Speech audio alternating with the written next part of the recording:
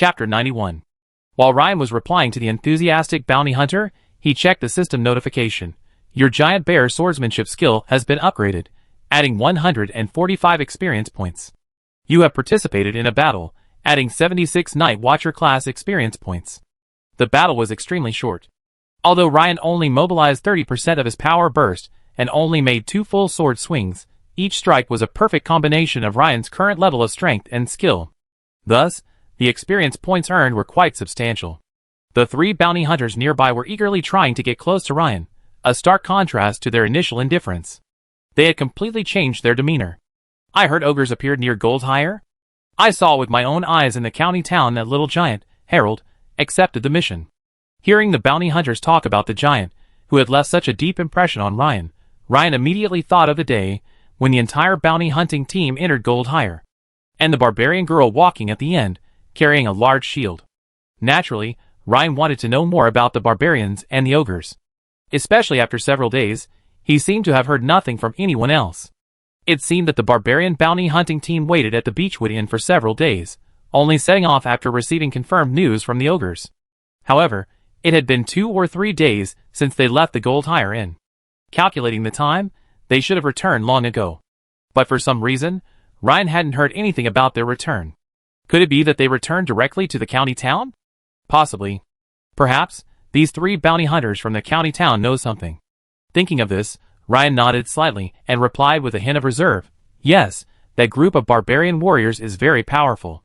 Yes, but I see you, Ryan, are so powerful at such a young age. I'm afraid that before long you really... Just as the bounty hunter spoke eagerly, a high-frequency vibration seemed to emanate from the air, inaudible to human ears. Buzz! A trembling aura suddenly descended, and everyone sensed something was amiss. Crack, crack, crack. Before anyone could even look around, Ryan and the others felt the ground tremble. From the roof of the mine tunnel began to fall rubble of varying sizes, causing everyone to stagger. Is it an earthquake? Several people exclaimed. Cookie began barking frantically behind them, and Ryan's heart instantly went on the edge of his seat. Oh no! Enemy attack.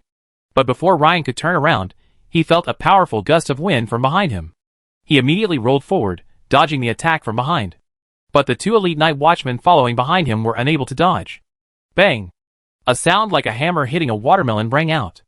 The heads of the 2 elite night watchmen exploded like watermelons, instantly shattering into pieces. Blood and white brain matter splattered across the ground. The colleague who had been chatting and laughing with him was now dead. Ryan suddenly turned around and realized that their attacker was a 3-meter-tall monster, its head almost touching the roof of the mine. The opponent resembled a giant, his body cratered with pits and dents, wielding a stone mace over 2 meters long. The terrifying blow just now was inflicted by the opponent's swing of the stone mace. But what puzzled Ryan was why they hadn't noticed such a large monster on their previous visit, given that they had already passed this part of the tunnel before entering. Also, a monster of this height and size should have been able to sense the vibrations from dozens of meters away, yet the opponent's attack was so sudden and stealthy. Furthermore, he had brought Cookie with him this time. A dog's hearing and sense of smell are dozens of times stronger than a human's, yet he still only noticed the attack moments before it happened. How bizarre. At this point, Captain Willen's eyes were red with anger. Those 2 were his direct subordinates, with whom he had shared many missions and battles, and they had a special relationship. To think they would die here. Immediately, with all his strength, Willen thrust his sword forward with incredible speed, aiming it at the monster's chest. The monster seemed to have no time to react. Just when Willen thought his strike had landed. Ding! Everyone was stunned to see sparks fly everywhere after Willen's sword pierced the creature's body. At this point, due to the falling rocks, smoke, and the sudden attack, many torches had fallen to the ground. The entire mine tunnel was dim, and most people could only see an unusually tall and burly humanoid figure attacking them. But Ryan, with his dark vision, immediately discovered that the creature's bumpy surface was actually made entirely of a special rock structure, whose defensive power was even greater than that of the crystal lizard. No wonder, even if Willen's rapier had hit, it was in vain. At this moment, the monster seemed to react and swung its massive stone mace at Willen. Watch out! Hamilton, in the middle of the group, shouted. Just now, he turned around and saw 2 of his men being slain in the head by a single blow. Now, even Willen would die at the hands of the enemy, which made Hamilton furious. Willen quickly retreated, but the mace was incredibly fast. Seeing the hammer about to strike his head, Willen closed his eyes in despair. It's over. I'm going to follow those two men's footsteps. He hadn't expected the monster, despite its massive size, to be so fast. The monster swung the stone mace as if it were an extension of its own arm, even faster than he had imagined. At this moment, Ryan had just rolled to his feet, seeing the scene, but it was too late to save Willen. Dang! Willen felt a deafening sound of metal clashing in his ears, but the next second he realized he wasn't dead. He suddenly opened his eyes, and saw his superior, Hamilton. His arms were bulging with muscle, and he held a steel shield against him. But Hamilton's cheeks were red, almost bloodshot, and he was clearly unable to withstand the pressure. It turned out that Hamilton had just seen that Willen was about to die under the opponent's hammer and, in a rage, had exploded beyond his limit, knocking several people away before rushing through the middle of the group to reach Willen's side, blocking the monster's attack in the narrowest moment of his life. Go! Hamilton roared. The next second, Willen turned and ran back face flushed. Apparently, his recklessness had forced his superior, Hamilton, to take the monster's attack head-on. But a contest of strength against a 3-meter-tall stone monster was clearly foolish. Even if Hamilton were a full-fledged knight, he wouldn't be able to withstand it at full power. This was a species-level difference. At this moment, Ryan keenly noticed that after withstanding the monster's blow, Hamilton's sturdy arms, which had been stretched to their limits, were trembling, and a deep dent had formed in the steel shield. If it weren't for its superior quality and toughness, it would have cracked long ago. The monster seemed surprised that this tiny creature before him could actually withstand his blow. But soon, a hint of anger flashed in his large, ochre-colored eyes. He swung his hammer again, fiercely swinging it upwards at Hamilton. Bang! This time, Hamilton couldn't withstand the blow. The moment the hammer struck his shield, he was sent flying at high speed, like a cannonball. Then, with a thud, it slammed into the rocky wall. Then, the flames finally illuminated the monster's form. The ugly, cratered rock surface, a humanoid creature. Indri, at the rear of the group, immediately looked horrified and shouted, "It's the legendary rock-digging monster! Holy crap! Wasn't this creature extinct centuries ago? How could it appear here?" Indri exclaimed in disbelief. Then, his eyes betrayed a deep yearning, or, more accurately, greed. Indri continued shouting, "Everyone, be careful! The enemy is incredibly powerful, and covered in special rocks. Don't force your attack. However, if you kill them, you might be able to obtain the stone monster's heart, a treasure worth a fortune." When Indri mentioned the word stone monster's heart and worth a fortune, his voice became particularly high-pitched and passionate, even carrying a hint of allure. When Ryan heard Indri mention the stone monster's heart, he immediately thought of the advanced potions Hamilton had mentioned to him last time. The core of advanced potions is the so-called supernatural artifact. This is a special item that many supernatural creatures, including ferocious beasts, have a certain chance of forming upon death. This artifact can never be found within a supernatural creature while it's alive. But once a supernatural creature dies, its supernatural qualities may coalesce into a supernatural artifact, remaining valuable. Clearly, the heart of the stone monster Indri had just mentioned must be this kind of extraordinary artifact. The 3 bounty hunters beside Ryan licked their chapped lips upon hearing the words worth 1,000 gold, their eyes gleaming with a fiery glint. They exchanged glances, and immediately decided to attack. Although the so-called rock digger possessed immense strength, its attack speed didn't seem much faster than that of an ordinary human. Their physical agility far surpassed that of an average person, making it easy for them to dodge its attacks. Rock armor? With a few more blows of axes, chisels, and knives, they believed they couldn't break through its rock armor. Go! One of the bounty hunters' face darkened, and with a kick of his toes, he charged forward, brandishing his short-handled battle axe. The other 2 exchanged glances, gritted their teeth, and immediately followed suit. Watching this, Ryan couldn't help but sigh in admiration. It's a perfect example of what it means to die for money and birds for food. The bounty hunter at the forefront was indeed quite skilled. With a nimble slide, he landed right under the rock-digging monster's crotch. Then, with exceptional skill, he swung his axe directly at the rock-digging monster's crotch, delivering a powerful blow. Dang! Chapter 92. Sparks immediately flew from the digger's crotch, but unfortunately, it didn't break through. Clearly, this common human weakness didn't apply to the digger. However, most creatures dislike having their crotch chopped off.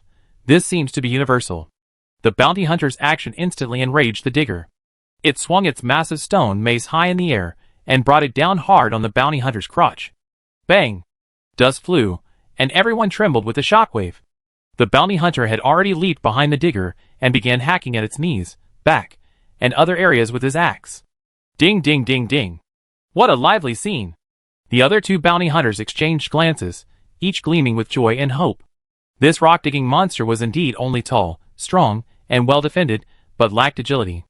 As long as they could exploit this weak spot, they would eventually wear it down. With this in mind, the two bounty hunters joined forces with the first to charge. The three surrounded the rock-digging monster's legs, attacking its knees relentlessly. Sparks flew, and debris fell, revealing a pale gray hue distinct from the surface rock. This immediately brightened the three men's eyes. The situation seemed promising. However, this infuriated the rock-digging monster. After a roar, its entire body seemed to grow slightly larger. It raised its right leg high, paused briefly in midair, as if gathering strength, and then, with lightning speed, stomped down hard on the ground. Ryan had been observing this completely unfamiliar monster from the side. But when he saw it gathering power, his eyes narrowed, and he suspected that the three bounty hunters were in danger. At this moment, Indri, standing nearby, shouted, "Oh no! It's the boulder trampling! Get out of the way!" Bang! From the center of the ground where the digging monster had stepped, a powerful force spread out like a wave, at an extremely fast speed. It was like throwing a stone onto a calm lake, sending ripples across the surface. But now, the lake was earth. Even Ryan, over 10 meters away, felt the ground shake violently. It felt like he was stepping on soft dough, which heaved and trembled, making him unstable. One could imagine what happened to the three bounty hunters who were closer. Though they had already begun to flee, the shockwave was faster and wider, and they fell directly to the ground. At this moment, the three were terrified. Fighting such a monster is like walking on a tightrope. Imagine the consequences of falling to the ground, unable to control your own body. Sure enough, a massive stone mace descended from the sky. Instantly, a bounty hunter was reduced to a pulp, his limbs, organs, and blood splattering everywhere. True pulp. The bounty hunter nearby, his face splattered with blood, paled with fear. He immediately tried to get up and run. But it was too late. The next second, he was struck directly in the waist by the massive stone mace, which swung again. Bang! The man was sent flying against the tunnel wall, a bloody mess. The leading bounty hunter's face was filled with horror. He looked ruthless, and he actually planned to repeat his old trick, sliding under the rock digger's crotch again to escape behind it. Swish! The slide was successful. The flashing gold hunter's face lit up with joy, and he immediately ran towards the crowd. "Be careful!" everyone shouted. What? Why are they all looking so shocked? That shouldn't be the case. Rock diggers aren't fast enough to catch up. The bounty hunter, puzzled, ran as fast as he could, looking back with a puzzled look. He saw a huge shadow rushing towards him. It's over. Fuck. They can throw. Snap. A scene like a fly being swatted to death unfolded before everyone's eyes.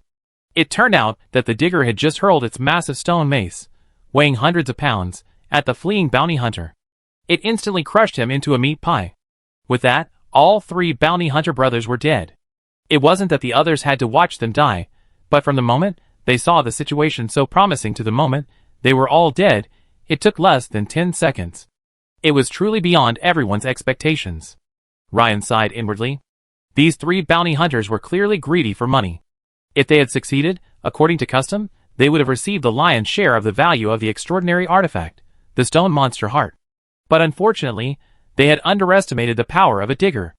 It now seemed that even a proper knight could be annihilated instantly against the dredging monster if they weren't careful, let alone the three bounty hunters, who were far less powerful. Seeing the three men suffer such a fate filled most of the crowd with fear. It would be a lie to say they weren't afraid. Thankfully, Hamilton had recovered somewhat. His steel shield was barely twisted, and his left hand, which held it, was clearly more severely injured. The plate gauntlet was even slightly deformed, a testament to the dredging monster's immense strength. Hamilton glanced around and immediately determined that this attack wouldn't work. The dredging monster's strength was too astonishing. It had repelled him with just 2 blows, and then killed 3 bounty hunters in a row. At this point, its ferocious and invincible momentum had reached its peak. We had to dampen their spirit. Furthermore, the tunnel before us was incredibly narrow. Our entire team was now a long, narrow line, blocked at one end by the dredging monster, making it impossible to siege. This demonstrated our numerical superiority. Hamilton grabbed the pale-faced gold mine overseer by the collar and roared, "Where in the mine is there an open space?" Yes, yes. The fork. The fork is where the mine cart transfer station is. Facing Hamilton's piercing gaze, the pale-faced overseer reacted instantly and pointed in the direction. Night watchman, bows and arrows fired. Everyone retreat to the fork, Hamilton shouted. Due to its long history and rich gold reserves, the Alim mine has many old tunnels that were once mined. The fork where these tunnels converge is the mine cart transfer station. Ryan nodded slightly at Hamilton's decisiveness, fully approving of his boss's decision. Ryan had a vivid memory of that fork in the road when he entered. It seemed to be the intersection of 2 or 3 new and old tunnels. Ryan had caught a glimpse of it earlier, and with the help of dark vision, he could almost clearly see the area, nearly 100 square meters. Clearly, fighting there would be far more challenging than huddling in this narrow tunnel. Under Hamilton's command, the panicked expressions on the faces of the elite night watchmen gradually faded. They unsheathed their bows and arrows and began to coordinate their movements, firing as they retreated. Ding ding ding ding. Although the night watchmen were highly skilled archers and their arrows were sharp, they were no match for the burrowers' exceptionally strong defenses. The barrage of arrows proved ineffective in inflicting any substantial damage. So, the night watchmen spontaneously shot at each other's eyes, forcing the burrower to shield its eyes with its arms. So, it had a decent distraction effect. This also allowed the entire team to fight and retreat, reaching the minecart transfer station at the fork in the road. However, several observant night watchmen noticed that the burrowing monster's body seemed to have expanded slightly. In addition, its movement and attack speed had increased slightly. This also puzzled Ryan. This burrowing monster's strength actually continues to increase with battle. However, it's truly insane. At this moment, the bard Indri whispered to the pale-faced Viscount Steward, Schmidt, standing nearby, "When you get the chance, come with me and leave. This burrowing monster seems to have awakened its rage talent. Even if we attack it together, I'm afraid we won't be able to withstand it. Hamilton and these night watchmen will soon suffer heavy losses. Butler Schmidt, you must stay with me and evacuate quickly." "Okay." Butler Schmidt, already terrified by the digger, quickly agreed after hearing Indri's words, like a drowning man grasping at a straw. Having always been in charge of the Viscount's internal affairs, he rarely encountered such dangerous situations, and was momentarily at a loss. As the digger was slowly led to the widest section of the tunnel, the mine car transfer area, the situation quickly improved.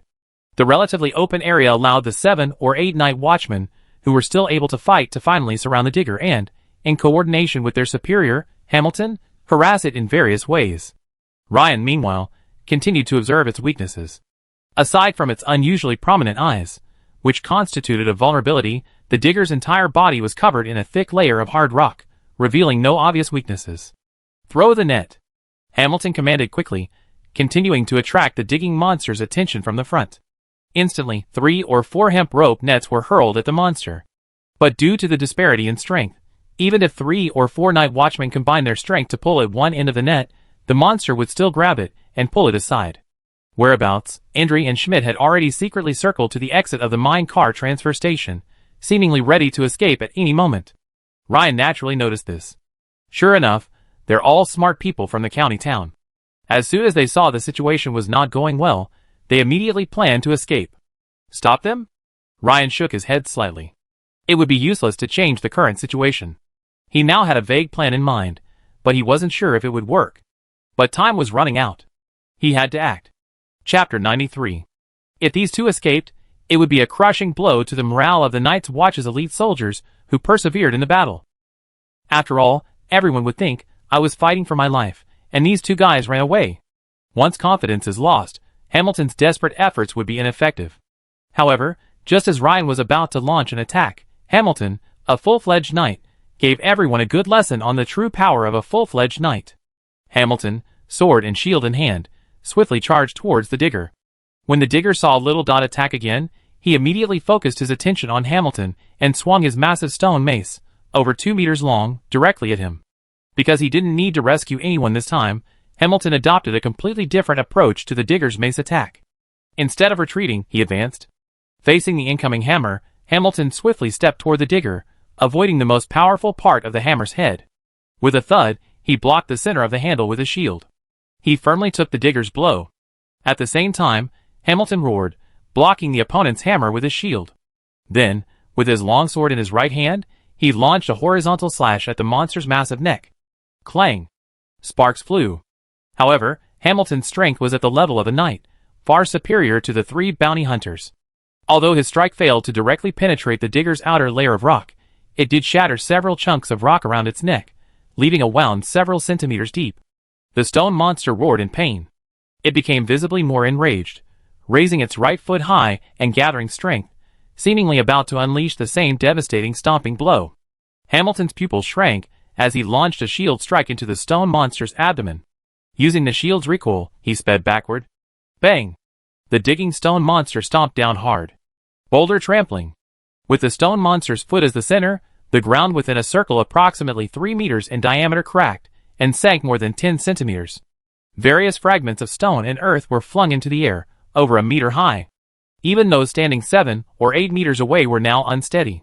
After dodging the stone monster's attack, Hamilton kicked off with his right leg, swiftly returning with sword and shield in hand, to engage the stone monster once again. Bang! Ding! Hamilton was sent flying again. This time, Hamilton's strength was strained, blood oozing from the corner of his mouth. But he also managed to successfully strike the original sword mark on the stone monster's neck again, deepening it further. A different grayish-white hue could now be vaguely seen beneath the outer layer of the rock. This made Ryan's eyes light up. Originally, the plan he hadn't been quite certain of, now instantly completed the final piece of the puzzle. The sight of their superior in such a powerful manner also boosted the morale of the Night's Watch's elite soldiers. Wow! I didn't expect the Sheriff of Goldhire to be so powerful. Indri's eyes flickered with surprise. In that case, there's still a chance of defeating this rock-digging monster. He muttered a few words before pulling out a pale yellow animal hide scroll from his pocket. From the outside, it looked like an ordinary parchment scroll. But as he chanted a strange incantation, the next second, the animal hide scroll suddenly glowed with a pale green light, and then instantly turned to powder. A large blob of pale green liquid, emitting a fishy smell, suddenly appeared in front of Indri. This made Ryan's pupils shrink.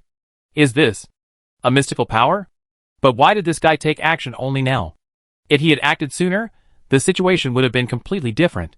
But Ryan soon realized that the other party's judgment of victory was tilting towards the Night's Watch. So, his original plan of escape was immediately changed to an icing on the cake attack. And judging by the pained expression on his face, this scroll must be of great value. I get it. They're trying to gain a share of the spoils. Instantly, Ryan's mind raced with questions and speculations. Acid missile scroll? Hamilton, who was in the middle of the battle, also noticed something unusual and glanced at Indri in surprise. However, he immediately recognized the object the other party was using, the acid missile scroll. Almost immediately, Hamilton understood why the other party had been willing to use it only now. Instantly, Hamilton cursed under his breath. A wizard apprentice in disguise as a bard? A bunch of sophisticated egoists. They didn't even bother to let everyone know before using such a precious scroll, so they could cooperate. Damn it! Even if Hamilton wanted to cooperate, it was too late. Instead, he had to quickly move away from the mountain monster to avoid being splashed by the acid. Go! Ender's face was almost convulsing, as he seemed to be struggling to control the foul-smelling liquid, charging towards the digger. But the digger, as if it had already sensed the unique energy fluctuations, would periodically glance in Ender's direction. So, when it saw the incoming mass of pale green liquid, it dodged sharply to the side, narrowly avoiding the attack. The pale green liquid, upon impacting the tunnel wall, emitted a violent, corrosive hissing sound. It quickly melted a hole the size of a wash basin. The power of the liquid made even Ryan look sideways. But unfortunately, it missed, otherwise the digger would have been seriously injured. This infuriated Indri so much that he practically beat his chest and stamped his feet. Ryan thought for a moment, then didn't immediately draw the fine steel sword from his back. Instead, he adjusted his position, circled behind the digger, and, seizing his opportunity, swiftly charged forward. Ryan's pace seemed slow, but it was actually fast. He constantly adjusted his steps to keep his form directly behind the running digger. As he neared the edge, Ryan gave a sudden kick, creating a small dent in the hard earth of the mine floor. At that moment, he was like a cannonball, hurtling towards the back of the digger's head.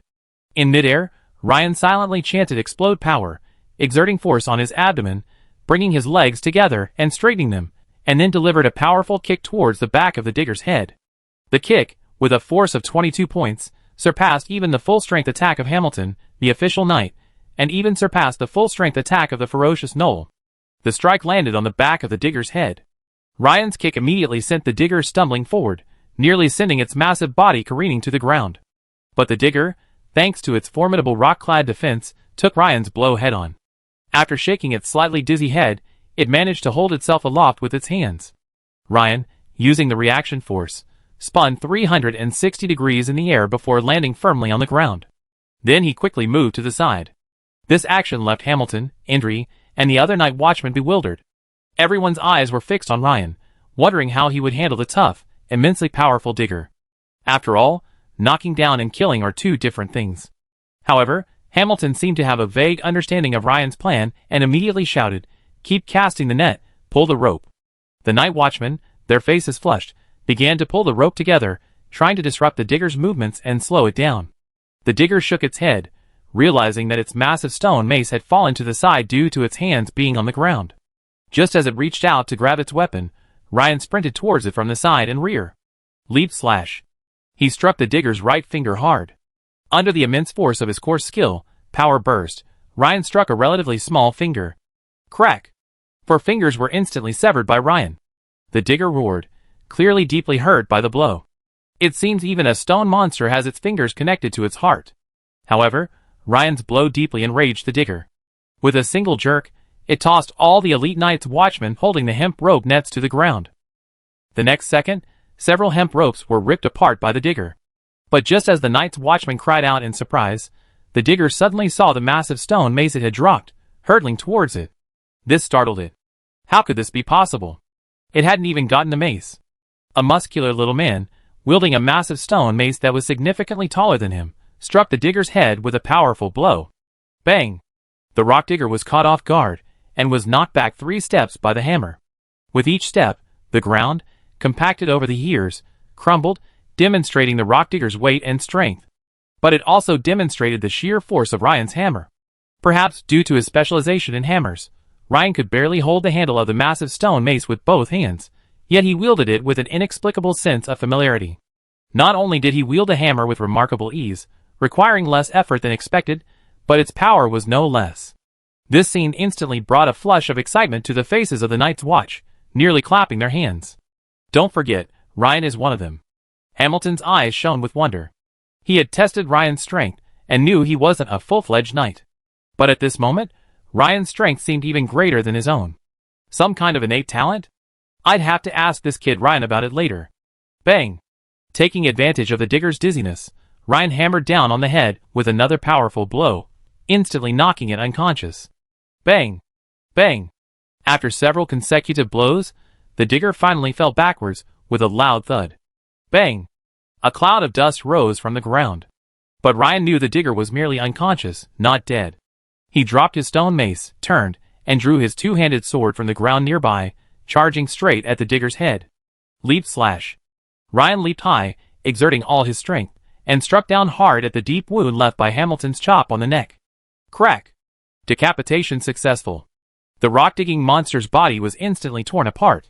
Ryan was also sweating profusely, his muscles long since recovered.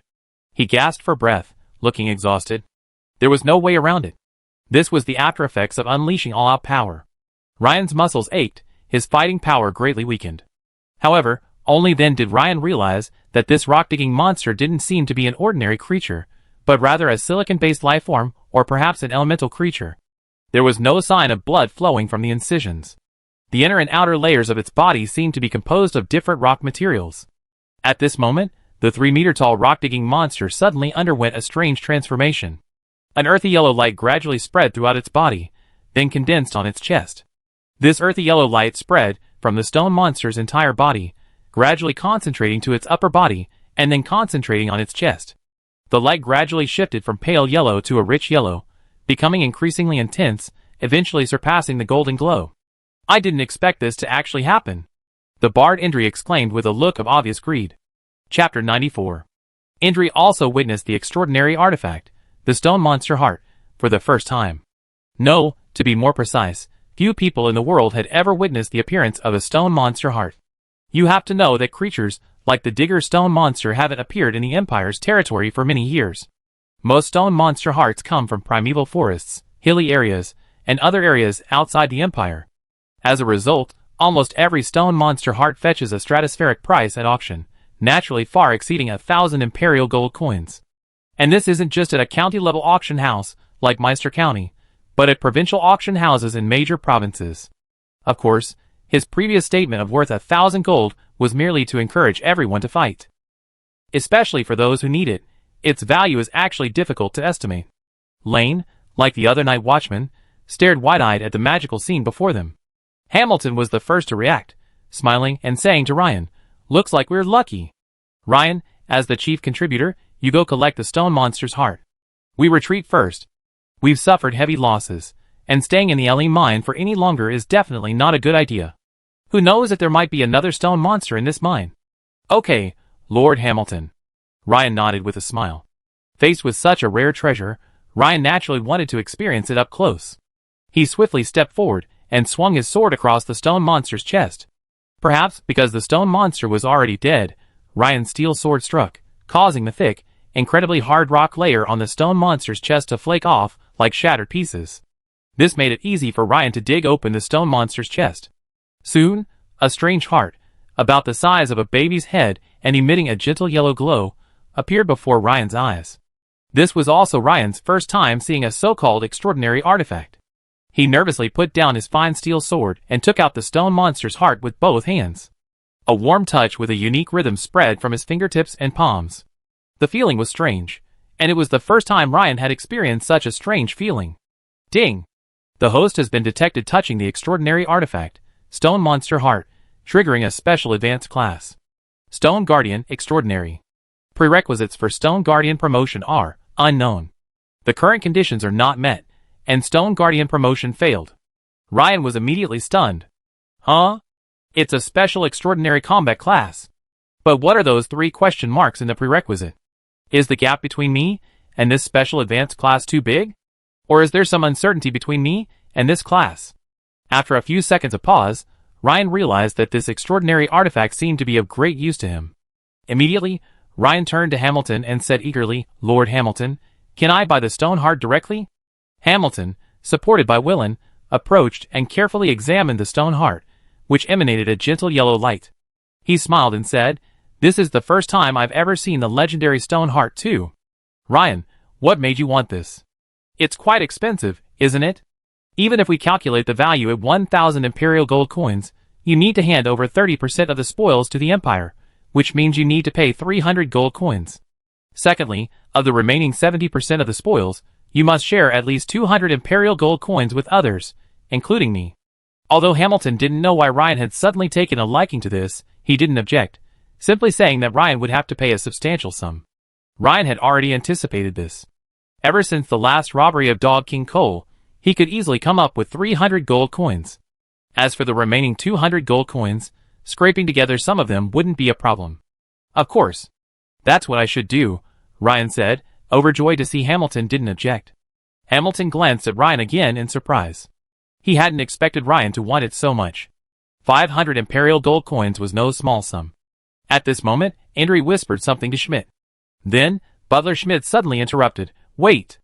According to the Night's Watch Empire's rules for the distribution of spoils, 30% of this stone monster heart belongs to the Empire, and the remaining 70% can be distributed as spoils. Sir Hamilton, is that correct?" Ryan's heart skipped a beat when he heard Schmidt speak. Recalling Indri's previous actions, he had a vague idea of their plan. How shameless. Indri and Schmidt, seeing the situation was losing, thought of escaping. Then, seeing the situation improve, they sought a share of the spoils. And now, they're trying to interfere with the distribution of the spoils? Hamilton's face darkened. Well versed in the ways of the nobility, he immediately understood their intentions. However, the other party's inquiry was legitimate. Furthermore, although the other party hadn't provided any assistance during the battle, he still represented the county, the Earl and Viscount, and he clearly couldn't ignore it. After a moment's reflection, Hamilton nodded and said, "Yes, Steward Schmidt, that's indeed the case." The steward, Schmidt, beamed upon seeing Hamilton's agreement. "As the representative of Earl Habsburg and Viscount Hamadi of the county, I have the right to take custody of and appraise the stone monster heart. Of course, the distribution of 70% of the spoils among you warriors remains unchanged." Schmidt seemed to be entering familiar territory when discussing the division of the spoils, a stark contrast to his recent state of panic after being frightened by the mountain monster. This made Hamilton, Ryan, and the other night watchmen feel as nauseous as if they had eaten a fly. It was indeed a typical aristocratic attitude. When the stakes were small, they could feign generosity and give Hamilton a bit of face, as they had just done with the crystal lizard. But when the stakes became too high, Hamilton's face clearly wasn't worth it. Ryan knew that all this seemed to be instigated by that so-called bard, Indri. You be responsible for safekeeping and appraising the price? When you return to the county town, you have the final say on the price. Besides, Indri's exclamation of extinct upon seeing the rock-digging monster had just made Ryan realize that even an auction house wouldn't be able to estimate the exact price. After all, out-of-print items are the most difficult to value. For a moment, the empty minecart transfer yard was silent. The elite night watch, though wounded, glared furiously at Butler Schmidt. Ryan felt he had to do something. After all, if the mines were handed over to the other party for safekeeping and valuation, he, the chief contributor, would suffer the most. Suddenly, a flash of inspiration struck Ryan. He suddenly remembered why the 3 bounty hunters had rushed forward so hastily. If they had succeeded in killing the mining monster, would Butler Schmidt have been able to help? Of course not. Because bounty hunters follow the most primitive rules of spoils distribution. Whoever achieves the kill receives the spoils, while others who help only receive a small share. Thus, under this distribution rule, bounty hunters are so fearless. Bounty hunters, as the name suggests, are driven by the bounty. The bounty is above all else. This is written into the Imperial Code. Don't forget, I'm also a bounty hunter. At this thought, a faint smile played on Ryan's lips. Immediately, Ryan quickly pinned the bounty hunter's emblem on his left chest and said, Mr. Schmidt, I am, in fact, a bounty hunter. So, according to Imperial law, the bounty hunter, who ultimately kills the target automatically receives a share of the spoils. So I'm sorry, I can't leave this stone monster heart in your care. Because it's my trophy. How is that possible?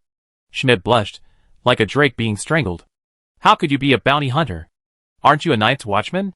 Indri was also staring at Ryan in astonishment. Ryan's impressive display simply blinded the others. Ryan smiled faintly. He removed the junior bounty hunter badge from his chest, showed it to the 2 men, and said, This is a genuine bounty hunter badge. Lord Hamilton applied for it for me, and I just received it a few days ago. Ryan's words stunned Hamilton and the other night's watchman standing by. Hamilton, suddenly enlightened, looked at him with an expression like, You're such a clever fellow. You could even come up with something like this. Furthermore, seeing Ryan constantly winking at him, Hamilton was completely lost as to what to do. After all, if the meat is rotten in your own pot, anyone can eat it. But if someone else takes away the pot, there's nothing left for everyone to eat. Everyone instantly grasped this truth. Yes, I had forgotten just now. I invited Ryan to help with this mission as a bounty hunter. Hamilton slapped his forehead, his decision final.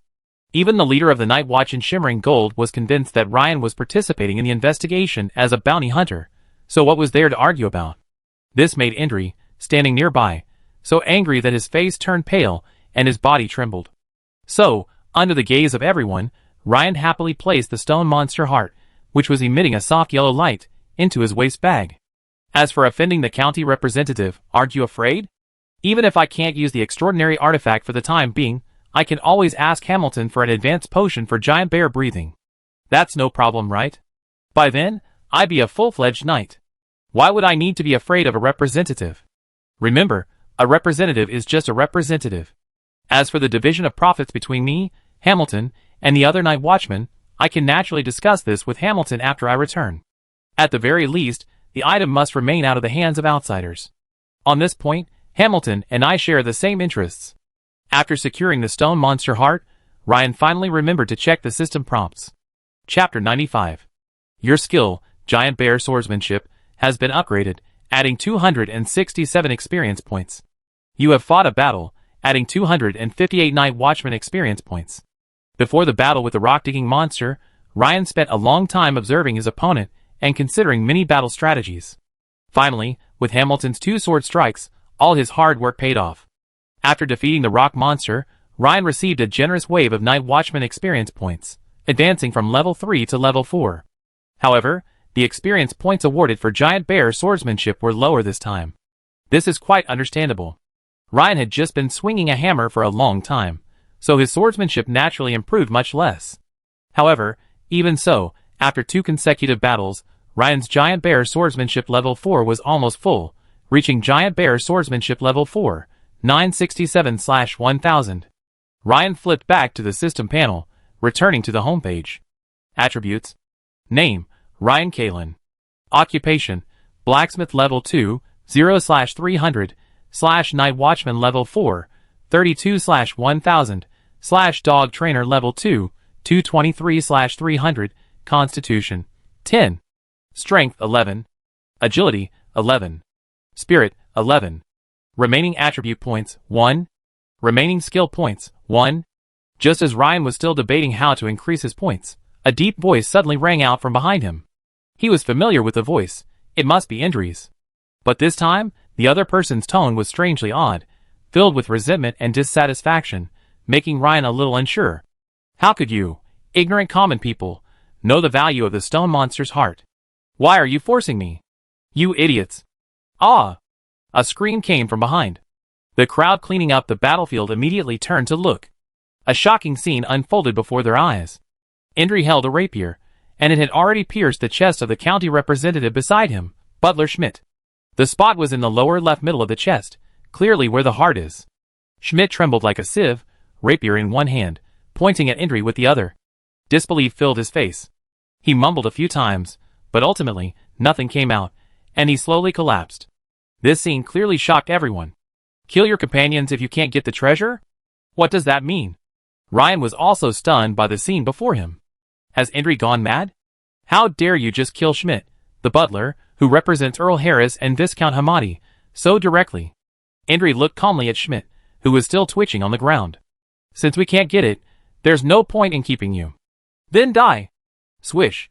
Indri swung his sword again, slashing the neck of the terrified gold mine overseer beside him. The gold mine overseer clutched his neck tightly with both hands and fell headfirst to the ground with a thud, his body twitching. Then Indri raised his head and glanced around, looking at everyone as if he were looking at a dead man. His gaze quickly fixed on Ryan. Hamilton, supported by Willen and seriously injured, looked at Indri with a solemn expression and said, Indri, are you trying to kill someone and steal the treasure? You're overestimating yourself. There are so many of us, you're courting death. Indri scoffed. Oh, you guessed it. I saw you were quite capable just now. As expected, Hamilton, you're more than just a small-town sheriff, right? But that's not important anymore. Hamilton, if you weren't injured, I might still be a little wary of you. But in this state, how much of your strength can you unleash? A severely wounded knight, an exhausted but powerful would-be knight, and a few ordinary night watchmen, Indri commented, looking around at the crowd in a gentlemanly manner. Ryan was stunned. Exhausted, powerful? Are you talking about me? Ryan hadn't expected Indri to be so bold as to actually plan to kill everyone present. Is that even possible? Although I'm seriously injured, I think I can still kill a low-level wizard apprentice like you. Hamilton pushed Willen aside, drew his knight's sword, and was about to advance. But after taking just one step, Hamilton's body swayed slightly, and his expression changed drastically. You poisoned me? Clever. Hallucinogenic gas. It's a good thing that can work on a full-fledged knight like you, especially since you're so severely injured now. You're definitely not immune. Indri showed a ring on his right ring finger with a hint of pride.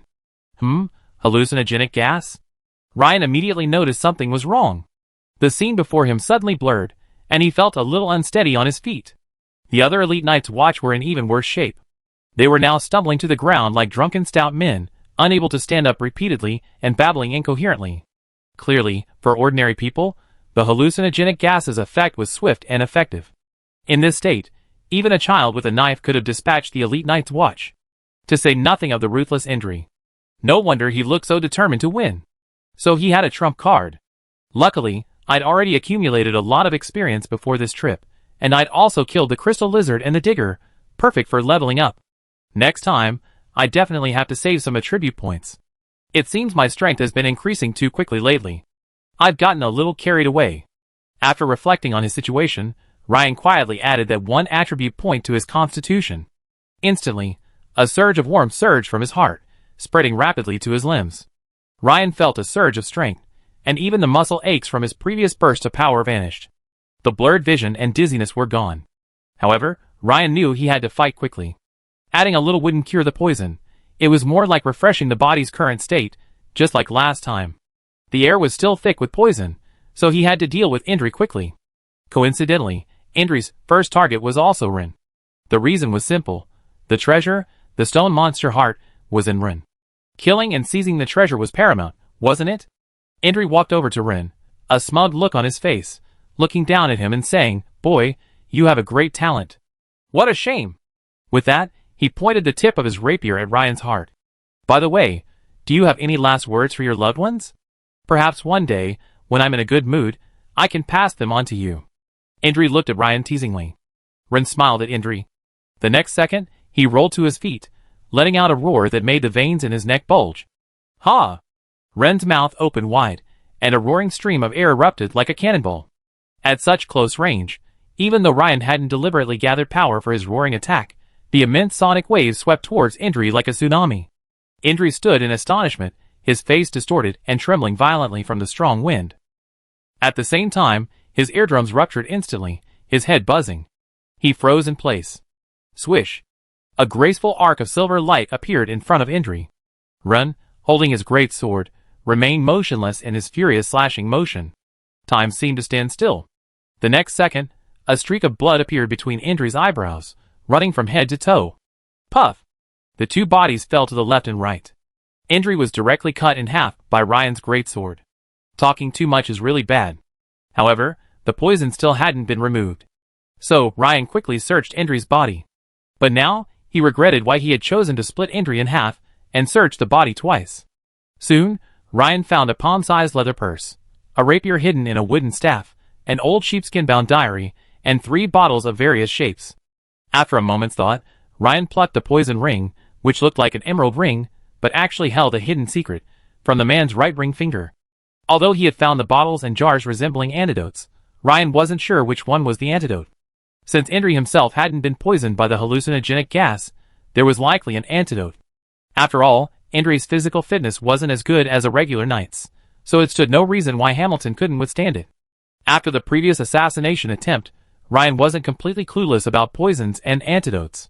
Using a process of elimination, Ryan took the most likely bottle and walked over to Cookie, who was swaying from side to side. Ryan muttered, "Cookie, you've eaten so many delicious foods.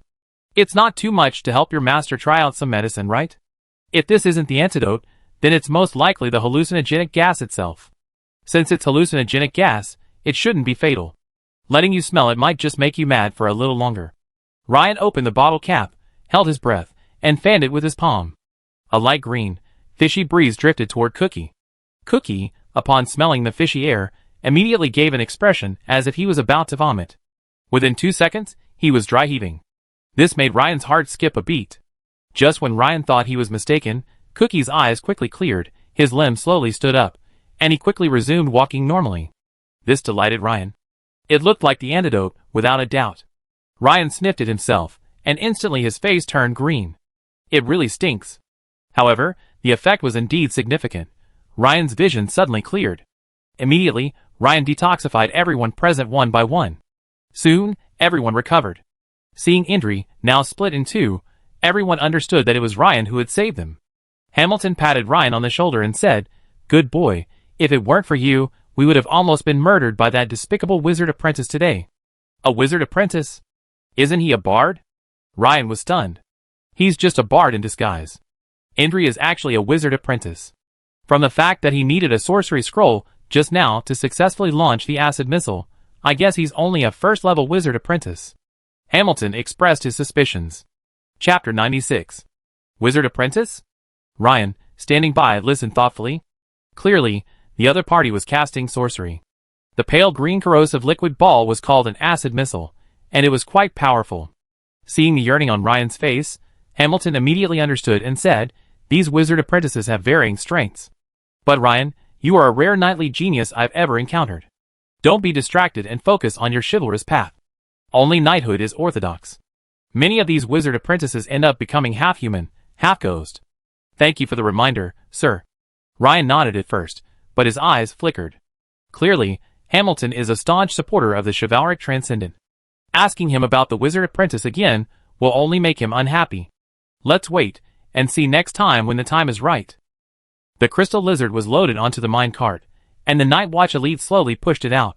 With the appearance of the stone monster heart, the body of the digger seemed to have been drained of its essence, leaving only ordinary granite, practically worthless. Additionally, it was heavy. Therefore, it was simply abandoned in the mine. Upon exiting the gold mine, the onlookers saw the body of the crystal lizard on the mine cart and cheered enthusiastically for Hamilton, Ryan, and his team. After Hamilton and Willen whispered a few words, Willen stepped forward and announced loudly, "Your overseer has tragically died in battle. Now, you elect a foreman to temporarily manage the mine." The miners exchanged glances, none of their faces displaying a trace of sadness. Apparently, the gold mine overseer killed by injury was quite unpopular. Soon, there was a commotion in the crowd, and a dark, wrinkled, middle-aged man was elected to serve as interim overseer. After making arrangements at the gold mine, the group quickly returned to Gold Hire. The gold mine was southwest of Gold Hire, and Ryan's home was south of it. So, Ryan left the main group and returned home. He then quickly arrived at Hamilton's office and handed him 300 imperial gold coins. "Sir, this is 300 gold coins. I may need to wait a while to give you the remaining 200. Although the bounty hunter's rules for distributing spoils didn't require him to give so much, Ryan knew that without Hamilton holding off the monster and injuring it first, his chances of killing it would be highly unlikely. Moreover, this was actually an internal mission for the Night's Watch. If Indri hadn't appeared, Ryan wouldn't have taken the heart of the stone monster as a bounty hunter. If he had done it as a Night's Watch mission, Ryan would have had to pay far more than this. So Ryan still got a great deal. Okay. Hamilton looked at Ryan with satisfaction, though a little surprised why Ryan could come up with so much money all at once. But he didn't say much and simply accepted it. After a moment's thought, Hamilton frowned again and said, "By the way, Ryan, I have a suggestion you might consider." "Sir, please tell me?" Ryan asked curiously, noticing Hamilton's slightly embarrassed expression. "Given your rate of progress, you can choose to sell the stone monster heart to the Imperial military in exchange for a high-quality advanced potion. Although the advanced potion corresponding to your breathing technique can be exchanged for merit points, it will only be of ordinary quality. High-quality giant bear paws are quite rare. Even if they do appear, competition among the nobles will be fierce. Therefore, the Imperial military is the best choice." Ryan immediately understood Hamilton's point, nodded, and began to think seriously. His original purpose for participating in this investigation mission at the Aline Gold Mine was to earn more merit points to exchange for advanced potions. Now, by selling the stone monster heart to the Imperial military, he could achieve the goal, no exceed it. Because, according to Hamilton, high-quality advanced potions have the potential to trigger two extraordinary properties. In a moment of contemplation, Ryan stumbled upon the investigative report Hamilton was drafting. He noticed it had stopped abruptly at the section about digging up the stone monster. Instantly Ryan understood. It seems Hamilton has run into a problem too. If the stone monster heart is included in the investigative report, news will inevitably spread among the nobility. I'm afraid there will be a constant stream of people seeking him out, and each of them will have powerful backgrounds. Hamilton took this into consideration, so he subtly offered me this suggestion. I can't expect to successfully advance my class with the stone monster heart anytime soon. Ryan understood the principle of possessing a treasure is a crime. My most important priority right now is to quickly reach the transcendent stage. This world is so vast, and there are definitely more treasures than just the stone monster heart. As my strength increases, my chances of obtaining treasures will also increase. In fact, navigating my weaker periods smoothly is the most important thing. Besides, I've also offended the Norman family, Baron Alonso, and the Wilderness Brotherhood, who might find out about me. After pondering this, Ryan suddenly realized. I was fooled by the system's suggestion of the special advanced class change, Stone Guardian. Greed is truly the original sin. Thinking it through, Ryan smiled and bowed, saying, "Of course, your suggestion is excellent, Lord Hamilton. I trouble you with this." "Good. Good," Hamilton said, liking Ryan more and more, and he kept saying good. At the same time, the investigative report he was writing no longer had any problems. Hamilton's quill moved swiftly, and in a few strokes, he had completed the Aline Mine investigation report. Ryan solemnly handed Hamilton the stone monster heart, which glowed softly yellow from his waist pouch. Back home, Anna and Mint were taking care of Cookie. Ryan said hello and returned to his room. Thinking quietly for a moment, Ryan decided to add the additional skill point to the giant bear breathing technique level 4. As the giant bear breathing technique advanced to level 5, instantly, memories of practicing the technique surfaced in Ryan's mind. These fragmented memories of the breathing technique One image after another flashed through Ryan's mind, awakening, almost instinctively, through the memories of his muscles and fascia. When Ryan opened his eyes again, it was as if he had undergone months of arduous practice in the giant bear breathing technique. At this moment, he felt a distinct warmth throughout his body, his muscles noticeably bulging, and his fascia seemed to have become more resilient, like a web of tendons, articulating his bones and muscles. At this point, the giant bear breathing technique had finally reached level 5, simultaneously meeting the breathing technique requirements for the Knight Transcendent class change. After a brief moment of thought, Ryan decided to strike while the iron was hot. He quickly applied black tongue oil to several key areas and began practicing the fourth form of the giant bear breathing technique. The fourth form involved first standing on one hand, then touching the sole of the foot to the head, forming a circle with the entire body. The biggest difference between this movement and the previous three is that, whereas the first three focused on strengthening the muscles and fascia of the upper body, starting with the fourth, the giant bear breathing technique seems to emphasize flexibility training, stretching the fascia. The facial changes that had already begun were now even more intense. The facial fibers, once strands, began to grow larger and thicker, their connection with Ryan's bones and muscle fibers growing stronger. Suddenly, Ryan's eyes snapped open. It was as if he had broken through some kind of limit. It was like a bow stretched to its limit, then pulled again, and the string suddenly snapped. At this moment, 3 system notifications quietly arrived.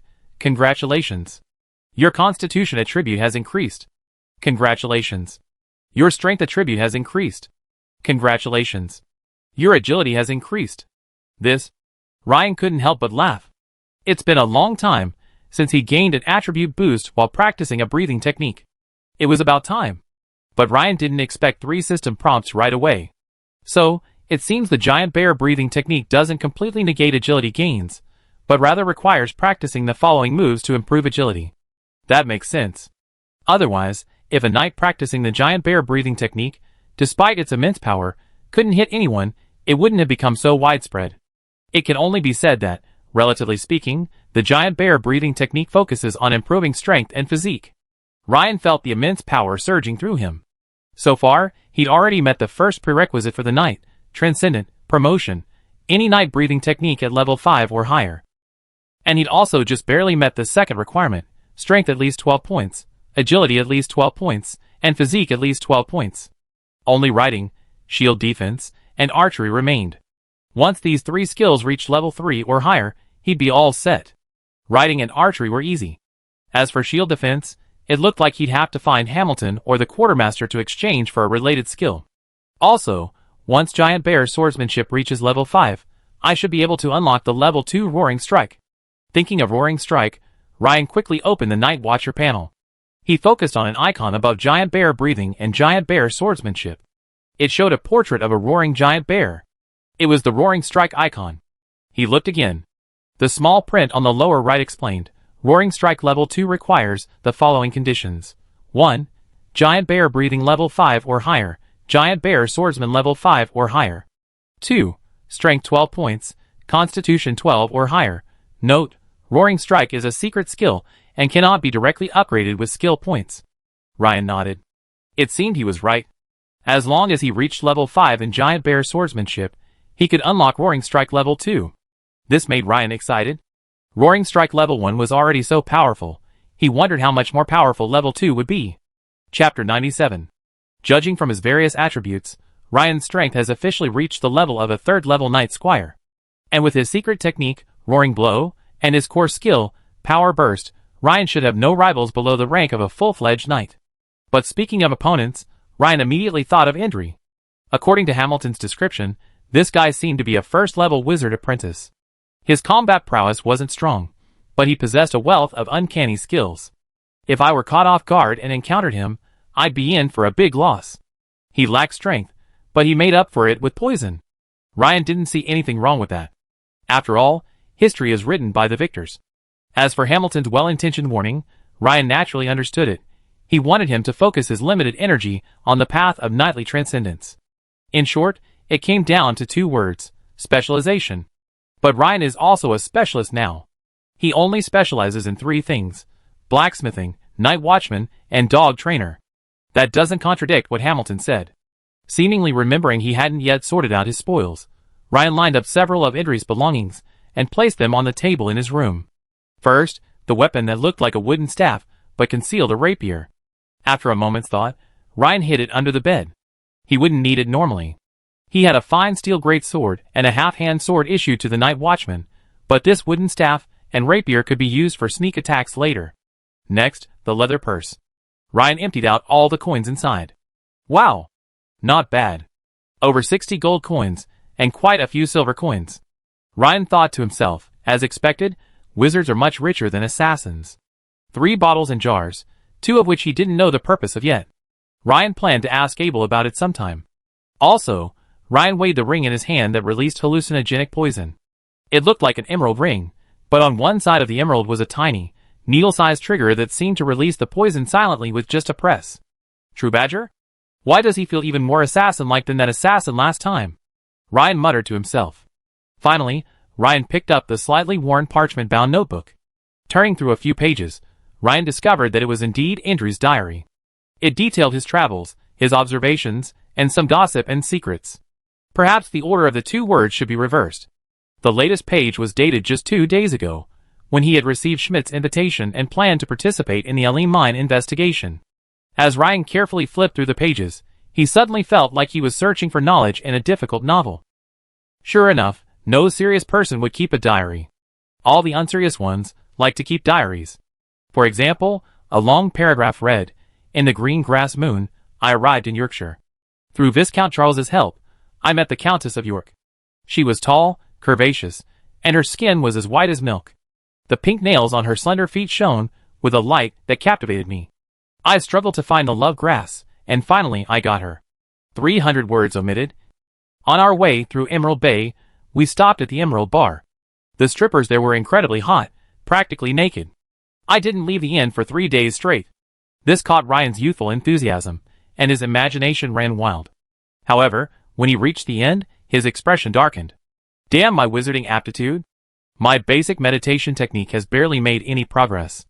The potion to increase mental power is ridiculously expensive. If only I could obtain a priceless treasure.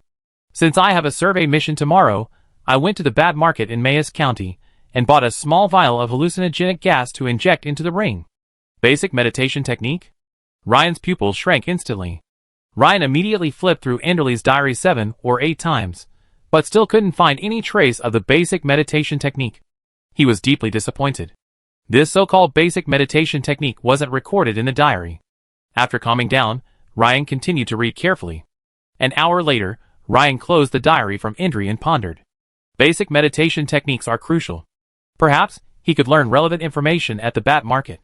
The Bat Market likely refers to the market where wizard apprentices like them buy and trade items. Based on the description in the diary, the location of this Bat Market is most likely somewhere in the county town. Unfortunately, he had already caught the attention of Baron Alonso, the Earl's eldest son. Going to the county town now was too risky. Furthermore, if these wizard apprentices were all as sinister and ruthless as Indri, going now would easily lead to disaster.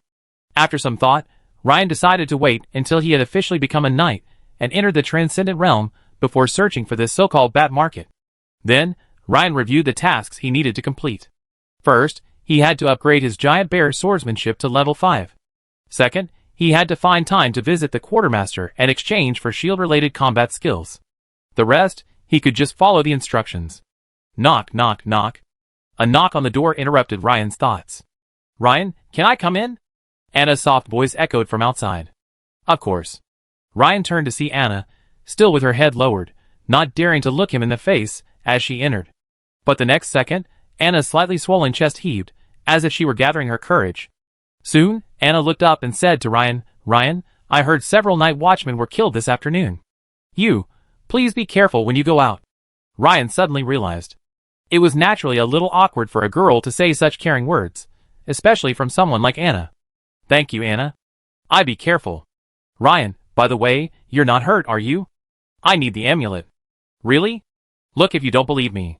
Ryan lifted his sleeves, then his shirt. "Brother, it's time for dinner," Mint's crisp voice echoed. At that moment, a cute little head popped out from the door. It was Mint. She saw her brother, Ryan, lifting his shirt, then looked at her sister, Anna, her mouth wide open, her surprise evident. "Mint, it's not what you think," Anna said, blushing. Little smarty, what are you thinking about? I asked Anna to help check if there's any wound. Ryan smiled and patted Mint's head.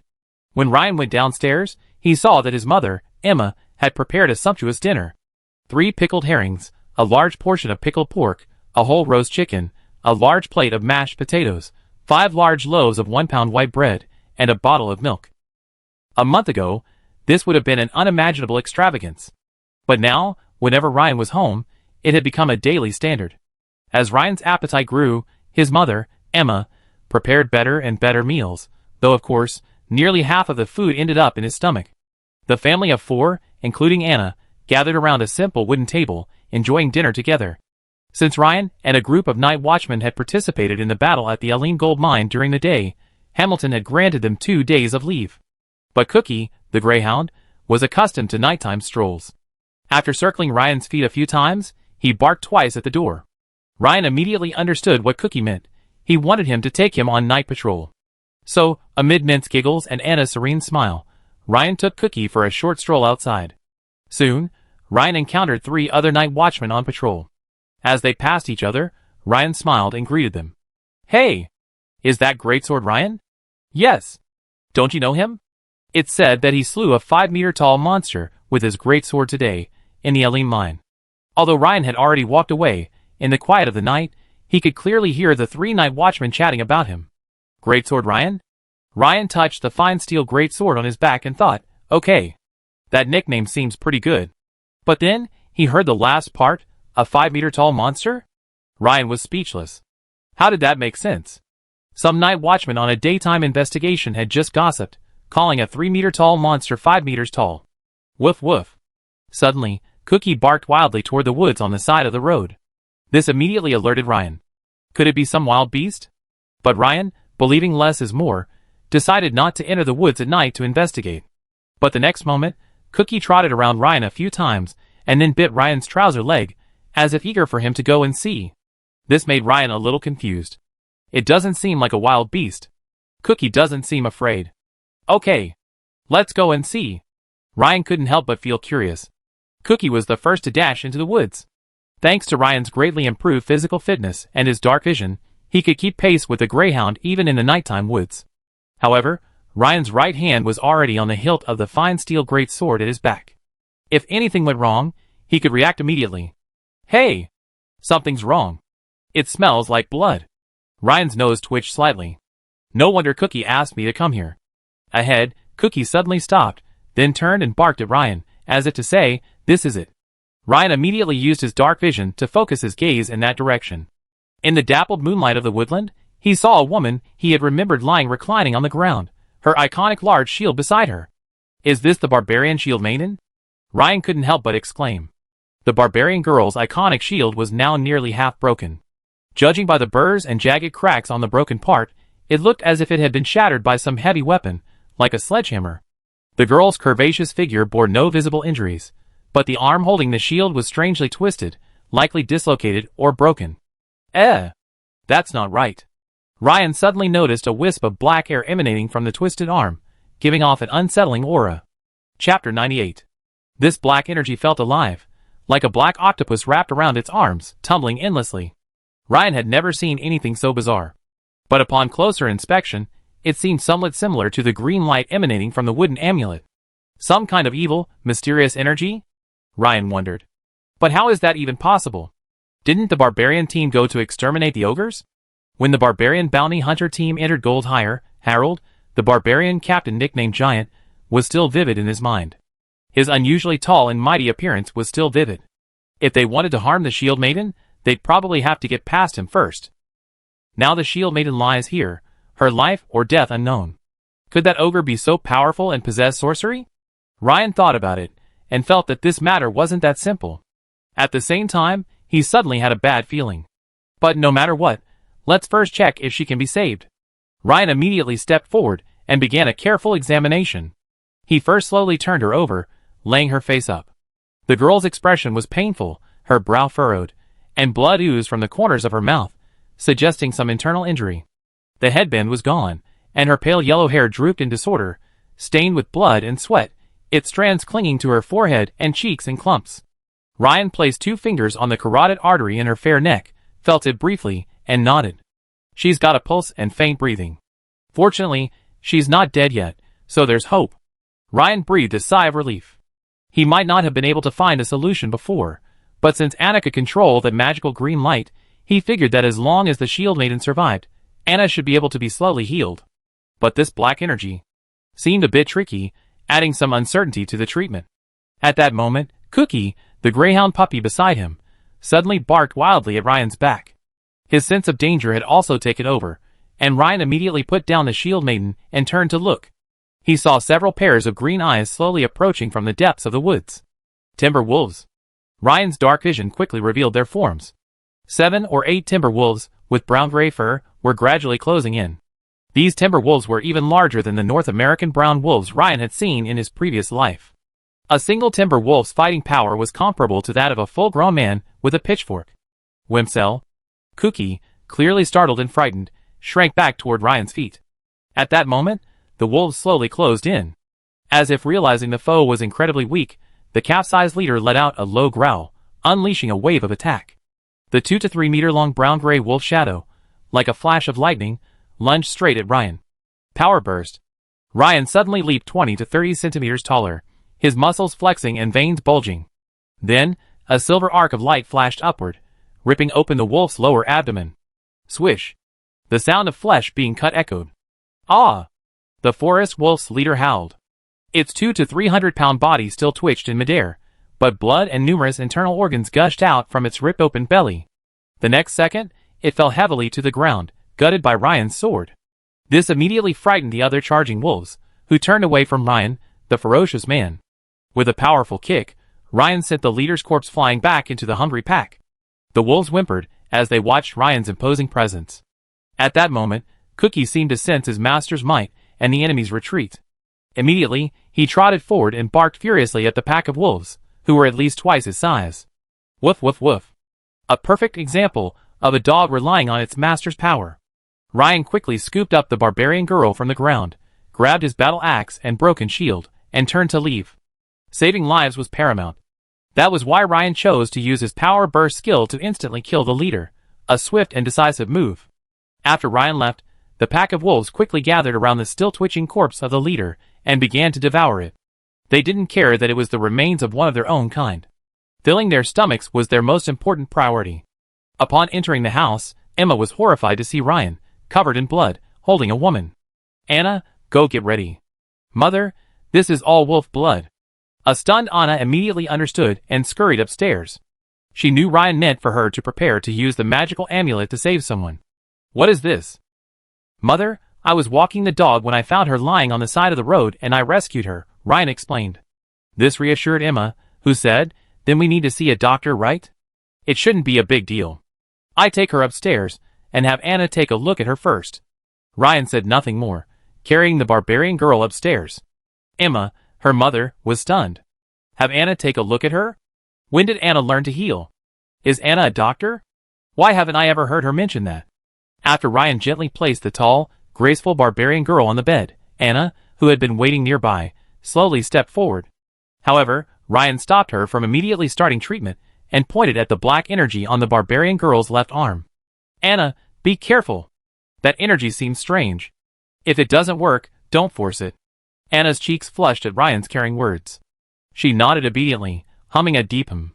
Isn't that the next moment, Anna grasped the amulet in both hands, closed her eyes, and focused her attention on the wooden amulet. Soon, a rich green light appeared in Anna's palm. Under Anna's control, the soft, rich green light quickly descended upon the barbarian girl. Instantly, the girl's entire body was ablaze with green light. No, except for her left hand, which had previously held the shield, which still emanated a faint black aura. The black aura seemed to know the green light was trying to expel it, and it fiercely fought against the green energy Anna was controlling. However, with Anna's constant support, the green energy seemed even more powerful than the black aura. Soon, the green light crushed the black aura, retreating from the girl's left forearm to her palm. At this moment, Ryan noticed that beads of sweat had begun to form on Anna's forehead. Obviously, such an operation was extremely exhausting for Anna.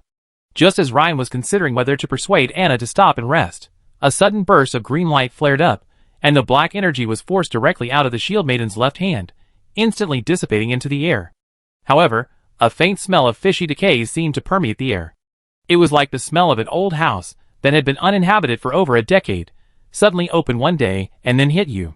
At this moment, Anna's thin body swayed, and her once rosy complexion took on a weak paleness. Ryan immediately helped Anna sit down on the bed. "Anna, you're pushing yourself too hard. Why not do it in 2 sessions?" "No, Ryan, I can sense that black energy is terrifying. If I stop, it will rekindle and once again linger on her arm. If I start over, all my efforts will be wasted. So we have to do it all at once." Anna shook her head, looking Ryan in the eye and explaining earnestly, a subtle hint of stubbornness in her gaze. So that's how it is." Ryan nodded. When Ryan looked at the barbarian girl again, he saw that her frown had relaxed, her long eyelashes trembling slightly. From her appearance, she seemed much better than before the treatment. After a moment's thought, Ryan turned to Anna and said, "Anna, go get some rest. I take care of you here." "Yes." Anna nodded obediently, and with Ryan's support, she returned to a nearby room to rest. Her condition was indeed not very good now. The treatment just now had consumed too much of her energy. At this moment, Anna felt dizzy, and she urgently needed a good sleep. Ryan didn't have to wait long. After receiving treatment, the barbarian girl slowly regained consciousness after about half an hour. With a soft moan, the barbarian girl opened her confused eyes. "Are you awake?" Ryan whispered. The girl shuddered, slowly turning to look at Ryan and saying, "Awake?" The girl's eyes gradually regained clarity, but the next second, as if remembering something, she involuntarily curled up, hugging her knees, and sobbed softly on the bed. This situation immediately startled Ryan, but he soon realized that something had likely happened to someone else in her team. Could you tell me about your experience?" "I remember that day. You all came to Goldhire Town as a whole team," Ryan said slowly, choosing his words carefully. The girl continued sobbing for a while before slowly asking, "Is this Goldhire?" "Yes, this is Goldhire. You're safe here now. By the way, could you tell me your name?" "My name is Ryan." Ryan was delighted. It was good to be able to communicate. "My name is Lager, from the barbarian tribe of the Bitter Tundra in the Northern Empire. Thank you for saving me." The girl raised her head, her large, swollen eyes staring directly at Ryan. Tears still stained her eyelashes, but a hint of determination shone through them. That determination gave Ryan the impression of a rock standing firm in the howling north wind. This time, Ryan didn't have to ask again. The barbarian girl named Lager slowly recounted the story of their group's encounter 2 days earlier. The falconry report from the Habsburg estate was correct. There was indeed only one ogre. But upon our arrival, we discovered it was an elderly ogre, quite cunning. An elderly ogre? Could it possibly be using sorcery? Ryan was puzzled, but he didn't ask. Instead, he patiently listened to Lager's story. It actually had quite a few vassals, but it had them scattered around its residence, which led us to misjudge it at first. When we launched our attack, that cunning elderly ogre mobilized its gnoll and kobold vassals to siege us. Fortunately, my brother Harold is a ferocious berserker, with his physical liberation exceeding 40%. Chapter 99. Brutalized warrior? Ryan asked, slightly puzzled. He understood, but he remembered clearly that both Claire and Hamilton had said the word brute was used to describe beasts, as distinct from humans. So Ryan asked questioningly, "Does it mean knight?" Lager nodded and said yes. Brutalization and what you call breaking the limit are the same. Our barbarian clan has always followed the ancient tradition of calling warriors who break the limit brute warriors. She had lived here for some time after traveling from the Frost Tundra to Meister County to find her brother Harold, and was aware of some of the cultural differences between the two sides. With Ryan's interruption, Lager addressed the doubts of her savior. This allowed Ryan to learn a lot about the barbarians from Lager. It turned out that barbarians did not practice traditional breathing techniques. According to Lager, barbarians had a thin vein of giant blood flowing through their veins. They practiced a primitive breathing technique called brute force.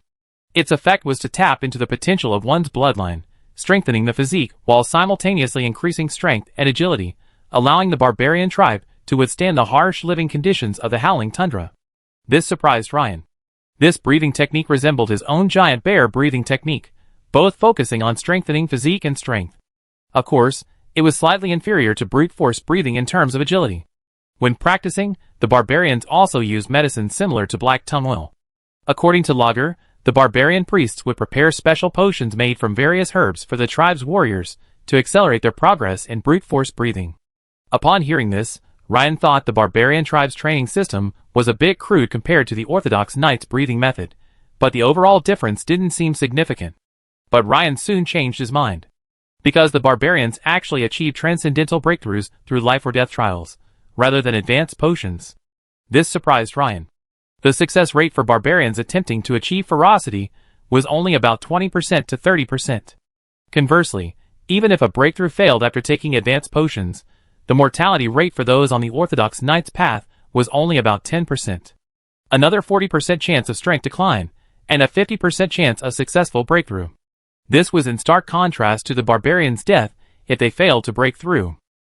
Ryan thought, as expected, the knight's path, as the most reliable path to transcendental in the long history of mankind, had endured for a reason. By the way, Logger, I'm sorry to have asked you so many questions about your tribe. Now, tell me about what happened in Nightsong Forest. Ryan then realized he had gotten Logger's story off track, so he apologized. Logger didn't mind, nodded, and continued, my brother single-handedly turned the tide of the battle, slaughtering a large number of gnolls, and forcing the elderly ogre into retreat.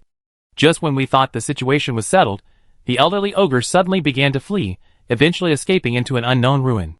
When discussing the ruins, Ryan could clearly sense a slight tremor in Logger's voice. These ruins are located deep within Nightsong Forest. They are dotted with tall, collapsed stone pillars covered in moss and vines. We believe they are the remains of a temple from long ago. We were hot on its heels, chasing the old ogre, when suddenly a mysterious knight appeared and attacked us. He didn't seem alive. His warhorse was a funeral horse. I once struck the horse's leg with an axe, but only pale flesh was exposed, no blood shed. As Ryan spoke of this, he could sense a hint of fear in Logger's eyes, an instinctive fear when facing an enemy far more powerful than oneself. Although Ryan was curious about what a funeral horse was, he didn't ask, choosing instead to let Logger continue. He was wearing knight armor. The most unique thing was that the top of his helmet, which covered his face, was shaped like a tree crown. A knight's helmet shaped like a tree crown? Ryan suddenly pondered. Tree crowns, or symbols, were likely found only in races or churches that worship nature deities. For example, the book he had obtained from Dog King Cole had images of large trees and flowers. The enemy was too powerful, killing one of our team members with a single strike. I blocked a single blow from their lance, and my shield shattered, my arm was broken, and I was also damaged by this strange black energy. My brother attacked with all his might, but he was still no match for the treetop knight. The rest of our team perished in battle, trying to protect me and escape safely. Logger seemed to recall the heartbreaking scene, and her eyes reddened again, tears welling up in her eyes. Hearing this, Ryan finally couldn't help but ask, what about your brother? He's dead too. The last thing I saw was my brother risking his life to distract the Treecrest Knight, only to be pierced through the chest by his lance. Clearly, this brought back a memory that Logger didn't want to recall. Logger couldn't hold it back any longer, sobbing. I'm sorry, Ryan apologized. He realized that the man had just woken up and wasn't feeling well yet. Perhaps it would be better to ask him later. After a long pause, Logger calmed down and turned to Ryan. By the way, there's something very important. My brother told me to spread the word. This knight with the tree crest on his head seems to be an extremely rare evil knight. Evil knight? Ryan was stunned. This touched upon a hidden area in his knowledge. But regardless, if even the little giant herald was no match for the evil knight, Ryan didn't believe that Hamilton, the sheriff of Goldhire, could defeat him.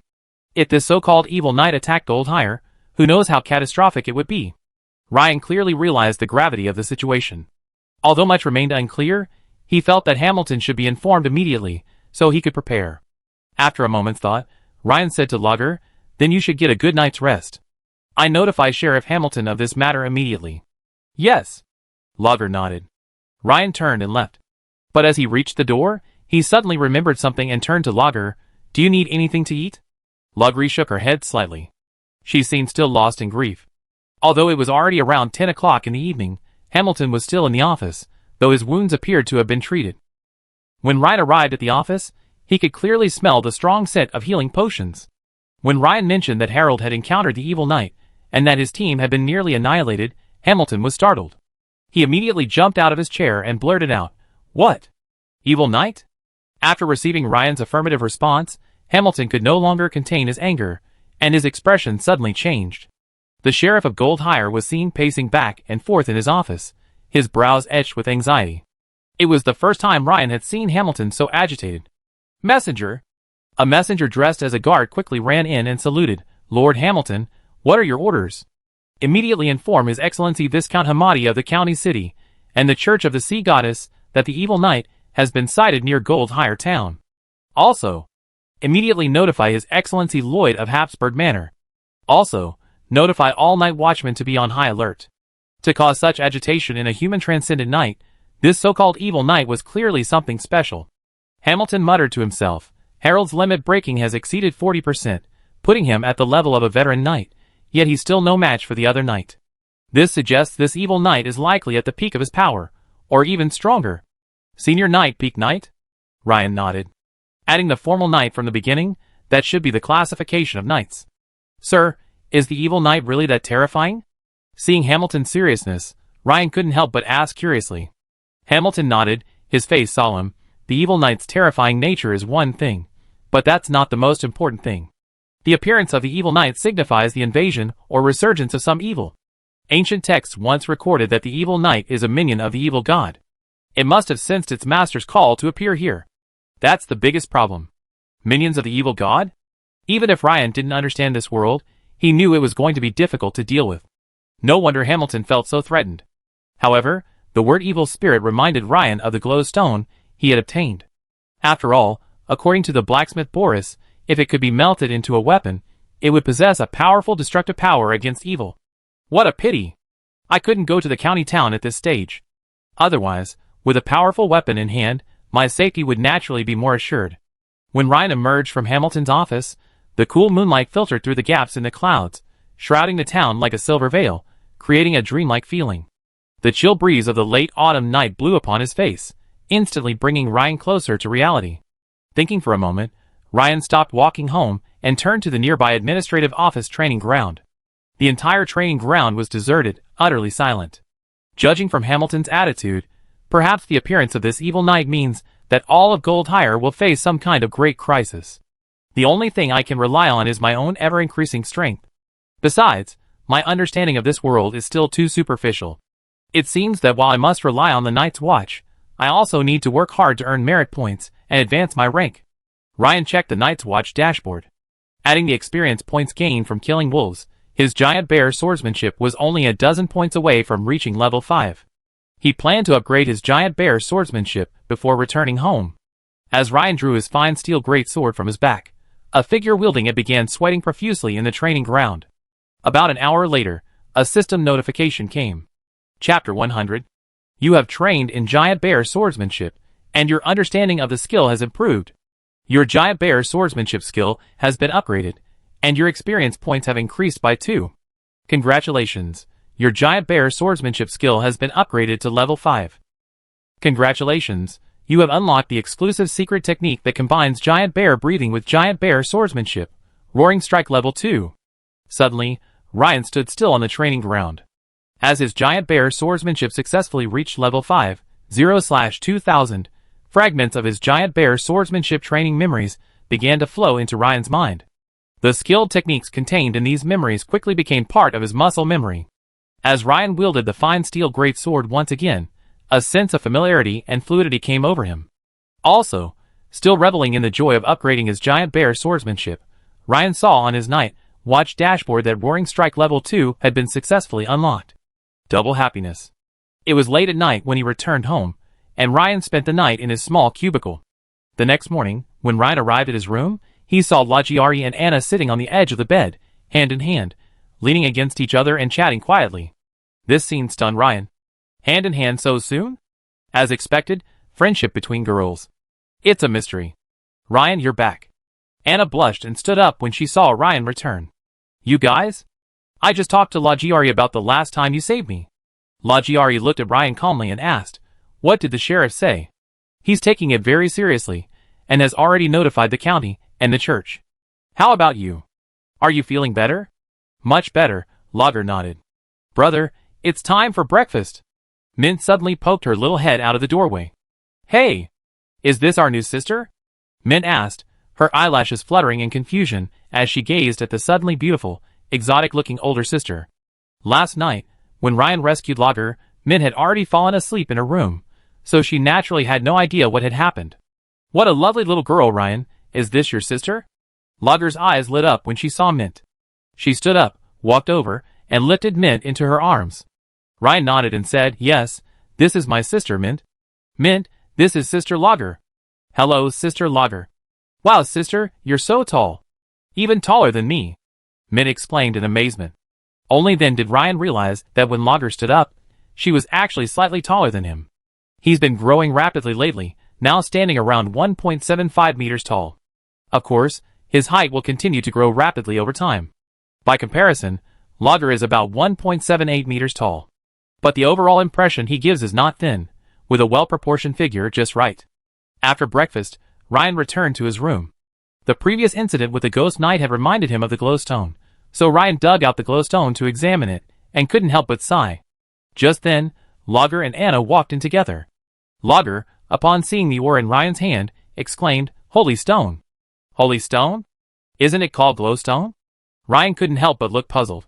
"Isn't this called glowstone? Is the blacksmith Boris trying to trick me?" "Not really." "Oh yes, that's what we barbarians call holy stone. According to the official empire name, it's indeed glowstone." Lager nodded and explained. "Can you show me?" "Of course." Ryan smiled and handed the strange, softly glowing ore to Lager.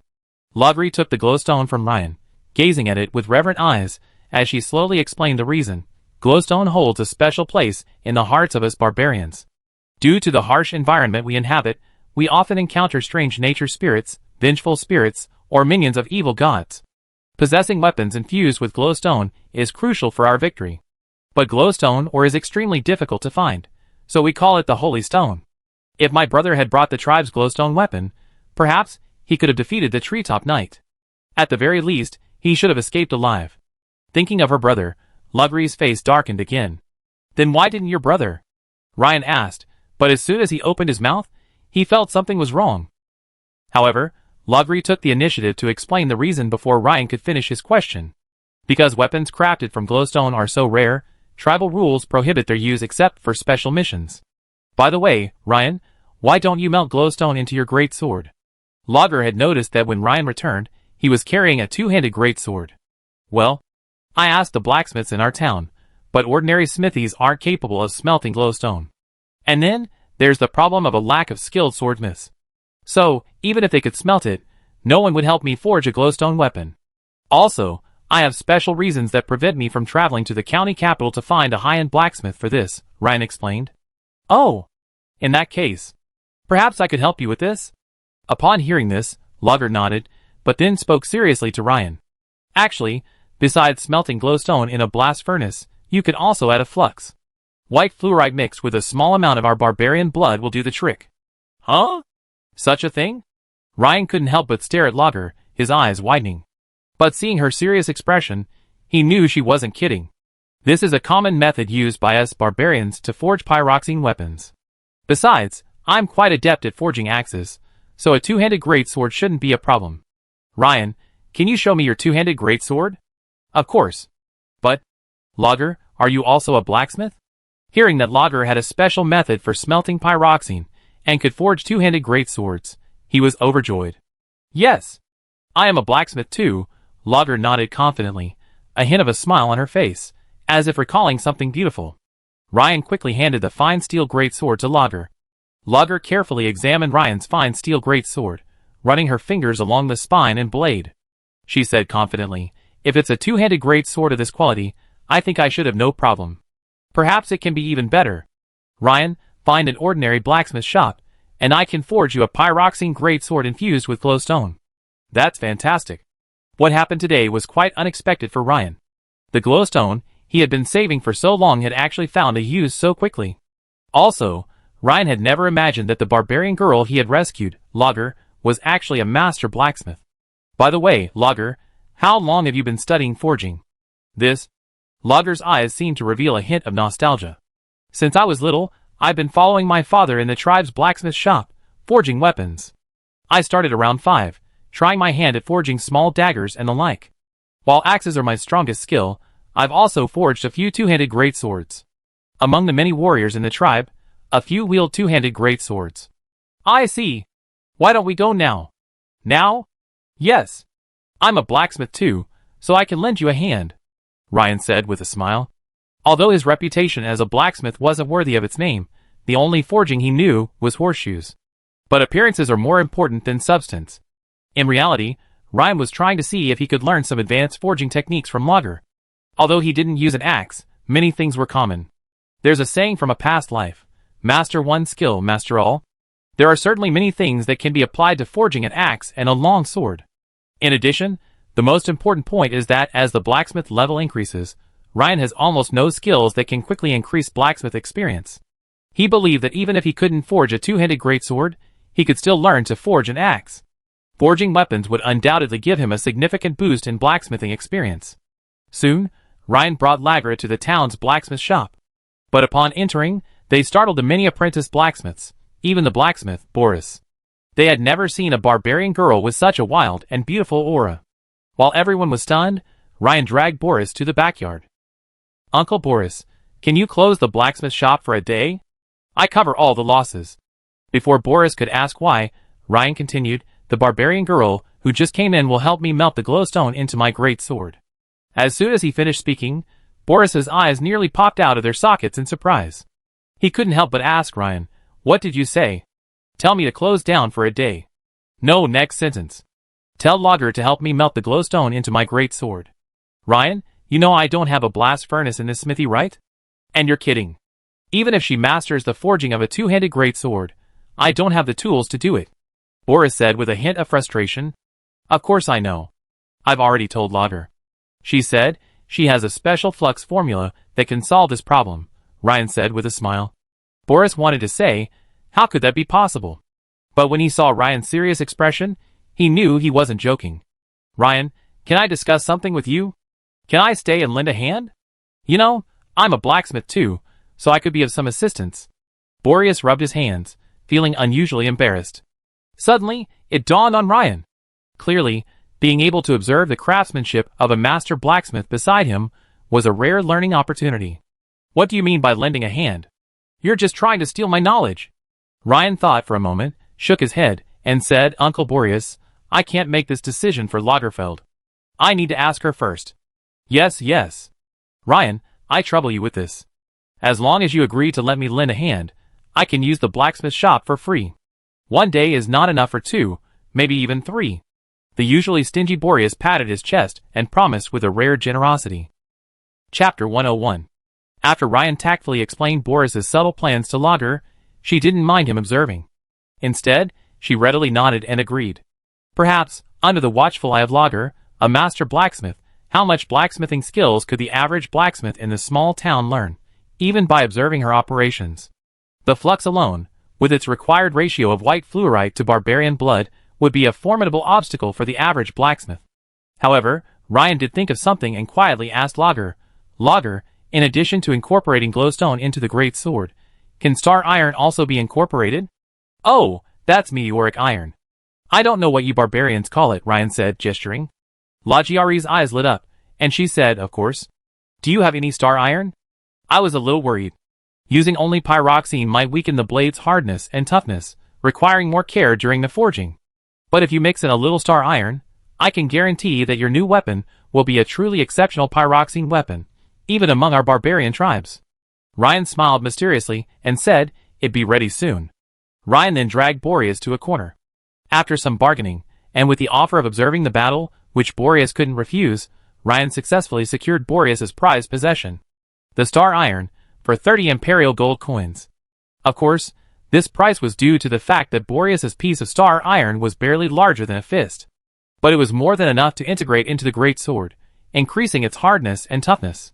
Boris, with a mixture of joy and heartache, immediately announced that the blacksmith shop would be closed for the day. Ryan had thought that the always stingy Boris would give his apprentice blacksmiths a day off, and logically, these apprentices, who had long complained about Boris's stinginess, would be overjoyed. But when Boris announced the news, the apprentice blacksmiths looked at each other in bewilderment for a moment, then each of them found excuses to stay and continue working. However, from the fiery glances they occasionally gave Lager, Ryan soon realized that their motives seemed less than pure. In the end, the blacksmith apprentices were forcibly expelled by Boris. Ryan and Boris closed the blacksmith shop door, hung a sign saying closed, and returned to the yard to help Lager. However, the two were stunned by the scene before them. They hadn't expected Lager to start alone. Lager had already mixed a large amount of clay and began to build a small cylindrical smelting furnace, apparently intending to use it solely to smelt Ryan's glowstone. Although the blacksmith shop had a regular smelting furnace, Lager had already used it to smelt star iron and Ryan's original great sword. Perhaps considering the small size of Ryan's glowstone, the furnace's base was only about the diameter of a wash basin and only about a meter high. Soon, Lager had finished the construction and was now slowly adding charcoal to the fire. Lager, what do I need to do? Ryan watched anxiously from the side. After all, he wanted to participate in the actual crafting of the pyroxene weapon. It was obvious that if he could participate, he would surely gain a significant amount of blacksmithing experience. But now, he was just watching from the sidelines, which made Ryan a little itchy. Lager thought for a moment, realizing there was really nothing Ryan could do with him. So she said seriously, Ryan, you don't need to do anything. I can handle the whole process. As soon as Lager finished speaking, Ryan seemed to see a huge amount of blacksmithing experience slip away before his eyes. His mind raced, and he finally came up with a reason that wasn't an excuse. His face suddenly became serious, and he said, Lager, after all, this is my two-handed great sword. Please assign me some work so I can participate. Ryan even emphasized the word my. Although Lager didn't know why Ryan was so eager, his words made sense. After all, it was his weapon, and wanting to participate was a natural request. Lager didn't think twice about her savior's simple request, and nodded in agreement. Well, all right then. This brought a huge sigh of relief to Ryan. At last, he was involved. However, after looking around and finding nothing to do, Lager casually said, Ryan, can you help install the bellows and pipes for this small smelting furnace? Install a bellows? Ryan was immediately stunned. His blacksmithing skills didn't include such a thing. He only knew how to operate a bellows, not install one. Boris, standing by, couldn't help but laugh at Ryan's stunned expression. He said, Ryan, come with me. I show you how. It was clear that Boris was in a good mood. After all, not every blacksmith had the opportunity to witness the birth of a pyroxene weapon. Soon, Ryan followed Boris to the storage room and retrieved a set of equipment for the blasting machine. It consisted primarily of a rough iron pipe over 2 meters long and a floor-standing circular bellows made of layers of cowhide sewn together. Pulling and pressing the bellows activated the blows. As for why the air didn't flow back, that's because there was a check valve at the point where you pressed it. When pressed, it closed, and when pulled, it opened, drawing ambient air into the bellows. Quickly, under Boris's guidance, Ryan inserted one end of the iron pipe into the clay furnace and attached the other end to the bellows. Not bad. Lager took a look and nodded, indicating that Ryan had done a good job. Almost done. Let's keep some charcoal burning to let the clay solidify before adding the pyroxene. Lager patted the clay in her hands and stood up. Is that all? Boris blurted out in surprise. He hadn't expected Lager to use the reduction method to smelt the glowstone, which completely baffled Boris, who was observing intently. This method is used to smelt the most common iron ores, such as limonite and hematite. It's the most primitive and simplest method. Although Boris didn't know the exact melting point of glowstone, he knew it was much higher than that of iron ore. So, he instinctively thought it wouldn't work, but looking at Lager's calm expression, Boris swallowed his next words. After all, he had finally secured permission to observe, and he didn't want it to be taken away just because he was being rude. Well, just put the glowstone and charcoal in there later, Lager said confidently. When everything was ready, Lager placed the softly glowing glowstone and charcoal into the freshly dried clay furnace. Ryan, can you blow air? Lager asked. Of course, blowing air is my forte. Ryan nodded confidently. Finally, it was time for the familiar step. You performed the bellows work, and your understanding of the relevant skills improved. Your bellows skill improved, gaining 3 experience points. You focused on bellows, gaining 1 blacksmithing experience point. About half an hour later, Lager began the most crucial step. She first pulled 2 walnut-sized white stones from her waist pouch, presumably white fluorite, and placed one into the furnace smelting the star iron. She then instructed Boris to closely monitor the changes in the star iron surface. The other piece was placed in the furnace for smelting the glowstone. Immediately, Lager cut her wrist with a knife. A trickle of blood immediately flowed out, dripping slowly onto the glowstone. Lager, didn't you say you only needed a little blood? What's wrong with you? Ryan was both astonished and moved. Just as Ryan was about to stop the blast and rush over to stop Lager, "Don't stop. If you stop now, all your efforts will be wasted." Lager spoke calmly, her eyes fixed on the glowstone in the furnace. This gave Ryan a strange feeling. At this moment, Lager seemed to emanate an invisible power, as if she were describing the necessary process of creating a glowstone weapon. This caused Ryan, who had just begun to stand, to pause. He could only helplessly continue to pump vigorously, looking at Lager with a mixture of admiration and concern. Thankfully, this process didn't last long. Lager, looking slightly pale, seemed to have determined that she had enough blood. She quickly took out a white linen bandage and bandaged her wound. About half an hour later, the impurities in the glowstone gradually melted into slag, flowing out of the opening at the bottom of the furnace like magma. The glowstone essence within the furnace was now only a small egg-sized lump, as soft as plasticine, but the light it emitted was 10 times more intense. "Almost done. I'm going to take it out and forge it." Lager examined it again, turning to Ryan. Lager held the shining glowstone with tongs in one hand and a heavy hammer in the other, beginning to strike. Ding ding! Sparks flew with every swing of the hammer, and the glowstone's light seemed even brighter. However, the white bandage on Legray's wrist turned a shade crimson. "Let me do it," Boreas and Ryan said in unison. "No! You're not strong enough to further remove the impurities from the glowstone." Legrace glanced at Boreas, then shook her head, refusing. This made Boreas blush slightly. He had been a blacksmith for half his life, but a young girl told him he wasn't strong enough. "Let me do it." Ryan, who possessed mastery over the hammer, was confident. "Can you do it?" Legrace, her face slightly pale, glanced at Ryan. It seemed Ryan had enough strength, but I wondered how well he could wield the hammer. After bleeding herself, she was indeed feeling a little exhausted. If she could conserve some energy for the subsequent forging process, she would be able to better ensure the quality of the greatsword. "Don't worry. With you by my side guiding me, it should be no problem. Besides, if I really can't do it, you can still do it in time." Okay. Then you try." "It's too heavy." "Lighten it." "Okay. How about this?" "Yes, sure. This weight is just right." After forging for half an hour, when most of the impurities had been removed, Lager had Ryan beat the glowstone into long, thin sheets. The same process was repeated for the star iron. Next, Lager used tongs in one hand to remove the red-hot great sword from the smithy's original furnace. With the other hand, she used tongs to stack the glowstone and star iron sheets on top.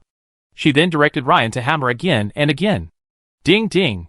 With each blow of the hammer, the greatsword's fusion with the glowstone and star iron deepened. "Folded in half." "Folded in half?" Ryan asked in surprise. "Yes." Lager stepped forward, replacing Ryan, and folded the stacked star iron, glowstone, and blade in half, stacking them together. After repeating this process twice, Ryan's greatsword no longer resembled its original form, but had transformed into a rectangular iron bar about 20 to 30 centimeters long and 10 centimeters thick. "Beat it into a sword blank." "Okay." Ryan swung the hammer vigorously. After repeating this process several times, the shaping, quenching, and polishing finally began. These processes were quite delicate, and Lager personally performed them all. Ryan finally had time to check the system notifications. "You've forged a two-handed greatsword, and your comprehension has increased. You've learned a new skill. Two-handed greatsword forging. You've forged a pyroxene weapon, and your comprehension has increased. You've learned a new skill. Pyroxene weapon forging. Your two-handed greatsword forging skill has increased, adding 1 experience point. You've focused on two-handed greatsword forging, adding 2 experience points to your blacksmithing class. Your pyroxene weapon forging skill has increased, adding 1 experience point. You've focused on pyroxene weapon forging, adding 5 experience points to your blacksmithing class. Congratulations, your blacksmithing class level has increased." As expected, Ryan felt as sweet as honey as he watched his blacksmithing class level increase to level 3. And then, there was an even bigger surprise waiting for him. Chapter 102. As usual, Ryan kept the few attribute points gained from the upgrade ready for use. As for the skill points, Ryan hadn't figured out what to do with them yet. So, he left them unused. As Lager finished the final step, she handed Ryan a two-handed great sword that glowed faintly. At first glance, Ryan thought it resembled a laser sword from Star Wars, only less bright. But surprisingly, after Ryan swung the sword a few times, the faint glow gradually faded.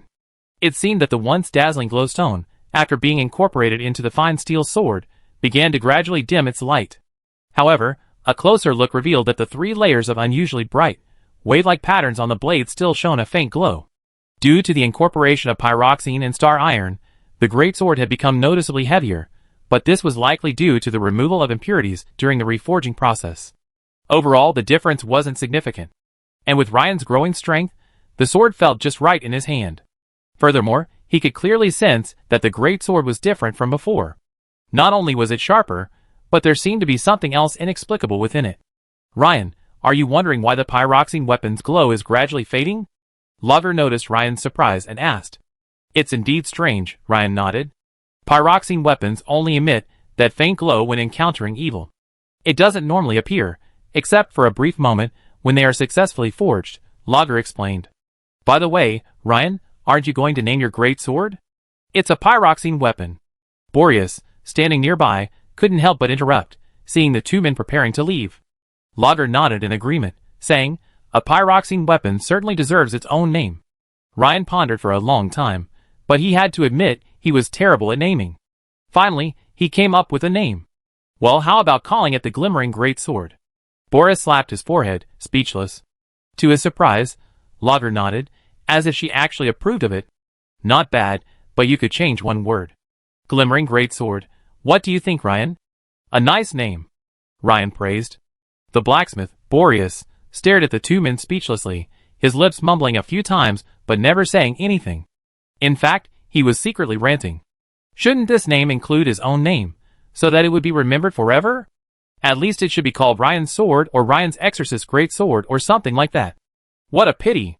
It would have been much better if he had forged it himself. Otherwise, it would have been named Boris's Sword. After solemnly wrapping the glimmering great sword in soft sheepskin, Ryan and Logger bid farewell to the blacksmith, Boris. The sun had just passed directly overhead, and it was around 1 in the afternoon. Ryan only then felt the pangs of hunger rising in his stomach. He had been so focused on forging his new weapon that he had almost missed lunch. Because Logger's appearance and dress were so distinctive, Ryan decided to take her home for lunch. On the way, Ryan thought of something. He turned and looked at the bandage on Logger's wrist, apologetically saying, I'm sorry, Logger. This time you... But before he could finish, Logger interrupted him. Ryan, you saved my life. Helping you forge a weapon is far from enough to repay you. You don't need to apologize. Logger's deep blue eyes fixed on Ryan, saying earnestly. Rager's words startled Ryan. Soon, Ryan realized why Logger had said that. He thought he and Logger were already friends. Forging the glimmering great sword was a sign of friendship, but Logger saw it as a way of repaying him for saving his life. Ryan thought to himself that this topic couldn't be discussed any further.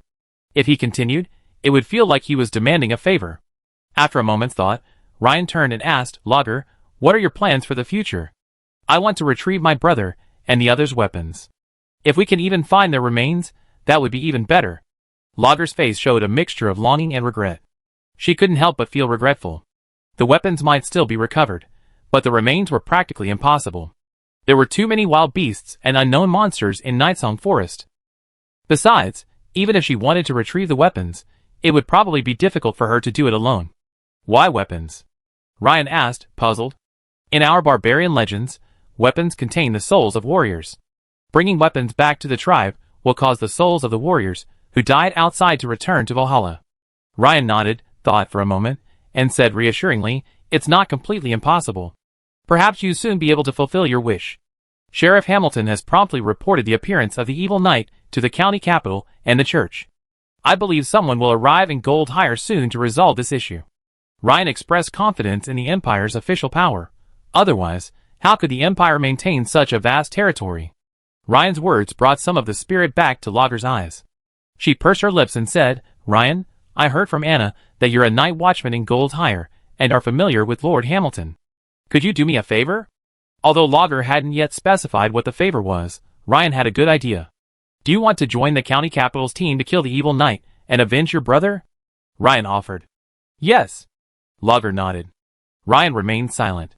He had wanted to say that your brother risked his life to protect you and escape, not that he wanted to see you, his sister, return to danger for him.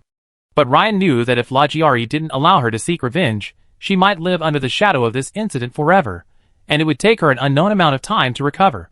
Of course, most importantly, if Lagiari traveled with the county team this time, her safety would be somewhat guaranteed. So Ryan nodded and said, I promise you, I accompany you to see Lord Hamilton this afternoon, but I can't guarantee he agree. Also, if it's the county team, Lord Hamilton likely won't be the commander. In other words, Lord Hamilton doesn't necessarily have the final say. Lagiari nodded, hummed, and said nothing more. After lunch, the two of them arrived at Hamilton's office. Hamilton had long wanted to meet with Lager, the sole survivor of the bounty hunting team, to learn more about the evil knight. After a brief conversation, Lager made her request. However, upon hearing Lager's request, Hamilton frowned and said, Lager, I regret and sympathize with your plight. At this point, I don't know who exactly is visiting the county capital, so I can't guarantee they agree to your company. However, I asked them to bring back your brother and his teammates' weapons. That shouldn't be a problem. Of course, if there are any remains, I help with the burial as well. Thank you, Lord Hamilton, Lager said with a slight bow.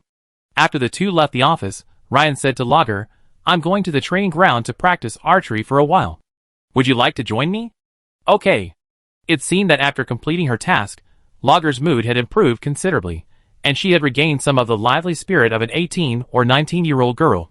When the two arrived at the training ground, Ryan noticed that it was sparsely populated. This was due to Hamilton's order to heighten security, mobilizing nearly all the night watchmen and security personnel. When it came time to practice archery, Ryan realized that Lager's archery skills were far superior to his own. Lager removed the bandage from her wristband, leaving only a shallow scratch, a testament to the barbarian's physical prowess. After practicing archery for a while, Lager challenged Ryan to a close combat match, which Ryan was more than happy to accept. He hadn't found anyone suitable to challenge or gain experience with, so he was currently in a state of temporary vacancy. Lager chose an oaken shield and an ironwood axe. Naturally, Ryan wouldn't use the shimmering greatsword at his back, but instead, he took his ironwood greatsword and stood with Lager on the field. Lager struck the oaken shield with the ironwood axe and said in a crisp voice, Come on. Then you better be careful. Ryan kicked his left foot and rushed towards Lager. When he was 3 meters away, he leaped up and launched a powerful downward slash with his greatsword. It was the giant bear sword's leap slash. Just when Ryan thought Lager would avoid his powerful leap, she advanced instead, leaping high and raising her round shield to meet the greatsword. Bang! The sound of sword and shield clashing rang out. In midair, Ryan felt a powerful recoil from his greatsword, nearly losing his grip on the hilt. The shield's impact sent him flying several meters back. This made Ryan look at Lager in surprise. This was the first time he had encountered such a counter to leap slash. What's wrong, Ryan? Are you surprised? Lager couldn't help but smile. If you were facing an opponent of similar strength and agility, that leap slash wouldn't be difficult to block. Besides, I have my most familiar shield in my hand, Lager said, raising the round shield. Instantly, a flash of inspiration struck Ryan's mind. I thought, why do I need to go to the quartermaster to exchange for some shield skill? Isn't there a master of shield manipulation right here? How foolish. I only just remembered it now. Lager, is this some kind of shield-based defensive skill? Can you teach me? Ryan asked with a hint of anticipation. You want to learn? Lager's expression was strange at Ryan's request, a mixture of memories, happiness, and embarrassment. But the next moment, her eyes were firm. Lager smiled and said, yes, but on one condition. Chapter 103. What's the condition? Ryan asked, slightly puzzled. Well, Ryan, if you can defeat me, I teach you shield techniques. A rare blush crossed Lager's face, as she remembered something her father had once said to her. Ryan was stunned for a moment, then ecstatic, nodding emphatically. Since that's the case, there's no point holding back. Besides anything else, judging from their recent exchange, Ryan is confident he can defeat Lager by using his power burst. Lager, be careful then. 30% power burst. Ryan charged at Lager again, delivering a powerful 45-degree slash at the barbarian girl. This time, the force was even greater, and the ironwood greatsword's blade pierced the air, emitting a sharp whistling sound. This made Lager's expression grow serious. She fixed her gaze on the angle of Ryan's blade, quickly maneuvering her shield to a 45-degree angle, thrusting it against the greatsword. Bang! The dull clash of sword and shield echoed again. But this time, Ryan didn't retreat. With a 30% burst of strength, his power slightly surpassed Lager's. However, Lager retreated only half a step, her round, strong thighs naturally stabilizing her form without a trace of embarrassment. This further heightened Ryan's appreciation for Lagri's shield skills. Bang! Bang! Half a minute passed, and no matter how Ryan manipulated the ironwood greatsword with a flurry of attacks, whether furious slashes, cleaving blows, or leaping slashes, Lagri steadily met them. In the final analysis, Ryan had the upper hand throughout, dominating Lager, but the barbarian girl remained remarkably steady even as she retreated. Facing Ryan's powerful leaping slash, she calmly deflected it with a pirouette. Bang! After another clash of sword and shield, Ryan took a step back, wiped the sweat from his forehead, and looked at the barbarian girl seriously, saying, Lager, if you can take my final blow, I be defeated. Huh? Ryan, you have another trick up your sleeve? Lager, equally sweaty, stared intently at Ryan. She was genuinely surprised. Anna had told her that Ryan was 2 years younger than her, but his strength just now was already on par with her, a barbarian warrior on the verge of ferocity. What surprised her even more was that this young man, barely her age, actually had a killer move. She had always assumed that what he had just displayed was the full extent of Ryan's strength. Ryan gazed into Lagiari's eyes and nodded, signaling his attack. The next second, his power surged to 60%. His blood surged, his muscles swelled, and he launched a powerful leap towards Lagiari. However, since he wasn't using his full power, the muscle expansion remained within a reasonable range, not the extreme intensity of a full-strength attack. But Lagiari was also stunned, her mouth agape. She wondered, Ryan, are you the barbarian or am I? Faced with Ryan's thunderous attack, Lagiari quickly raised her shield to block it, simultaneously reversing her grip on the axe in her right hand, and using both hands to hold the shield high. But under the sheer force, she was completely crushed. With a resounding bang, Lager was sent flying 7 or 8 meters, collapsing to the ground. Ryan saw this and thought, oh no! In his haste to learn combat techniques, he's wounded his teacher. He hurried forward to support her. Thankfully, Lager's shield skills were truly exceptional. Even under Ryan's powerful blow, she remained unscathed, suffering only a sore left wrist. Just as Ryan was helping Lager to her feet, a familiar guard suddenly burst in and said anxiously, Ryan, Lord Hamilton wants to see you on an urgent mission. This startled both Ryan and Lager, but Ryan quickly reacted and replied, okay, I be right there. At the same time, he turned to Lager with a look of regret and said, that's so unfortunate, Lager. Why don't you go back first? I have to ask you for shield skills next time. By the way, it's a good idea to tell my family. I might not be able to make it for dinner. Yes. Lager's eyes twinkled, and she smiled and nodded. As Ryan hurried into Hamilton's office, he saw the familiar little man, Matteo, there, breathing heavily, his chest heaving. Also, Ryan was surprised to find that Hamilton had changed his clothes. His noble hunting suit had been replaced with a set of pale silver knight's plate armor. Hamilton was putting on his final plate gauntlets. Seeing Ryan enter, he gestured to Matteo and recounted the story. Matteo quickly said, Ryan, we've discovered a suspected cultist hideout at Stewin Farm, north of Goldhire. Captain Willen has already led his men there. The enemy is very powerful. As soon as we made contact, we discovered that they had at least 2 third-level knight squires guarding their base. We urgently need reinforcements. Cultists? Ryan was also surprised. But Ryan also had a question, because he had always remembered Captain Willen as a cautious and steady man. So why would Willen, without knowing the enemy's situation, lead a small team of night watchmen and not report it to Sheriff Hamilton first? After all, if the cultists were so easy to deal with, they would have been wiped out long ago. Seeing the confusion in Ryan's eyes, Matteo immediately explained, at noon this morning, Captain Willen's children, who were supposed to be playing in the yard, suddenly disappeared. We immediately used dogs to track them all the way to Stewin Farm. We then discovered that in addition to Captain Willen's children, at least 4 or 5 other missing children from Goldhire had been traded into the base. What? Ryan suddenly realized. So it involved Willen's own children. No wonder. What else could he say? It was perfectly understandable. Hamilton, now fully dressed, turned to Ryan, paused, and said seriously, you already understand the situation. If this is truly a cult stronghold, this mission is extremely dangerous. I've just sent someone to Habsburg Manor to inform Knight Lloyd and request that he send reinforcements. Ryan, as a new Night's Watch member, you may not be familiar with the cult situation. However, you are the strongest of the Night's Watch, so I'd like to ask you, are you willing to go with us? Ryan thought for a moment and said seriously, Lord Hamilton, Captain Willen is my friend. Furthermore, rescuing the missing children of Goldhire is my duty as a Night's Watchman. Also, sir, You said that the more difficult the mission, the higher the merit point reward, right? Ryan said the last part with a smile. Of course, good boy. By the way, here's a spare set of knight's plate armor I have. It's not a complete set, but it's quite heavy. Try to wear it. Clatter. Hamilton emerged from the compartment behind him, carrying a heavy suit of knight's plate armor. It's always safer to wear it, Hamilton said, handing it to Ryan. As Ryan took it, he realized it weighed over 100 pounds. However, as Hamilton had described, this didn't appear to be a complete set of knight's armor.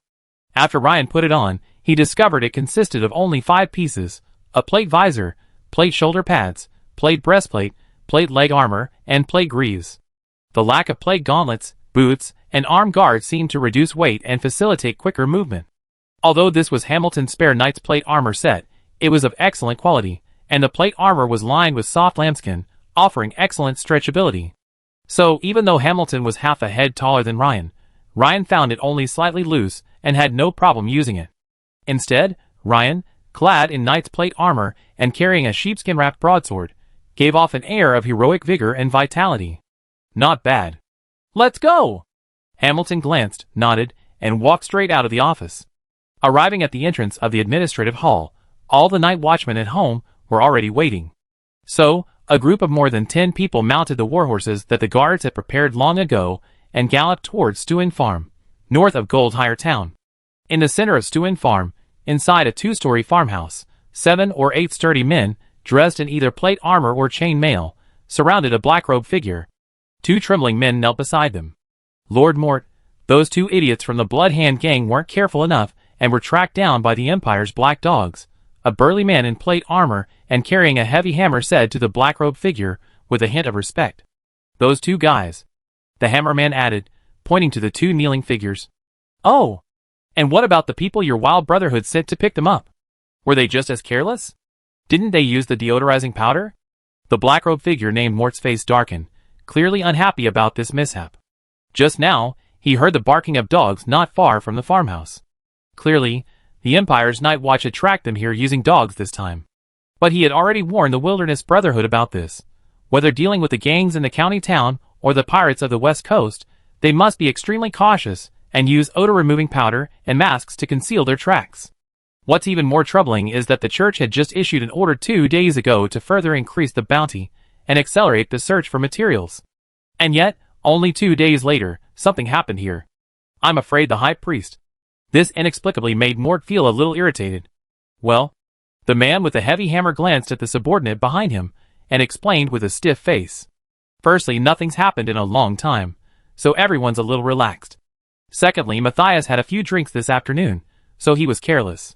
Master Mort, I'm going to take care of that group of black dogs outside now, shall I? The man with the heavy hammer, clearly wanting to protect his subordinate, proactively addressed the black-robed Mort. They don't have any official knights? No, just a small group of black dogs.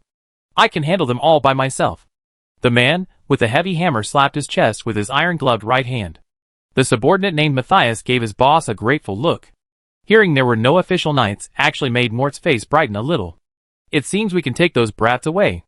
Wait a minute. Go get the 20 or so imps from the cellar and load them onto the wagon. Wait a minute. I cover you. Take these imps and retreat to the safe spot I told you about last time. Mort rejected the hammerman's suggestion. Now was a time when the church was placing great importance on materials. If over 20 imps were lost, he would undoubtedly be held accountable by his superiors, a fate he couldn't bear. He also wanted to further strengthen his control over the Black Flame. If it were just a matter of abandoning a base, it wouldn't be a big deal. Sir, why not just kill them? Do we really need to abandon this base? The hammerman was a little confused about why they had to retreat. Wouldn't it be better to just kill them all and prevent the news from leaking? Even though they're not very strong, since they've caught up with us, how do you know they didn't report it? Well, all right. Lord Mort, I go now. By the way, what should we do with these 2 idiots? Should we just kill them? The man with the hammer said, pointing to the 2 men kneeling and shaking beside him. No, I'm still useful. Perhaps I can make a deal with them. Mort rubbed his chin, a playful smile playing beneath his black hood. Chapter 104. In the woods outside the fence of Stewin Farm, Wyland's face was filled with anxiety. Just moments ago, he had thought he could not only save his daughter, but also bust a child trafficking ring. In the blink of an eye, the 7 or 8 of them were repelled by 2 gatekeepers. Yes, just the gatekeepers. This suddenly dawned on Willen that the enemy inside was extremely powerful. He might have discovered not just a den, but a key stronghold or even their headquarters. So, he immediately dispatched the short man, Mateo, to report to Lord Hamilton and request assistance. "Boss, look, 2 carriages are coming out of the back door of the farmhouse," a night watchman on duty whispered to Willen. Willen immediately looked up and saw 2 black carriages with large carriages slowly pulling out of the farmhouse. Each carriage was driven by 2 horses. Besides the 2 drivers, who appeared to be guards they had fought before, the carriages were also guarded by 4 or 5 men dressed like fully armed mercenaries. The enemy had clearly spotted them, and was now glancing at them with a hint of provocation, curling their lips in disdain. Abby must be in the carriage. Viren slammed the tree trunk, his eyes reddened at the thought of his daughter aboard. Suddenly, he lunged forward, ready to rush to the rescue. But 2 elite Knights watchmen nearby grabbed their captain tightly. "Wait, Captain! You're going up there to die. If those 2 guards are so strong, those few must be even stronger." Viren looked intently, seeing that the other men were clad in either plate armor or chainmail, superior equipment to even these elite Night's Watch soldiers. "Yes, let's wait a little longer. Lord Hamilton should be here soon. Boss, if you die, what will happen to Abby? Even if Lord Hamilton finally rescues Abby, she'd be devastated if she knows you're gone." Another Night's Watch soldier quickly came over to offer his advice. Hearing this, Viren's struggling body faltered slightly. "Yes, if I die, Abby." The redness in Viren's eyes faded slightly. "But I wait no more than 5 minutes. If Lord Hamilton doesn't arrive in another 5 minutes, don't try to stop me." "Okay, Captain, if Lord Hamilton doesn't arrive in 5 minutes, we accompany you," said a passionate Night's Watch soldier. This deeply touched Willen. He patted the young man's shoulder, wanting to say something, but nothing came out. Time passed. Soon, the 7 or 8 men dressed as mercenaries on the opposite side seemed ready to go, and they were about to drive their carriages away from Stewin Farm. Willen was momentarily anxious. "I go first." Willen's face darkened, and he glanced at the other Night's Watchmen. "The enemy is strong. I intercept them, and hold them back. You follow from a distance, and let Lord Hamilton avenge me." "Captain!" Just as Willen was about to advance, an elite Night's Watchman nearby shouted excitedly, "Lord Hamilton and the others are here." A cavalry unit approached rapidly from the south, and almost at the same moment, a figure in black robes slowly emerged from the second-story farmhouse. The man walked at a leisurely pace, exuding a sense of calm and ease, as if strolling in his own backyard. As if sensing something, he raised his head slightly and gazed south. Finally, a full-fledged knight. "This is a bit of a problem. I just wonder if he accept my offer," the black-robed man named Mort muttered to himself. Then, he waved his hand, and a sturdy man in plate armor emerged from the farmhouse, dragging 2 men, who were weeping and begging for mercy. Hamilton, Ryan, and the others arrived and quickly exchanged glances with Willen. After Willen explained the situation, everyone turned their attention to the black-robed man at the farmhouse door. Hamilton looked solemnly at the middle-aged man in a black robe, lingering for a few seconds at his sleeve and collar before saying, "Black Flame Monk?" Ryan could feel Hamilton's left hand tighten around his shield. Clearly, this so-called Black Flame Monk was incredibly powerful, so powerful that even Hamilton was wary. "Huh? You actually know us? It seems you're no ordinary knight." The black-robed man finally took a closer look at Hamilton. "This is our Sheriff of Gold Hire, Lord Hamilton." The smaller Mateo, standing nearby, spoke loudly, seeming a bit annoyed by the man's attitude. Hamilton remained silent, recalling his brief encounter with a Black Flame Monk in the county town. The man possessed the formidable physique of a full knight, coupled with a strange and powerful black flame, which had dealt him a considerable blow. Furthermore, since that battle, his position as patrol captain in the county town had been reassigned, and he had been transferred to Gold Hire Town as sheriff. This indirectly confirmed his suspicions. The other party had deep connections within the county's aristocratic circles, and was able to influence a position adjustment at his level. Ryan now had a clear view of the other party's face. The narrow corners of his eyes gave off a venomous, sharp look. "Your Excellency, the sheriff, I have a suggestion that would benefit both of us. I wonder if you would be willing to listen," the Black Flame Monk said calmly, as if he were the official representative of the Empire. Ryan had never seen such an arrogant person before. "You say?" Hamilton frowned at this, but for some reason, Hamilton had to suppress his anger. "These 2 are the child abductors. I'm handing them over to you, along with this stronghold. This way, your trip won't be in vain, and you also be able to add another achievement to your resume. The Black Flame Monk glanced at the two men kneeling on the ground beside him and gestured. Then, we each go our separate ways. A perfect plan, isn't it? The Black Flame Monk said with a smile. Don't even think about it. My daughter is still in your hands, you scum. Willen couldn't help but roar. Oh, is that so? The Black Flame Monk was visibly taken aback, then burst into laughter. I'm sorry, I didn't realize I'd kidnapped the wrong person. What's your daughter's name? She be released immediately. The Black Flame Monk seemed a little embarrassed, but he bowed slightly and smiled politely. Abby! Willen's eyes flickered, and after a few pauses, he finally said the name. Hamilton remained silent, his face sullen as he stared intently at the other man. Kev, bring a little girl named Abby here, the Black Flame brothers shouted. Then, turning to Willen, he smiled and said, Don't worry, your daughter will be back soon. His expression and attitude were remarkably natural, not at all suggesting he considered child trafficking a violation of imperial law. Ryan knew this was a form of condescending arrogance, an arrogance so profound it defied all imperial law enforcement officers present. The Black Flame brother clearly believed that releasing Abby was a significant concession. The hammerman at the opposite carriage shouted, As you command? He flung aside the black curtain at the rear of the carriage and demanded, Who is Abby? If so, nod. Although the carriage wasn't very close to Ryan and the others, it was only a few dozen meters away, so nearly all the night watchmen had a clear view of the situation inside. The carriage was packed with children, their hands and feet bound, their mouths stuffed with cloth, like pigs waiting to be slaughtered. Looks like they're not in this carriage anymore, the hammerman named Kev muttered, just as he was about to lower the black curtain. Suddenly, a little girl whimpered a few times, then nodded rapidly, her eyes filled with joy and fear. If you followed her gaze, you could see she was staring at Willen. At first, Abby was confused and afraid to admit it, but through the gap in the curtain, she saw the familiar figure of her father and nodded repeatedly. Meanwhile, the other children, their eyes wide with longing and anticipation, gazed at Hamilton, Ryan, Willen, and the other uniformed Night's Watchmen. They seemed to be hoping, too, that they too would be rescued like the lucky girl. This caused the faces of the elite Night's Watchmen to change, their eyes slightly reddening, as if a sense of shame welled up within them. Why didn't you say so sooner? The hammerman snorted, then lifted the little girl, Abby, up as if she were a live chicken. He then led her directly to the Black Flame Monk. The Black Flame Monk glanced at Willen, who was excited, and said, Looks like this is the girl, Kev. Let her go. Kev chuckled, removed the cloth from Abby's mouth, and untied the ropes that bound her. Willen burst into tears of joy at having his daughter Abby back.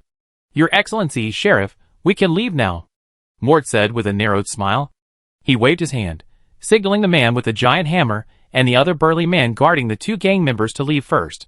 He called it an inquiry, but his tone and gesture sounded more like a notification than a genuine request for Hamilton's opinion. The other party's reasonableness made Hamilton hesitate for a moment. First, the other party was very powerful. If a real fight broke out, casualties would undoubtedly be heavy.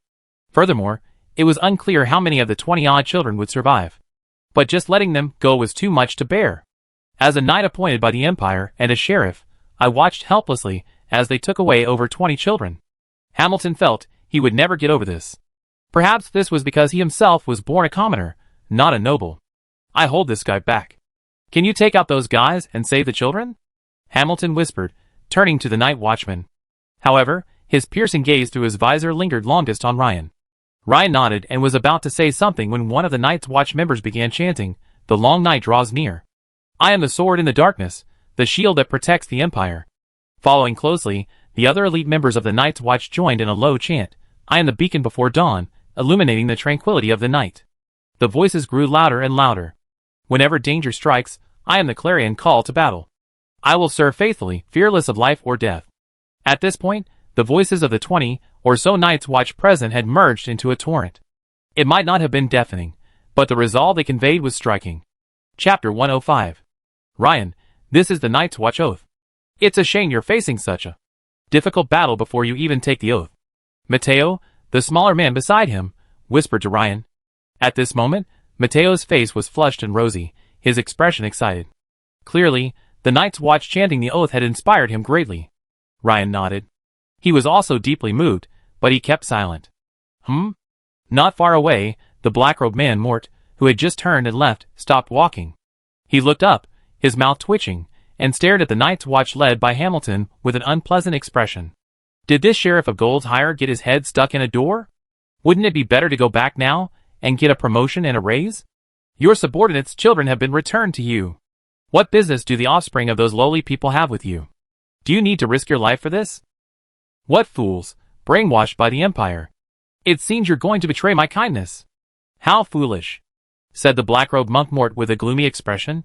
Suddenly, a ball of black flame erupted from Mort's hands, igniting the two Blood Hand gang members nearby. Ah! The two men rolled on the ground in agony, but after a few seconds, there was no sound. The two bodies lay motionless, burning like a blazing fire, and a burning stench instantly filled the air. Seeing the opponent's imposing presence, the expressions of the Night's Watch, including Ryan, suddenly changed. Ryan was even more shocked. This was the third time he had witnessed the use of these mysterious energy particles. The last two times, it was the green light of Anna's amulet and the black energy of Lager's arm, and this time, it was the opponent's black flame. Both were immensely powerful, but the effects were completely different. Go chase those two carriages. Leave this here to me. Hamilton stared solemnly at the black-robed figure, not turning his head. Sir, let's take this guy down together first. Several elite Night's Watchmen swung their bows. Although the enemy's attacks were strange, they believed they could still inflict damage with their bows' ranged attacks. No! Rescuing the children is paramount. Hamilton waved his hand. Go! This is an order. Only Hamilton knew that the enemy's strange black flames could directly attack from a distance. His Night's Watchmen, staying behind, wouldn't be of much use, at most serving as human cannon fodder. Yes, sir. Be careful, sir. Ryan said nothing. After glancing at the black-robed figure, and then at Hamilton, he followed Mateo, skirting the wooden fence of Stewin Farm and chasing the carriage. Mort, the black flame monk who remained on the field, looked at Hamilton with a hint of curiosity and scrutiny, then said, You seem so confident. Why do you think you can resist me? And that your Night's Watch can rescue the people? At this moment, Hamilton's mind flashed to the image of a rock digger beheaded with a single sword strike. He grinned and said, How about we make a bet? I bet it can. Before the other party could reply, Hamilton was like a flash of silver lightning, sword and shield in hand, charging straight at the black-robed man. The two carriages were now traveling along a path heading northeast. At this moment, the man with a heavy hammer glanced back, his eyes twitching as if he had witnessed something unbelievable. Then he angrily shouted, A bunch of shameless black dogs. How dare they chase us? I've always said that Lord Mort is too kind to them. In my opinion, dogs are dogs. If they're hurt, they naturally run away. I take care of them. You go ahead. The man with a heavy hammer tugged at the horse's reins and turned. Boss, shall I go? Asked a tall man wielding a chain hammer. No need. I be back soon. The man with the heavy hammer waved his hand confidently. Okay. Boss, be careful, several others said. It's okay. They're just a bunch of black dogs. I send them back to the goddess's embrace. I just don't know if she wants them, hee. The man with the heavy hammer snapped his plate armor mask shut. Like a lump of iron, he charged towards the elite Night's Watchmen following behind. Shoot! Seeing that a single enemy dared to charge at over 20 of them, everyone knew he had absolute confidence in his own strength. Ding, ding, dang, dang. As expected, although most of the arrows hit their targets, the powerful defensive power of the enemy's full plate armor blocked all of them. A quasi-knight. And not just any quasi-knight. Mateo's pupil shrank. He knew that if the enemy was a quasi-knight, it would be troublesome. A quasi-knight's strength and agility reached the upper reaches of a third-level knight squire, the peak of ordinary people, just one step away from becoming a full knight. Therefore, they often dressed like full knights, also wearing plate armor. This gave them a formidable defense, making the arrows of the Night's Watch elite practically ineffective. To defeat them, they had to engage in close combat. But imagine how many casualties the fully armored Night's Watch would have to suffer to kill even one tin can. Furthermore, Mateo could see that the other party dodged the arrows with such ease and naturalness. This reminded him of a saying. He couldn't recall the specific lord who said it, but he remembered the exact words clearly. Even among quasi-knights there are differences. This is because some quasi-knights, due to the difficulty of finding the corresponding advanced potions, remain at that level for a long time, thus achieving extremely high levels of skill. This type of quasi-knight is the most difficult to deal with. Fight! Mateo sheathed his bow, and was about to draw his sword, but just as his hand grasped the hilt, a strong hand stopped him. Mateo, leave this to me, You all stay close to the carriage. Ryan turned and spoke calmly to the others. Ryan, you. Trust me. No matter how strong he is, can he be stronger than the rock digger? Hearing Ryan's words, several Night's Watchmen who had participated in that battle were in high spirits. Mateo met Ryan's determined gaze, nodded emphatically, and said, okay. But Ryan, be careful. Even a knight-to-be is different from another knight-to-be. This guy should be the most difficult to deal with. But I have faith in you. Show him the power of us Night's Watchmen. Okay. Ryan glanced at the opponent's galloping figure, then checked the attribute page on his dashboard. His strength, stamina, and agility had all reached 12 points. He thought to himself, isn't that different? Maybe. He waved to Mateo and the others, signaling them to bypass him. Ryan dismounted and charged directly at the attacking hammerman. Ryan's disadvantage was that the opponent's hammer was a two-handed hammer. While not a pointed hammer capable of piercing armor, it posed a considerable threat to the defenses of a knight's plate armor. And the shimmering great sword he currently wielded, while infused with star iron and exceptionally sharp, was unlikely to be able to directly cleave the thick knight's plate armor. Kev saw that a shorter man, also wearing knight armor, but considerably smaller than him, had the audacity to come up and intercept him alone. The corners of his mouth curled upward in a sinister grin. Wow! There's another unique black dog. Kev could tell from the black leather armor on Ryan's arm, where he wasn't wearing knight's plate, that he was probably also a member of the Night's Watch. Then I finish you off in one blow, and then I turn all those black dogs into dead dogs. The two men closed the distance quickly, and when they were less than 5 meters apart, Cave suddenly swung his two-handed hammer from top to bottom at Ryan's plate helmet. Clang! Sparks flew. Ryan's shimmering great sword firmly blocked the opponent's hammer blow. Using his level 5 giant bear swordsmanship, Ryan's position to block the opponent's powerful hammer blow was very clever, perfectly avoiding the opponent's hammer head, and using the strong blade to strike the metal hammer handle just below the hammer head. The 50% burst of power reached a strength level of 16 or 17 points. It can be said that if a full-scale knight exerted his full strength, it would be around this level of strength.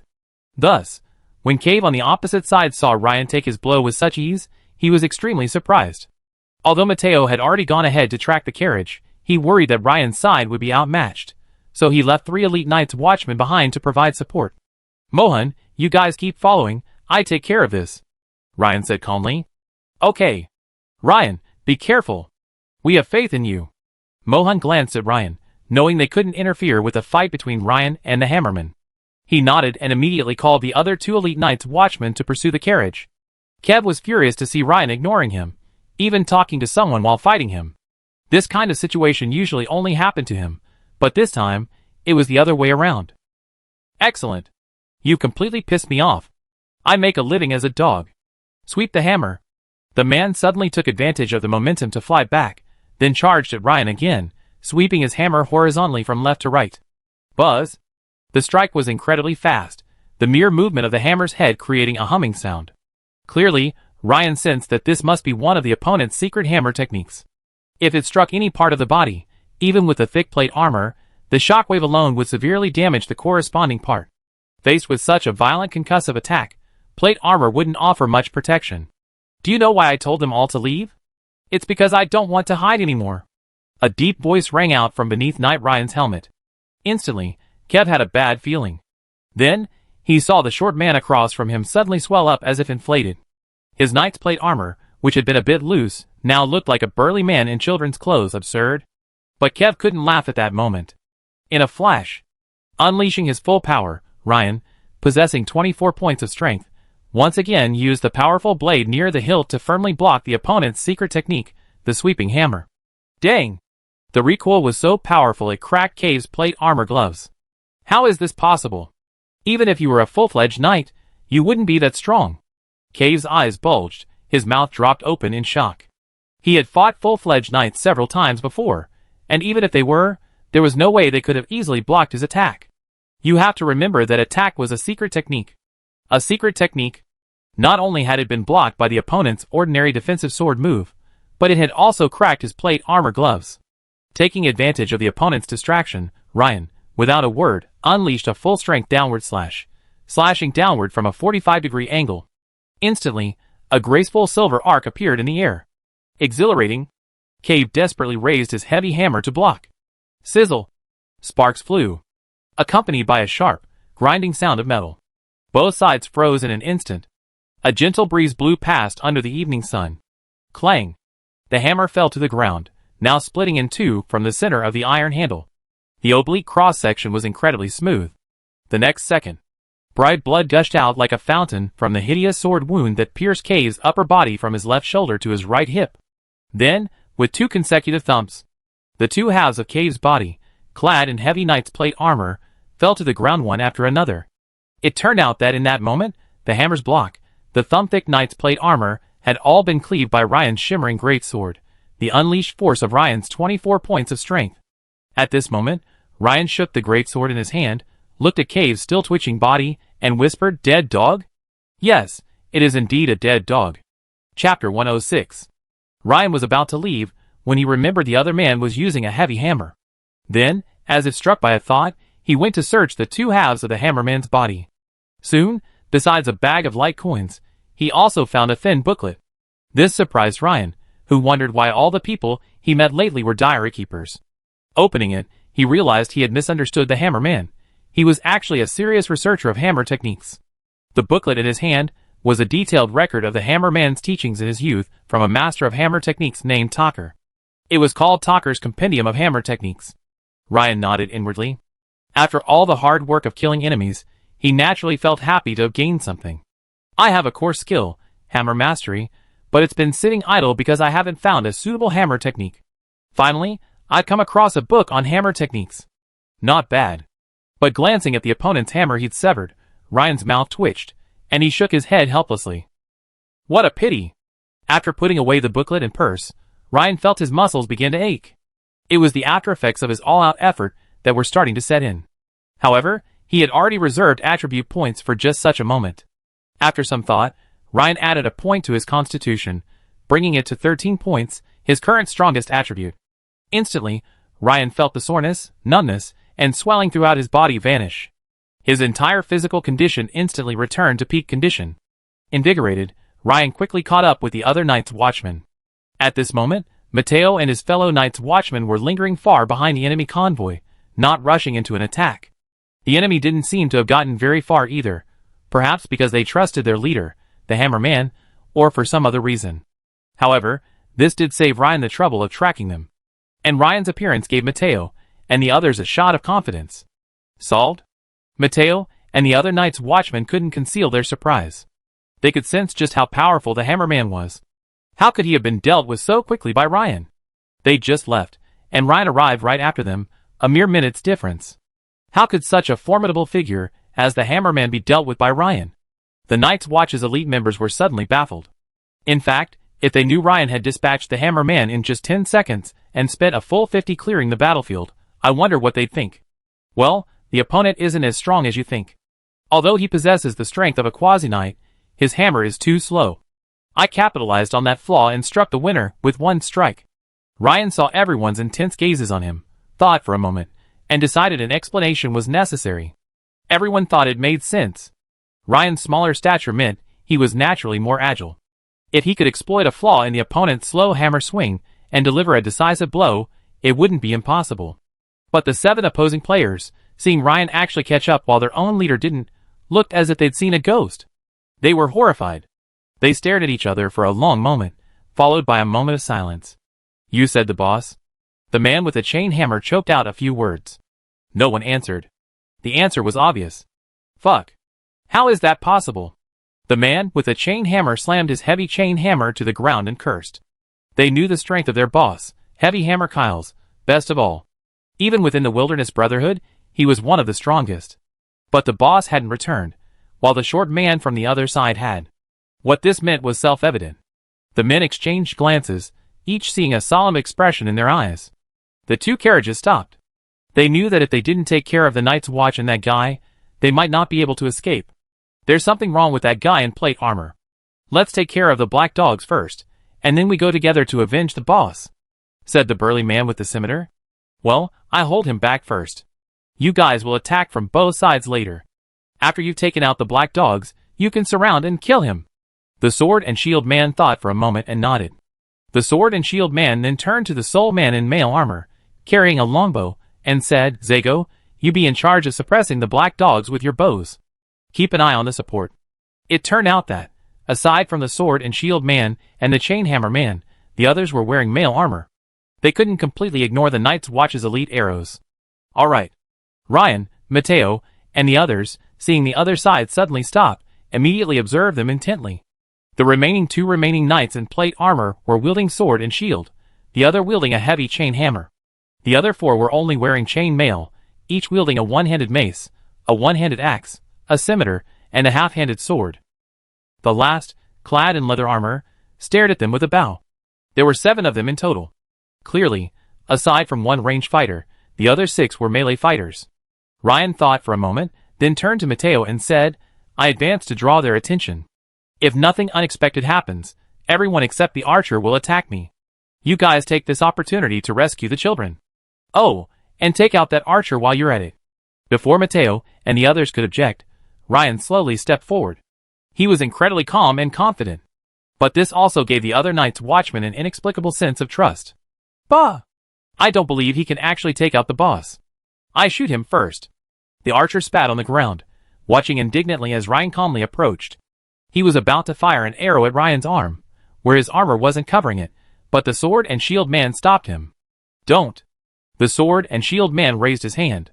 The sword and shield man knew that if his side fired the first arrow, the 20 or so bows of the opposing Night's Watch would inevitably retaliate. 4 of his men were wearing mail, and thus wouldn't be completely immune to arrow damage. This would only put his side in a more disadvantageous position. The enemy dared to advance alone, naturally hoping to lure us away from the carriage and engage him in close combat. His goal must be to rescue the children aboard. The sword and shield man quickly understood why Ryan had come up alone. This was a blatant conspiracy. However, since they were able to defeat Kev, and were so confident, then 6 against 1 wasn't too much, right? Could they even follow the rules of a knight's duel and line up 1 by 1? What a joke. Besides, he really didn't believe that one man could defeat all 6 of them. The sword and shield man led the charge, followed closely by the chainhammer man, and several other men in mail armor. They quickly formed a semicircle, surrounding Ryan. The scene before him was exactly as Ryan had expected, but it also made the elite Night's Watch members worried. Isn't Ryan being a little too arrogant? One Night's Watch member frowned, noticing that Ryan was now facing 6 against 1. Yes. Those 2 guys in plate armor should be quasi-knights. The other 4 should be 3rd-level knight squires. Oh my god. Goddess, can Ryan really do this? The Night's Watch members grew worried. I believe in Ryan. Mateo had a mysterious confidence in him. Should we disrupt those mail-armored men? Someone asked. Not yet. Let's stick to the plan.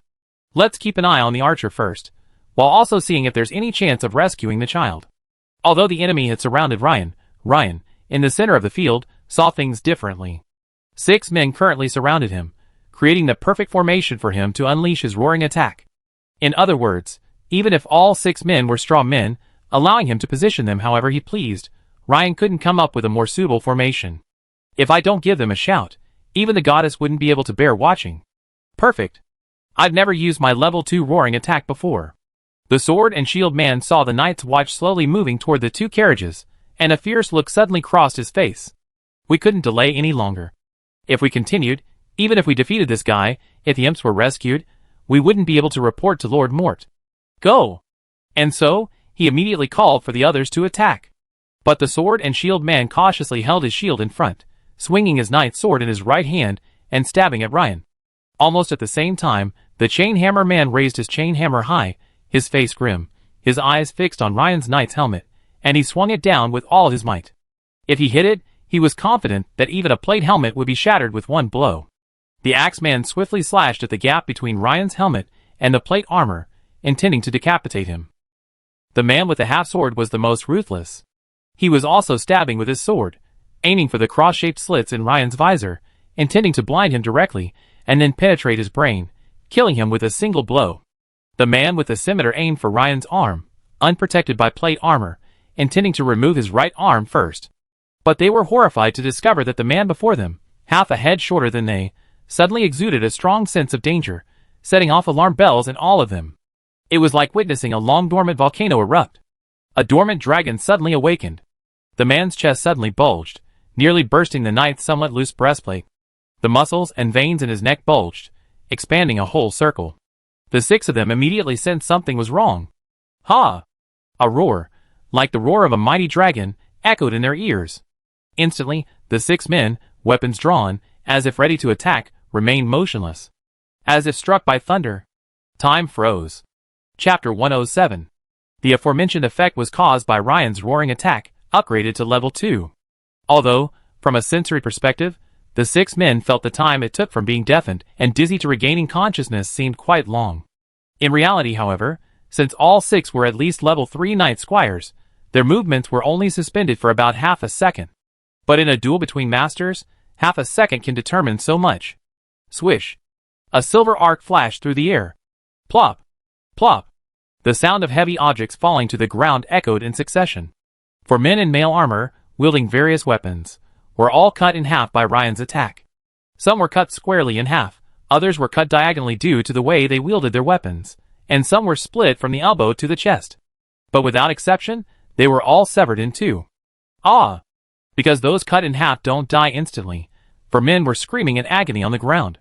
And since their vitality far surpassed that of ordinary humans, they could probably keep screaming like this for several minutes. The man in plate armor wielding the chain hammer was quite lucky, as Ryan's sword just grazed the underside of his plate helmet, decapitating him. So, he didn't have to wail in agony. The man in plate armor wielding the sword and shield, holding the steel shield, was now utterly pale. At this moment, his kite shield had been cut in two, one half falling to the ground, the other still in his hand. Because he had been cautious from the start, and didn't attack with all his might, instead keeping a distance, he was the only one of the 6 who managed to survive. He finally understood how his boss had vanished. This attack was simply too much for someone of their level to withstand. The sword and shield man screamed frantically, "Knight! You are definitely a full-fledged knight." But the next second, instead of a response from Ryan, he was met with a powerful leaping slash from Ryan. Ryan suddenly leaped up and launched a leaping slash at the sword and shield man. The man barely had time to block it with his knight's longsword before a loud clang broke his sword, and the man was sent flying. Puff! But before the man even touched the ground in midair, Ryan followed up with a slash of his great sword, piercing the gap in his plate armor and killing him. Ryan's thunderous roar startled the elite knight's watch who had been heading to rescue the child, causing them to turn around to check the situation. But when they turned around, the scene they saw stunned Mateo and the other elite knight's watch members. They knew Ryan was a formidable fighter, but whether it was during the last scavenging of the murlocs or the killing of the rock-digging monsters, he had never displayed such prowess. This physical transformation was remarkably similar to that of a knight reaching his limit. No wonder those people thought Ryan was a knight. They would have thought so too. "Ryan, have you become a full-fledged knight?" A Night's Watch member, who had a good relationship with Ryan, asked hesitantly. Ryan, now back to his normal form, shook his head at the astonishment they all stared at him with, and said, half seriously, "I'm not a full-fledged knight yet. That was a secret technique, I guess. It's probably due to the unique breathing technique I've been practicing." Everyone nodded woodenly upon hearing this. It seemed, all right. Since it's what Ryan said, it must be true. Just now, Ryan unleashed his full power, using Power Burst and Bear Roar level 2, and with his newly crafted glimmering greatsword, he swiftly cleared the scene in just 3 seconds. Not only did he shock his fellow Night's Watchmen, but he also frightened the archer who remained guarding the 2 carriages. By the time the archer recovered, he was surrounded and pointed at. He had no choice but to lower his weapon and raise his hands in surrender. He didn't want to be like those still screaming on the ground. This was too tragic. The other Night's Watchmen quickly rescued the abducted children from the 2 carriages.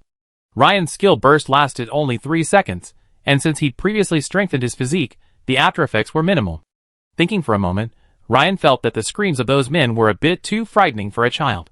So, Ryan approached them and gave them a quick death, searching the bodies.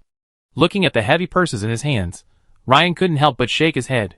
What a shame, he didn't contribute any more combat skills compendiums. As expected, why aren't minions as good as their bosses? The reason is obvious in their love of learning. Suddenly, Ryan looked sharply south. In the distance, in the direction of Stewin Farm, the 2-story farmhouse was now ablaze. The inner flames of this flame weren't red or yellowish like other flames, but a pale black. This immediately dawned on Ryan. It seemed to be the Black Flame Monk's flame. Judging from the faint explosions, the battle between the Black Flame Monk and Hamilton must have been intense. After a moment's thought, Ryan said solemnly, "Mateo, Leave a few men to look after the children while we go support the adults. Hamilton was clearly at a disadvantage in the fight against the Black Flame Monk. Thanks to his agility and high-quality steel shield, he had successfully become a sitting duck. Yes, a sitting duck. Anyone witnessing the two's battle would have had that thought. Because the Black Flame Monk's hands were now shrouded in black flames, the opponent hadn't drawn any weapons at all. Simply lashing out with black flames from his left hand and right, Hamilton was forced to jump up and down, daring not to take the powerful black flames head-on. The once smooth steel shield in Hamilton's hand was now riddled with pits and dents, two of which were particularly deep, nearly piercing the shield. These two dents were caused by Hamilton's initial head-on attack with the opponent's black flame. So, after withstanding the attack twice in a row, Hamilton no longer dared to take it head-on. The opponent's black flame's attack power was terrifying, and the accompanying corrosive effect was even more potent than that of the Black Flame Monk he had briefly clashed with last time. It had almost pierced his steel shield in one blow. Why didn't he charge forward? That was because the current distance was sufficient, and Hamilton could still dodge. If he continued to charge, the opponent's Black Flame's chances of hitting him would skyrocket. As Black Flame Monk Mort attacked, he sarcastically said, "Is this the so-called Imperial Knight? A sheriff protecting the safety of a small town? You daren't meet my attack head-on, instead just rolling around on the ground like a wild boar? How disappointing. Perhaps you could change your name to Wild Boar Rider." However, when a resounding roar echoed from the north, Mort's expression suddenly changed, and he cursed, "A bunch of useless people? You really can't handle them?" Because the roar was clearly human. And, most importantly, it wasn't the voice of anyone he was familiar with. Clearly, it had to be the enemy's doing. Thinking of the loss of over 20 materials, and the impending punishment from the High Priest, Mort felt a wave of dread. What a great opportunity! Hamilton's eyes suddenly lit up. Taking advantage of the other party's sudden turn to look north, he suddenly unleashed a brake limit, charging straight at him like an arrow from a bow. His muscles bulged, but not as dramatically as Ryan's. More remarkable, Hamilton's movement speed had actually increased considerably. It seems this is some kind of balanced supernatural trait, offering a modest boost to both strength and agility. Flash! Hamilton roared, and the knight's long sword in his hand seemed to transcend the constraints of time and space, suddenly leaping in front of the Black Flame Monk. Mort was shocked and furious. He hadn't expected to find himself in such danger by a moment's carelessness. Looking for death, Mort, dodging with all his might, unleashed two powerful blasts of black flame at Hamilton. Bang! First, Hamilton's knight's longsword pierced Mort's abdomen. After dodging one blast of black flame, Hamilton couldn't dodge the next and was blasted away. The steel shield on his left hand shattered instantly, and the plate gauntlet and arm guard were charred and battered. Hiss! Specks of black flames burned above, making a fierce, corrosive sound. Moulter quickly stood up, clutching his abdomen, but the next second, his expression changed drastically. Looking at the knight's longsword in Hamilton's hand, which was now emitting a faint white glow, he exclaimed, "A pyroxene weapon?" The wound on his abdomen, as if scorched by the intense heat, was emitting wisps of black smoke, and the surface of the flesh was undergoing some strange transformation. Moulter didn't hesitate, and quickly retreated northward toward safety. Hamilton, however, had no time to pursue him. He was now hurriedly removing the arm guard and glove on his left hand. He was horrified to notice a sharp pain in his arm. Several obvious charred areas had appeared on his skin, and the blackness was gradually deepening. It seemed that this black flame had some additional damage to the flesh. Even his knightly physique could barely withstand the impact. Hamilton's expression darkened as he wielded his knight's sword to treat the charred wounds. After he shaved away the blackened areas, the stinging sensation subsided, and the blood oozing from the wounds returned to its bright red color. This immediately gave him a sigh of relief, but when he looked up and saw the black-robed monk vanish, he thought to himself, "Oh no!" The direction he fled was exactly the direction Ryan and the other Knights Watch were pursuing. Meanwhile, Ryan, Matteo, and a dozen others were rapidly advancing towards Stewin Farm. Suddenly, halfway along, Ryan's heart tightened, and alarm bells rang loudly. His level 2 danger perception had never triggered such a strong alarm before.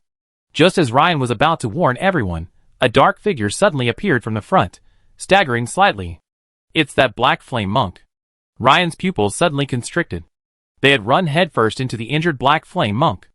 At the sight of the Black Flame Monk, the Night Watchman's expressions changed drastically, and they immediately drew their bows and arrows, aiming at him. Black Flame Monk Mort, meanwhile, was seething with rage. Seeing the sudden appearance of the Night Watchman, A smug, yet cruel, smile crossed his lips. Great. Perfect for venting my anger. Chapter 108. Although Mort was seriously injured, and the town sheriff's unexpected encounter with a rare pyroxene weapon had made his wounds difficult to heal, he could still dispatch these ordinary men in seconds. To the eyes of the Night's Watch, they saw the black-robed figure before them, one hand clutching his abdomen, the other swirling with black flames. Then, in a flash, he charged towards them. Shoot! Instantly, a dense hail of arrows pelted Black Flame Monk Mort. He swiftly dodged the rain of arrows, his body swaying left and right, and continued to charge forward. Despite his injuries, he easily dodged the barrage, and none of the arrows from the dozen or so Night's Watchmen landed on him. Swoosh! Black Flame Monk Mort was already within reach. Although Mort wasn't tall, the Night's Watch felt his imposing presence like a dark cloud before a rainstorm, bearing down on them. Many people's faces flashed with fear, frozen in place for a moment, even forgetting to draw their swords. This made Mort's eyes flicker slightly, a hint of disdain etched in them. As expected, ordinary people are just ordinary people. From the moment Mort appeared until he dodged the rain of arrows and charged towards them, Ryan's eyes were fixed on him, his mind intensely focused, his gaze never shifting. Is he injured? Ryan murmured inwardly. If that's the case, then we can still fight. The burst of power lasted about a minute, while he had only used 3 seconds. Although the opponent's injuries had greatly affected his speed, his combat awareness was still top-notch, as evidenced by the way he dodged the rain of arrows. I must catch them off guard and deliver a devastating blow. This way, their injuries would be compounded, and the outcome would be decided. Mort's pupils reflected the surrounding dusk scene, and the figures of the Night Watchmen before him. All of their faces were filled with expressions of shock, fear, and disbelief. No! There was one exception. A young man in plate armor. But Mort quickly attributed it to being stunned by shock, or perhaps just too slow to react. Mort remembered him, because he was one of the only 2 wearing plate armor, accompanying the sheriff of Goldhire. He must be one of his trusted subordinates. In that case, I send you back to the goddess's arms. If you want to blame someone, blame your superiors. Mort thought to himself. With that, Mort's black figure slightly adjusted its direction, rapidly approaching Ryan. The black flame in his hand began to bloom, releasing a chilling black flame. But the next moment, Mort instinctively sensed something was amiss. As he drew closer, he could see the man's eyes through the gaps in his plate armor. The man's eyes were a rare black, but there was no trace of fear or terror in them. Instead, they were remarkably calm. As calm as a pool of still water, not a single ripple. But by then, Mort's right hand had already been raised, the black flame in his hand had begun to swell, and he rushed forward at a rapid speed. Although he was a little surprised, it wasn't enough to make him change his mind and abandon his attack. But suddenly, Mort's pupils constricted, as if he had witnessed something extraordinary. Ryan's body suddenly swelled, transforming from a relatively short figure into a burly, nearly 2-meter-tall man. His knight's plate armor, which had been somewhat loose, now seemed incredibly small. The most striking thing was Ryan's bulging neck, as if he now held the locomotive engine within his chest, and his neck was the whistle itself. A tremendous surge of heat threatened to burst forth. Not good. Mort's face paled, and he tried to escape. But both his abdominal injury and his inertia made this impossible. Furthermore, this kind of large-scale sonic attack was extremely difficult to defend against, unless your speed exceeded the speed of sound. But even if Mort remained unscathed, he was still far from the speed of sound. So, there was no way to dodge, only to withstand it. Ha! Instantly, a loud bang exploded beside Mort's ears.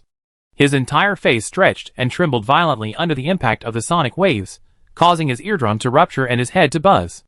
But what horrified him most was the ray of light that slashed towards him. Retreat! Hurry! Hurry! Mort, a black flame monk with the physique of a full knight, was worthy of his status. Even despite being severely wounded and struck by Ryan's level 2 roar, he was still able to react in time. But Mort felt his body lighten, as if something was missing.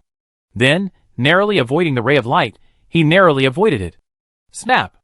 An arm, still shrouded in black flames, fell to the ground. It was the right hand Mort had raised, about to attack. But what terrified Mort even more was the intense, familiar, burning pain that pierced the area where his arm had been severed. He had just felt this stinging pain in his lower abdomen. Pyroxene weapons. How do you have pyroxene weapons? Is he the sheriff's pedophile? How else could he possibly have pyroxene weapons? But a knight's pedophile is so powerful? That doesn't make sense.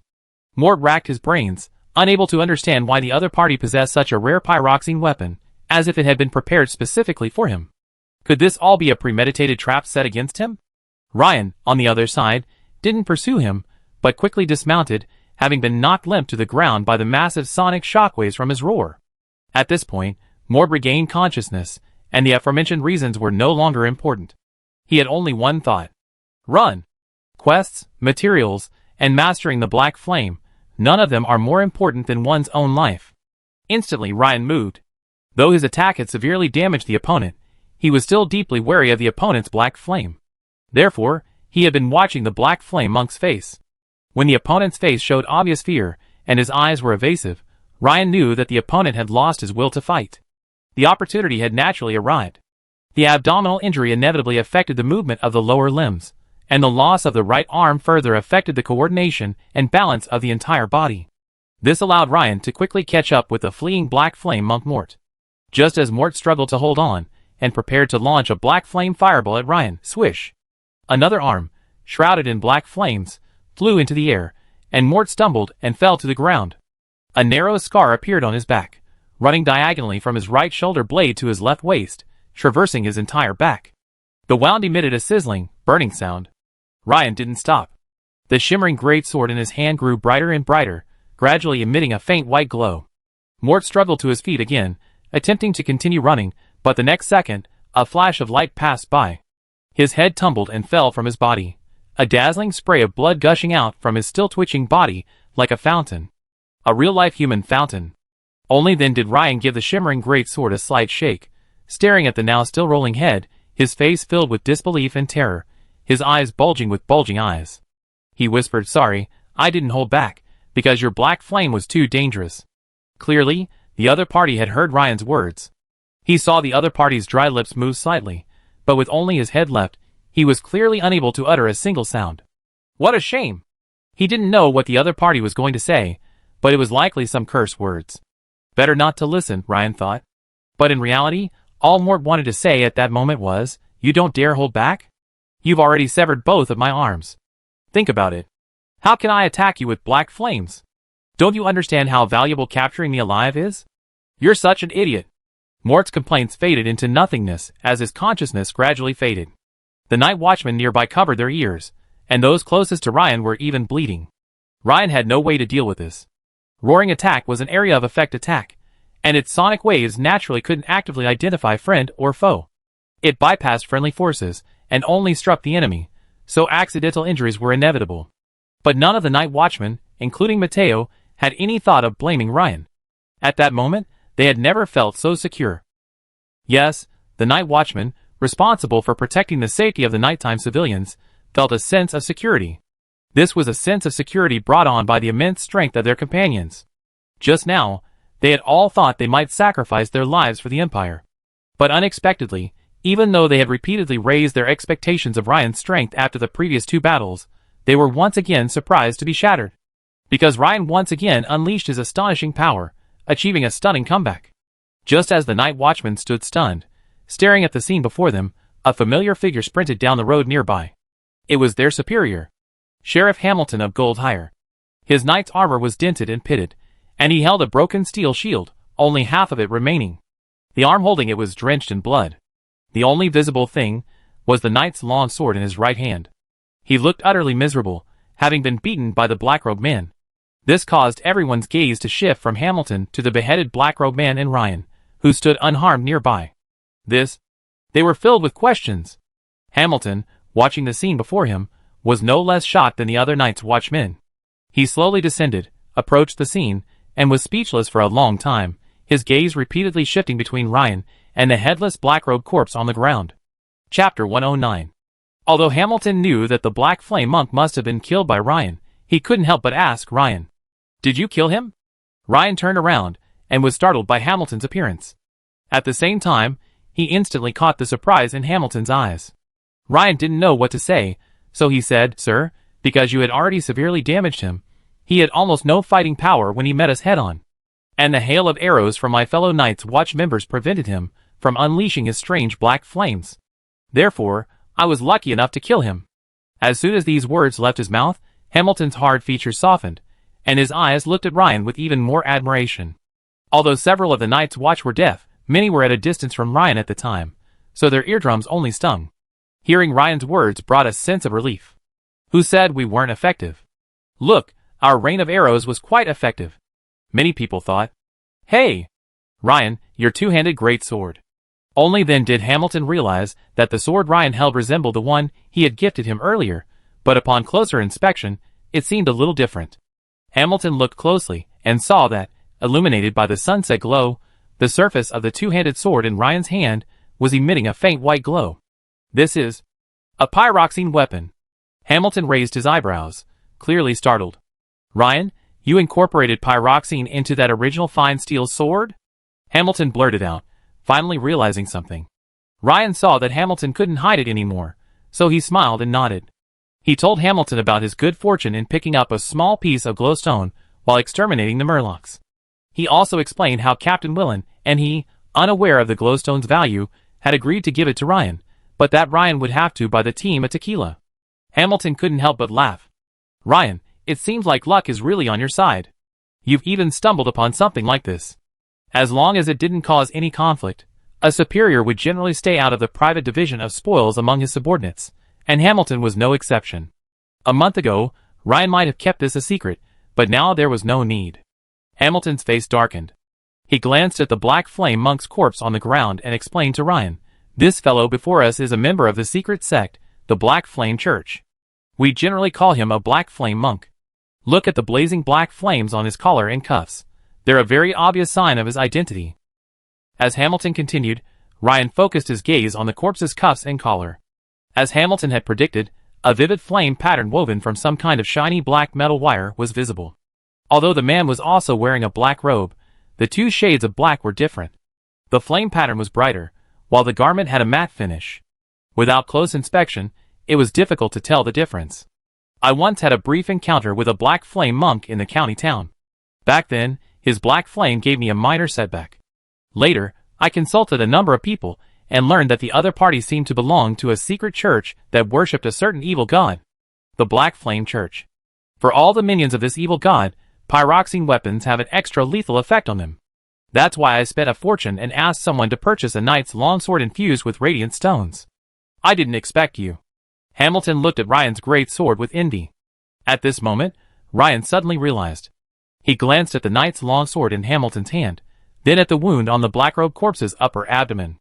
No wonder, even though the other party was only struck by Hamilton's sword, their combat power was reduced so much, giving him a huge advantage. So, to be honest, his ability to kill this Black Flame monk was quite a combination of timing, location, and people. For example, the other party had been seriously injured by Hamilton. For example, he happened to have the pyroxene weapon, the glimmering great sword, which Lager had helped him forge, which made him play an unexpected role when facing the Black Flame monk. And then, there's my growing strength every day, and so on, Ryan thought to himself.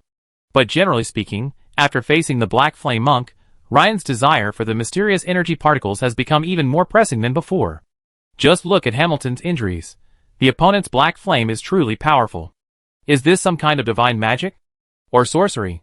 However, he's about to complete the final step of his Knight, Transcendent, class advancement, any riding skill level 3 or higher, shield defense level 3 or higher, any archery skill level 3 or higher, and any melee skill level 4 or higher. Ryan planned to wait until he had mastered and upgraded his shield skills to level 3, and once he had met all the requirements for the Knight, Transcendent, class change, he would begin seeking ways to control this mysterious energy. By the way, Ryan, aren't you going to look for your loot? Hamilton reminded him with a smile. Hamilton's reminder reminded Ryan that he had forgotten to pick up the loot from the Black Flame monk. Such a powerful enemy must have a lot of valuables on him. The thought stirred Ryan's heart. "Ha, as you command, sir." Ryan stepped forward and rummaged through the Black Flame monk's headless corpse.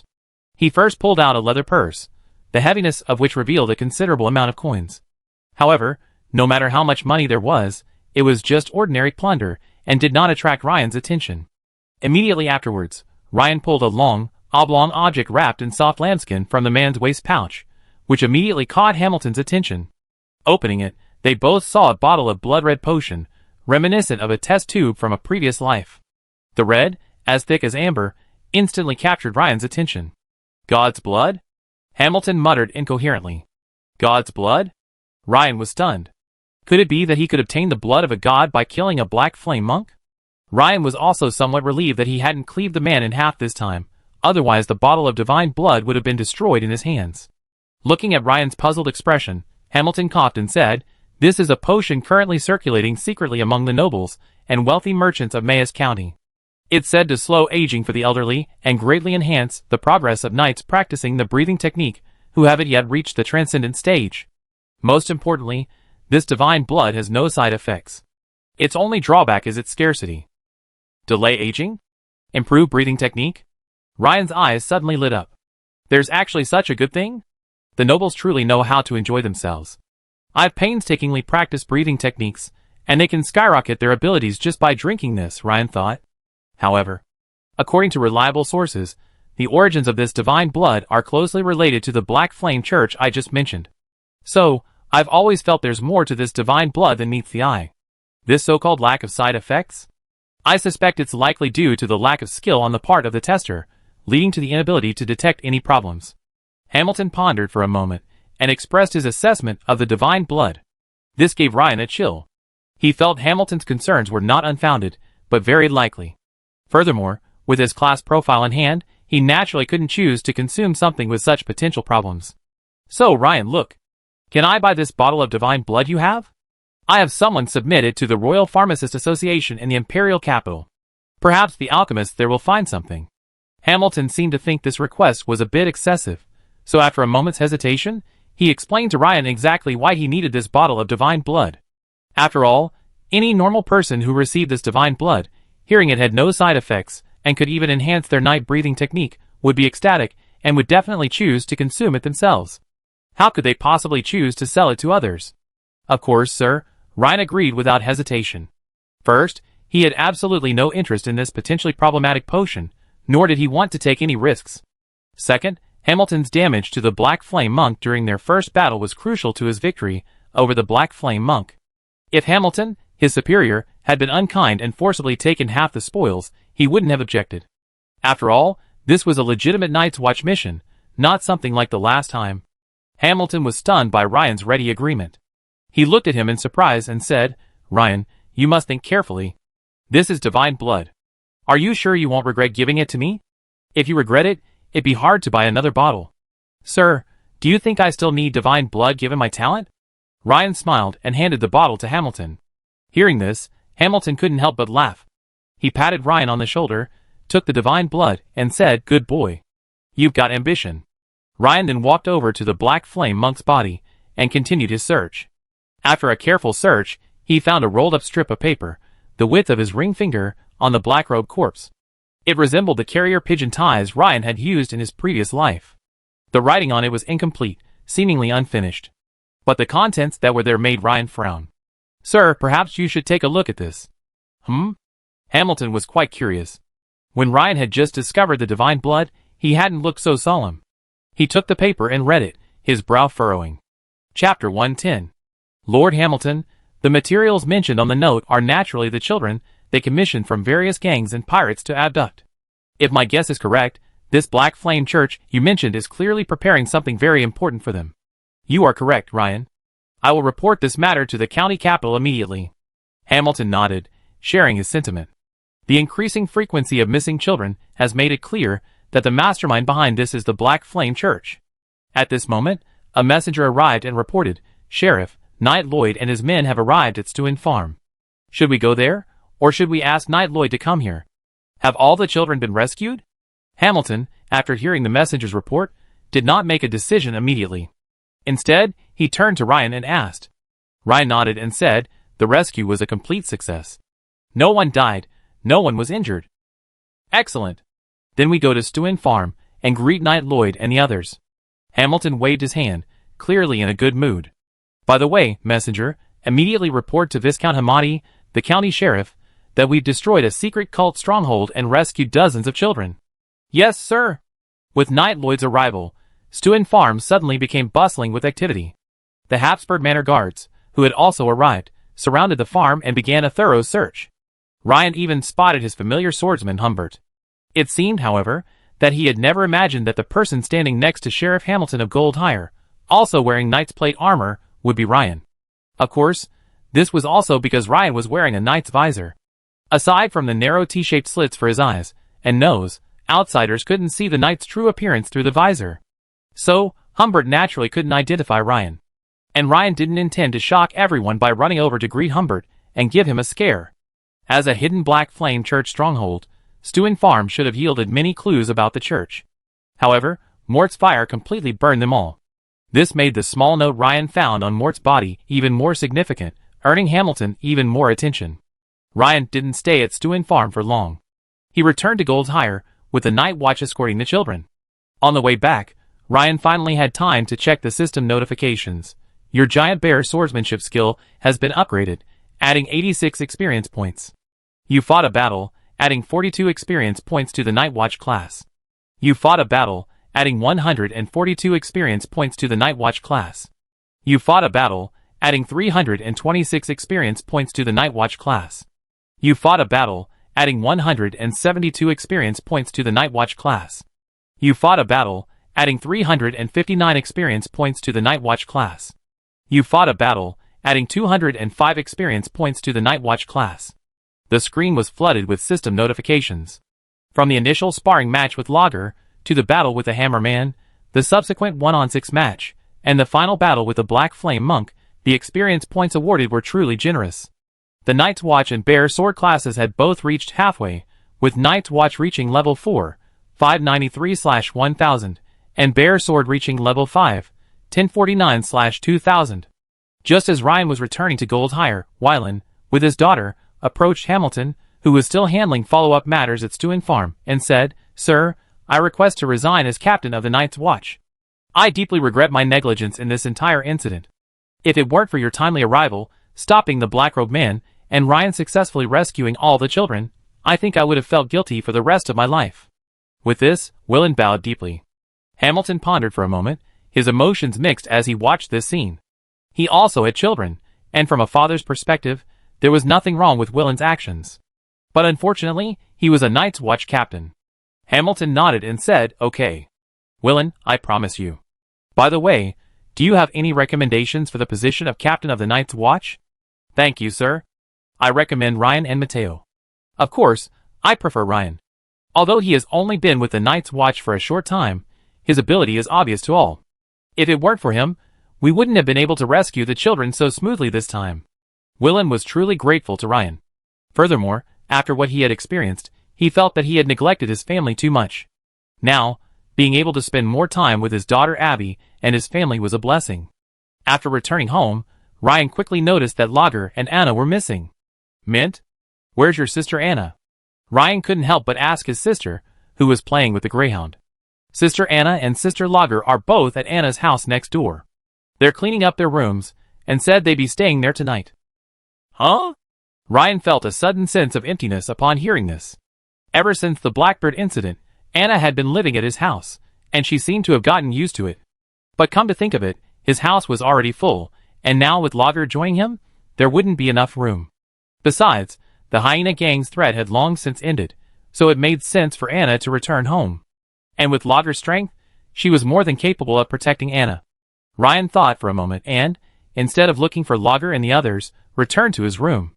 Lying in bed, Ryan was still thinking about the battle with the Black Flame Monk. That victory had been a stroke of luck. Thinking back now, Ryan broke out in a cold sweat. If the Black Flame Monk hadn't been injured by Hamilton, he probably wouldn't have been able to defeat him. No, not only would he not have been able to defeat him, he would have likely been forced to flee in panic, his life in danger. Even after being struck in the abdomen, the other party's movement speed and agility were almost incomparable to his own. Imagine how much faster he would have been if he hadn't been injured. His killing move would have been easily dodged. "I still need to improve my strength," Ryan muttered. Soon, exhausted from the day, Ryan fell into a deep sleep. For the next 2 days, Shimmering Gold Town was peaceful. Ryan finally learned Lager's shield skill, which was displayed on the Night Watcher panel. Skill: Shield Defense Level 1. Meanwhile, Ryan had spent the past few days refining some of the combat techniques he acquired in previous battles, feeling quite rewarded. Furthermore, with Lager's careful guidance, Ryan's shield defense had rapidly improved, having just reached level 2, 124/300. Having a sparring partner was a blessing. This reminded Ryan of his own rapid progress in learning the giant bear sword technique when Claire was around. With Logger's sparring partner, his one-handed swordsmanship and shield defense were improving daily. Perhaps because of the Black Flame Church stronghold, the county government had been slow to send a team to investigate the evil knights, leaving Logger feeling a little down. Early on the third morning, Ryan received a notice from the guards, saying Hamilton had asked him to come to his office. This puzzled Ryan. Could there be news about the Black Flame Church so soon? He walked into Hamilton's office. Although the office was filled with a set of healing potions, Hamilton, dressed in aristocratic hunting attire, was energetically handling matters. Clearly, Hamilton was quite excited by the destruction of the stronghold and the killing of the Black Flame monk. Ryan, sit down. I asked you to come for one thing. I plan to promote you to captain of the Night's Watch, Hamilton said to Ryan with a smile. A study on the second floor of the Habsburg Castle. There was no knock, but the door suddenly opened. This made Dennis, who was inside the room, very dissatisfied. Just as he was about to scold the intruder, he looked up and his pupil shrank. Father, father! Dennis was surprised that it was his father who opened the door. He stood up, his voice trembling with fear. His father, Close Norman, was a retired lieutenant commander in the Dragon Imperial Navy. Many of his actions reflected the Imperial Navy's style, decisive and demanding. He had suffered greatly since childhood. This time, under the pretext of pursuing Claire, he finally came to the Habsburg Manor, temporarily escaping his father's clutches. Unexpectedly, due to Rules's death, his father actually came in person. Follow me, the burly middle-aged man, with sword-like brows that gave him a commanding presence, said coldly, glancing at his son. Dennis had no intention of resisting, nor did he object or even utter a word. Instead, he obediently followed him toward the manor gate. When they arrived at the Habsburg Manor gate, a black carriage was already waiting for them. The carriage featured a striking black, gold-rimmed, two-headed wolf, the Norman family crest. After boarding the carriage, Baron Norman produced a file and, without a word, handed it to Dennis. Dennis was stunned for a moment, then came to his senses. He immediately took the document and began to lead through it in front of Baron Norman. At first glance, Dennis exclaimed, "This belongs to that farmer's son, Ryan." He then looked up at his father in surprise. He hadn't expected his father to so quickly begin investigating Ryan, the farmer's son who had killed Rules. But Baron Norman remained expressionless. This made Dennis uneasy. He knew his father meant to tell him to finish reading the other party's materials first. Furthermore, his father was the most terrifying at this moment, for he suppressed the rage within him, like a volcano about to erupt. As Dennis flipped through the information, his fear grew. Much of it was new to him. Eliminating the shimmering lake murlocs. Promoting Ryan to the Night's Watch elite. Slaying the crystal lizards during the Elim mine incident, beheading the injured rock digger. Ryan is highly regarded by Sheriff Hamilton of Gold Hire. The recent information on Ryan was incredibly detailed, as if copied directly from the Night's Watch archives in the county seat. There was no record of Ryan killing the Black Flame monk 2 days prior, suggesting he must have received the information 3 days ago. Have you finished reading it? Baron Norman's deep voice echoed from the closed carriage. Yes, Dennis nodded. I asked a former Navy colleague to get this a few days ago. While Ryan isn't a full knight yet, he's definitely more than just an elite Night's Watch member. I'd say he's at the level of a third-level Knight Squire, or even a quasi-knight. Baron Norman said gravely. What? How is that possible? Claire approached him only a little over a month ago. How could he have improved so quickly? Dennis looked horrified. Just over a month? Did Claire approach him? Dennis revealed a bit of information the Baron didn't know, which surprised Baron Norman. That shouldn't be possible, Baron Norman said after some thought. After all, to master breathing techniques from zero to quasi-knight in just over a month, such talent was simply incomprehensible. Really? Father, I saw Ryan with my own eyes over a month ago. He was small and thin, looking like a completely ordinary person. Dennis explained, his face flushing. If what you say is true, then his knightly talent is even greater than the strongest genius in our Maester County. Do you know what that means? Baron Norman frowned. Does it mean he'll soon be promoted to knight? After a moment's thought, Dennis looked at the Baron with a puzzled look. Wrong. They've likely discovered from Rules' belongings that he's from the Norman family.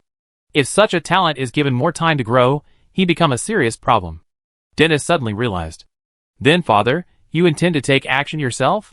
But before Dennis could finish his words, Baron Norman interrupted him. Wrong. His identity is quite sensitive, so it's not appropriate for me to intervene. Phil Kratz will take direct action one day soon. Phil Kratz? Why does this name sound so familiar? Dennis couldn't help but ponder. He was certain he'd heard of this person.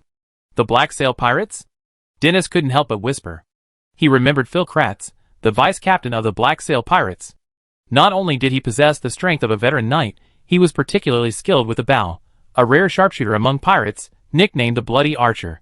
When his father served in the Imperial Navy, he had shown favors to several pirate groups, and these groups, in turn, showed extra care for the Norman family's merchant ships. The Black Sail Pirates were one of them. As if sensing Dennis's understanding, Baron Norman slowly revealed a hidden secret. Phil Kratz, the vice captain of the Black Sail Pirates, once owed me a great favor. They had previously planned to unite with several pirate groups and launch a raid on several small towns in Maester County. Chapter 111. And Phil Kratz has now added Gold Hire to the raiding list. As a night watchman, Ryan will inevitably come into direct conflict with the pirates, and he will make a special trip to Gold Hire to eliminate Ryan. Dennis was silent. His father's plan was meticulous and cunning. No one could have imagined that Ryan's death would be related to the Norman family, and no one would doubt a hereditary baronial family because of a dead genius. It seems that as the heir to the barony, he still has a lot to learn. Gold Hire Administrative Office. In the office, Ryan and Hamilton were still talking. Hearing the news of his promotion, Ryan was naturally a little excited. This was mainly because it was in line with his expectations, to rise in rank within the imperial government, thereby gaining more support and information. Ryan hadn't immediately realized that the captain position had become vacant after Welland's resignation. He had assumed this was just a normal promotion after the review of his merits for rescuing the children. "Thank you, Lord Hamilton." Ryan bowed slightly in thanks. Hamilton smiled and nodded, saying, "The Night's Watch needs capable young people like you to join and take on greater responsibilities. By the way, as captain of the Night's Watch, you will be responsible for the area previously under Welland's jurisdiction, primarily the night patrols in southern Gold Hire, and of course, other matters. You can hand over the details to Welland." "Huh? Captain Welland?" Ryan was taken aback. Could this captaincy be? When Hamilton told him about Welland's request to retire to ordinary Night's Watch, Ryan couldn't help but sigh. A long time ago, he'd been on a Night's Watch mission clearing out the Murlocs from Shimmer Lake, and Welland had led the team. It was also during that mission that he'd luckily found a glowstone in the Murloc camp. Welland hadn't expected to retire so soon, and Ryan planned to visit his old captain later. "Ryan, there's one more thing, perhaps even more important to you. Your advancement potion is on its way. Normally, it should arrive in 2 days. 2 days? That's great." Ryan was noticeably more excited to hear this news than he had been to hear about his own promotion to captain. Promoted to a full knight. He'd waited so long. The thought of advancement potions naturally reminded Ryan of the several requirements for knighthood. Currently, the only thing he hadn't met was shield defense. Even his archery and horsemanship had both reached level 3 yesterday. Ryan glanced at the Night Watcher's shield defense skill on his dashboard. It was currently at shield defense level 2, 124/300. This was the result of 8 hours of training with Lagret throughout the day. With just 2 days, it would have been difficult for him to raise shield defense above level 3, not counting the bonus points, of course. Ryan naturally didn't want to spend precious skill points on shield defense. "It seems I just have to keep squeezing Lagret out for the next 2 days. I try to get shield defense above level 3 once the advanced potion arrives, so I can use it immediately. It just so happens that my Night Watcher class level, already halfway through, is almost up, thanks to my competition with Lagret these past few days. Perhaps I can raise my Night's Watch rank before I'm promoted," Ryan thought. Thinking back, although Ryan felt as if he'd been waiting for his knighthood for ages, a closer look revealed that it had only been about 2 months since he began learning the giant bear breathing technique. At this point, Hamilton interrupted Ryan's thoughts. "By the way, Ryan, since Claire hasn't mentioned anything about advanced potions, then she probably hasn't mentioned other details, like the precautions for use, either?" "Precautions for use? Miss Claire certainly hasn't mentioned them." Ryan looked at Hamilton with a hint of confusion, shook his head, and said, "I think I need to remind you. Ryan, you must be in optimal physical condition before taking advanced potions." Hamilton paused, as if pondering, and then something struck him. He fished out a thin booklet from a drawer in his desk and handed it to Ryan. "The details are all in this booklet. It's included when you redeem your merit points for an advanced potion. I'm giving it to you. Because you purchased it directly from the military, You didn't get these instructions, Hamilton explained. Thank you, sir. Ryan took it and looked at it. It read, Guidelines for using advanced potions. Also, before you use it, you must carefully protect the advanced potion. If anyone knew you had a rare advanced potion for the giant bear breathing technique, you could be in serious trouble. At this point, Hamilton frowned, seeming a bit worried. Alas! Your advanced potion arrived too early. If it had come 6 months later, no, even 3 months later, perhaps it would have been just right. Hamilton shook his head. But he also knew that the military wouldn't keep this rare advanced potion for Ryan just because he hadn't advanced yet. Furthermore, doing so was unsafe. Who knew some noble's son might need it for advancement and be transferred away? Ryan would then have nothing to cry about. Thank you, sir. I be careful. Seeing this, Ryan naturally expressed his gratitude for Hamilton's concern. He also understood Hamilton's concern, because he believed he wouldn't be able to take advanced potions in the short term and would need more time to improve. But Ryan had already made up his mind. As soon as he got his hands on the advanced potion, he would consume it immediately. Ryan had already considered this issue. Possessing a rare advanced potion corresponding to the giant bear breathing technique was clearly a hot potato. Who knew how many people would covet it? He couldn't delay. Clang. At this moment, Hamilton tossed Ryan another heavy bag of coins, and said with a smile, Ryan, this is the money I paid for the divine blood. Perhaps I got a little advantage, but don't mind it. Ryan smiled faintly, and pushed the bag of coins back to Hamilton. Sir, there's no need for money. I really like your knight armor. Can you give it to me? Hamilton was stunned for a moment, but then he glanced at Ryan and couldn't help but laugh. Ha ha, smart guy, all right. He clearly understood Ryan's point, and his admiration for him grew. Just imagine, what boss wouldn't like a capable subordinate who didn't take credit for their work and was tactful? After leaving Hamilton's office, Ryan went straight home. Ryan first carefully read the manual. It primarily stated that after taking the advanced potion, one must immediately use the knight's breathing technique to channel the potion's immense energy, and carefully and step-by-step transform their muscles and fascia. In addition, during this process, the extraordinary artifacts in the main potion can have a strange effect on the user. Many knights can't overcome this, leading to failed advancement, even mutations, and even death.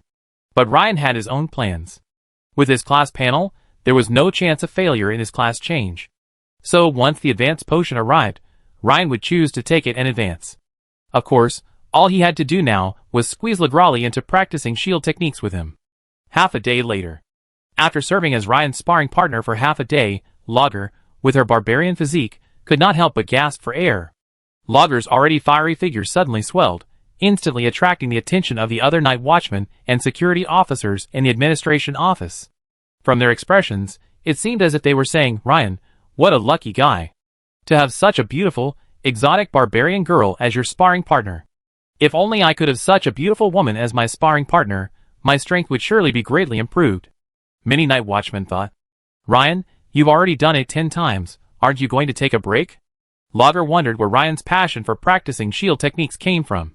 She couldn't find a plausible explanation, no matter how hard she tried. If it was because Ryan had a special interest and obsession with combat techniques, then he wouldn't practice the newly acquired Talker's Hammer Technique Compendium. So, Lager was completely baffled. Could it be true, as Anna had said last night, that Ryan liked my type? Lager's mind couldn't help but imagine Anna's petite, slightly immature figure compared to her own, developed body. Okay. They were indeed two completely different styles. So, was Ryan trying to gain her attention and favor by practicing shield techniques, showcasing his talent? For a moment, Lager's thoughts were swirling.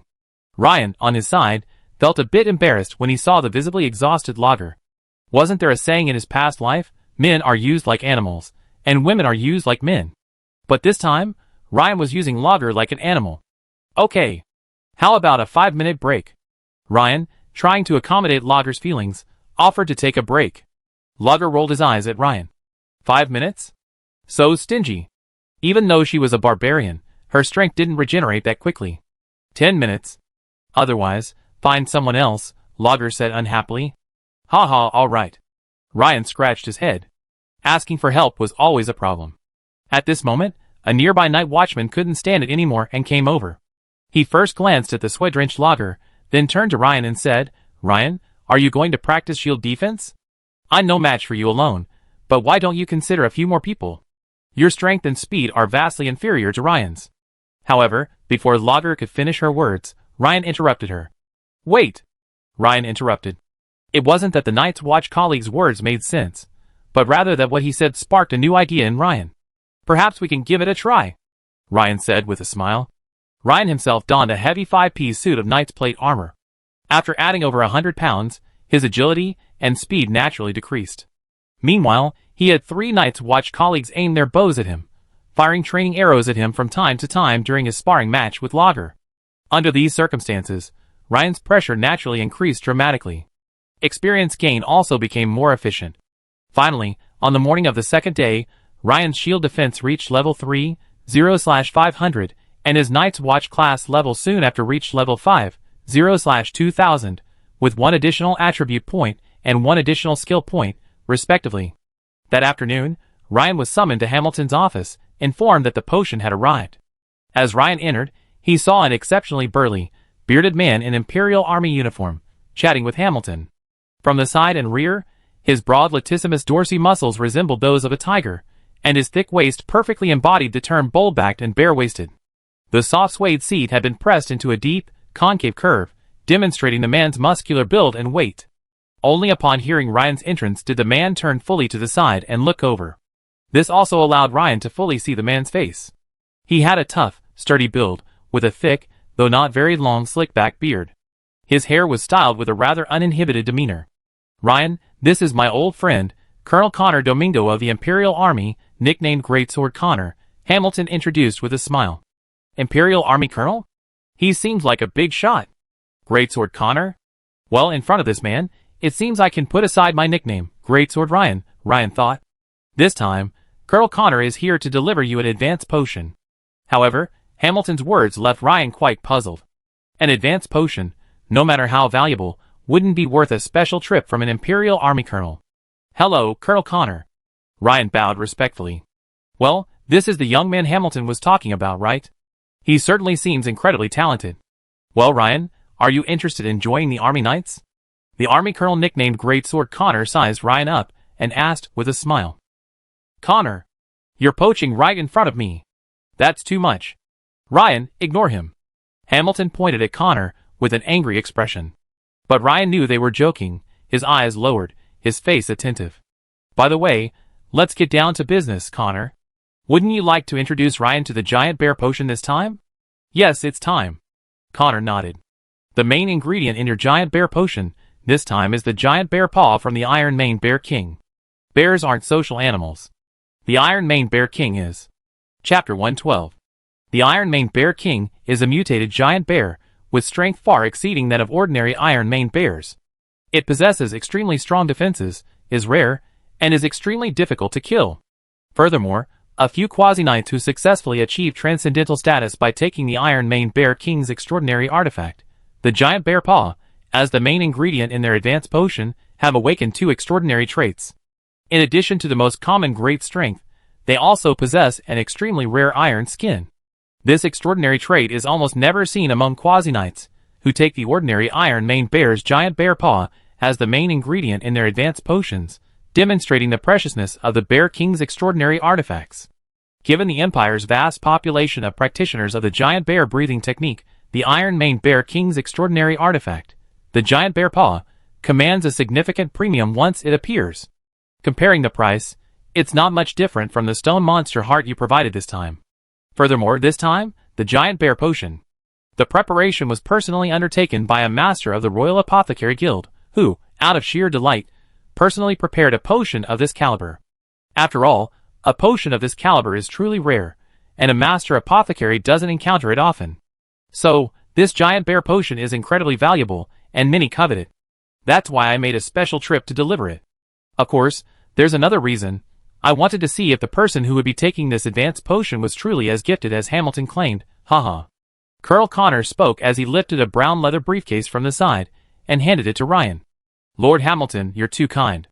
Thank you, Colonel Connor, for making the special trip to deliver the medicine. Ryan bowed slightly, thanking Colonel Connor, and respectfully accepting the briefcase with both hands. The suitcase was heavier than he'd expected. Although Hamilton was helping with the exchange, the chances of problems were minimal. However, Before he got the giant bear potion, Ryan was still feeling a bit anxious. For example, he worried about whether something unexpected would happen, that the high-quality giant bear potion would be coveted by a high-ranking military official. For example, he worried about whether the final delivery would be just a standard giant bear potion. So, when he finally received the giant bear potion, which used the iron-maned bear king's giant bear paw as its main ingredient, Ryan was quite excited. First, he felt that the stone monster heart had paid off. It had indeed exchanged for an advanced potion of similar value. Secondly, Ryan had the chance to awaken 2 transcendental traits when he reached transcendence. Of course, according to what Colonel Connor had just said, even with the Bear King's materials, this possibility wasn't high. But increasing the chances from almost 0 to a small number was still a significant improvement. Ryan, I'm actually worried about this giant bear potion being too precious.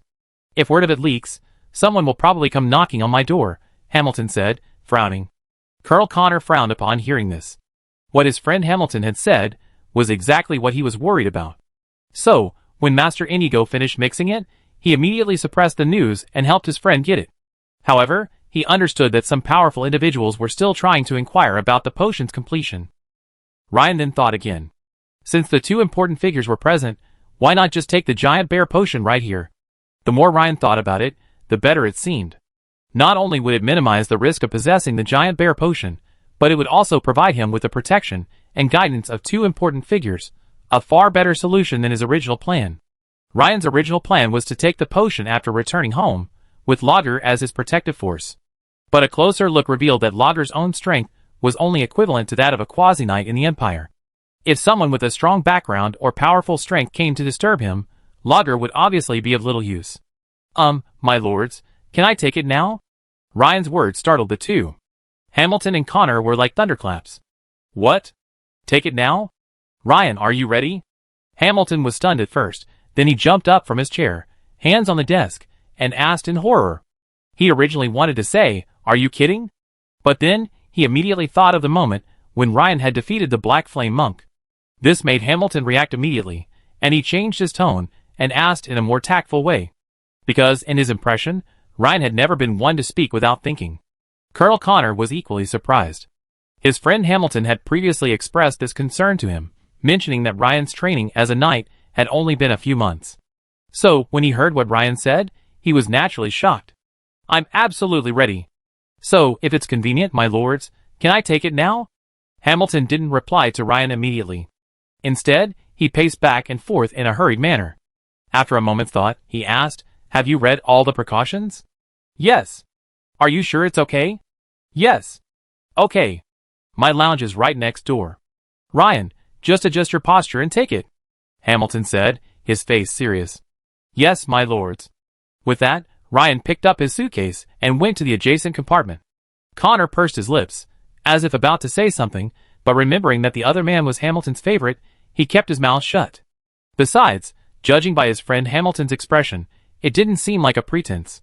Could it be that this young man named Ryan truly possessed such a strong knightly talent that he had risen from scratch to become a quasi-knight in just a few months? Shaking his head slightly, Connor thought, there was no need to dwell on it now. The outcome would be clear in a few hours. Ryan arrived at Hamilton's lounge nearby and, without hesitation, opened the heavy brown leather briefcase. Inside, he saw a smaller box, its surface intricately patterned with patterns that seemed to emanate a strange, visible energy. This immediately startled Ryan. This seemed like some kind of sorcery. Ryan had no doubts.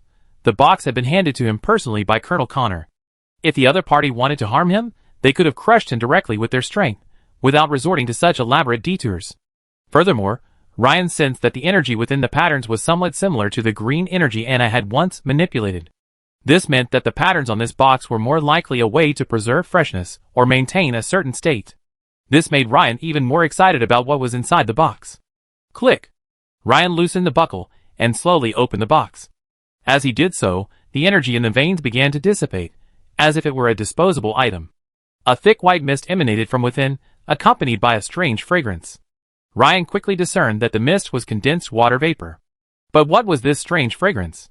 Furthermore, why did it smell so much like some kind of food?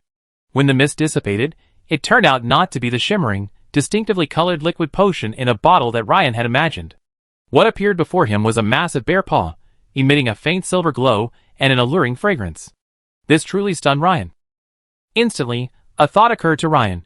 Could it be that the reason for the advancement failure is because the appetite is too small, and they can't finish this huge bear paw? Naturally, Ryan's mind flashed to the distress of a petite female knight-to-be, faced with this enormous bear paw. At this moment, Ryan suddenly noticed a small metal strip on the top of the bear paw. It looked like a nameplate or label. It read, Giant Bear Potion, derived from the Iron Mane Bear King as the main ingredient. Please consume within 3 hours of opening the box. Inigo Festin. Inigo Festin? Clearly, this was a name. It must be the creator of this giant bear potion, the master potion master mentioned by Colonel Connor. After carefully removing the metal nameplate, Ryan took his first bite. Delicious. Absolutely delicious. Soon, the bear paw entered his mouth, and after a brief chewing, it was chewed and swallowed.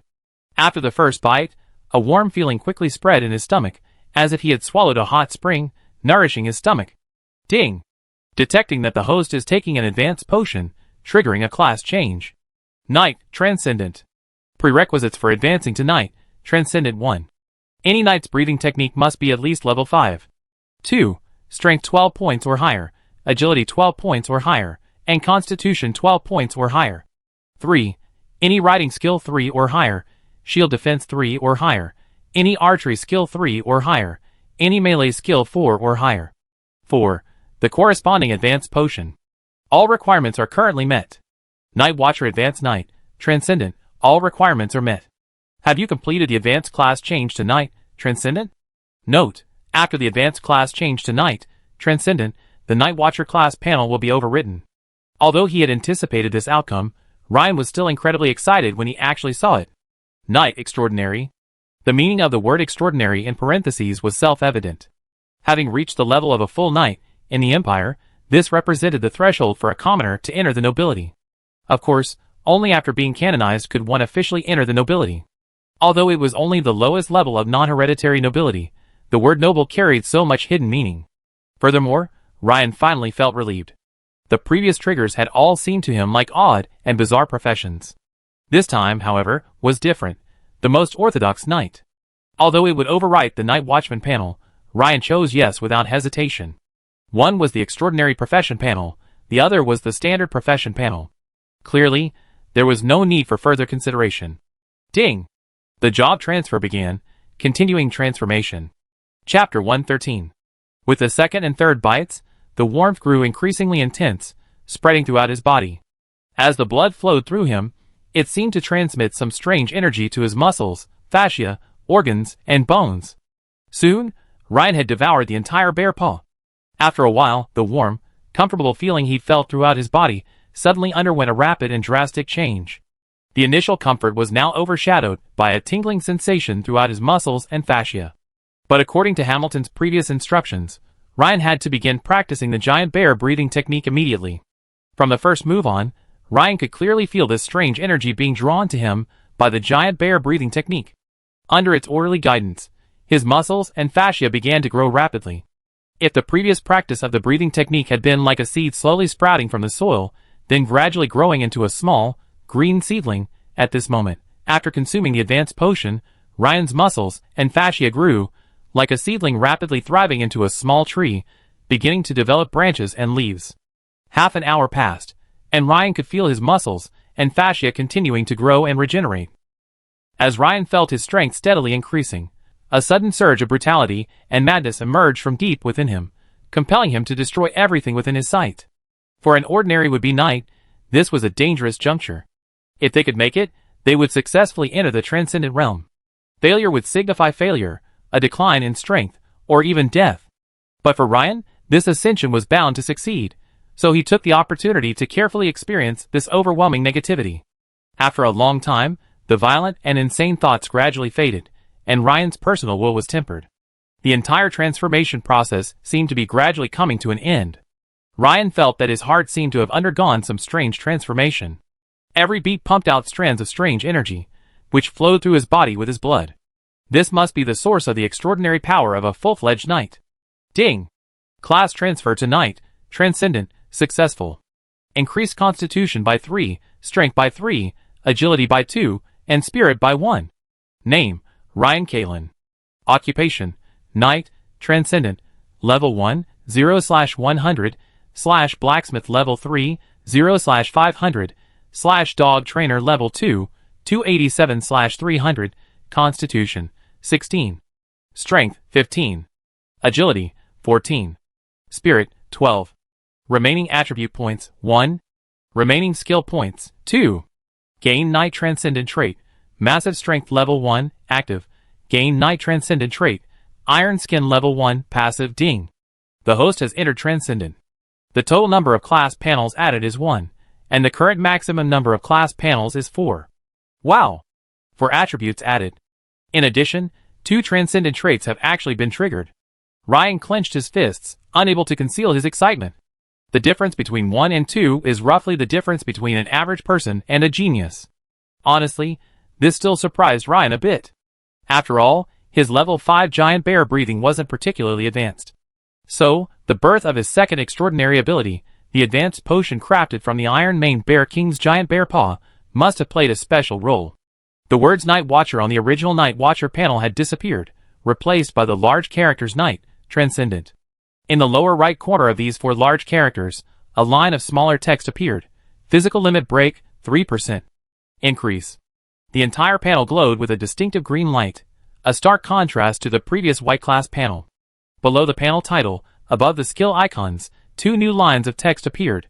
Transcendent Trait, Massive Strength Level 1, Active. Massive Strength Level 1 Effect. Slightly increases strength. Note: the Transcendent Trait's Massive Strength bonus is positively correlated with the limit break. The higher the limit break, the greater the strength boost. Note: to advance to the next level, the limit break must be at least 30%. Transcendent Trait, Iron Skin Level 1, Passive. Iron Skin Level 1 Effect. The body automatically absorbs free metal elements, slightly strengthening the skin's defenses. Note: the Iron Skin Transcendental Trait's defense boost is positively correlated with spiritual strength and breakthrough points. Higher spiritual strength and breakthrough points increase the absorption capacity, and the greater the boost. Note: to advance to the next level, you must have a breakthrough point of 30% or higher, and a spiritual strength of 12 or higher. Note: transcendental traits cannot be directly upgraded using skill points. After reaching the full Night level, Ryan felt as if every cell in his body was cheering with joy. He moved around a few times casually, then grasped the Night Watchman's issued half-sword. His muscles and fascia further strengthened, and he swung the half-sword with a feather-like light. Only the sharp sound of wind breaking echoed, but the sword's shadow could not be seen, only flashes of light. The transformation was truly profound. The significant improvement in his physical attributes allowed Ryan to wield his weapon with even more precise movements than before, naturally increasing his combat effectiveness. Additionally, Ryan had a strange sensation, as if he could extract a certain substance from the half-sword. It seemed as if this. With a thought, Ryan immediately began to control it. Sure enough, a faint, almost imperceptible silver mist, like fine sand, spread from Ryan's right hand, where he held the half-sword, rapidly spreading across his arm and entire body. Ryan could sense that this was some effect of his knightly supernatural ability. Iron Skin. It seemed as if he could use this method to accelerate the bonding of one or more loose metal elements with his skin's stratum corneum, thereby providing a formidable defense. Out of curiosity, Ryan gently struck the skin of his left arm with the half-sword, now held in his right hand. No wound at all. Sizzle. With a slightly stronger blow, a faint white mark barely remained. This made Ryan overjoyed. This level of defense was equivalent to wearing plate armor, though he wondered if it could protect against the Black Flame Monk's eerie black flames. However, Ryan also noticed that the original metallic luster of the half-hand sword had dimmed considerably. Thinking carefully, it was clearly due to his extraordinary ability, Iron Skin, which seemed to be absorbing some of the metal elements in the half-hand sword onto his body's surface, thus affecting the weapon itself. Huh? My body is absorbing metal elements? Isn't my heavy metal content exceeding the standard? Ryan suddenly thought of a question that would terrify modern people. This immediately caused him to raise his arm and carefully examine the surface of his skin. After careful observation, Ryan discovered that the metal's adhesion and strengthening only affected the outermost layer of his skin, the stratum corneum and the epidermis, and did not affect the dermis at all. This immediately gave Ryan a sigh of relief. Increased strength is good, but if you end up with excessive heavy metal levels and die young, that's not worth the loss. In addition, Ryan looked at the Night, Transcendent, panel and discovered that his original Night Watchman core skills, Danger Sense Level 2 and Dark Vision were still present. Surprisingly, they had been inherited. This gave Ryan a double dose of joy. Thinking back on it, Ryan realized that not advancing from the Knight Squire class panel to the Knight Transcendent wasn't necessarily a bad thing.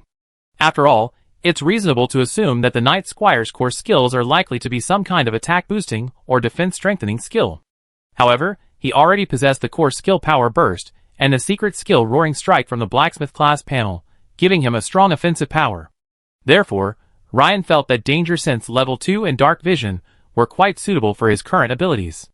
What also made Ryan extremely happy was the system notification that the number of class panels had increased by 1.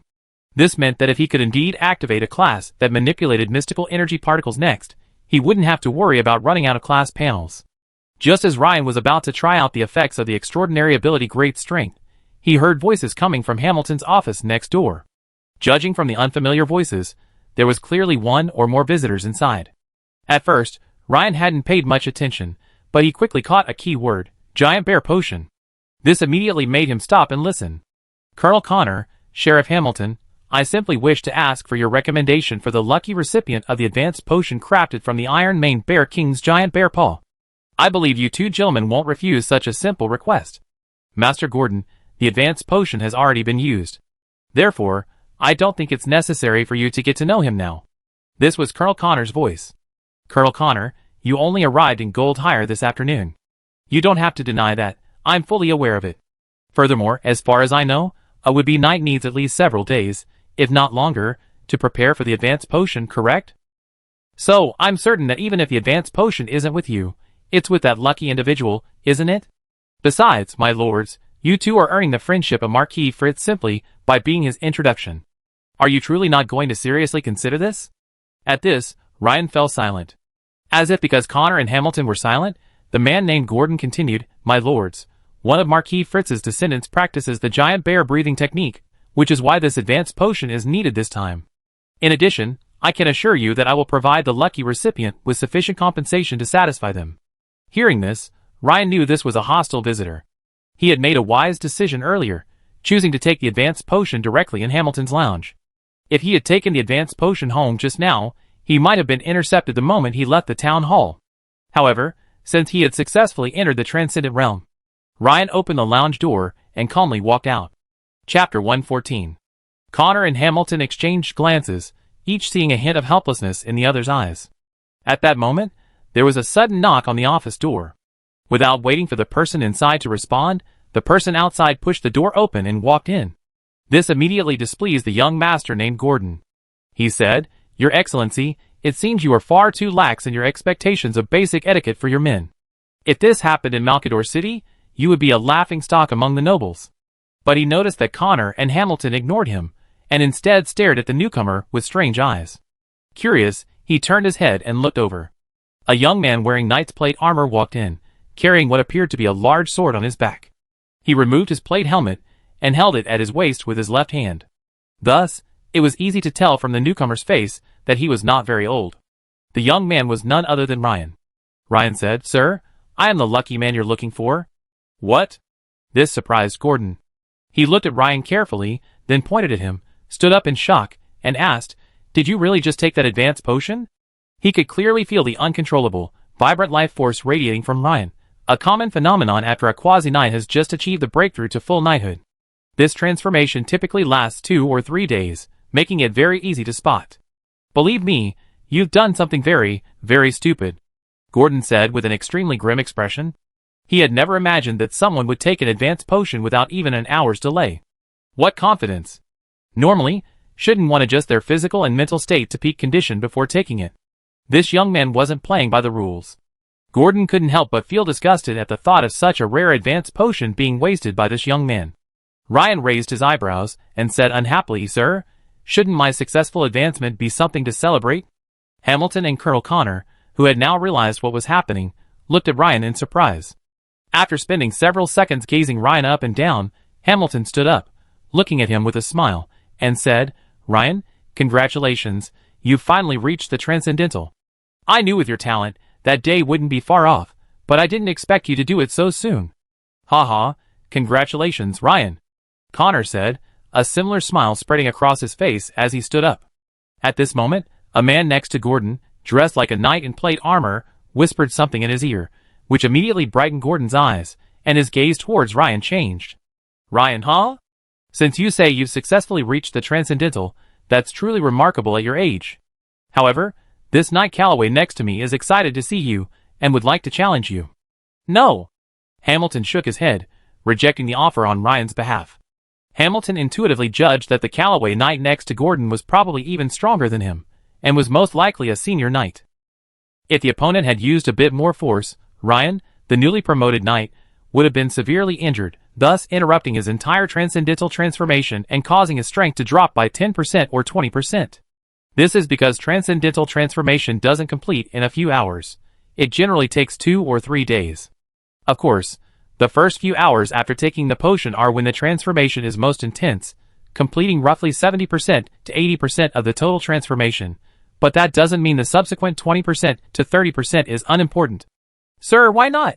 Could it be that this Ryan isn't truly entering the transcendental realm, but rather is experiencing the effects of some potion? Gordon said smugly, as if he had seen through their rhetoric. Hamilton was speechless after hearing what Gordon said. He hadn't expected that the opponent suspected Ryan hadn't taken the potion at all, but rather had taken some other potion to achieve this seemingly burgeoning life force field, signifying his initial transcendental transformation. Ryan, standing nearby, finally understood. It turned out the knight known as Calloway had just whispered a reminder to Gordon about this very thing.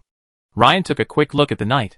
From his perception, he felt his strength seemed about the same as Hamilton's. More detailed, Ryan couldn't tell. But Ryan had a vague feeling that his strength might be stronger than his, but only to a limited degree. It just so happened that he had just broken through and urgently needed an opponent to test his own strength. Of course, most importantly, Ryan wanted to demonstrate his strength, to show that he had truly reached the transcendent level and become a full-fledged knight. This would prove that he had indeed taken the rare advanced potion, thus avoiding the endless harassment from other nobles seeking it. Clearly, there were far more nobles, like this young Master Gordon, who coveted his advanced potion than just this one. So, Ryan first glanced at Hamilton and Connor, signaling his confidence with a wink, then turned to Gordon and said, "A competition?" "Of course." Gordon's face brightened, and he turned to Hamilton and said, "Your Excellency, Sheriff, it seems you're not as courageous as your subordinate." Hamilton's face had already darkened because of Ryan's rash agreement, and now, after being challenged by Gordon's words, it looked even darker. He also felt a slight resentment towards Connor. Before Master Gordon, the weight of a mere sheriff of Goldhire Town naturally pales in comparison to that of Connor, a colonel in the Imperial Army. Yet, Connor remained silent. Hamilton turned to look at Connor. Colonel Connor seemed to realize something, walked over to Hamilton, and whispered, "Perhaps Ryan will give us a surprise." Hamilton looked at Connor, with a speechless expression. His expression seemed to say, "Ryan has only just entered the transcendent stage, and you're asking him to compete with a veteran knight. And you're telling me there's no chance of a surprise? Are you stupid, or am I?" Connor smiled helplessly. There were some things he couldn't say in front of Gordon. But ever since Ryan entered, he had had a vague feeling that this newly transcendental Ryan might pose a certain threat. That's right. It could pose a threat to a knight at the pinnacle of his power. So, after a brief congratulation, Connor couldn't stop thinking about this matter. When he came to his senses, he saw his good friend Hamilton glaring at him, which made him both angry and amused. "Let's go! You should have a training ground here, right?" Young Master Gordon said with a smile. "Yes, it's right next to it." Ryan nodded. Connor patted Hamilton's shoulder and said, "Let's go. Relax." And so, the 5 of them, led by the guards, arrived at the training ground behind the administrative office. Seeing so many important figures arrive, the night watchmen and security guards, who were practicing on their own in the training ground, stopped what they were doing and turned to look. "Your Excellency. Your Excellency Hamilton. Well, you two should stop for a moment. Ryan will have a duel with this Knight of Calloway," Hamilton said grimly. "What? Ryan wants to challenge a knight?" The crowd began to murmur. "Does this mean Ryan is already a knight? Impossible. When Ryan and I rescued the kidnapped child 2 days ago, he wasn't even a knight. How could he be a knight after just 3 days?" A Night's Watchman shook his head. "While Ryan is formidable, he's probably no match for a knight. Yes, Ryan is now a banner of the Night's Watch in Goldhire. What is Lord Hamilton thinking? If Ryan loses, wouldn't it be a disgrace to Goldhire? Losing against a knight isn't a big deal, is it? If it were you, you wouldn't even be qualified to compete. The short Mateo retorted angrily. The knight named Caraway walked to the center of the arena and stood still, but he ignored the knight's watchman, who offered him a training sword. Gordon waved his hand aside, saying, "These training swords can't be used in a duel between knights. Let them use their own weapons." This caused another uproar among the onlookers. The other side was actually using real weapons. Was this still a duel? A formal duel was no more than this.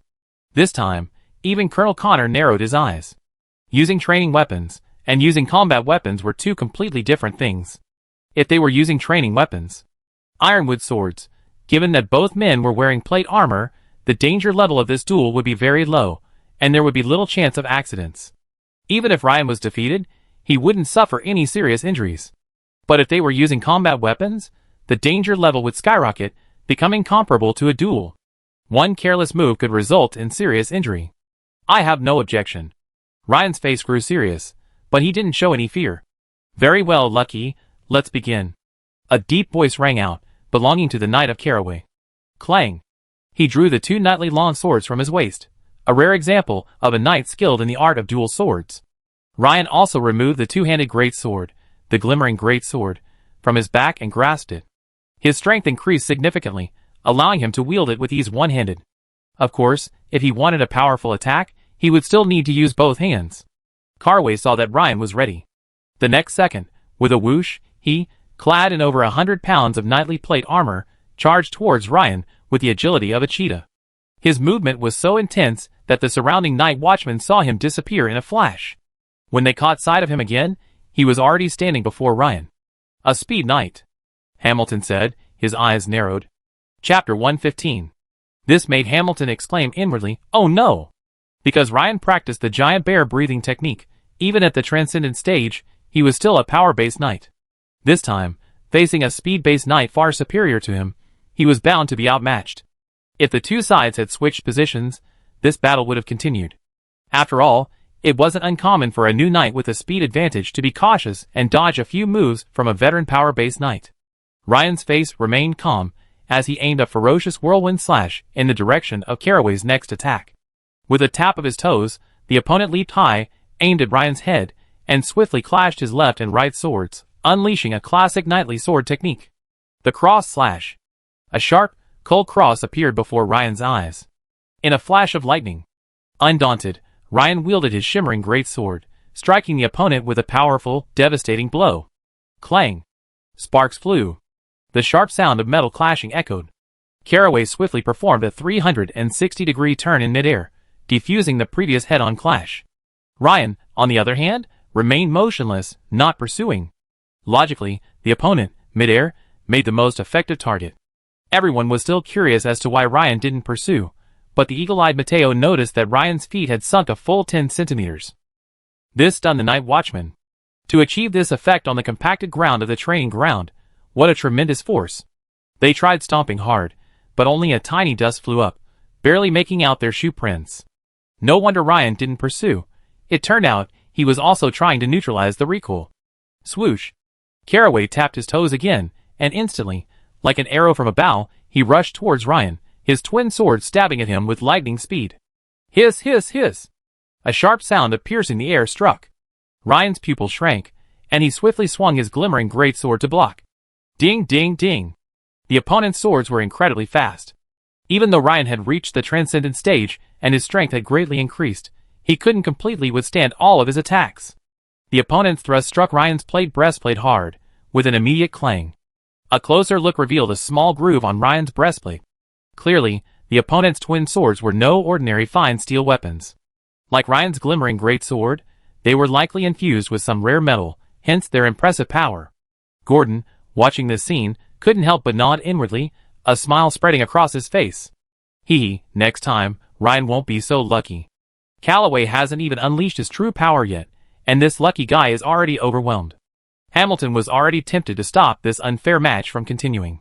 However, just as he was about to say something, Colonel Connor stopped him and said, "Don't be impatient. Keep watching. Did you notice Ryan's condition? He's not impatient, and he doesn't look like he's about to lose." Hamilton was stunned, and after a closer look, he realized that, as his friend Connor had said, Ryan was incredibly calm, not trying to force himself. So, he decided to continue watching. Ryan, on a whim, silently added a point to his agility. The opponent was too fast, and he didn't want to expose his Iron Skin's supernatural ability just yet, so he needed to try his best to keep up with the opponent's attack rhythm. Ryan's agility instantly went from 14 to 15, and at the same time, his fatigue vanished, returning him to peak form. Caraway bent his knees slightly again, wielding both swords, and attacked Ryan again, his speed even faster than before. Faced with this blow from Caraway, Caraway decided to test his knight's supernatural ability, Massive Strength Level 1. Instantly, Caraway's muscles swelled slightly. Watching this, Caraway couldn't help but smile beneath his plate helmet. He's still too young and inexperienced, unleashing his Massive Strength supernatural ability so quickly. But if he can't hit, what good is all that strength? Just as he was about to swerve around behind Ryan and launch an attack, Ryan unleashed a whirlwind slash, his speed exceeding his expectations. This forced Caraway to take Ryan's whirlwind slash, powered by his Massive Strength Level 1 ability, head-on. Clang! Caraway crossed his swords, forcing himself to withstand Ryan's powerful blow.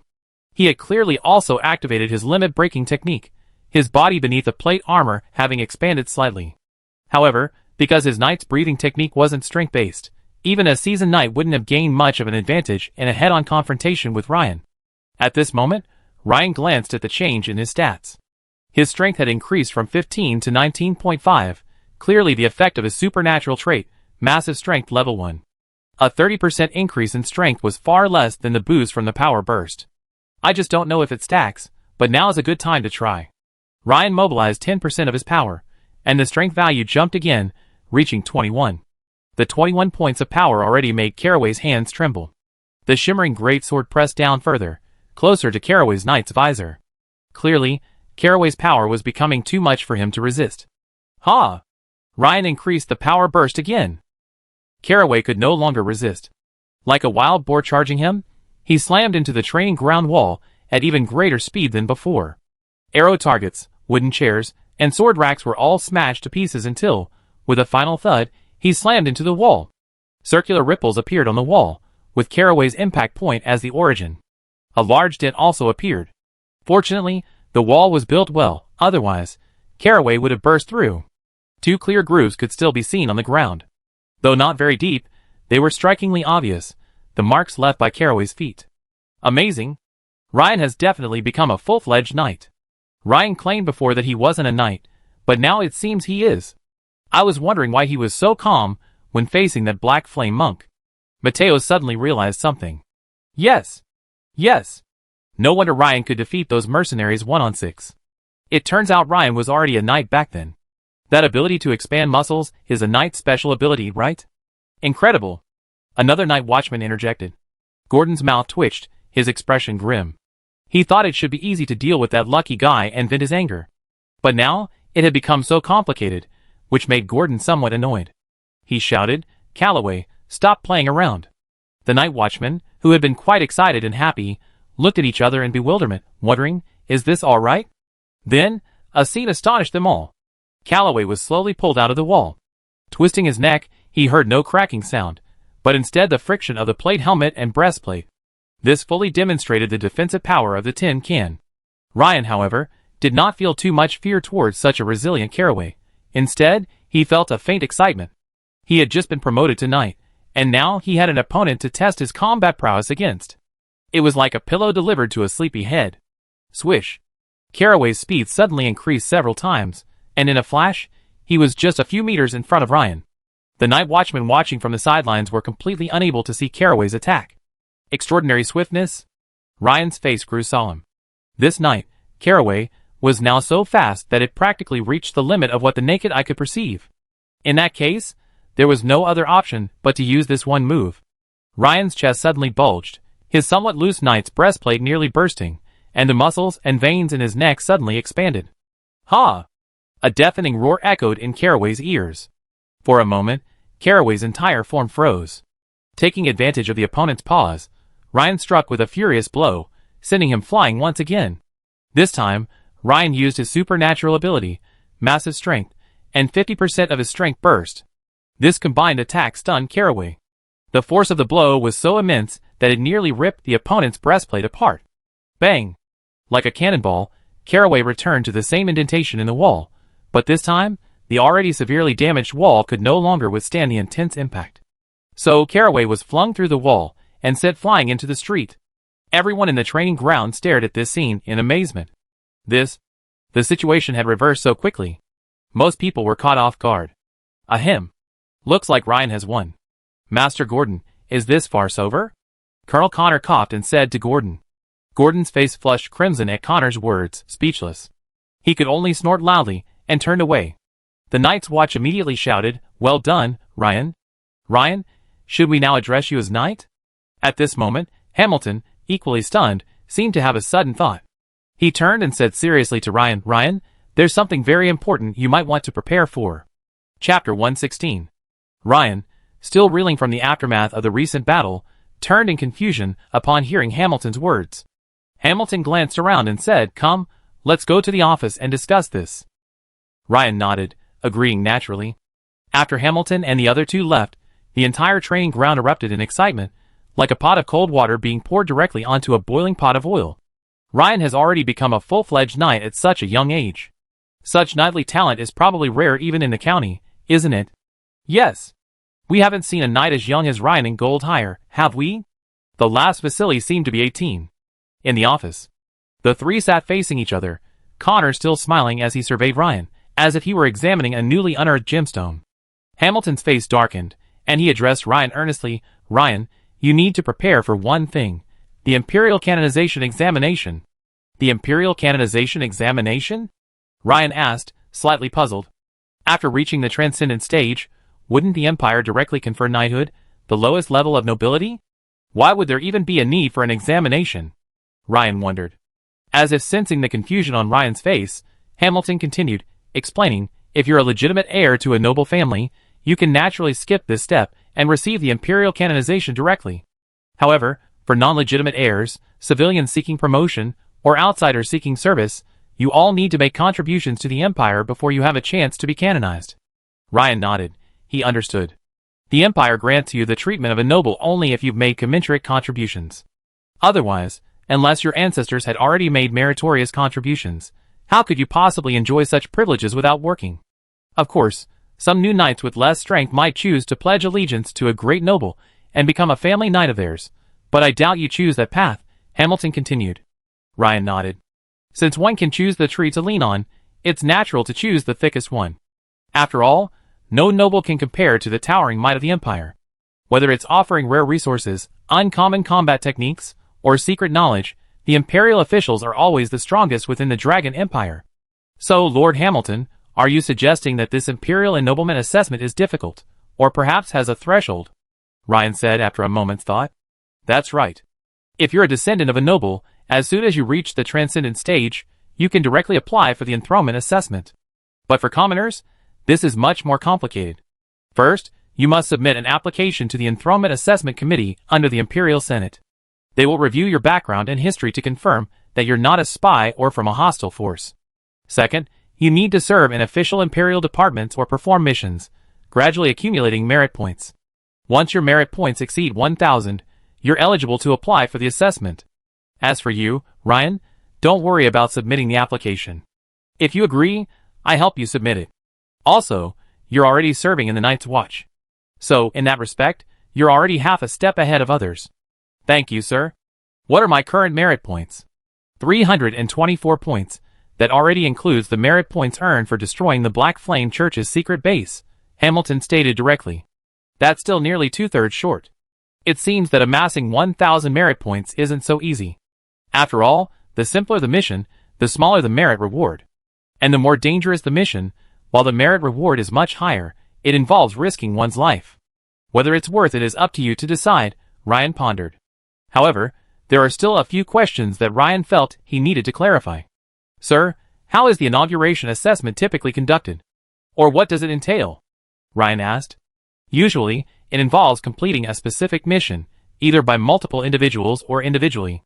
Each person's performance is recorded and submitted to the Inauguration Assessment Committee for judgment, Hamilton explained.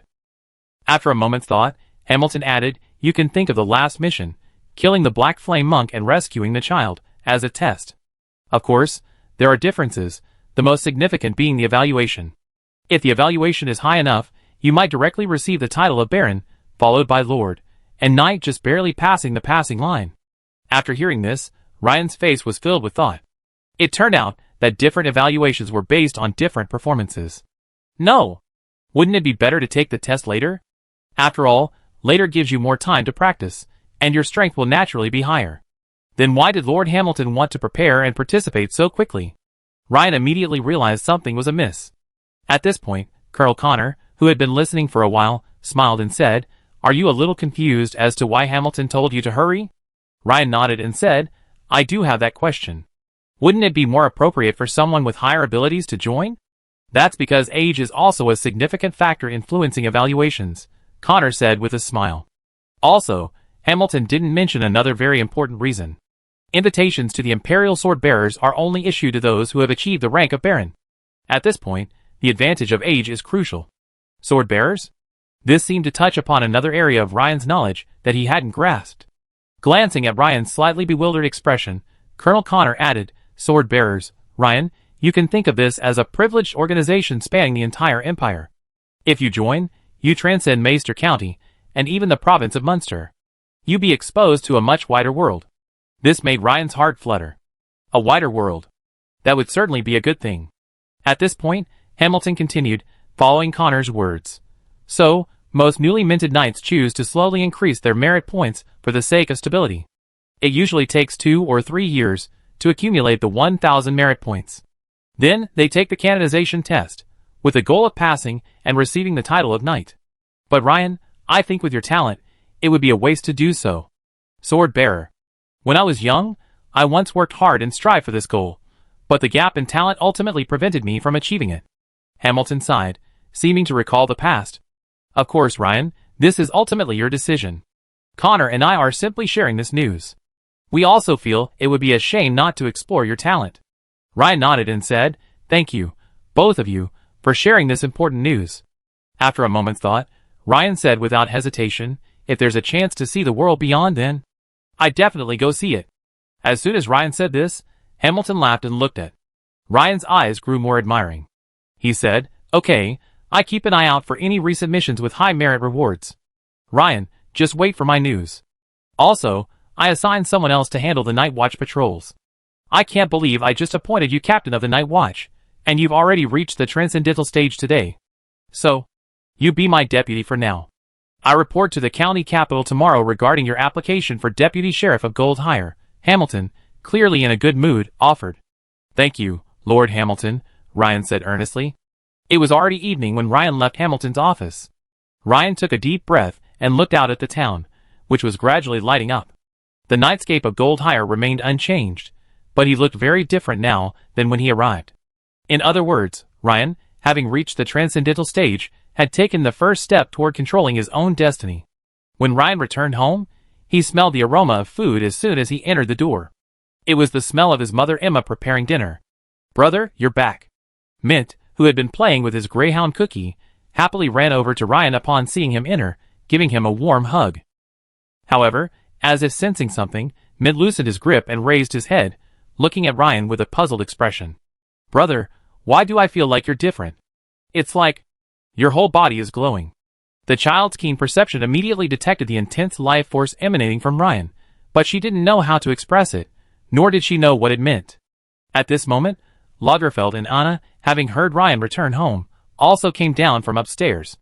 After hearing Mint's last words, they began to examine Ryan. Although Anna also felt that Ryan was different, she couldn't put her finger on it. But Lager was different. She was stunned for a moment, then her beautiful eyes suddenly widened. She pointed at Ryan with surprise and said, "Ryan, you've reached the transcendental?" The whole family's attention was focused on Ryan. Even his mother, Emma, popped her head out of the kitchen to look at him. Ryan rubbed his head, smiled, and said, "It was a stroke of luck. I took the advanced potion at Lord Hamilton's this afternoon, and I've successfully reached the transcendental." Clang! Emma's spoon fell to the ground. She felt as if struck by lightning. Her whole body was shaky, her face flushed, her eyes rolled back, and she was almost fainting from excitement. Ryan quickly stepped forward and supported her. Old Ryan's hand, gripping the bottle of wine, was shaking as if he had Parkinson's. His lips trembled, wanting to say something, but he didn't know where to begin. Anna's wide eyes fluttered as she looked at Ryan, a complex expression on her face. That night, old Ryan was completely drunk. Chapter 117. After dinner, Ryan was naturally pulled aside by his mother, Emma, for a barrage of questions. After her son Ryan reached the transcendent stage, she finally dared to ask the question she had been holding in her heart. Ryan, I've noticed you've been pestering the girl logger these past few days to compete with you. Do you like her? Ryan was immediately taken aback by this question. Before he could express any opinion, then his mother, Emma, continued, yes, Anna is a little too thin after all. But, you're a knight now, shouldn't you consider marrying a noblewoman? Of course, mother has no objection to your relationship with Anna. Anna is a good girl, and that barbarian girl logger is also quite good. I hear many noble lords have mistresses these days. Although they were in the room, Ryan was well aware of the poor soundproofing in the house, and knew that if he continued, he would probably. Wait, mother, let's talk about this later. I just ascended to the transcendental rank, and I need time to adjust my physical condition. Let's discuss this later. Ryan fled. Sure enough, as he left the room, he saw Anna blushing and lowering her head. Logger, unusually, had a blush on her face, but when she saw Ryan coming out, she snorted at him, raised her chin with a hint of pride, and left with Anna in tow. This made Ryan breathe a sigh of relief. Otherwise, he really didn't know how he would face Logger and Anna later. He was afraid he could dig out a 3-bedroom apartment with his toes. Returning to his room, Ryan calmed down and checked the system notifications. Your giant bear sword skill has been upgraded, adding 286 experience points. You have experience to battle, and your knight, superior, experience points have increased by 32. Ryan frowned immediately. Clearly, the experience points gained in giant bear sword had not changed much, but the experience points gained in knight, superior, were several times less than those of the previous knight's watch. But after a moment's thought, Ryan laughed. At least it can still be improved through combat, right? Then what's there to be dissatisfied about? It's just about grinding. Afterward, Ryan focused his attention on 2 supernatural abilities. Regarding the supernatural ability Iron Skin, Ryan had already practiced it in Hamilton's lounge, and was quite familiar with it. As for the supernatural ability Massive Strength, Ryan had also gained a preliminary understanding during his battle with Caraway. So far, it didn't seem much different from a low-level burst of strength, and using it in combination would still be quite taxing on his body. Fortunately, when he advanced to a full knight, Ryan's constitution had directly increased to 16 points. So, Ryan estimated that using the combined state, Massive Strength plus a 100% burst of strength, for a short period of time shouldn't be a big problem, except for the potential for some serious side effects. He also repeatedly experimented with Massive Strength and Power Burst, confirming from the numerical display on the panel that the stacking method wasn't stacking on top of each other, but rather directly stacking. So, assuming his base strength value was 10, then in the stack state, it would be 30% Massive Strength plus 100% Power Burst, for a total additional 130% boost. In this stack state, the panel displayed a strength value of 23. As for breaking the limit, he had actually broken it in the previous battle, when using the supernatural trait, Massive Strength. However, the 3% limit break was so low that it appeared almost identical to no limit break in the panel's stats, so he hadn't noticed it. However, now that Ryan had carefully considered it, he realized that breaking the limit was still very different from the supernatural trait, Massive Strength. After reaching the limit break, all 3 attributes, constants, strength, and agility, are comprehensively boosted, with the magnitude being the percentage displayed on the panel. In other words, if Ryan's limit break value reaches 10%, once the limit break is activated, constitution, strength, and agility can each be boosted by an additional 10%. And the extraordinary trait, Super Strength Level 1, boosts strength by 30%. After some thought, Ryan briefly summarized his current understanding. Breaking the limit is an explosive improvement in all aspects of physical fitness, while extraordinary traits focus on improving a specific attribute or trait. No wonder the level of limit breaking likely determines a knight's combat power. Of course, this applies to the situation where they possess only one extraordinary trait.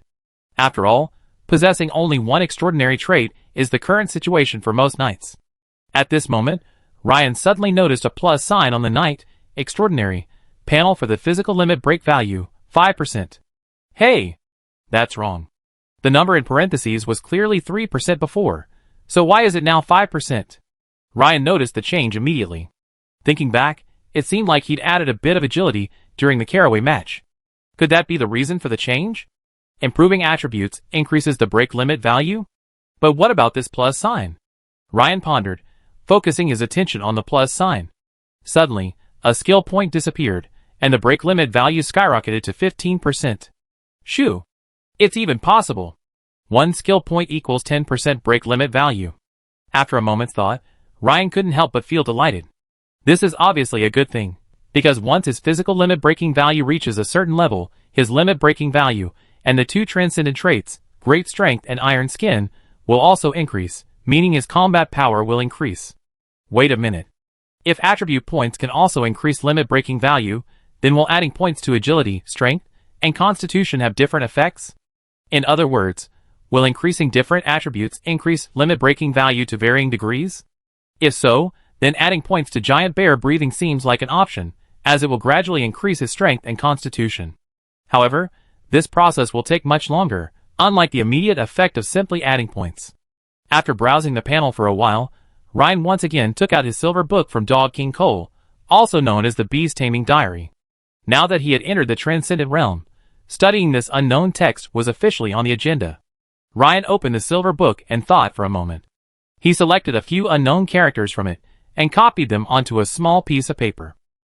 These words had been carefully selected so they were discreet, so Ryan wasn't worried anyone would notice anything. Even if someone asked, he could just say he'd seen them in an ancient book and was curious. He planned to ask Hamilton about it the next morning, explaining that he wanted to learn a little about writing and asked for recommendations for the county's leading scholars. Of course, Ryan also had a backup plan, to search for them himself and head to the Bat Market, where he'd likely find relevant information. However, the place was full of mixed bag, and Ryan was a bit hesitant. After all, recalling the first-level wizard apprentice, Indri, his fighting methods were diverse and insidious, and even though Ryan was now a full-fledged knight, he didn't dare underestimate him. Ryan had a hunch that if he could decipher these unknown characters, they would likely be of great benefit to his previously envisioned use of the mysterious energy particles. The next morning, when Ryan left his house, he found a carriage bearing a noble's coat of arms parked outside. 4 cavalry guards, all of them energetic and seemingly formidable, accompanied the carriage. The emblem was a kite-shaped shield surmounted by a rose-like flower. But Ryan's limited knowledge of aristocratic heraldry prevented him from discerning which nobleman the carriage belonged to. A middle-aged man in a black tuxedo approached Ryan upon seeing him emerge. With a smile, he said, "You must be Lord Ryan, right? Baroness Crawley is waiting for you in the carriage. She would like to speak with Lord Ryan." Ryan was startled.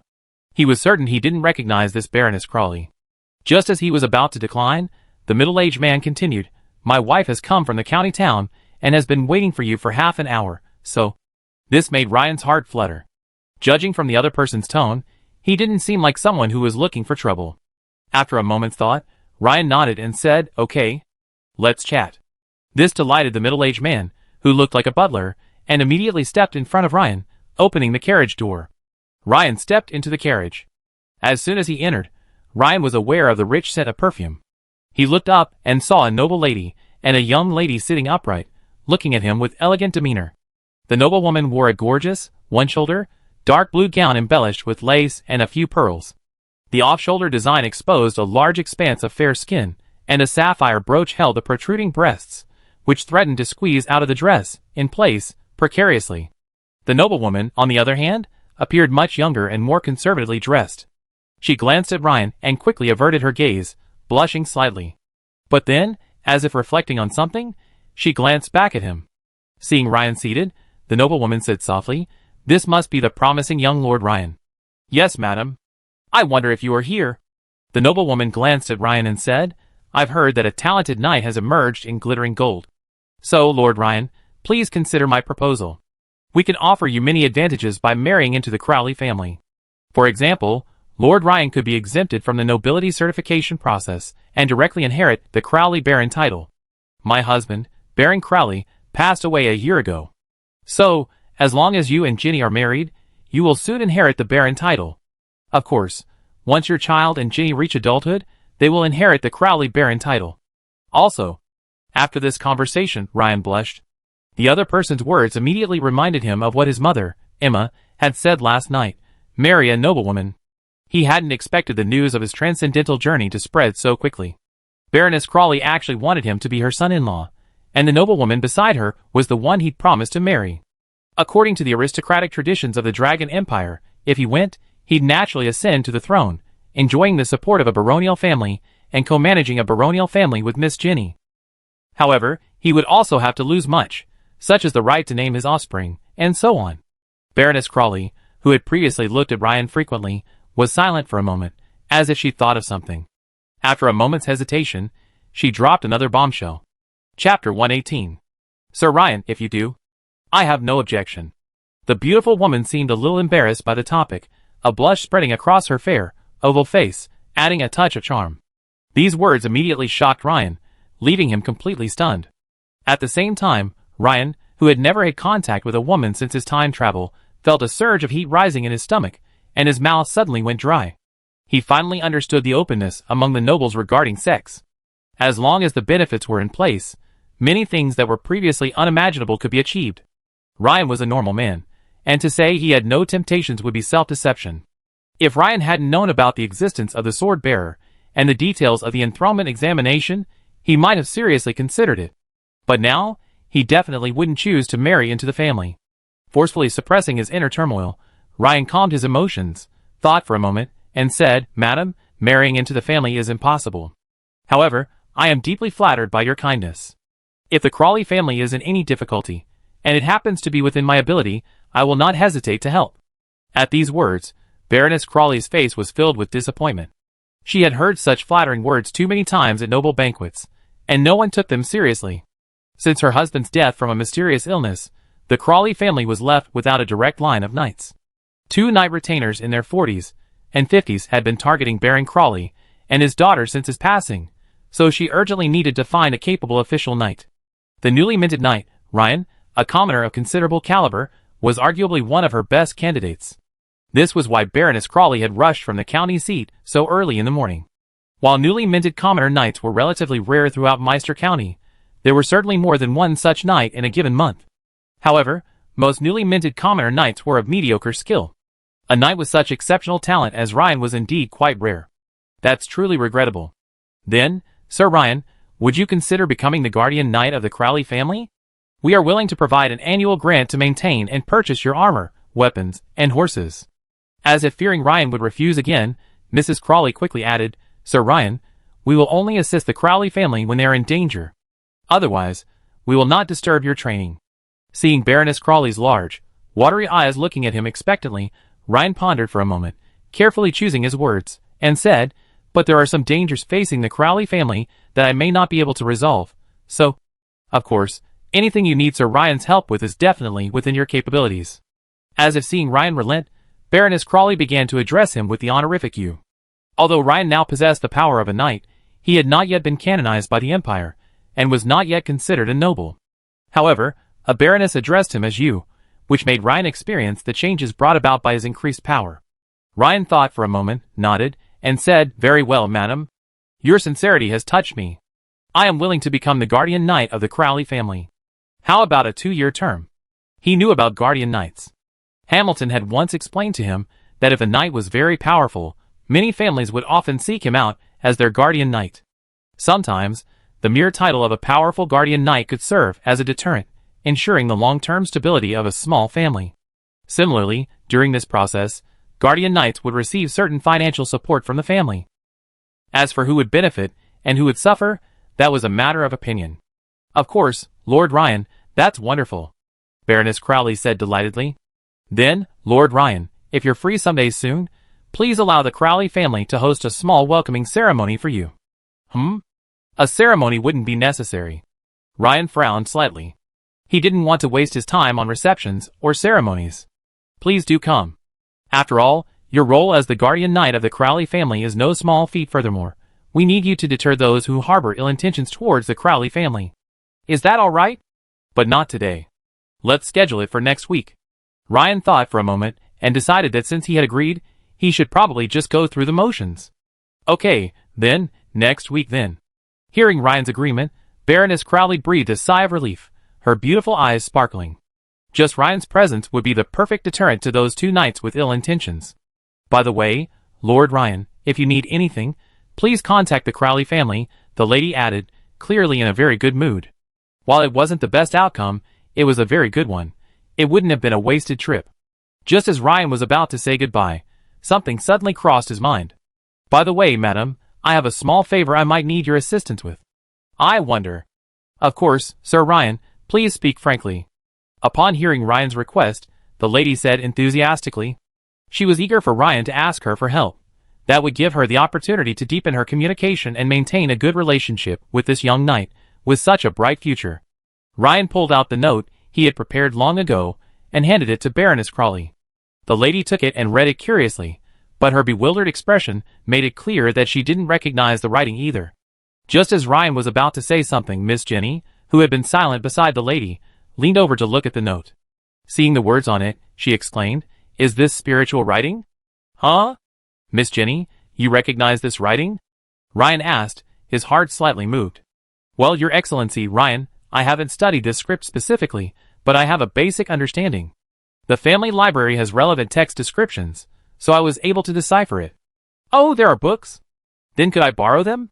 Ryan exclaimed with delight. "Of course. I help you sort it out when I get back." Jenny nodded in agreement. Ryan nodded.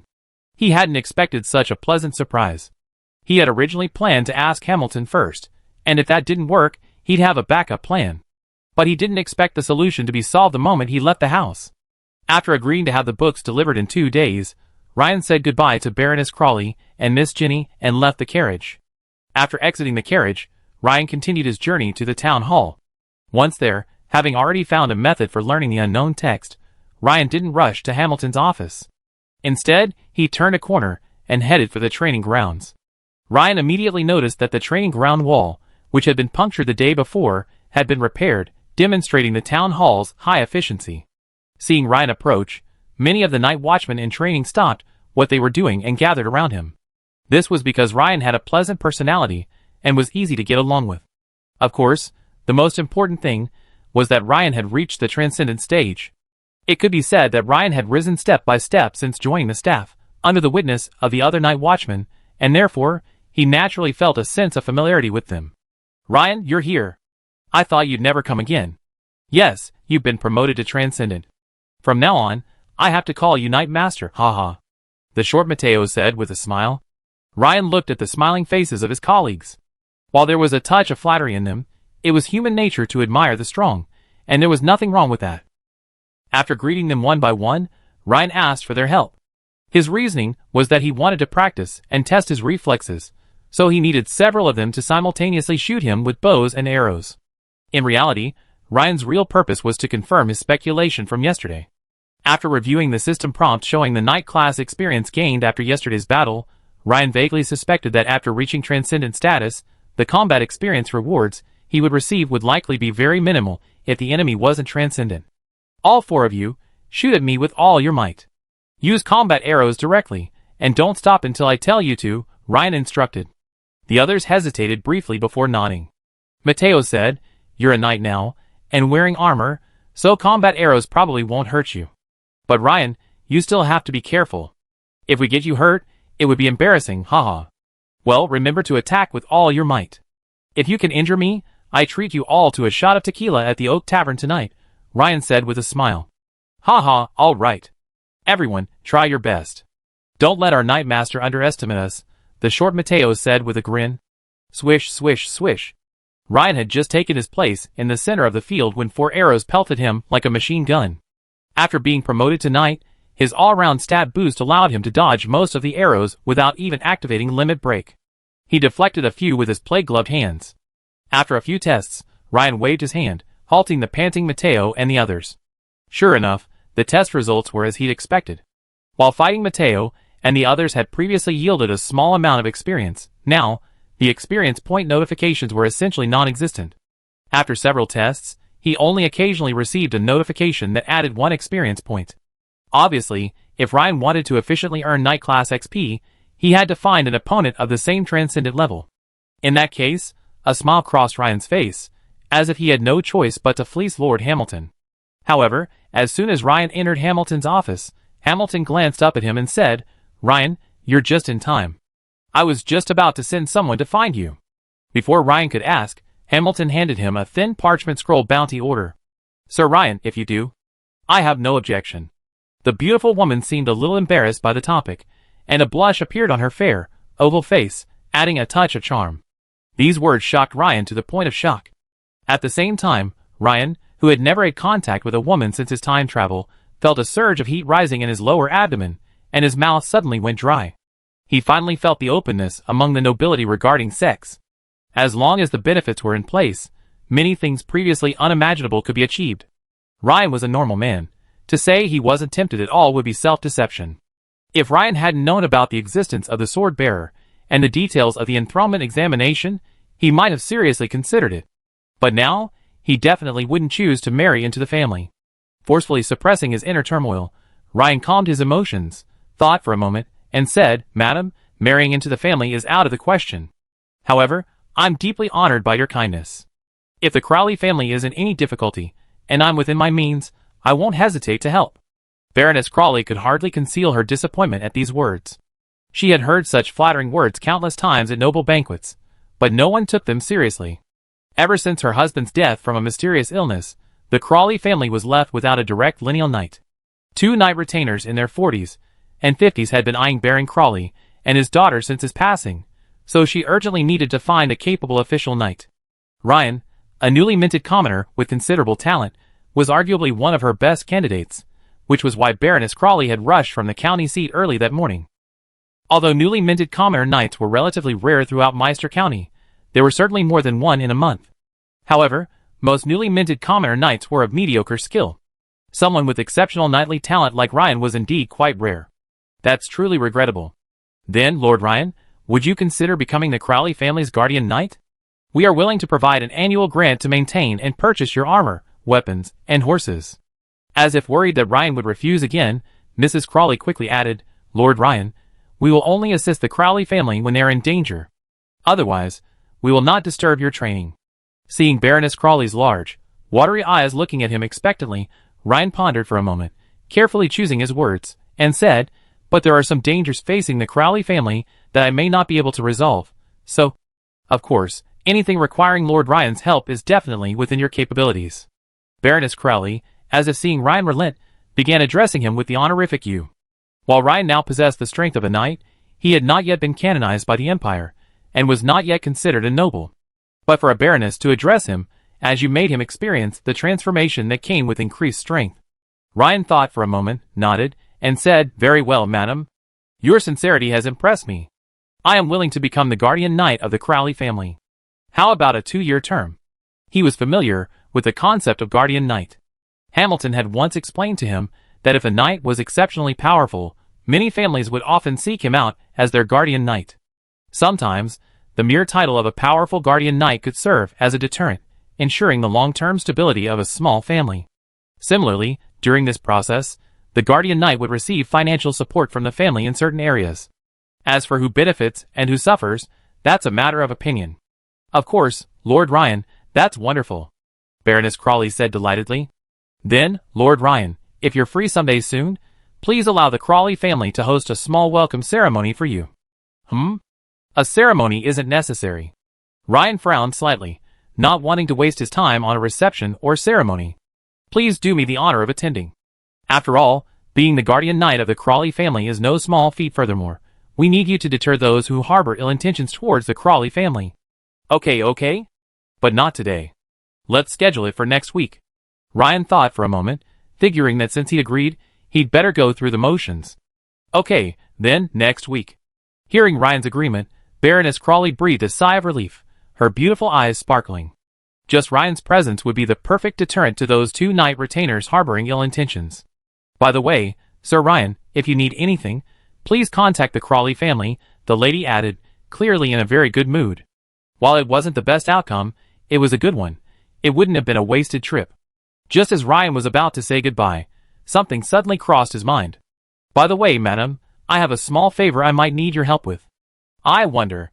Of course, Sir Ryan, please speak frankly.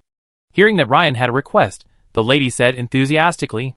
She was eager for Ryan to ask her for help. that would give her the opportunity to deepen her communication and maintain a good relationship with this young knight with such a bright future. Ryan pulled out a note he had prepared long ago and handed it to Baroness Crawley. Baroness Crawley took it and read it curiously, but her blank expression made it clear that she didn't recognize the writing either. Just as Ryan was about to say something, Miss Jenny, who had been silent beside her, leaned over to look at the note.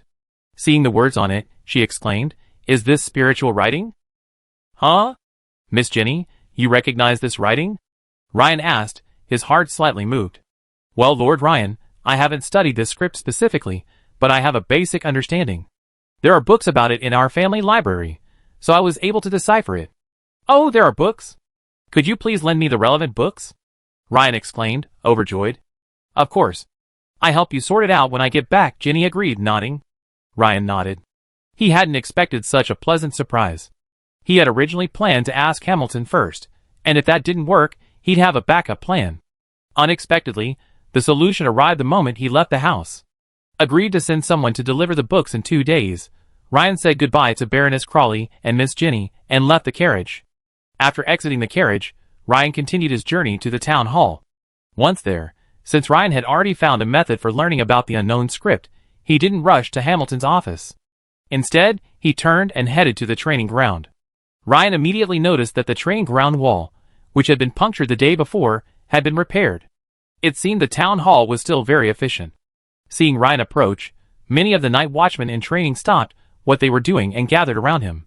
This was because Ryan had a pleasant personality and was easy to get along with. Of course, the most important point was that Ryan had reached the transcendent stage. It could be said that Ryan had risen step by step since joining the ranks, witnessed by the other night watchmen. Therefore, he naturally felt close to them. "Ryan, you're here. I thought you'd never come again." "Yes, you've been promoted to transcendent. From now on, I have to call you Night Master, haha," the short Mateo said with a laugh. Ryan looked at the smiling faces of his colleagues. While there was a touch of flattery in them, it was human nature to admire the strong, and there was nothing wrong with that. After greeting them one by one, Ryan asked for their help. His reasoning was that he wanted to practice and test his reflexes, so he needed several of them to simultaneously draw bows and shoot arrows at him. In reality, Ryan's real purpose was to confirm his suspicions from yesterday. After looking at the system prompt showing the night class experience gained after yesterday's battle, Ryan vaguely suspected that after his transcendent status, if the enemy was not transcendent, the combat experience rewards he would receive would be very small. "The 4 of you shoot at me with all your might. Use combat arrows directly, and don't stop until I say stop," Ryan instructed. The others hesitated briefly before nodding. Mateo said, "You're a knight now, and you're wearing armor, so combat arrows probably won't hurt you. But Ryan, you still have to be careful. If we get you hurt, it would be embarrassing, haha.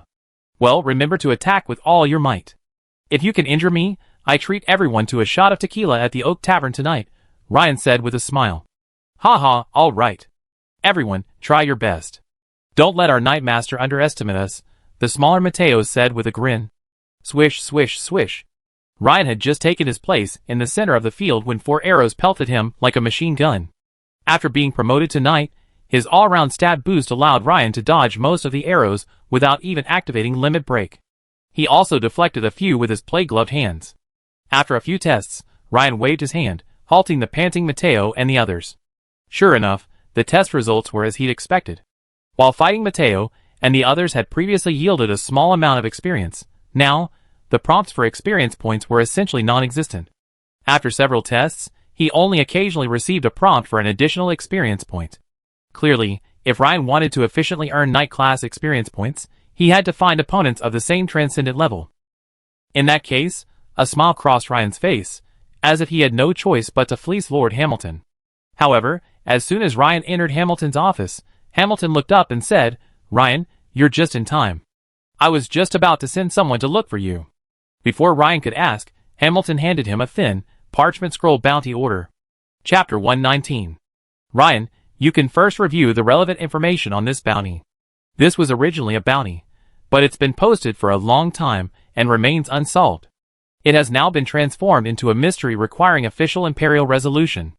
I've selected these from a dozen recent mystery incidents that have occurred in the area encompassing Mayes County. Solving a mystery incident rewards 3 to 5 times, or even more, the merit reward for a normal incident.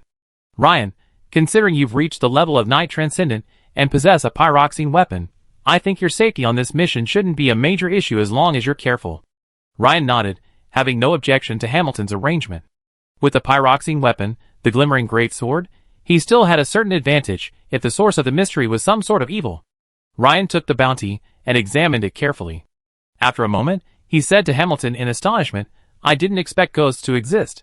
While it might be exaggerated by ordinary people, these things do exist. They're just so rare that most people often dismiss them as legends. Ordinary bounty hunters wouldn't even consider accepting a bounty like this.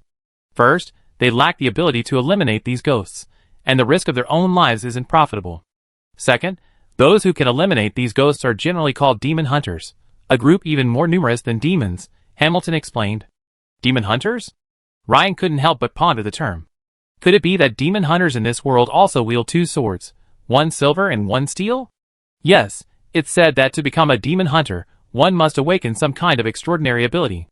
I'm not entirely sure of the specifics. Of course, besides demon hunters, there are also those in the church who can eliminate them, but there's only one cathedral dedicated to the monsoon and ocean goddess in all of Meister County. Those with the ability to exorcise evil are generally middle and high-ranking members of the church.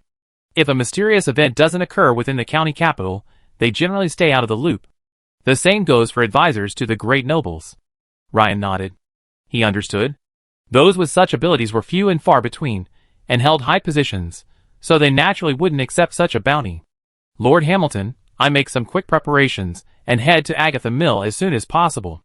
By the way, Ryan, I have a bottle of holy water from the Buffalo Cathedral in the county seat. If the target is an evil creature like a vengeful spirit, it should be quite effective. Hamilton pondered for a moment before pulling out an oval glass reagent bottle from a drawer. The liquid inside was clearly visible. It was a pale blue. Ryan took it and examined it carefully. He could sense a faint energy within, but it didn't seem threatening. Thank you, sir. Ryan bowed slightly in gratitude. It seemed Hamilton had considered his first mysterious mission quite carefully. After leaving the office, Ryan reflected and realized he didn't have much to prepare. The shimmering great sword was currently slung across his back, along with his knight's plate armor. Other items like shields, now superfluous after acquiring the extraordinary trait Iron Skin, would actually hinder the effectiveness of his two-handed great sword. After pondering for a moment, Ryan realized he could simply depart. It was only around 9 in the morning, and if all went well, he might be back by evening. Since this was an official mission, Ryan unceremoniously asked the guards to select a warhorse from the administrative office stables.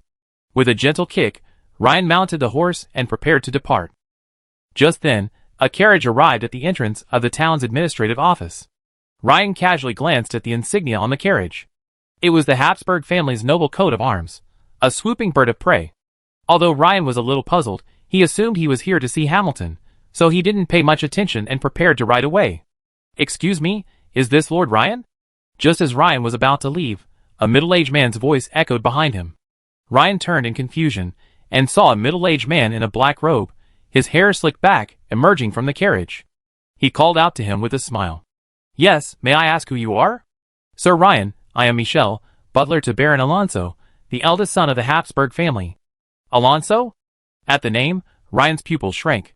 He knew who the man was, but he didn't yet know his purpose. The butler, Michel, maintained his formal smile and said, "There may have been some minor misunderstandings between us before, but that's all in the past. This time, Baron Alonso has entrusted me with a request to speak with Lord Ryan. If it's convenient, please board the carriage." Michel continued smiling, gesturing in the direction of the carriage. "This?" Ryan pondered. "Worried about an assassination attempt? He's no fool. He likely wouldn't attempt to kill him in front of a small town's administrative office, in front of so many guards. This time, it looked like he was trying to recruit him, but could an assassination attempt be dismissed as just a minor misunderstanding? Ryan had already made up his mind. No matter how eloquent the other party's words, he would listen and get a feel for them. "Okay." Ryan dismounted and walked over, while Michel enthusiastically helped him open the carriage door. As soon as Ryan stepped into the carriage, he froze. A second later, he reacted and slowly sat down on the brown lambskin-covered seat. Opposite him stood a pair of beautiful twin girls, wearing identical off-the-shoulder dresses with white trim, which perfectly accentuated their beautiful and delicate figures. When the two girls noticed Ryan's gaze, they lowered their heads slightly, their delicate bodies rubbing against each other, creating the illusion of admiring the beauty of a pair of lotus flowers. Ryan couldn't help but stare a few times longer. Humans instinctively yearn for beautiful things. Standing nearby, Michelle smiled and nodded slightly, noticing Ryan's slightly shocked expression and subsequent frequent glances at the twin girls. It seemed his arrangement had pleased the farmer's son. His previous assumption was that since this farmer's son possessed such remarkable talent, yet had never displayed it before, he likely harbored a special fondness for Miss Claire. Otherwise, it would be difficult to explain this situation. In that case, even if no beauty comparable to Miss Claire could be found, as the saying goes, two are better than one. Now it seemed to be working. Sir Ryan, Baron Alonso greatly admires your talent. If you agree to become Lord Alonso's followers, these two beautiful ladies from the Crab Claw Peninsula will be your handmaidens. Also, Sir Ryan, here's a set prepared just for you. Wait, Butler Michel, did I hear correctly? You said followers? Ryan frowned, interrupting Michelle's unending tale. Indeed, if you become Lord Alonso's follower, all your training expenses will be... I'm sorry, but I cannot agree. Ryan shook his head and flatly refused. What a joke. If Ryan had previously been confused about the difference between a follower and a guardian knight, Hamilton's explanation made it crystal clear. Followers might seem like a good idea, with their masters providing food, lodging, and training resources, but the downside is that they offer virtually no autonomy. This fundamentally contradicts Ryan's pursuit of control over his own destiny. So, Ryan refused without hesitation. What? Michelle looked like a drake being strangled, while the twin girls beside him covered their mouths and looked at Ryan in surprise. Michelle was stunned for a moment before speaking grimly. Sir Ryan, I think you should carefully consider the Baron's suggestion. Thank you, but it's not necessary. Butler Michel, I have matters to attend to, so I take my leave. Ryan immediately turned and stepped out of the carriage. Ryan knew well what his refusal would mean, but the wise are unconfused, the benevolent unworried, and the brave fearless. Meanwhile, in Meister County City, in the subterranean hall of a luxurious mansion, a slender knight, carrying a sickle-shaped weapon, respectfully reported, Master Priest, the cause of Mort's death has been investigated. It's said he was killed by a newly promoted knight. Here is the relevant information on that knight. The sickle knight handed a file to the officiant, seated in a large armchair. Illuminated by the wall lamp, Ryan's name was clearly written on the cover. Also, because our stronghold near Goldhire Town was exposed, we lost over 20 of our personnel. We're definitely running out of time for the Black Flame prayer ceremony, so we have to expedite the blood sacrifice. Regarding the choice of a blood sacrifice location, I ask for your guidance, Master Priest, the side knight continued. Huh? A new knight from Goldhire Town? What a coincidence. Have you heard about the location? Evil knights have appeared near Goldhire Town. This might just be our chance. Master Priest, are you choosing Goldhire Town? But isn't it a little too close to the county town? Besides, the Habsburg Manor is right there in Goldhire Town, the side knight said after a few seconds of hesitation. The Church of the Monsoon and Ocean Goddess should soon send personnel to Nightsong Forest to investigate the evil knight incident.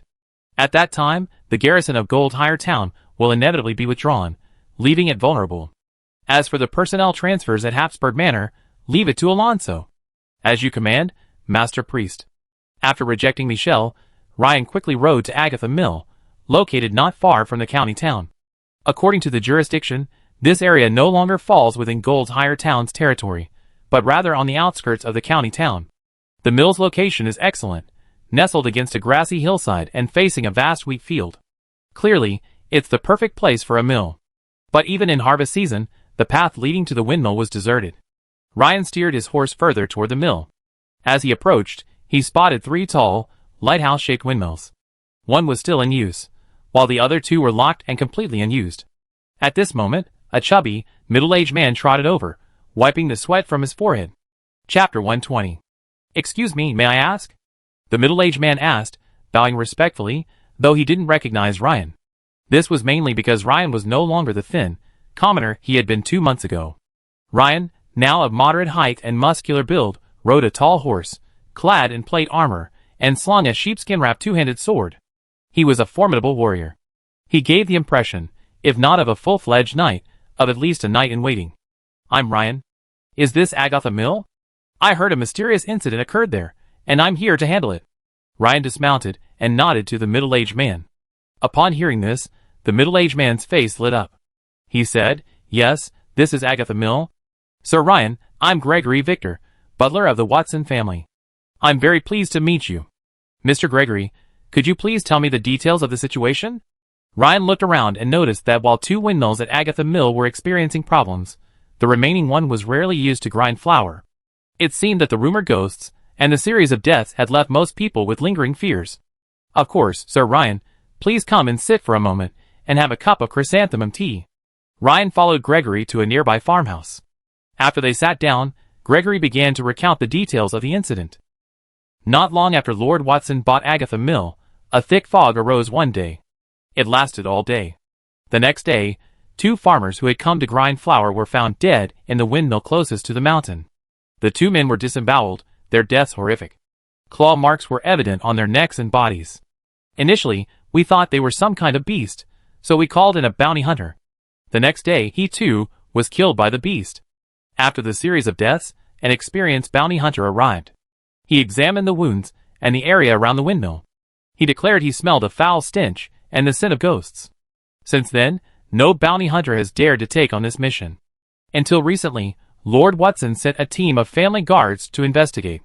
A night later, all 5 of them were found lying dead in the 2 windmills. Their chain mail had been ripped open by claws, leaving a bloody mess. Since then, the 2 windmills have been quarantined and closed. The middle-aged man's face was slightly horrified, as if he still felt a lingering fear as he recalled the scene. Ryan nodded. It seemed this ghost or monster's claws were incredibly lethal, capable of tearing through chain mail. Mr. Gregory, have you ever seen a monster? Well, not really. No one has ever seen what a monster looks like. That's the most unsettling thing, Gregory said, frowning. The unknown frightens people. I understand. Leave the rest to me, Ryan nodded. Whether the other party was a ghost or not was still unknown. Ryan planned to first check the 2 windmills. Although the bodies had been disposed of long ago, there would still be traces of the scene. Sir Ryan, here are the keys to all the farmhouses and 3 windmills on my side. Gregory respectfully handed Ryan a set of bronze keys. Then I trouble you, Sir Ryan. I immediately informed the Baron of your arrival. Ryan nodded, took the keys, and headed alone to the base of the 2 windmills. It was almost noon, but strangely, the weather had gradually changed.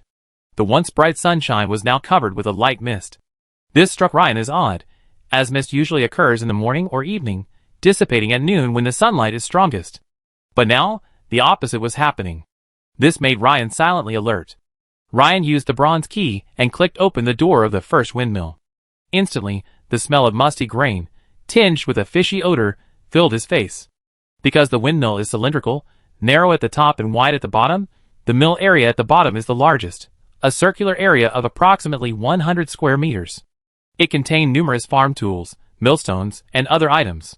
Ryan approached and examined the millstone. Although some time had passed, he could still see clear dark red bloodstains on the edge. Ryan squatted down and examined it carefully. From the splattered bloodstains, combined with what Deacon Gregory had said, it seemed the farmer who came to grind flour had been struck directly by some kind of claw in the neck, causing blood to spurt out and resulting in his death soon after. After inspecting the first windmill, Ryan opened the door and walked out. The fog outside had thickened, and visibility was becoming very low. Ryan could only clearly see objects about 10 meters in front of him. Beyond that, his vision was unclear. After a moment's thought, Ryan didn't retreat. Instead, he approached the door of the second windmill, opened it with the same bronze key, and walked inside. This windmill had an almost identical interior structure to the previous one. Similarly, Ryan found bloodstains from the previous victim next to the millstone, also forming radial splatters. From this, Ryan believed that both farmers had been killed by the same attack. This meant that the murderer was the same creature, or a similar type of monster. Suddenly, Ryan became acutely aware of something moving in the air. The exposed skin on the back of his hand felt the air flowing through the room. This prompted Ryan to immediately remove the glimmering great sword from his back and grasp it. Even though he wore knight's plate armor and possessed the extraordinary trait iron skin, Ryan didn't want to be caught off guard by an unknown enemy. Who knew how powerful their attack could be? At this moment, the surrounding fog grew thicker, wisping wisps from outside into the windmill, gradually obscuring the interior. The next moment, Ryan's hair stood on end as he thought he heard someone whispering. Subconsciously, he carefully discerned the sound. It seemed to be a woman's cry, as if saying, "Danger! Run! Run! Run!" This immediately gave Ryan a chill. He planned to leave the windmill and think about a countermeasure. It seemed this place was indeed eerie. Just as Ryan turned around, he was suddenly stunned. Because right at the entrance of the windmill he had just approached, a human girl with a sad expression stood there. She had golden twin-tails, wore a plaid long skirt, a white apron, and rolled up her sleeves, looking like a farm girl. The other person's appearance was so sudden and strange that Ryan's scalp tingled and goosebumps spread all over his body. Is it a ghost? But why didn't my danger sense give me any warning? Ryan gripped his sword with one hand and reached for his pouch with the other, intending to take out the holy water just in case. Suddenly, from the thick fog behind him, a slender, sinewy arm reached out and aimed at Ryan's neck. Its sharp nails looked like eagle claws. Almost instantly, Ryan's level 2 danger sense ignited a sharp warning. The next second, his head was suddenly struck, and the thick plate armor visor made a sharp scraping sound. As Ryan hurriedly dodged, he swiftly swung his sword backwards, the fierce wind sending a violent surge of fog around him. Ryan could sense that his sword had struck something, but the sensation was strange, not like a physical object. It felt more like the touch of water. Suddenly, a scream echoed from behind him, so piercing it could almost shake a person's mind. Ryan's head was buzzing and his brow furrowed at the sudden, piercing sound. When Ryan looked around again, the farm girl in the plaid dress had disappeared through the doorway. Tick! Ryan looked closely, and saw several more drops of blood on the ground. The blade of the glimmering great sword in his hand began to glow faintly, and a trace of crimson blood stained the blade. Red blood? It didn't seem like a ghost. Ryan raised the glimmering great sword to his nose and sniffed. The blood had a fishy odor, distinctly different from the rusty aroma of human blood. Clearly, it was the owner of this foul-smelling blood who was attacking him. Ryan had a vague feeling that the enemy might be able to hide in the thick fog and launch a sudden attack. For this kind of lurking monster, Ryan could only passively defend himself and draw the enemy toward him. Otherwise, it would be impossible to detect its trace in the thick fog. Thinking for a moment, Ryan added his last skill point to Danger Sense Level 2. Core Skill, Danger Sense Level 3, Passive, Danger Sense Level 3, Passive, Effect. Your awareness of surrounding danger is significantly enhanced. Note, the acuity of danger sense is related to the host's mental strength. The stronger the mental strength, the sharper the perception. Level 3 Danger Sense brought an immediate improvement to Ryan. Whereas previously, Level 2 Danger Sense only alerted Ryan the moment an attack was launched. Now Ryan could vaguely sense the specific direction of the enemy. For example, right now, Ryan could vaguely sense a monster not far behind him, watching him. Level 3 Danger Sense allowed Ryan to sense the general direction of the danger source. Ryan didn't turn, but remained motionless, gripping the shimmering greatsword. A counterattack plan had already formed in his mind. Time ticked by, and it seemed as if the monster behind him was losing its composure. At the same moment, the peasant girl reappeared. This time, she appeared about 10 meters to Ryan's right, even closer than last time. She slowly walked toward him, a sorrowful expression on her face. But Ryan's level 3 danger sense still didn't warn him of the peasant girl's approach. Instead, alarm bells rang behind him. A sharp claw suddenly thrust out from the thick fog behind him. Because Ryan had been on guard, he reacted instantly, breaking the limit. Ryan's chest suddenly swelled, and the muscles and veins in his neck bulged like a giant python. Roaring and striking. Instantly, a massive sound wave, centered around Ryan's mouth, radiated outward in all directions. The thick fog instantly parted, revealing a hunched monster with slender limbs and sharp claws. A pair of bulging eyes, framed by its hideous face, stared at Ryan in terror. Its entire stance was as if it were pouncing from above, its claws aimed at Ryan's neck. Clearly, the sonic attack was still effective against this creature hidden in the fog. During its momentary stiffness, a bright silver light flashed. Plop! The sound of a heavy object falling echoed, and a hideous head rolled gurglingly on the mill floor. Ryan decapitated the monster. A second later, Ryan turned again to look at the girl. This time, the girl's expression suddenly changed. Chapter 121. The girl seemed delighted that Ryan had slain the monster, a faint smile playing across her once sad, expressionless face. This slowed Ryan's movements as he reached for the holy water in his waist pouch. But after a moment's thought, he pulled it out and held it in his hand. As if sensing the power contained in the holy water, the girl glanced at the water in Ryan's hand. A look of horror crossed her face, her hands waving before her chest. A ethereal, yet panicked voice rang out, "Warrior, don't hurt me. I'm not a bad person." Can she talk? But why does this voice sound so familiar? Is it the same female voice that just warned me to run? Ryan thought to himself. At this moment, the mist seemed to begin to thin, and the girl's figure became a little clearer. But Ryan, looking closely, realized that her figure had a sense of unreality. As the mist dissipated, a sense of transparency emerged. Ryan thought for a moment, then slowly said, "Do you understand me?" The girl nodded. Ryan felt relieved and continued, "Were you telling me to run just now?" "Yes, warrior. But I didn't expect you to be so capable, killing that fog demon so directly." The girl seemed to be becoming more and more lucid, her facial expression less sluggish, and her speech becoming more fluent. "Was that monster called a fog demon?" Ryan asked.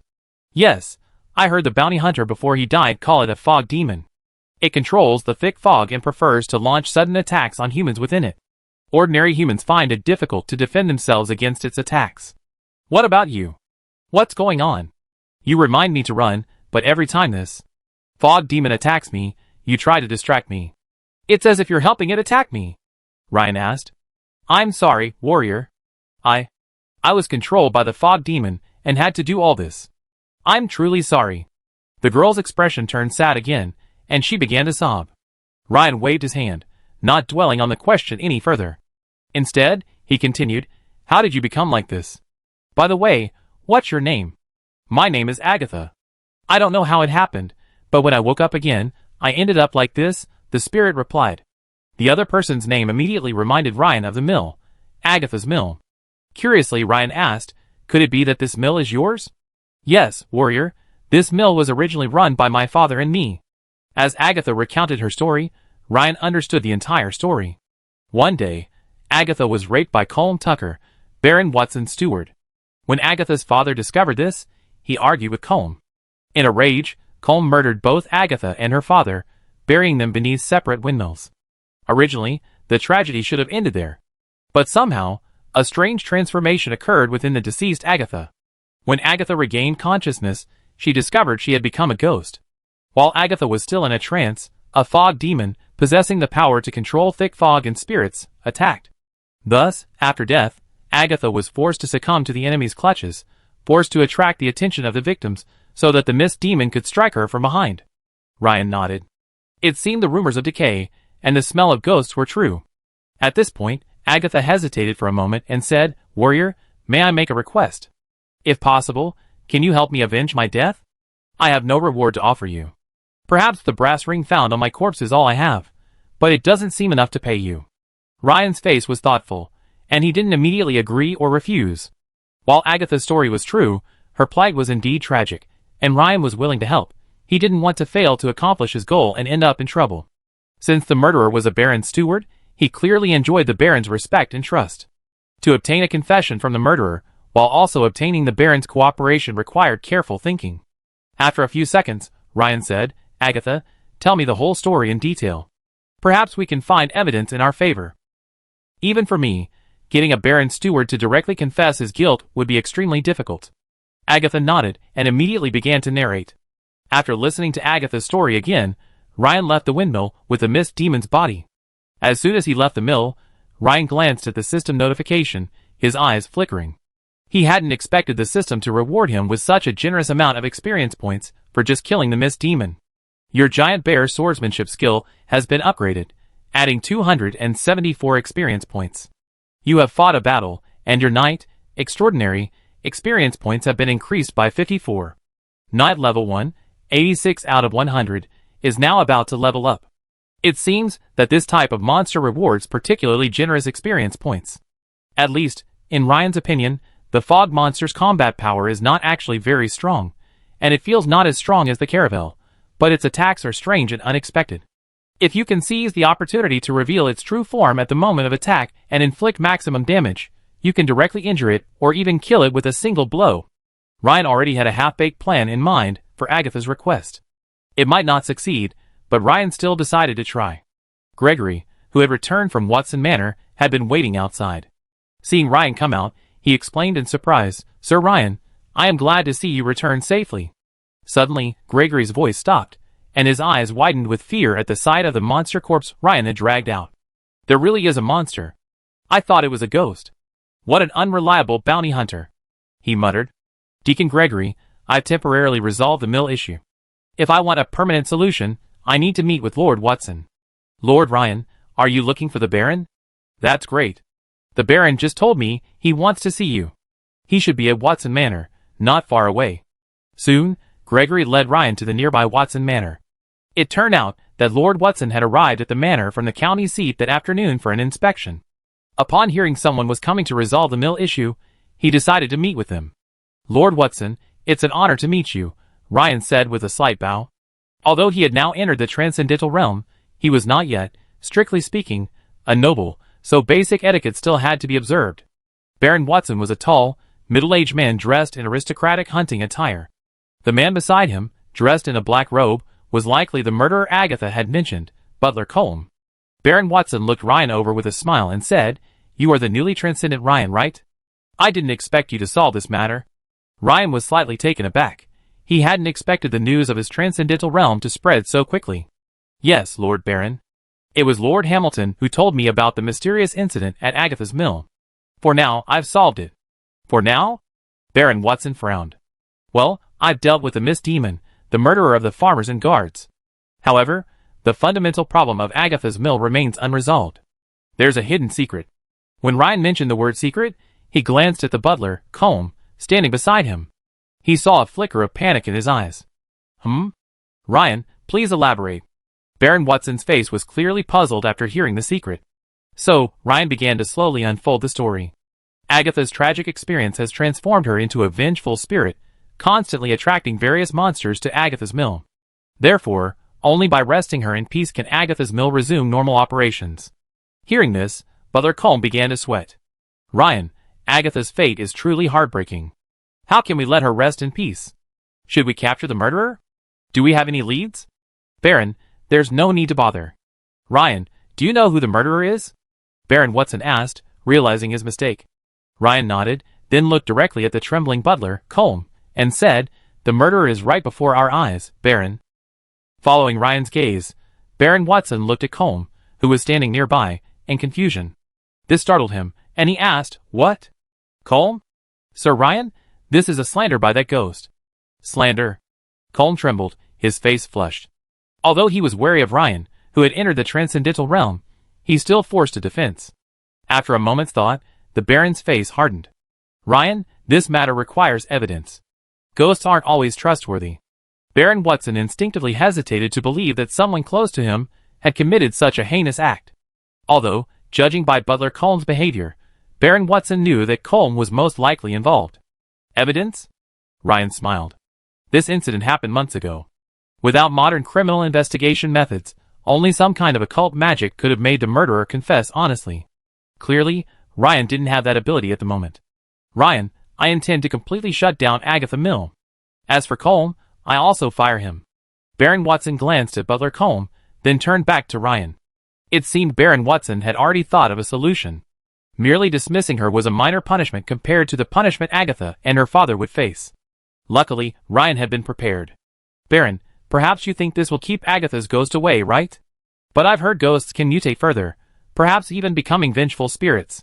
Besides, the area around Agatha's mill might attract even more monsters, and the distance between your estate and the mill isn't far. Are you really okay with things getting to that point? I'm afraid even if you spend a fortune asking the church's leaders to intervene, it might not resolve the matter." These words were improvised by Ryan based on rumors he'd heard from Hamilton over the past few days, primarily as a threat. Baron Watson's expression grew increasingly grim as Ryan spoke. He had also heard what Ryan was saying. Besides, asking the church's top brass for help wasn't easy. Not only would it cost a fortune, but it also required a favor. The Baron's brow furrowed, his eyes flickering, clearly weighing the pros and cons. Although Colm, as the butler, had served the Watson family for many years, and was generally quite handy, he hadn't anticipated his actions. Most importantly, if this matter continued, it could potentially cause the Watson family significant losses. He had initially considered making a small matter, but after hearing Ryan's words, he hesitated. Butler Colm's face was pale, his legs trembling, and he was almost unable to stand. "Colm, come with Ryan to Agatha Mill and resolve this matter," Baron Watson said after a moment's deliberation. Clearly, after hearing Ryan's analysis, Baron Watson was ready to give up on Butler Colm. "Baron, I'm innocent." Butler Colm's once sturdy frame collapsed to the ground like a snake with its spine torn. "Baron, you made a wise decision," Ryan smiled. Ryan grabbed Colm by the scruff of the neck, as if he were carrying a chicken, and walked towards Agatha Mill. Chapter 122. After arriving at Agatha's mill, Ryan threw the butler, Colm, to the ground. Clang! A rusty shovel was flung down in front of the trembling Colm. "Mr. Butler, go dig up the remains of Agatha and her father." Ryan lowered his head, looked Colm in the eye, and spoke slowly. "Of course, you can choose to refuse, but in that case, you need to stay at the windmill tonight so Agatha can have a good chat with you." Colm, who had been hesitant, heard that he was about to be imprisoned with a ghost. He immediately recalled all sorts of terrifying legends and horrifying scenes. His face paled, and he kept saying, I dig. Baron Watson, watching this scene nearby, shook his head. Now it seemed almost certain that his butler, Colm, was the murderer. No wonder Colm had reported to him that he had bought Agatha's mill, next to the manor, at a remarkably low price. I remembered praising him then.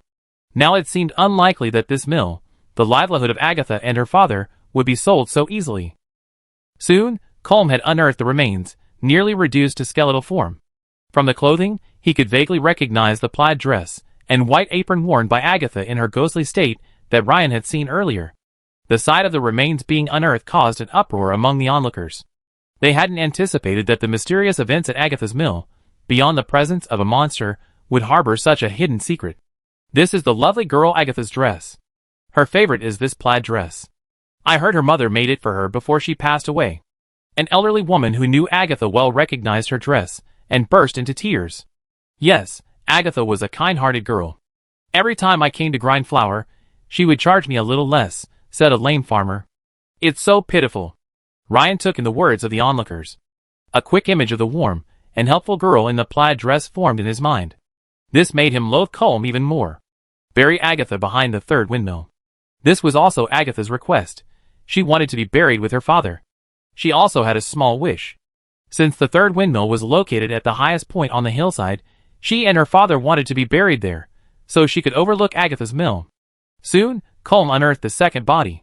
Seeing this, Deacon Gregory and the surrounding farmers looked at Colm with disgust, declaring his actions inhumane. Ryan walked over to the pre-dug pit, examined the two bodies laid side by side, bent down, and picked up the brass ring worn on Agatha's finger. Miraculously, as if because Agatha, in her ghostly state, had promised to give the ring to Ryan, the brass ring's surface was remarkably clean, without a trace of foreign matter. The moment Ryan picked up the ring, he was stunned. Ding! Detection of the host obtaining an unknown rare item, triggering a job change. Medium. The prerequisites for promotion to medium are 1. Any rare item imbued with a spirit aura. 2. Spirit level 12 or higher. If the current conditions are met, yes/no to job change to medium. A new job board. And it seemed to be the mysterious job he had been waiting for. Ryan couldn't help but feel overjoyed. However, at this point, his job board only had one empty slot, March 4th. A slot added only after Ryan reached the transcendent level. Therefore, he would have to choose carefully. He now had some understanding of the job board. Generally speaking, jobs with more prerequisites, or those with more stringent requirements, were more powerful. And judging by the prerequisites required for a medium, this medium job was likely not a very powerful one. It's likely similar to the psychic profession Ryan knew in his previous life, possessing only the ability to see spirits or communicate with them in the early stages. Clearly, this wasn't the kind of mystical profession Ryan had hoped would significantly boost his combat power. By comparison, Ryan was more impressed by the wizard apprentice described in Indri's diary. In his mind, becoming a wizard apprentice would be a better choice. After careful consideration, Ryan chose no and didn't immediately switch to a medium. He planned to wait and see. If it didn't work out, he could still switch classes later. Yes/no. Name the unknown artifact? Name it? Remember Agatha said that wearing this brass ring would gain the favor of certain undead spirits? So, let's name it after Agatha. Agatha's ring, Ryan thought. Ding! Naming successful.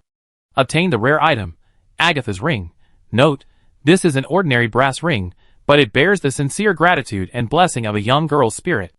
Wearing it will make some undead creatures feel good about the wearer. Although Baron Watson was a little puzzled as to why Ryan would remove what was clearly a worthless brass ring from the remains, he didn't ask. Soon, several sheriffs from the county town arrived at the scene. After questioning and recording the incident, they escorted the weeping Colm away. Awaiting him was a brief prison sentence, followed by hanging after trial. On this point, Ryan and Baron Watson had already reached a consensus. As long as the Baron didn't intervene, Colm's fate was already sealed. The noble servants are the foundation of their own nobles. The matter is settled. In the evening, Ryan returned to Goldhire on his warhorse, carrying the bound corpse of the Mist Demon. Although the mystery was resolved, he was not happy. Agatha's young life, forever frozen in her prime, weighed heavily on Ryan's heart. After returning to Goldhire, Ryan did not immediately return home, but instead went to Hamilton's office. Now that the mystery had been resolved, it was natural to inform him first. "Huh? Ryan, you're back so soon?" Hamilton asked in surprise upon seeing Ryan enter. "Even if everything goes smoothly according to his plan, Ryan, he won't be back until tomorrow." "Yes, sir, everything went relatively smoothly," Ryan said, recounting today's events to Hamilton. After hearing this, Hamilton sighed deeply at the fate of Agatha and her father. "I never expected this mysterious incident to have such a twist. But I never expected the true monster to be a Mist Demon. By the way, Ryan, you're not hurt, are you?" Hamilton looked Ryan up and down, seemingly seeing no obvious injuries, and nodded with a smile. "No, I have to thank you, Sir Hamilton, for the knight's plate armor you gave me," Ryan said, showing Hamilton the scratch on the back of the knight's visor. The scratch was four-finger-shaped, and the deepest part reached almost 2/3 of the thickness of the plate armor. This meant that if the Mist Demon had been a little more powerful, it could have penetrated the armor's protection. This is also why the family guards sent by Baron Watson were completely wiped out. Chainmail simply couldn't withstand an attack of this magnitude. "Wow! This kind of attack power, and the ability you mentioned to hide in the fog." Hamilton took the visor, his brow furrowing with each glance. If it were him, he wouldn't have dared to successfully destroy this monster.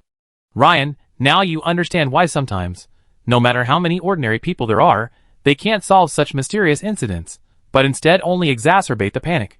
Hamilton thought for a moment and continued. "Yes, sir." Ryan agreed with this point. Such monsters, no matter how many ordinary people there are nothing but food for the eyes. And knights, as the most visible form of human supernatural power, arguably form the foundation of society's stability. By the way, your damaged plate armor needs reforging. Leave it here. I send it to the county capital tomorrow to be repaired and brought back. "Sir, this is just a minor issue. Perhaps I can fix it myself. I'm actually a blacksmith," Ryan said with a smile. Okay then." Hamilton glanced at Ryan in surprise, but didn't press the issue. After all, Ryan had already given him too many shocks recently. "By the way, did you bring back the body of the fog demon?" "Yes, sir. The Imperial Institute of Mysteries specializes in purchasing the bodies of these monsters. If you're willing to sell them, you can exchange them for success points or Imperial gold. Ryan, if you have no other plans for the fog demon's body, perhaps this is a good option." "The Institute of Mysteries?" It sounds like a very high-end institution. This made Ryan slightly curious. Ryan actually wanted to study this strange creature, but unfortunately, he currently had no means to handle or preserve the fog demon's corpse. Furthermore, he lacked the relevant knowledge to study it, so that would have to wait. However, he hadn't expected that the fog demon's corpse could actually be directly exchanged for merit points. In that case, there wasn't really much to consider. After all, earning 1,000 merit points quickly and completing the inauguration assessment was a high priority. "Let's exchange it for merit points," Ryan said. "Okay. I thought so too. Gold coins can be earned anywhere, but merit points are harder to come by." Hamilton nodded in agreement. After handing over the fog demon's corpse, Ryan left the town hall. However, as he neared home, Ryan was surprised to find the familiar carriage from that morning parked outside his door. Could it be? Chapter 123. As Ryan approached, the people inside the carriage seemed to notice him as well. Just as Ryan was about to reach him, the carriage door opened, and a graceful young noblewoman emerged. It was Jenny, dressed in a white dress. "Sir Ryan, we've finally met. Miss Jenny has been waiting for you for almost an hour," the butler said. "Sir Ryan, I've brought the books you asked me to find." Jenny handed over 2 thick volumes. This made Ryan feel a little embarrassed. She had waited so long just so he could get the books as quickly as possible. Although, Ryan knew she was deliberately trying to befriend him. But it does feel good to be respected. Ryan bowed slightly and said, "Miss Jenny, thank you very much." Sir Ryan, you're so polite. You're our family's guardian knight." "This is just a small thing I should do," Jenny said, covering her mouth with her hand and chuckling softly. After a moment's thought, Ryan added, "Well, if you ever run into trouble, please send someone to let me know. Perhaps I can be of some assistance." "Sir Ryan, thank you so much. It's getting late now, so I won't bother you anymore. If you need anything in the future, feel free to contact me." Clearly, Jenny felt the hour-long wait was worth it with Ryan's attitude. The purpose of her visit had been to befriend Ryan, a promising rising knight. To have Ryan say such a thing to her was already a hidden promise. "Okay, Miss Jenny, goodbye," Ryan waved and said with a smile. What he hadn't noticed was that 4 pairs of eyes were standing at the door, watching his brief conversation with Jenny. Anna and Lagiari were through the crack in the door, Mint was through the dog hole in the cookie box, and his mother, Emma, was through the kitchen window. When Ryan returned home, he found everyone looking at him with different expressions. This made Ryan's heart skip a beat. Children can't keep secrets. Mint fluttered her eyes and asked, "Brother, who was that big sister who got out of the beautiful carriage?" As soon as Mint finished speaking, everyone's eyes were fixed on Ryan. This immediately gave Ryan a feeling of even greater pressure than when he faced the fog demon. After dinner, Ryan hurriedly retreated to his room and eagerly took the 2 books Jenny had brought him and began to carefully read them. Ryan soon discovered that the official name for spiritual writing was Akkadian, a language passed down from ancient times and imbued with magical powers. However, its complex pronunciation and throat vibrations made it extremely difficult to learn. However, after reaching 12 points of mental power, Ryan's learning efficiency improved significantly. Soon, by comparing the 2 books, Ryan had mastered the meanings of dozens of simple Akkadian words. As for pronunciation, he had not yet mastered it. After a moment's thought, Ryan, somewhat impatiently, pulled the silver-covered beast taming diary from under his bed and began to read. Sure enough, Ryan could now understand some of the previously unknown words and phrases. Dancing elemental spirits. Secret fire servant. Just as Ryan was delighted and reading with rapt interest, a gentle knock sounded at the door. Knock, knock, knock. From this knock, Ryan already knew who was coming. "Come in." Ryan closed the silver book. Anna stood at the door, a touch shy. Apparently noticing Ryan reading, she asked, "Ryan, can I come in?" "Of course," Ryan said, smiling, standing up. The beast taming diary on the table, with its silver cover and gem-encrusted design, instantly caught Anna's attention. "Wow! What a beautiful book. Ryan, can I take a look?"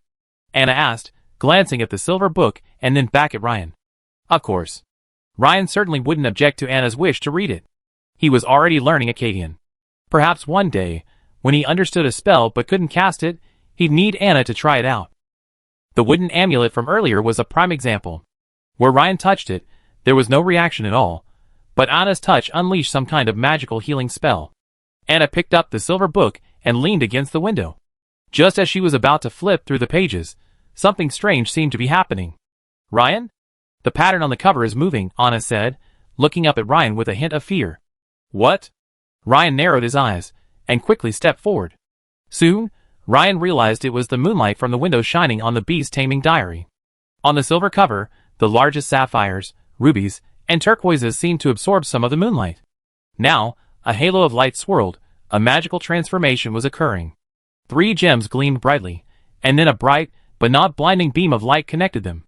At this moment, the pattern on the silver cover also dynamically shifted. The carved bear, its patterns, and its veins shifted.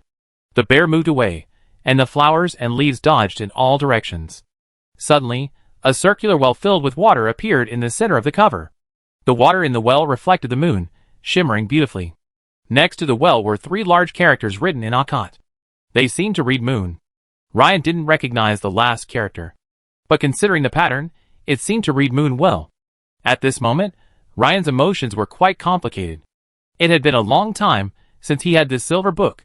It had been the same with the amulet before. Every time he touched it, nothing happened, but as soon as Anna touched it, a magical transformation occurred.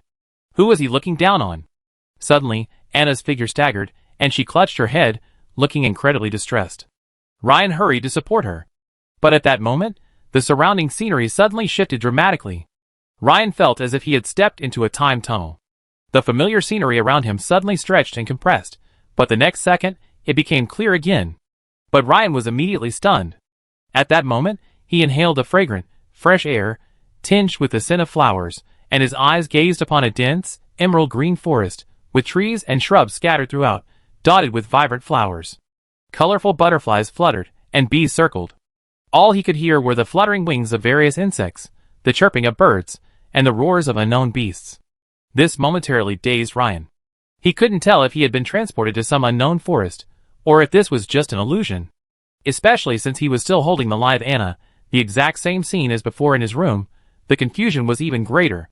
After a moment's thought, Ryan checked his class panel, and found it was still visible. Anna, however, lowered her head, her hands covering her head, an expression of extreme distress. So Ryan gently patted Anna's back and called out twice, "Anna? Anna?" Gradually, Anna seemed to be feeling better. She first glanced up, then around, then a look of bewilderment and surprise immediately appeared on her face. Her wide, confused eyes fixed on Ryan, and then, as if realizing something, she exclaimed, "Ryan, where are we?"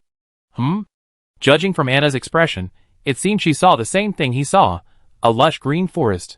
Could it be that they had truly been transported to some secret realm? And that silver book was the entrance to it? What a tremendous power! Ryan wondered. For a moment, Ryan didn't know what to do. This situation was completely beyond his expectations. Suddenly, a voice from far away seemed to call out from within Ryan's heart, "Come closer, here." Ryan listened carefully, and could faintly make out a woman's voice. Ryan glanced at Anna, seeing surprise in both of their eyes. He said, "Anna, did you hear that?" It seems to be calling us over," Anna nodded. Clearly, both of them heard a call from the front. After some thought, Ryan decided to go and see. Otherwise, if they stayed where they were, it seemed they would just be staring blankly. So Ryan, leading Anna, slowly walked forward. It seemed as if they were heading deeper into the forest, which was now growing denser and denser. Suddenly, there was a crack of branches, and a massive brown bear appeared in front of them. The bear was over 2 meters tall and 4 or 5 meters long, nearly twice as large as the brown bears in Côte d'Ivoire Ryan had seen in his previous life. Suddenly, it reared up toward Ryan and Anna and roared furiously. Deafening waves of sound instantly rippled out in all directions. Ryan dodged and placed himself in front of Anna. Since arriving home, he had unsheathed his great sword, so he wasn't carrying it at the moment. But some things must be done, weapon or no weapon. Just as Ryan was about to engage the massive brown bear in hand-to-hand combat, something unexpected happened. The bear roared, then shook its massive head and walked away, gradually disappearing into the dense forest. Ryan and Anna exchanged glances, each puzzled as to why the bear had suddenly abandoned its attack. After a brief pause, the two continued forward. Soon after, another unexpected event occurred. Whoosh! A black shadow flashed past not far in front of him. Ryan's pupil shrank as he saw clearly that the other creature was a massive black leopard. Now, the leopard was hiding in the dense forest, watching them stealthily. Ryan once again shielded Anna behind him and began to confront the Black Panther. But before long, the Black Panther also miraculously left. At this moment, Ryan had a vague suspicion in his mind. But he said nothing, continuing forward with Anna. After a long while, the two finally saw what seemed to be a small clearing deep in the dense forest ahead. A light emanated from the center of the clearing. The two immediately quickened their pace. As they approached, they saw a well in the clearing. The moon was reflected in the water, and the surface of the water rippled slightly. The shape was exactly the same as the well on the silver cover. How beautiful! Seeing this scene, Anna walked to the well, and couldn't help but reach out to touch the water. Suddenly, as Anna's fair fingers touched the water, a violent ripple suddenly appeared, instantly shattering the reflections of Anna and Ryan in the well. In the next second, the surrounding scene shifted rapidly. The trees stretched and changed color like dough, and everything around them was undergoing unpredictable changes. It was as if Ryan and Anna were traveling through a wormhole. Except for them, everything around them became bizarre and shimmering. It seemed like a moment, yet it also felt like an eternity. When they regained consciousness, they found themselves back in the room, Anna still holding the silver-covered book. However, the cover had shifted again, returning to its original appearance, and the magical moon well was gone. Ryan, this? Anna was at a loss for words. Ryan's gaze remained fixed on the silver book in Anna's hand. The next second, Ryan reached out, intending to reopen it, but his hand froze in midair, his heart still trembling with the memory of the unpleasant feeling he had just felt. After some thought, Ryan had a vague suspicion. He continued to open the silver book, turning directly to the second page. Sure enough, the contents were completely different from before. The first line, written in common, read, "Congratulations, you have passed the Druid Circle's Trial of Will. Chapter 124. A Trial of Will? It seems the previous scene was some kind of illusion. But this is a little too real. Without pause, Ryan and Anna stared down intently.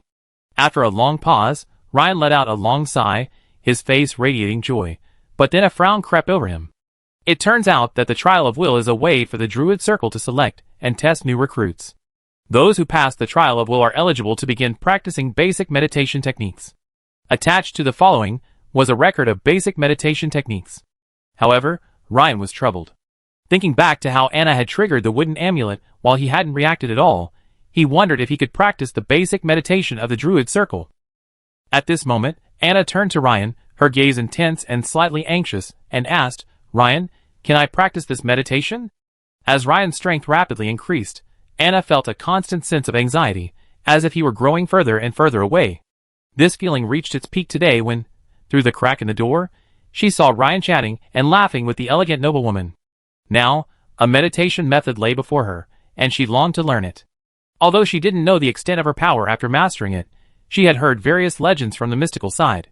At least, after learning it, she would be much more powerful than she was now, Anna thought. Of course, Ryan nodded without hesitation. If it was possible that he was unable to practice the basic druid meditation method, it was obvious that Anna next to him had a high probability of being able to do so. In fact, even now, Ryan still hasn't figured out whether it was the moonlight that triggered the silver book's transformation, or whether Anna's touch was also essential. Or were there other triggering conditions? But Ryan himself speculated that this time, it might be Anna's fault again, just like the wooden amulet. As the two turned to the next page, the silver book suddenly glowed with a green light. As the green light shone upon them, a description of the basic meditation method and its practice suddenly appeared in their minds. Anna and Ryan exchanged a glance at this miraculous phenomenon, each revealing surprise and admiration in the other's eyes. After spending some time studying the basic meditation method and its practice, Ryan finally confirmed that he could practice the Druid's basic meditation method. However, he didn't know how effective it would be. But he was certain that he could learn it. According to the training method, the prerequisite for practicing basic meditation is superior mental power. Both Ryan and Anna have achieved this, and the Trial of Will is designed with this goal in mind. Ryan roughly estimated that this threshold is around 10 points of mental power, nearly twice that of an average person. With 12 points of mental power, Ryan clearly has an easier time than Anna. Furthermore, after mentally reviewing the contents of the basic meditation method, Ryan began to understand why Andrew's diary lacked any relevant information. That's because the contents of the basic meditation method are surprisingly three-dimensional symbols, becoming increasingly complex as they progress. No wonder the Druid's ring uses that green light to transmit knowledge. Just as Ryan was about to try his hand at basic meditation, the knock on the door rang out again. Knock, knock. However, before Ryan could call out, "Come in," the door opened from the outside. Lager looked at the two of them with a playful expression. As if noticing Lager's strange gaze, Anna lowered her head and observed them. She realized that because she and Ryan had been reading the silver book together, they were holding hands, their bodies pressed tightly together. Instantly, Anna blushed, and her fair hand quickly slipped from Ryan's grasp. She bounced away from him like a frightened rabbit. In truth, Lager had wronged Ryan and Anna. Honestly, their experience had been so magical that they hadn't considered it anything romantic. The hand-holding was because Ryan wanted to protect Anna during the trial. The two of them clung to each other, drawn together by the magical transformations of the silver book. "What on earth are you two secretly doing? I've already knocked twice." Lagiari glanced at them with a strange look. Anna immediately lowered her head in embarrassment, her face flushing. Ryan, on the other hand, was stunned. It seemed that Lagiari had been here when he and Anna were undergoing the Trial of Will. No wonder, this time, Lagiari knocked, and he pushed the door open before she even agreed. "Anna, don't you see what time it is? Are you planning to sleep here tonight?" Lagiari looked at Anna and said with a smile. "No, no." Anna blushed so much she almost blushed, waving her hands repeatedly. "Ryan, thank you for today. I'm going back to bed. You should get some rest too." With that, Anna quickly pushed Lagiari out. Before leaving, Lagiari gave Ryan a meaningful look with her beautiful eyes. Then, the sound of the two of them descending the stairs could be heard. Ryan shook his head, waving away the fleeting thought in his mind. At that moment, having just mastered the basic meditation method, he was like a boy absorbed in playing games. He had no time for his girlfriend. Soon, Ryan followed the basic meditation method and began visualizing the first three-dimensional symbol in his mind. This three-dimensional symbol, as described in the basic meditation method, is called a will rune. A will rune is a complex three-dimensional pattern that requires precise visualization in the mind. According to the practice method, if one can successfully visualize the first 8 will runes at once, one has entered the first stage. Of course, the main purpose of meditation is to gradually enhance one's mental strength through visualization of will runes. After several attempts, Ryan was pleasantly surprised to discover that his best attempt had successfully visualized 7 will runes at once, leaving him just one shy of reaching the first stage described in the practice method. However, at this moment, Ryan felt a swelling and dull pain in his temples. This was clearly due to the fact that his meditation practice time was approaching its current limit. Well, this is very similar to the night's breathing method. There is an implicit time limit each day. Once one reaches the physical limit, rest is required to slowly recover. Meanwhile, although he hadn't yet triggered a class change or anything else, Ryan had a vague feeling that changes would likely occur once his meditation practice reached the first stage. For now, all he needed to do was quickly complete this final step.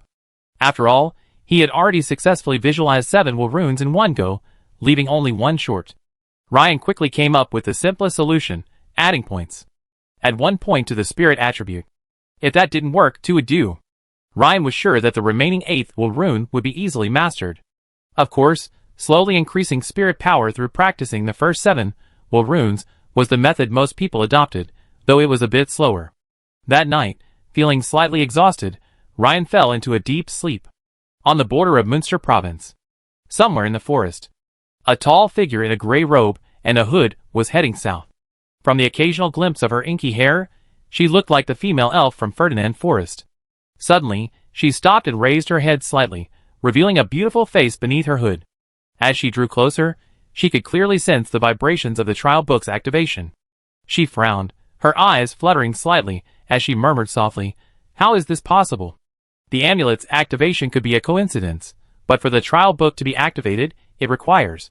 The next day, upon waking, Ryan's first act was to figure out how to master the basic meditation method. The fact that he was so close to reaching the first stage of the basic meditation method left him feeling like a cat scratching his head. Ryan pondered for a moment, then glanced at the dashboard. He discovered that the easiest class to upgrade was the dog trainer class, which had already reached level 2, 292/300. Although he hadn't taken Cookie on night patrols these past few days, he had managed to improve his dog trainer to this level by making premium dog food and feeding him. So, Ryan took Cookie, his greyhound, for a walk early in the morning. When he returned, he prepared a hearty meal for Cookie, successfully upgrading his dog trainer to level 3, 1/500, earning him a skill point and a stat point. Having completed the dog trainer upgrade, Ryan handed Cookie to Mint and, somewhat impatiently, returned to his room. Without hesitation, Ryan added a stat point to his spirit level, instantly boosting it from 12 to 13. Ryan suddenly felt clear-headed, though the improvement was modest. Immediately, Ryan began attempting the first 8 will runes of the basic meditation method again. First will rune. 7th will rune. 8th will rune. Ding! Detected that the host has completed the basic meditation will runes, August 8th, triggering a job change. Wizard Apprentice, Transcendent. Prerequisites for advancement to Wizard Apprentice, Transcendent, are 1. Wizard qualification. 2. Spirit 12 points or higher. 3. Basic meditation will rune, August 8th. All the current requirements are met. Yes/no to the Wizard Apprentice, Extraordinary class change? Seeing this class change information, Ryan was overjoyed. He excitedly clenched his fists and waved them vigorously. Yes! Ding! Class change to Wizard Apprentice, Extraordinary successful. Spirit +2. Name, Ryan Kalin. Occupation, Wizard Apprentice, Extraordinary, Level 1, 0/100/Night, Extraordinary, Level 1, 86 out of 100, /Blacksmith Level 3, 0/500, /Dog Trainer Level 3, 1/500, Constitution, 16. Strength, 15. Agility, 15. Spirit, 15. Attribute points remaining, 0. Skill points remaining, 1. With this further increase in spirit, Ryan noticed a difference in his perception of the objects around him. This wasn't just an improvement in vision. It was a comprehensive improvement in hearing, smell, and more. It also involved a deeper change. His perception had become even sharper. Ryan could faintly sense various energy particles floating in the air around him. This sensation was particularly intense when he closed his eyes. However, when Ryan looked at the Wizard Apprentice class panel, the corners of his mouth twitched. Chapter 125. Although the entire panel was also gleaming with a beautiful green light, only a single skill icon was flashing. Basic Meditation Level 1, 12 out of 100.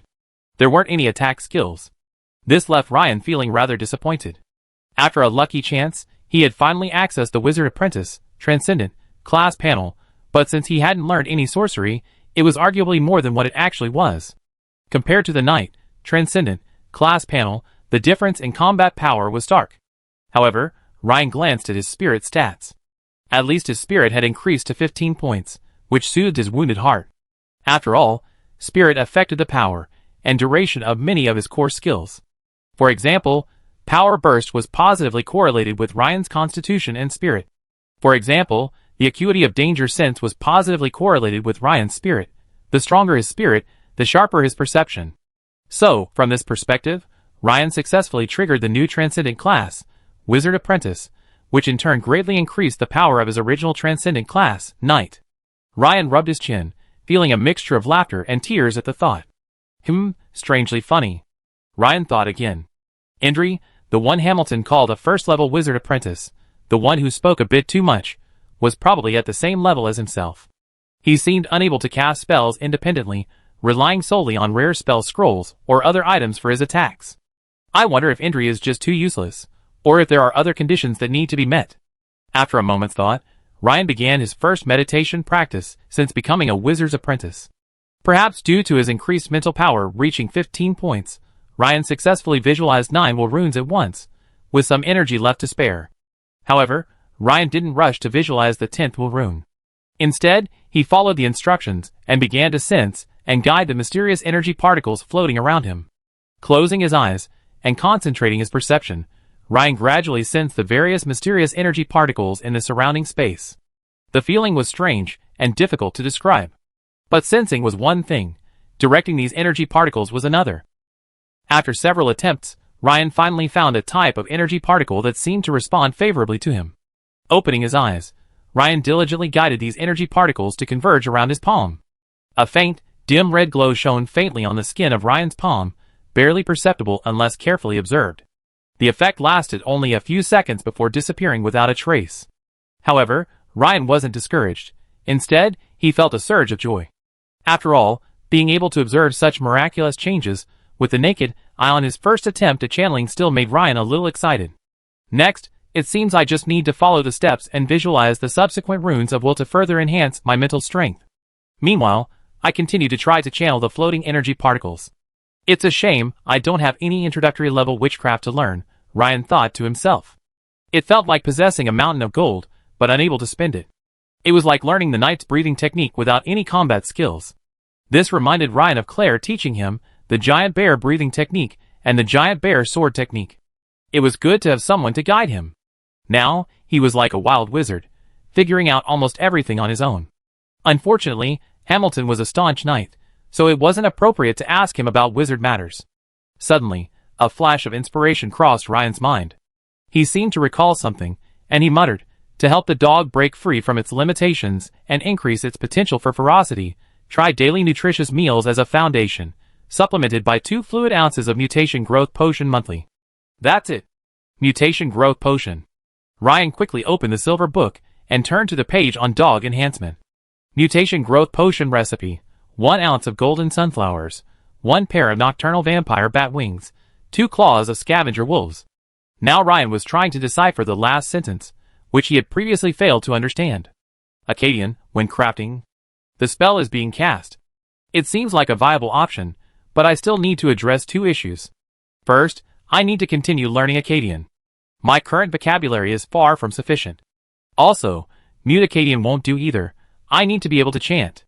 Second, I need to purchase the necessary materials. Perhaps only the bat market in the county town can help with this. Things like the wings of nocturnal vampire bats and the claws of scavenging wolves don't look like something a proper pharmacy would sell. Just as Ryan was pondering this, there was a sudden, somewhat hurried knock on the door. Knock, knock, knock. Is Ryan home? That was the voice of the short man, Mateo. Ryan hurried downstairs and opened the door, only to hear Mateo say, "Ryan, Lord Hamilton wants you to go to the town hall immediately. The county has just arrived to investigate the evil knights of Nightsong Forest. By the way, Ryan, Lord Hamilton also asked me to notify that barbarian girl Lager. She should be living near you, right? Can you tell her for me?" "Okay. I be right there." "I let Lager know," Ryan replied after a moment's thought. "Okay. I have some things to prepare, so I be leaving now." Mateo smiled, patted Ryan's sturdy chest as a greeting, and then hurried away.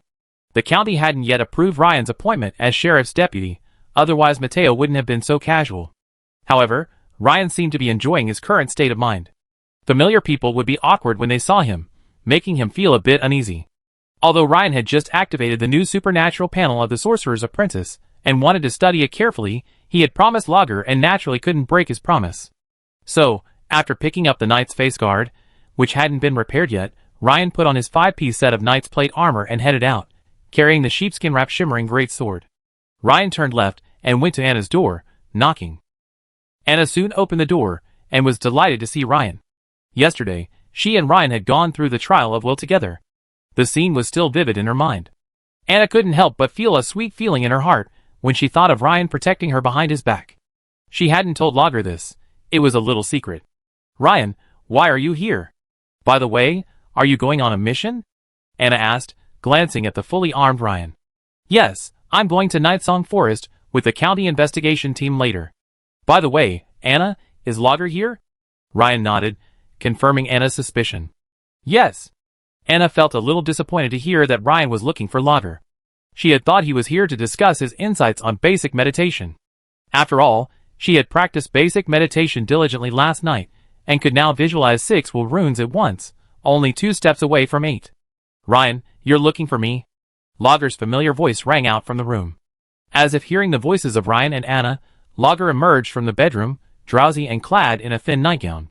Her voluptuous, vibrant figure was revealed before Ryan's eyes.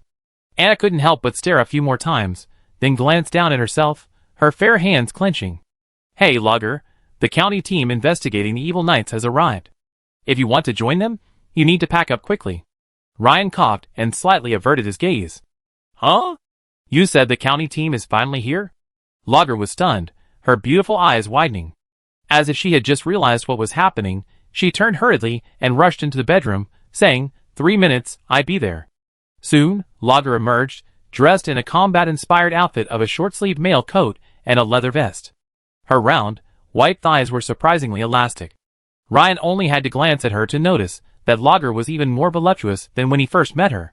At Lager's age, shouldn't she be past puberty? "Hey! Lager, have you repaired your shield?" Ryan was surprised to find that Lager was carrying a shield nearly identical to the original one, also made of thick wood, with a palm-sized raised iron plate in the center, tightly bounded by a narrow iron ring. "Yes. Although I couldn't find hemlock, I found a large enough piece of oak, and I used it to repair the shield." Lager leaned to one side, giving Ryan a clear view of the shield behind her. Ryan then remembered that Lager was not only a barbarian warrior, but also a skilled blacksmith.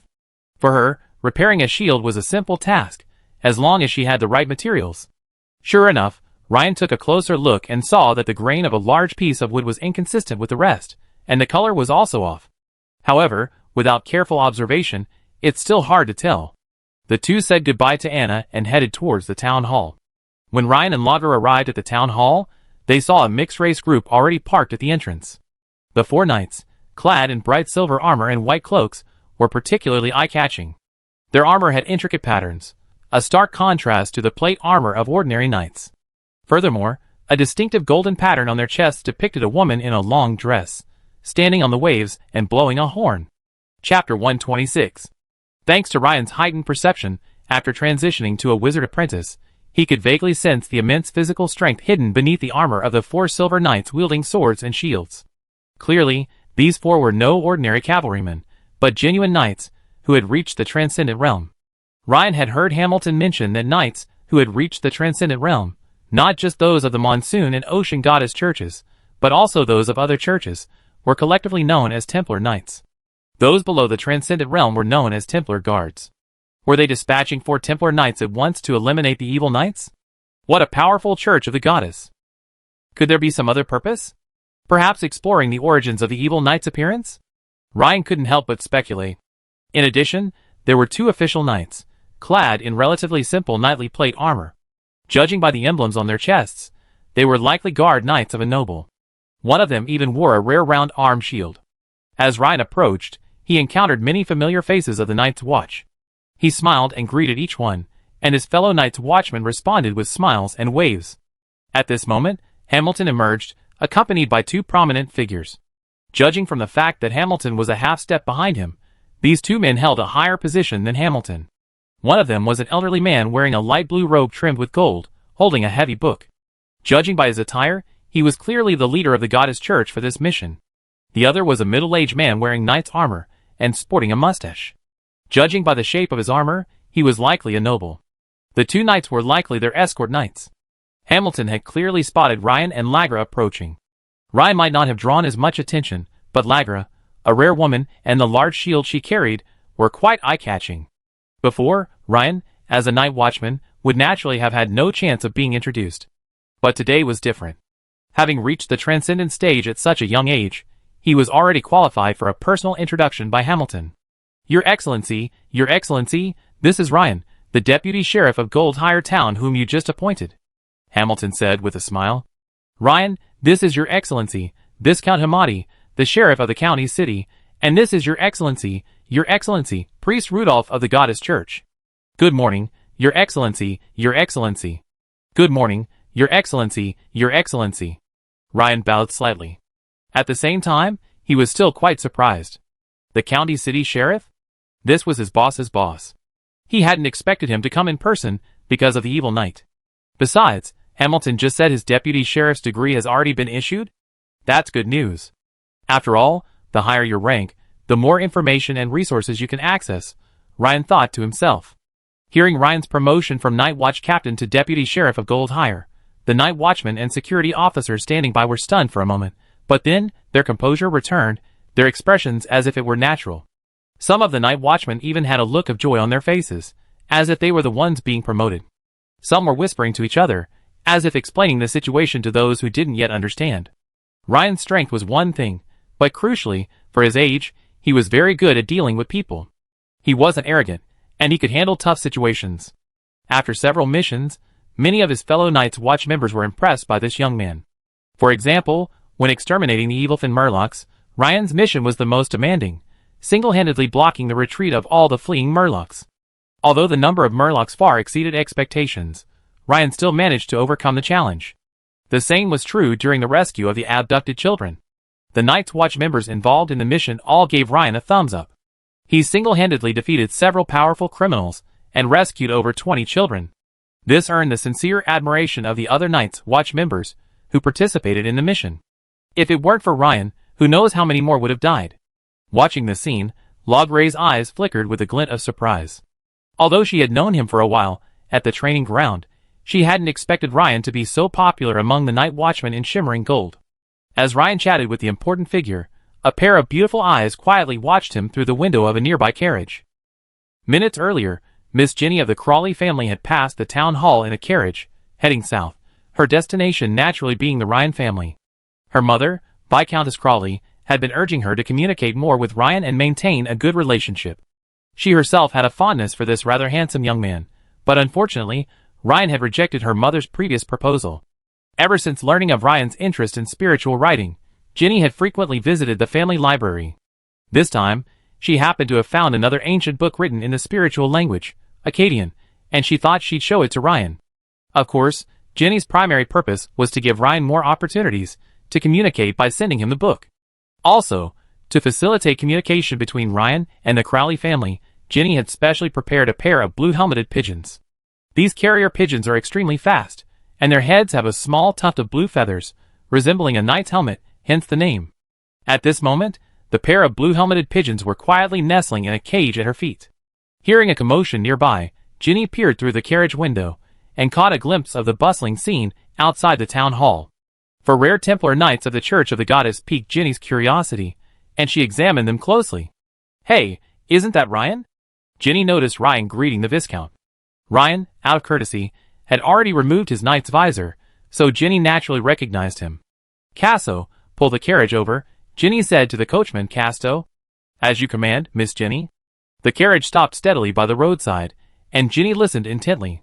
Since Ryan and his companions were knights, their voices were not deliberately concealed, and Ginny, even from 20 or 30 meters away, could still hear them clearly. Deputy of the Sheriff of Shimmering Gold? This made Ginny's beautiful eyes light up slightly.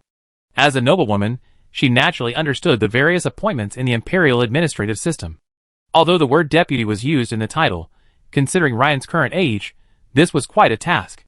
Competition within the imperial administrative system is naturally fraught with intrigue and scheming, but there's one kind of rank that holds the highest value: military exploits. With enough of them, advancement is a smooth sail. For Ryan, a man with no background to now be appointed sheriff means he must have accomplished a number of significant feats. Otherwise, he wouldn't have received this appointment.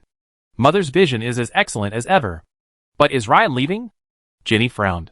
She had come to Gold's Hire town specifically to find Ryan, but judging by the current situation, she hadn't expected him to have a major mission with the Goddess Church.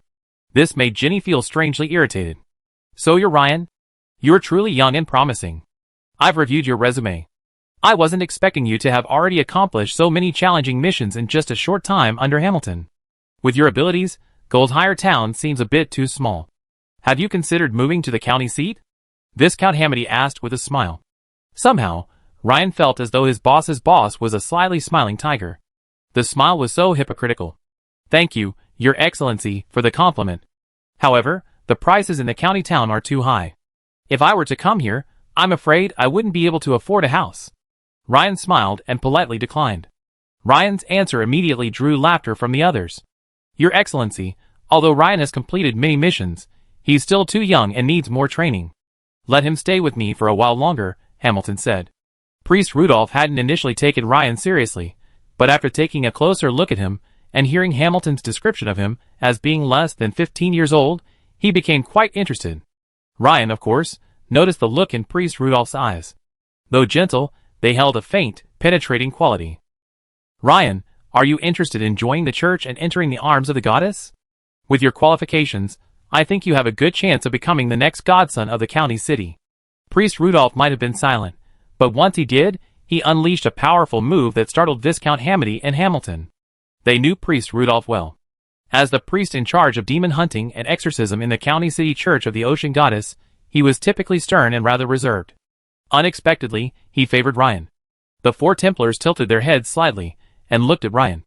The others, not members of the church, might not have known the significance of the word godson or its meaning within the church. But they knew it all too well. Every godson was a candidate for the position of bishop of the diocese.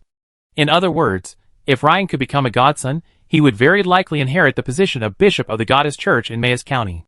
Ryan was equally flattered by Priest Rudolph's words. But Ryan never considered himself fully devoted to a single deity. If he joined the church, he would likely become a blasphemer sooner or later. After a moment's thought, Ryan politely declined. Thank you for your kindness, Your Excellency, but Lord Hamilton has been very kind to me. Please forgive me for not being able to join your church. At this moment, Lord Viscount Hamady said, It's getting late, Hamilton. Since Your Excellency the priest has come in person, why don't you accompany us to Nightsong Forest? Well, what about Gold Hire? Hamilton hesitated. Haha, that's such a simple matter. Why not let Ryan stay in Gold Hire? All right. I follow the Viscount's orders. Hamilton thought for a moment and nodded. Ryan, then you stay in Gold Hire. If all goes well, we'll be back by evening, tomorrow at the latest. While I'm gone, the security of Gold Hire will be in your hands. Ryan was stunned by this. No! I was hoping to gain some experience. How could this happen? Ryan cried inwardly. He wanted to refuse. But in this situation, it was clearly impossible. After all, the order came from his boss's boss, and Hamilton, his direct boss, also agreed. So, Ryan could only say, As you command, Lord Hamilton. By the way, Hamilton, if you're worried, I let Andrew stay in Gold Hire as well. That reassure you, won't it? Viscount Hamady said with a smile. Ryan, this is Knight Andrews, Viscount Hamady said, pointing to the burly guard knight beside him, armed with an armed shield. Sir Andrews, hello. Hello, Sir Ryan. A deep voice echoed from the other knight's visor. Wow! This Knight Andrews is quite powerful. Ryan's perception told him that Andrews seemed to be a veteran knight. This made Ryan a little puzzled. Why would Viscount Hamadi allow such a veteran knight to stay? But he didn't dwell on it. Perhaps Viscount Hamadi was trying to reassure Hamilton?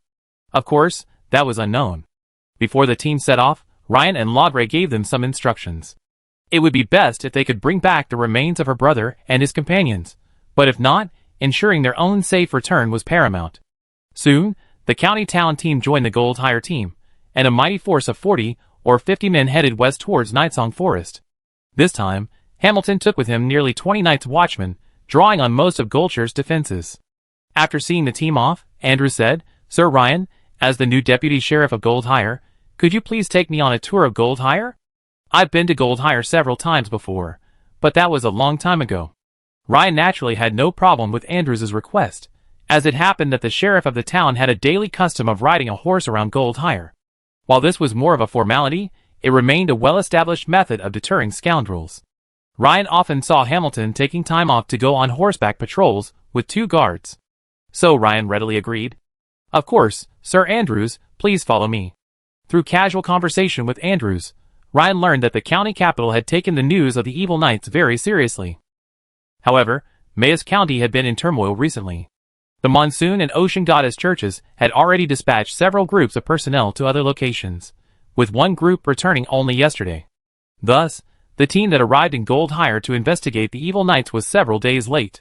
Jenny, who was secretly delighted that Ryan wasn't out on a mission this time, saw him and a stranger knight mount their horses and head toward the edge of town. This made her heart tighten. But judging by their slow pace, Jenny quickly realized that Ryan seemed to be on a routine patrol. As a descendant of a noble family, she knew this was a common practice for sheriffs.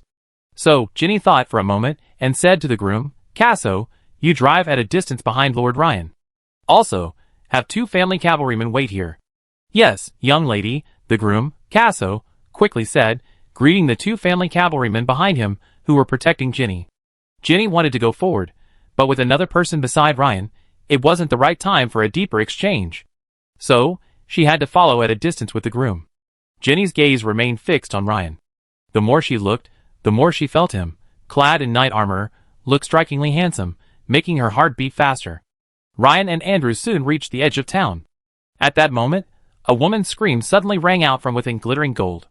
Ryan's eyes narrowed, and he immediately turned to look behind him. But suddenly, alarm bells rang in his heart. Level 3 danger sense told Ryan that the source of danger was right next to him. Is it Andrews? Oh no! Iron Skin! Ryan had no time to turn around. He instinctively activated his second transcendental ability, Iron Skin. Suddenly, he felt a powerful, scorching attack strike his lower back. Bang! Paw! The next second, he was blasted off his horse like a cannonball, hurling himself to the ground. Instantly, a deep crater was ripped open by Ryan's blow, sending clouds of dust billowing everywhere. Jenny, following far behind, stared with her beautiful eyes wide open, her hands clutching her mouth tightly, as she watched the scene unfold in disbelief. Wasn't the strange knight next to Ryan Viscount Hamadi's guard knight? Why had he suddenly attacked Ryan? She had just witnessed the attack.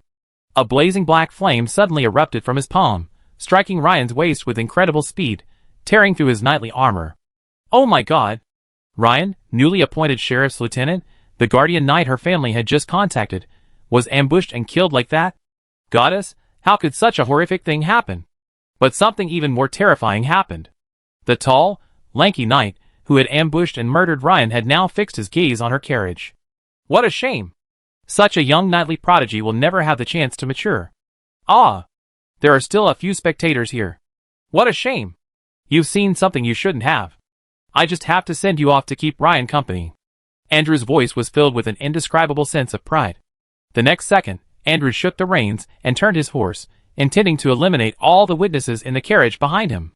Just as he was about to charge, he suddenly froze, as if sensing something unbelievable. Before he could even turn his head, a voice he thought he'd never hear again echoed behind him. Sir Andrews, I didn't expect you to be a member of the Black Flame cult. Ryan slowly climbed from the crater. He was in a state of extreme distress. The knight's breastplate Hamilton had given him had been shattered by Andrews's black flame. But surprisingly, there were no visible injuries on Ryan's body. A closer look revealed a faint silver shimmer on his exposed skin.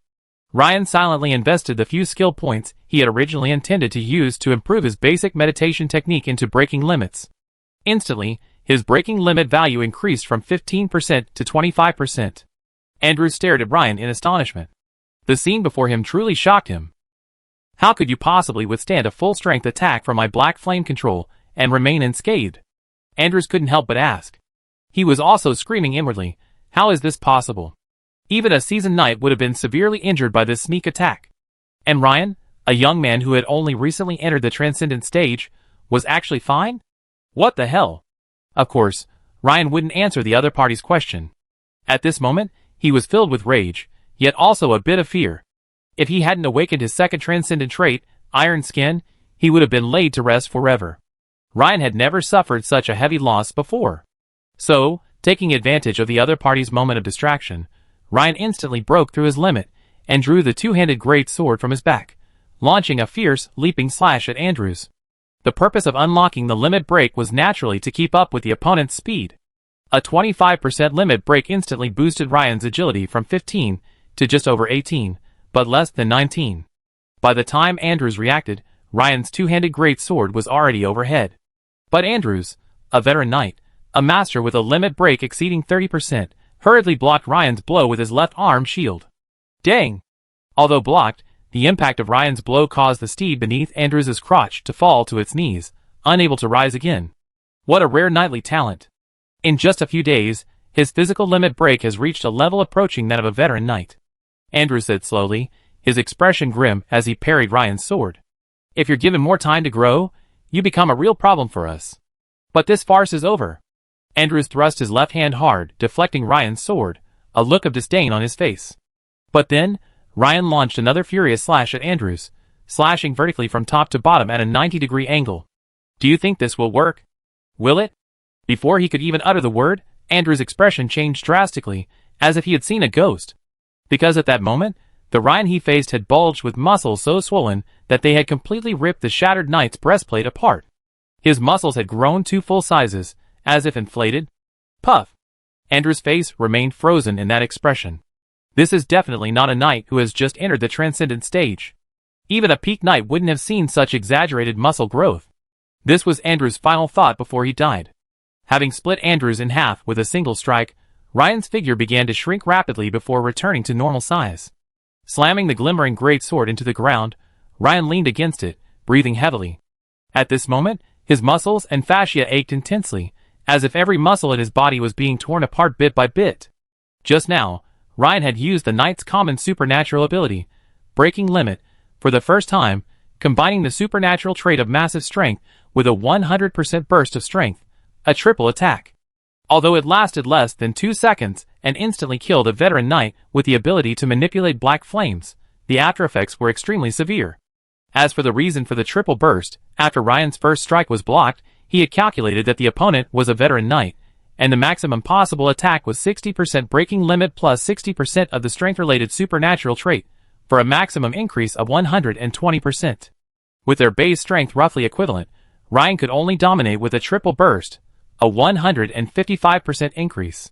While Andrews' extraordinary ability wasn't necessarily strength-focused, and the increase wouldn't necessarily reach 120%, Ryan didn't want to make any more mistakes. In the carriage far away, Ginny's cherry lips were wide open, wide enough to fit an apple, her eyes wide open, unable to recover for a long time. The grace of that sword strike had been witnessed and imprinted in her heart. Oh my God! Is Ryan a god descended from heaven? How could his muscles grow so large?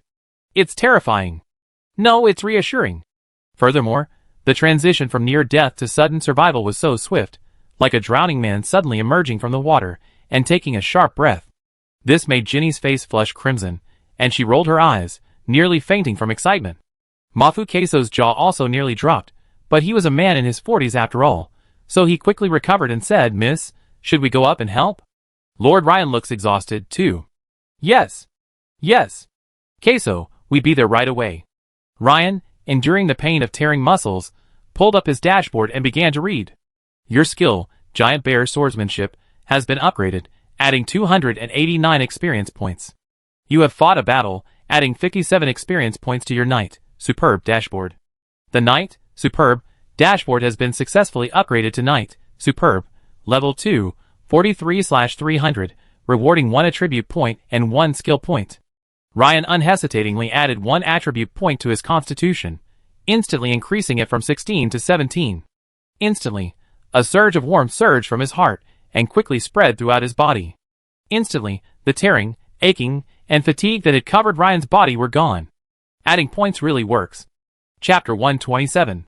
At this moment, Ryan noticed that after the recent battle with Andrews, combined with the accumulated experience from previous battles with Caraway and the Mist Demon, his giant bear swordsmanship had reached level 5, 1988/2000. He was just one step away from reaching level 6. So when Jenny, looking worried, emerged from the carriage, her long skirt in her hands as she trotted over, she saw Ryan, who had been sweating profusely and his face contorted with pain, suddenly stand up with a look of joy and energy. Jenny was stunned. "Sir Ryan, are you all right?" Jenny stammered, still dazed. "Huh? Miss Jenny, why are you here?" Ryan asked in surprise. Could it be that the Crowley family was also involved in this matter? After the recent surprise attack, Ryan was extremely alert. "I'm delivering it to Lord Ryan." "Wait!" Ryan made a shushing gesture, because he could hear the exclamations coming from within Shining Gold Town again. This time, the sounds were louder and farther away, but Ryan's perception was still faintly discernible. The screams and cries of a group. It seemed that Andrews wasn't the only member of the Black Flame Church who had come this time. And judging by their intentions, it seemed they weren't simply aiming to kill him. They had a larger goal. The Black Flame Church's purpose for this action was likely far more complex. Ryan glanced at Andrews' body beside him. He couldn't leave it lying in the wilderness as evidence, and he hadn't yet collected the spoils. After a moment's thought, Ryan turned to Jenny and said, "Miss Jenny, please collect my spoils." "Ah? Spoils?" Jenny was momentarily stunned, completely lost for words. It wasn't until Ryan pointed at the corpse of the strange knight that she finally understood what he meant. "I'm going to the town to investigate." As Ryan spoke, he was about to head back to the town. However, after taking 2 steps, he turned back and warned, "By the way, Miss Jenny, you better leave Goldhire." Jenny, staring at the mangled corpse, was bewildered. What should I do?" After hearing Ryan's warning, she finally realized what was happening and quickly said, "All right, Sir Ryan." At that moment, 2 cavalrymen were charging towards them from Goldhire. Ryan's eyes narrowed, his hands gripping the glimmering greatsword tightly, and he assumed a fighting stance. "Wait. Lord Ryan, these 2 appear to be my cavalry guards." Seeing Ryan draw his sword startled Jenny. "Oh!" Despite Jenny's words, Ryan remained vigilant. After all, if you don't learn from your mistakes after a single setback, you'd be doomed sooner or later. When the 2 cavalrymen arrived, they quickly saluted Jenny and said hurriedly, "Miss Jenny, the church in Goldhire has been attacked. The town's defenses are weak. We recommend you leave Goldhire immediately." "Church?" Ryan's pupils shrank slightly, and a thought flashed through his mind. Today is Sunday, and there must be at least 100 or 200 people in the church. Lord Ryan, the Church of the Black Flame of Andrews? Could it be that the Black Flame Church was planning a blood sacrifice in Goldhire? Ryan had heard about the cultist sacrifice in Monum during his boy's servant training. After becoming captain of the Night Watch, Ryan had even consulted the relevant archives. The true situation was even more horrific than the rumors had suggested, with over 100 people killed in Monum at once. The Imperial authorities ultimately blamed 7 or 8 bandits, but Ryan knew that this was a stopgap measure taken by the county capital to quickly quell public unrest and de-escalate the situation. Looking back now, it was most likely the work of the Black Flame Church. "Well, I won't leave. This is Lord Ryan, the deputy sheriff of Goldhire. You arrived just in time. Help him collect the spoils." Jenny quickly assessed the situation and rejected the 2 cavalrymen's suggestion. Jenny's thinking was clear. Although it was dangerous for her to stay in Goldhire, now was an excellent time to deepen her relationship with Ryan. "Loot?" The 2 cavalrymen looked around and immediately saw the bloody mess, startling them. "This is a knight of veteran caliber, killed by Lord Ryan." "We follow Lord Ryan and help collect the spoils," Jenny said. "A veteran knight?" The bloody mess was a veteran knight. This prompted the 2 knights to take a closer look and discover that it was indeed a knight in plate armor. They exchanged a glance, each one visibly shocked. From this perspective, it seemed unnecessary to retreat just yet. "As you command, Miss Jenny." The 2 cavalrymen confidently dismounted their horses and began to collect the spoils. Ryan glanced at Jenny. He hadn't expected this noble lady to be so bold and confident in him. Ryan nodded to Jenny and said, "I'd be leaving first. You can follow slowly behind. If things don't go well, Leave immediately. Don't hesitate. Okay, Your Excellency. Jenny nodded quickly at Ryan's look of approval. Ryan then quickly rushed toward shimmering Gold Town, glancing at his knight, transcendent dashboard. After a moment's thought, he decided to put the few skill points he had gained from the upgrade into his break limit value. The reason was simple. With a fierce battle imminent, he naturally wanted to invest in areas that would quickly build combat power. The break limit value relates to two transcendental traits, Great Strength and Iron Skin. After adding points, both should reach level 2. With the added points, the break limit value instantly increased from 25% to 35%. Suddenly, there was a sound like shattering glass, or like the sound of a key being inserted and turned. Ryan felt a shackle deep within him snap, instantly releasing itself.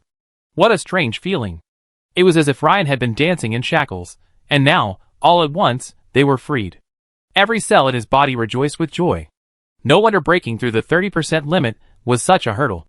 It seems that after breaking through, some shackle within my body was released. Now, I've become a senior knight, Ryan muttered. Before Ryan could fully appreciate this change, his two extraordinary traits also broke through to level 2. Transcendental trait, Massive Strength level 2, active, Massive Strength level 2 effect, significantly increases strength. Note, the transcendental trait's massive strength boost is positively correlated with the host's break limit. The higher the break limit, the greater the strength boost. Note, to advance to the next level, the break limit must be at least 60%. Transcendental trait, Iron Skin level 2, passive, Iron Skin level 2 effect. The body automatically absorbs free metal elements, significantly strengthening the skin's defenses. Note, the transcendental trait's Iron Skin boost to defense is positively correlated with spiritual strength and break limit. The higher the spiritual strength and break limit, the greater the absorption capacity, and the greater the boost. Note, to advance to the next level, the break limit must be at least 60% and spiritual strength must be at least 18 points. Note, transcendental traits cannot be directly upgraded using skill points.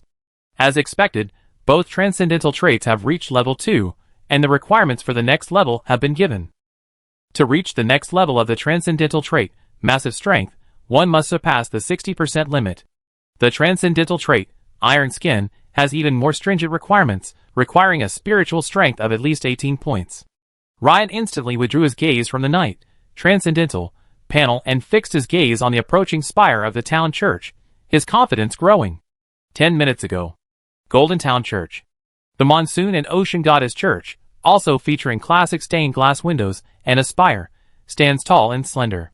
Also, atop the church stands a small, gilded statue of the Monsoon and Ocean Goddess. Today was Sunday, so at this hour, the church was packed with the townspeople who worship the Monsoon and Ocean Goddess. The daily grind and occasional disasters have resulted in a world with far more believers than in Ryan's previous life, and a far greater number of devout believers. At this moment, over 100 men and women, young and old, led by the white-haired priest, Father Thomason, were praying devoutly to a statue of a goddess holding a conch. But now, within the empty church hall, a single black flame monk, taking Father Thomason's place, chanted a spell.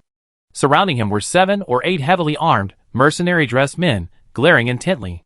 However, there seemed to be another black flame monk wearing a dark hood, standing in a corner of the hall, head bowed, hands folded in his sleeves, silent. Below, a dark mass of silence filled the crowd of over 100 residents of Goldhire, who had originally attended the service. Before them, the bodies of several rebels lay, their blood staining the solemn and sacred church red. As the black flame monk chanted his incantation, the crystal atop a black bone staff before him began to emit eerie black, hair-like strands that filled the entire area. Any Goldhire resident who came into contact with it quickly fell to the ground, trembling all over. This scene intensified the fear and trembling of the crowd.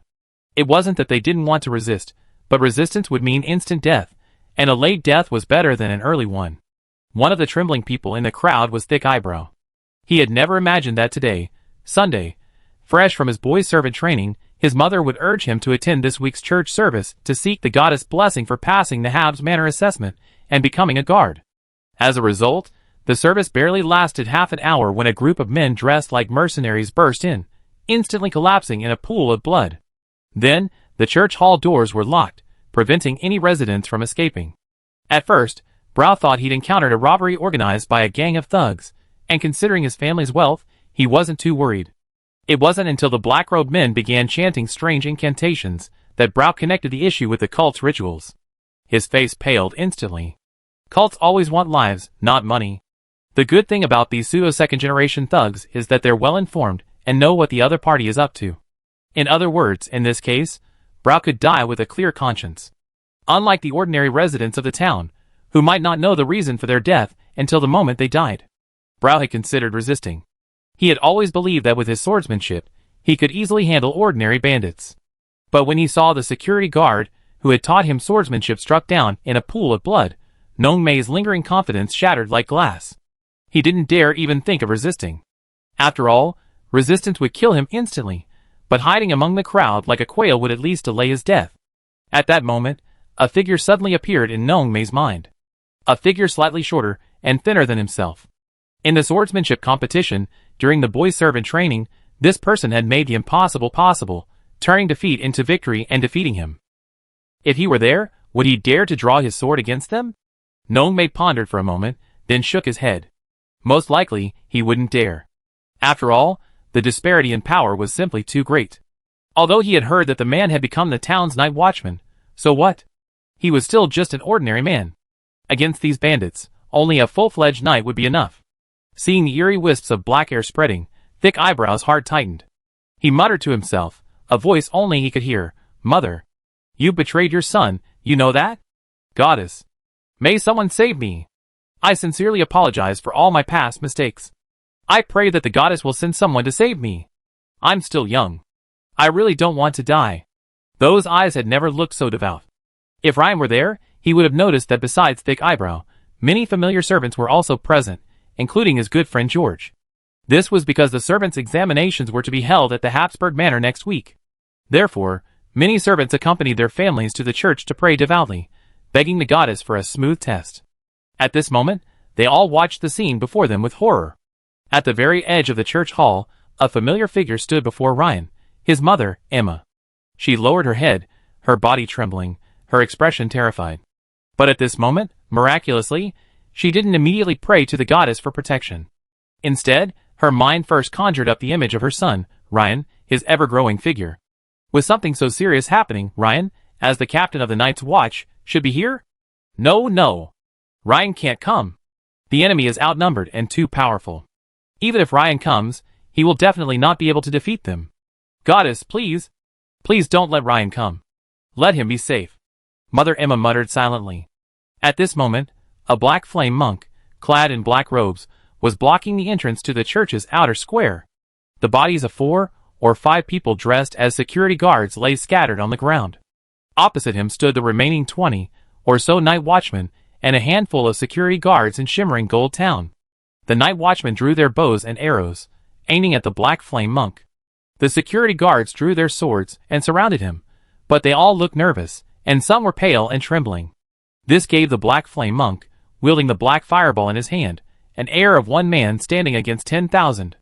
The first few security guards who arrived had already been savagely attacked by the enemy. Among the remaining guards of Gold Hire, the diminutive Mateo held the highest rank. As the captain of the Night's Watch, he clenched his fists, his face flushed red, yet he dared not order the arrows to be released. Mateo had never lacked the courage to fight, but facing the Black Flame Monk, who had even caused Sheriff Hamilton a loss, he knew that if he shouted shoot, all of his men would be killed. The flickering black flames in the other's hands filled Mateo with dread. For the Night's Watchman of ordinary combat power, it was practically impossible to defeat. You said Ryan had only killed a Black Flame Monk before. It wasn't that terrifying, was it? Yes, but that was a severely injured Black Flame Monk. The one before him was a Black Flame Monk in his prime. It's a completely different concept. So, even though they surrounded the enemy, Mateo is almost certain that even a desperate fight wouldn't do anything to them. Perhaps they could inflict a wound or two before their own utter destruction. That's all. Although Mateo immediately dispatched men to pursue Lord Hamilton's group, it's already been an hour since they set out, and the round trip wouldn't be enough time to make it. In addition, Mateo also sent men to the nearby Habsburg Manor to seek assistance from Knight Lloyd, but it would likely take some time for reinforcements from the manor to arrive. So, even Mateo wasn't entirely confident that Ryan could defeat the enemy. At this point, the only person they could count on was Ryan, the new deputy sheriff, who was still in Gold Hire Town. You don't even have the courage to shoot an arrow at me. As an Imperial security force, you're truly incompetent, the Black Flame monk quipped, fiddling with his Black Flame fireball. Were you the ones who attacked and killed Mort? It doesn't look like it. Well, if you just stand still, maybe I can spare your lives. Oh, now I remember. You weren't waiting for that. What's his name? Rain. That's his name, right? Hey, aren't you waiting for him? Unfortunately, you won't be here. Mateo and the other night watchmen were all horrified. For a moment, they felt as if their cards had been read. From the way they spoke, it seemed Rain. Suddenly, screams erupted from within the church. This excited many of the family members on the night watch inside the church. They turned to Mateo and shouted, "Captain, let's fight." Yes, let's fight. The desperate declaration of the group of ants across the way made Otis want to laugh. Ha, fight! A bunch of ants? What can you possibly fight me with? At this moment, a young yet powerful voice suddenly rang out. Hasn't anyone ever taught you to respect brave men who face death with indifference? Otis's laughter suddenly stopped, because someone he hadn't expected appeared in his sight, as well as in the sight of the other night watchman. Ryan! Mr. Sheriff! The moment Mateo saw Ryan appear, he felt an urge to cry. The heavy burden he had been carrying suddenly lifted from his shoulders. Reporting to the deputy sheriff, the Black Flame monk has taken control of the townspeople inside the church. Mateo, you've worked hard. Leave this to me, Ryan said, gazing at the Black Flame monk. You're the newly promoted knight, Ryan? How is that possible? You shouldn't. What about Andrews? You're absolutely no match for him. The Black Flame monk named Otis peppered him with questions. However, Ryan naturally ignored him, and silently drew the shimmering greatsword behind him. Otis frowned, unable to wrap his head around this question. Could it be that Andrews fought you, yet you escaped? After pondering it for a moment, Otis concluded that this was the only reasonable explanation. Furthermore, judging by the cracks in Ryan's armor, it seemed he'd been badly beaten by Andrews. Based on this deduction, Ryan must be a speed-type knight with a special trait like agility. No wonder. Otis instantly eliminated all possible scenarios and arrived at a conclusion he believed was highly reliable. For a speed-type knight like Ryan, close combat was the best option. If the opponent was too fast, using a ranged attack with the Black Flame fireball would be ineffective. Otis, with his extensive combat experience, quickly devised the best strategy to deal with Ryan. Coincidentally, Otis was also quite capable in close combat, adept with a pair of daggers. Furthermore, although he was only a full-fledged knight, his special trait leaned towards agility. After considering all this, Otis confidently declared, "You've managed to escape Andrews' clutches, yet you didn't seize this opportunity and dared to come here. What a tragedy for you." Ryan was momentarily stunned by his words. Whoosh! Otis kicked his toes and charged straight at Ryan. The opponent's maneuvering once again stunned Ryan. All Ryan had been thinking about was how to avoid the opponent's Black Flame fireball, then seek a close-quarters opportunity to swiftly kill him. But what did he see now? This Black Flame monk didn't even throw a Black Flame fireball at him. Instead, he rushed towards him, attempting a close combat. Is there some conspiracy here? Never mind. Melee combat is his only advantage. Since the opponent is so confident, he might also be a power-oriented player. To be safe, he should just go for his ultimate. Coincidentally, Ryan's strength had now broken through 35%, marking him as a seasoned knight. His extraordinary ability, massive strength, had already reached a 60% increase. Ryan planned to activate another 25% of his strength burst, reaching a total of 120% to test his opponent's strength. Furthermore, Ryan was confident that the duration and aftereffects of this triple overlap state would be significantly reduced, or even absent if the duration was short. This was the benefit of high physical fitness. No wonder the great man once said, "A healthy body is the capital of revolution." As for why he didn't unleash his full power, that was because he needed to maintain a certain level of combat effectiveness for the subsequent church rescue. Seeing the Black Flame monk rapidly approaching Ryan, Mateo stared intently and quickly said to the other night watchman, "Wait a minute, you guys." But before he could finish his words, he stopped abruptly. Instead, he muttered to himself, "Has Ryan's strength reached this point?" The Black Flame monk suddenly possessed a pair of daggers flashing with a cold, icy light. In the blink of an eye, they were within striking distance of Ryan. The turbulence created by the high-speed attack caused the tattered plate armor on Ryan's body to rustle and rustle. Just as the opponent had a moment of triumph, everyone present heard the sound of several bowstrings being plucked, and the source was Ryan in the center of the field. Bang, bang, bang. Ryan's figure suddenly grew larger, his muscles bulging, especially his chest and neck, which expanded nearly twice as much as a Zarati cobra before striking its prey. Ha!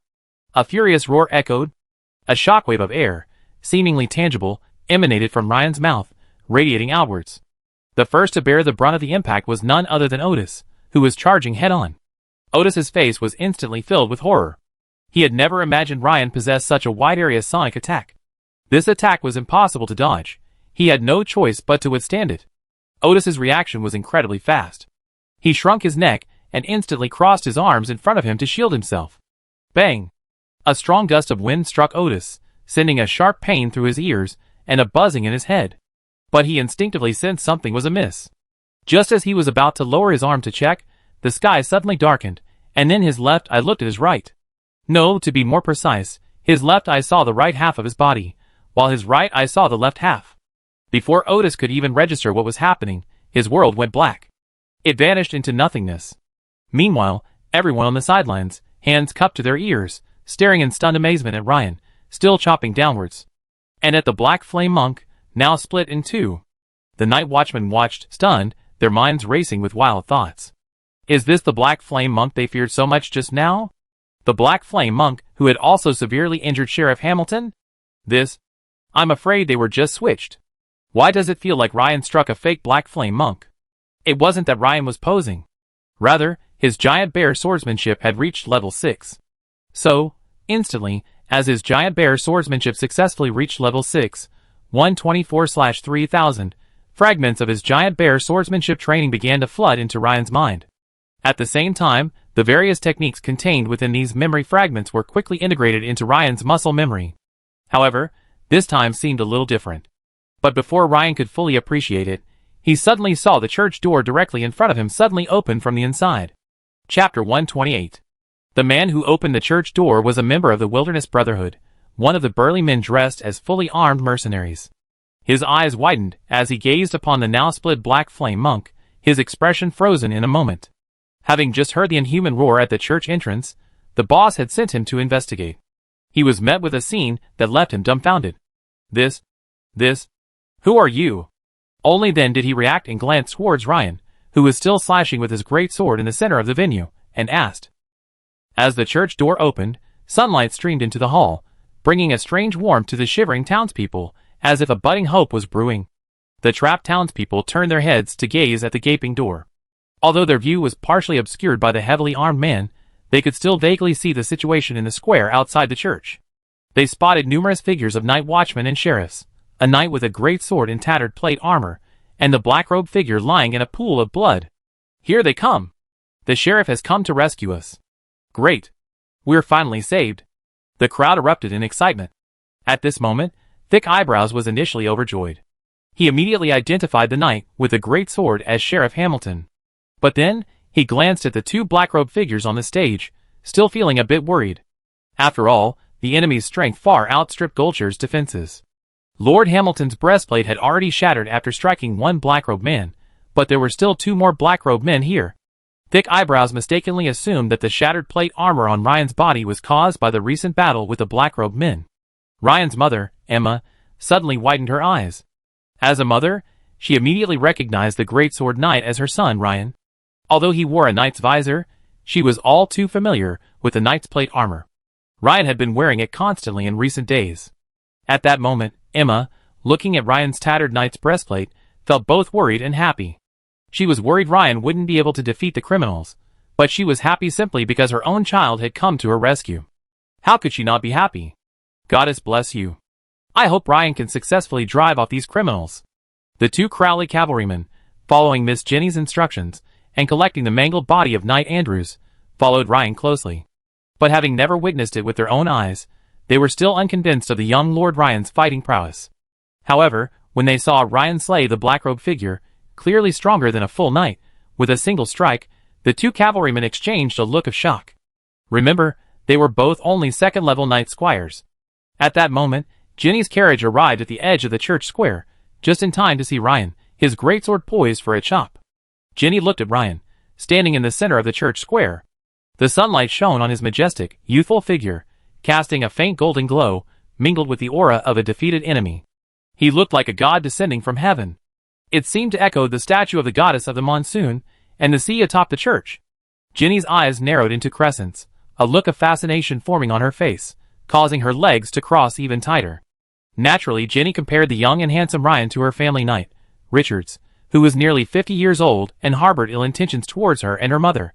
But she found the two completely incomparable. Ginny thought to herself, looks like my bet was right. But when she saw the two stunned cavalrymen from her family, she couldn't help but frown. Ginny lifted the curtain of the carriage and said to the two family cavalrymen with a hint of dissatisfaction, "What are you two doing? Why don't you help Lord Ryan collect the spoils?" "The spoils?" "Yes, yes." At first, the two cavalrymen looked bewildered, but they quickly reacted, leaped off their horses, and walked over to Ryan. "Lord Ryan, we collect your spoils for you." They bowed respectfully to Ryan, then, each carrying half of the black-robed man's body, returned to their horses. This maneuver stunned the surrounding Night's Watch, and even the burly Wilderness Brotherhood man at the opposite gate. Is there such a shrewd move? Lord Ryan even deployed a special body disposal team, no, a loot collection team? How confident are you in yourself? Instantly, a surge of confidence surged through Mateo and the other night watchmen. Although the enemy's strength was formidable, the advantage lay with me. But now, with two bloody corpses hanging from either side of their horses, the two cavalrymen turned to Miss Ginny in distress and said this. "Miss Ginny, I'm having a hard time letting it go." Ginny glanced at the two clueless family cavalrymen, shook her head, and said helplessly, "Can't you just get a cart?" Ryan, peering through the door, quickly took in the entire hall.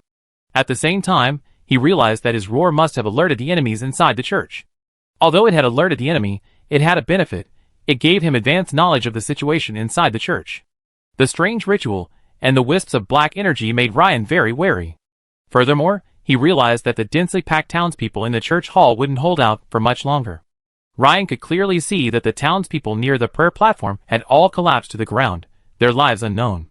As wisps of black energy, resembling living creatures, continued to spread, more townspeople began to fall. After carefully counting the number of enemies in the hall, Ryan was startled. 2 black flame monks, 7 or 8 quasi-knights. This force was formidable. He hadn't expected the Black Flame Church to send so many experts at once.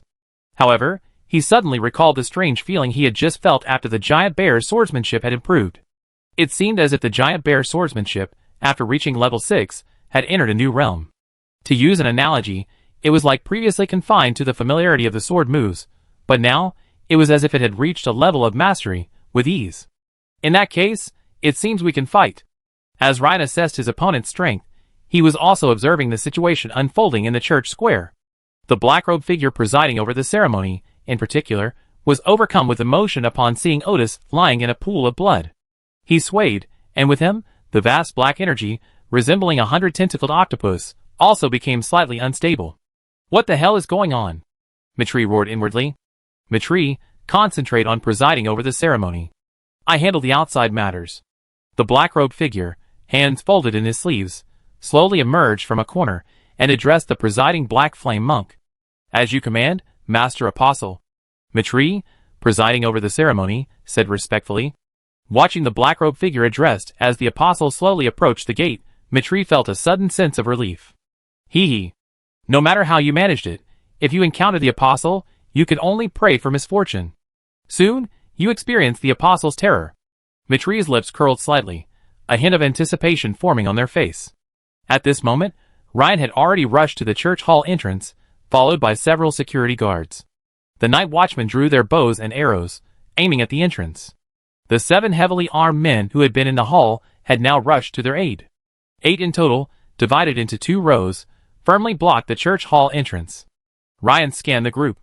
His enhanced perception, enhanced by his advancement to Wizard Apprentice, told him that, aside from 2 men who had reached the level of full knights, the rest were merely quasi-knights. In a hurry to rescue them, Ryan quickly implemented a swift and decisive strategy. Just as several sturdy men drew their exquisite crossbows and aimed them at Ryan, suddenly, a roar rang out, followed by a silver sword flash rising from the church gate. As the sword flashed, the 8 sturdy men were instantly taken down, including the first 4. But that wasn't the end. Ryan took a step forward, slashing his greatsword upwards, slicing through the armpit of a plate-clad warrior, sending an arm, still covered in vambrace, flying through the air. Immediately afterwards, Ryan launched another downward slash, splitting the man in half at a 45-degree angle, starting from the shoulder. At this moment, the other 3 sturdy men had just recovered from Ryan's roar, but the scene before them had already horrified them. In less than 2 seconds, 5 brothers were dead. How could they fight anymore? With another flash of sword light, Ryan slashed furiously, instantly killing the last quasi-knight level bandit. At this moment, the only ones still standing were 2 seriously injured, full-fledged knights. Just as Ryan was about to kill them, a black wave suddenly appeared before him, rapidly approaching. His level 3 danger sense gave a frantic warning, and Ryan instinctively shielded himself with his great sword. Dang! Instantly, he felt a scorching black air current, carrying immense force, blasting him back. Having blocked the opponent's attack in advance, Ryan, midair, discovered that the massive force hadn't caused him any harm. Instead, the scorching black air current was eerie. Ryan felt only a stinging sensation on his exposed skin. Upon closer inspection, he saw wisps of thin black flames entwined around him, like a malignant ulcer. At this moment, these wisps of black flame threatened to break through his skin and attack his interior. Even with his extraordinary iron skin level 2 protection, he found it extremely difficult to resist. Bang! Ryan fell heavily to the ground. At the same time, Ryan heard screams from nearby. It turned out that the opponent's attack had not only sent him flying, but also several security guards, who had followed him in. Since they had no time to react, they suffered several more deep wounds than Ryan. Moreover, these security guards were merely ordinary people. Once engulfed by the ensuing black flames, they could no longer resist. Screaming, they transformed into human-shaped black fireballs, quickly incinerating into a pile of black ash. Even Ryan couldn't save them. It wasn't that he didn't want to, but he was powerless. Ryan narrowed his eyes, and finally saw clearly that his attacker was the black flame monk standing in the corner of the church hall, his hands folded in his sleeves. He now wielded an extremely rare, enormous sickle-shaped weapon. The hilt was nearly a meter long, and the blade, a narrow, circular arc, was also nearly a meter long. The opponent's previous attack was a ranged attack similar to his roaring attack. From the opponent's body as the origin, a shockwave accompanied by black flames blasted outward in all directions, interspersed with the opponent's massive sickle's 360-degree attack. Anyone within his attack range would be attacked. Ryan had never encountered this tactic against the previous black flame monks. It seemed the opponent was likely a higher level than the previous black flame monks he had encountered. Perhaps, he was the leader of this black flame church operation. Snap! Ryan's knight's visor, already damaged, shattered by the powerful black flames, revealing his youthful and handsome face. Even the giant-sized monk was stunned. It seemed he hadn't expected Ryan to be so young. The townspeople in the church hall felt their hearts leap into their throats as they watched the great sword knight being sent flying, then entangled in black flames, and then landing heavily on the ground. But when they saw the great sword knight rise again, seemingly unharmed, they were filled with excitement. However, when they saw the great sword knight's visor shatter, revealing his true face, many were stunned. Ryan's friend, George, in particular, raised his hand in astonishment, pointed at Ryan, and asked, "Isn't that Ryan? My best friend has become a knight?" Another servant boy took a look and immediately shook his head in denial, saying, "Ryan? Are you crazy? George, they just look alike." "Just kidding. Ryan was training with them, as a servant boy just a month ago." "So you're saying this guy, who's killing bandits like chickens, is Ryan?" Bu Mei was equally stunned. When he saw this familiar face, he felt that this greatsword knight looked so familiar. His mind raced, and suddenly, a flash of inspiration struck him. Thick Eyebrow's eyes widened as he exclaimed, "Fuck! Isn't this Ryan?" Though he tried hard to reconcile the thin figure in his memory with the greatsword knight before him, he found it impossible. He examined the man's eyebrows again, muttering to himself, "No! It can't be Ryan. But it does look a lot like Ryan. Could it be Ryan's older brother? But I don't think I've ever heard of Ryan having such a formidable older brother. Well, I have to find out about it later. If Ryan has such a formidable older brother, I take the initiative to go to their house and apologize." Thick Eyebrows thought a lot in an instant. Although Emma, his mother, had long known that this greatsword knight was Ryan, she was still overwhelmed with emotion when she saw her child's face in person. She wanted to shout Ryan, but was afraid her child would be distracted from the battle. Moreover, she had just witnessed her son calmly slaughter several bandits, and her heart skipped a beat. She had never seen Ryan so cold-blooded. And seeing how Ryan killed people with such composure, this wasn't his first time. This immediately made Emma feel like, well, a familiar stranger to her son. And Jenny, in the carriage, felt a pang of fear as she watched Ryan being sent flying by the black-robed figure wielding a giant scythe, with a tornado-like attack. Only when she saw Ryan stand up again did she breathe a sigh of relief. However, for the first time, a hint of worry began to appear in her brow. She could tell that the black-robed man wielding the giant sickle was incredibly powerful. Even if Ryan could win, it wouldn't be easy. As for Ryan being defeated? Sorry, that option wasn't within Jenny's reach. The precarious situation had Jenny's mind racing. When she noticed the blue-helmeted pigeon in the cage at her feet, her eyes lit up, and she immediately took out the small piece of paper and quill from the carriage and began to write. Mother, Gold Hire is under attack by cultists. Please contact the county capital immediately for support. Jenny! Flutter. The sound of wings flapping echoed. A dove, seemingly wearing a blue helmet, flew out of the carriage window like a flash of lightning, soaring into the sky. West of Gold Hire, on the road leading to Nightsong Forest, a cavalryman in Night's Watch garb was furiously whipping his horse, galloping towards Nightsong Forest. He was the man sent by Night's Watch Captain Mateo to attack the enemy who had attacked an hour ago. A messenger left Gold Hire to seek help from Sheriff Hamilton. Swoosh! Suddenly, a sharp arrow struck the warhorse beneath his crotch. The horse neighed, then bucked its legs, throwing the Night's Watch messenger from its back. The attacker was cunning. To ensure no accidents, he shot the horse first, not the man. Swoosh!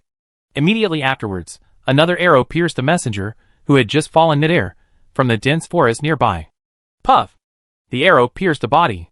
With a scream, the fallen messenger struggled to his feet. But when he looked up, he saw two mercenary-looking men emerging from the dense forest, their faces brimming with elation. Want to report? Hee hee. Just returned to the goddess's embrace. North of Gold Hire. On the road to the Habsburg Manor, the same scene unfolded. The Night Watch messenger was ambushed, preventing the message from being delivered. Gold Hire. In the church square. A very nice transcendental trait, some kind of enhanced defense. The Black Flame monk spoke slowly and calmly, exuding an indescribable elegance, as if he were a noble. But Ryan didn't answer the other man's question. Instead, he took advantage of the moment and turned to Mateo, saying, Mateo, attack from both sides and rescue the people first. Mateo immediately understood Ryan's intention and led a dozen night watchmen to smash the windows on both sides of the church. They attacked the Black Flame monk presiding over the ceremony from multiple angles. Although their arrows were easily blocked by the Black Flame monk's protective black flames, the monk was immobilized, making him a sitting duck. This made rescuing the civilians possible. Aside from a number who had been unconscious by the black energy, most of the people began to escape by climbing through the windows. This filled the Black Flame monk presiding over the ceremony with rage and anxiety. He couldn't give up at this moment. After all, the blood sacrifice was about to be completed. Even if many had escaped, it was merely a matter of poor quality, and he could still pass muster. But if he gave up now, the entire ceremony would be a failure. This situation was clearly unacceptable. It's almost there. By the time I'm free, you guys will all be dead. But it's surprising that even with the strength of the apostle, you were actually entangled by the enemy. Through the shattered church window, Mateo immediately spotted Ryan's mother, Emma, which startled him. You're kidding. Ryan is fighting a powerful enemy right now. While we can't help much, we absolutely cannot let Ryan's mother come to harm. This was Mateo's first thought upon seeing Emma. The next second, Mateo found an opportunity to sprint into the hall, protecting Emma and escaping quickly.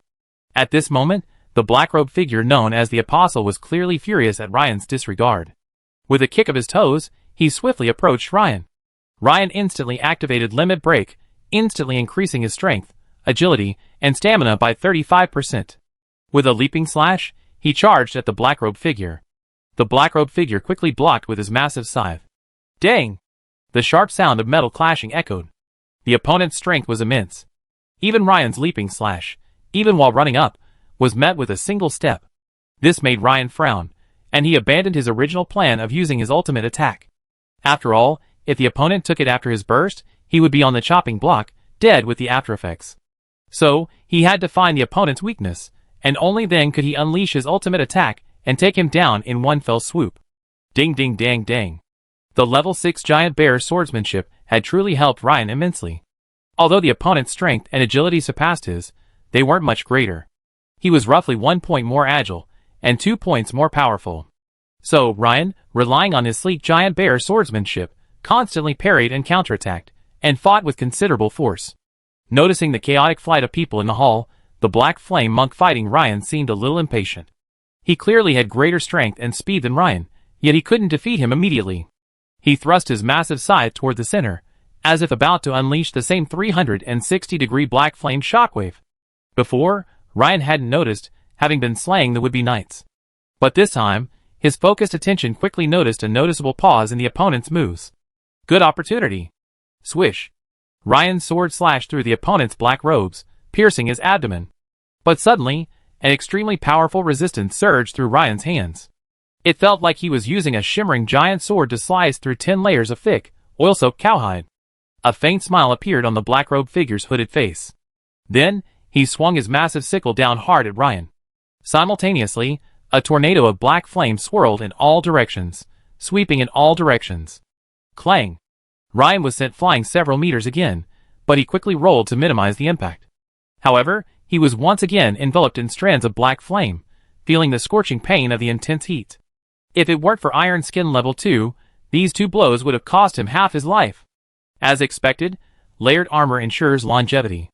As Ryan tore through the man's black robe, revealing a large area of his body beneath it.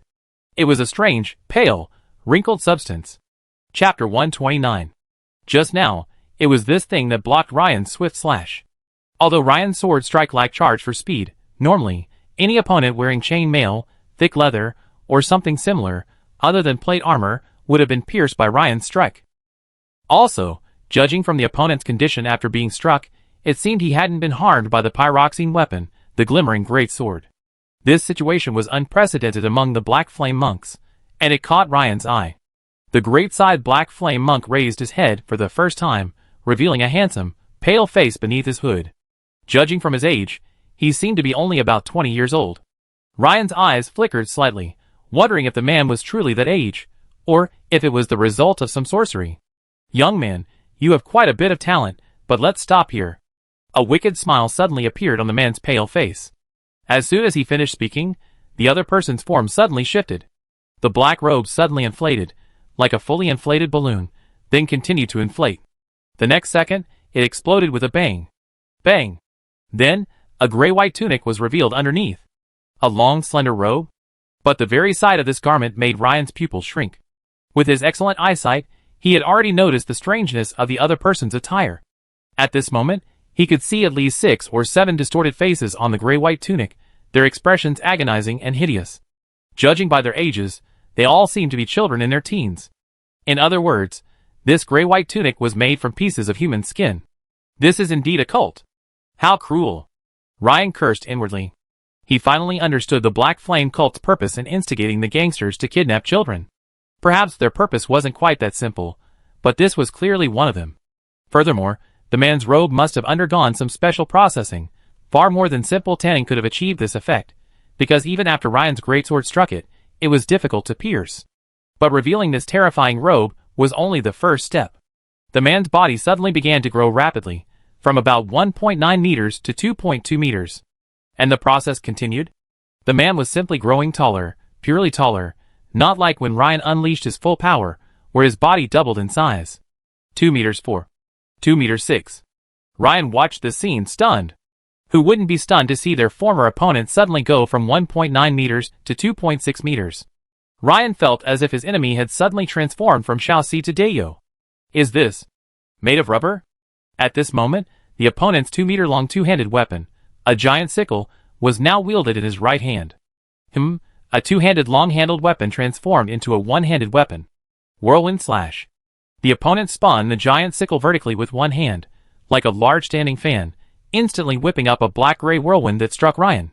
This time, Ryan didn't rush into resistance.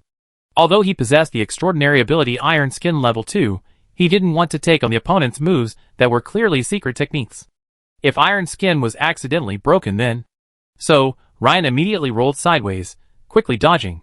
The black-gray whirlwind swept past Ryan and struck backward, instantly slicing several fleeing townspeople into pieces and igniting a blazing black flame. Ryan frowned. After the opponent's transformation, his attacks became more varied and bizarre.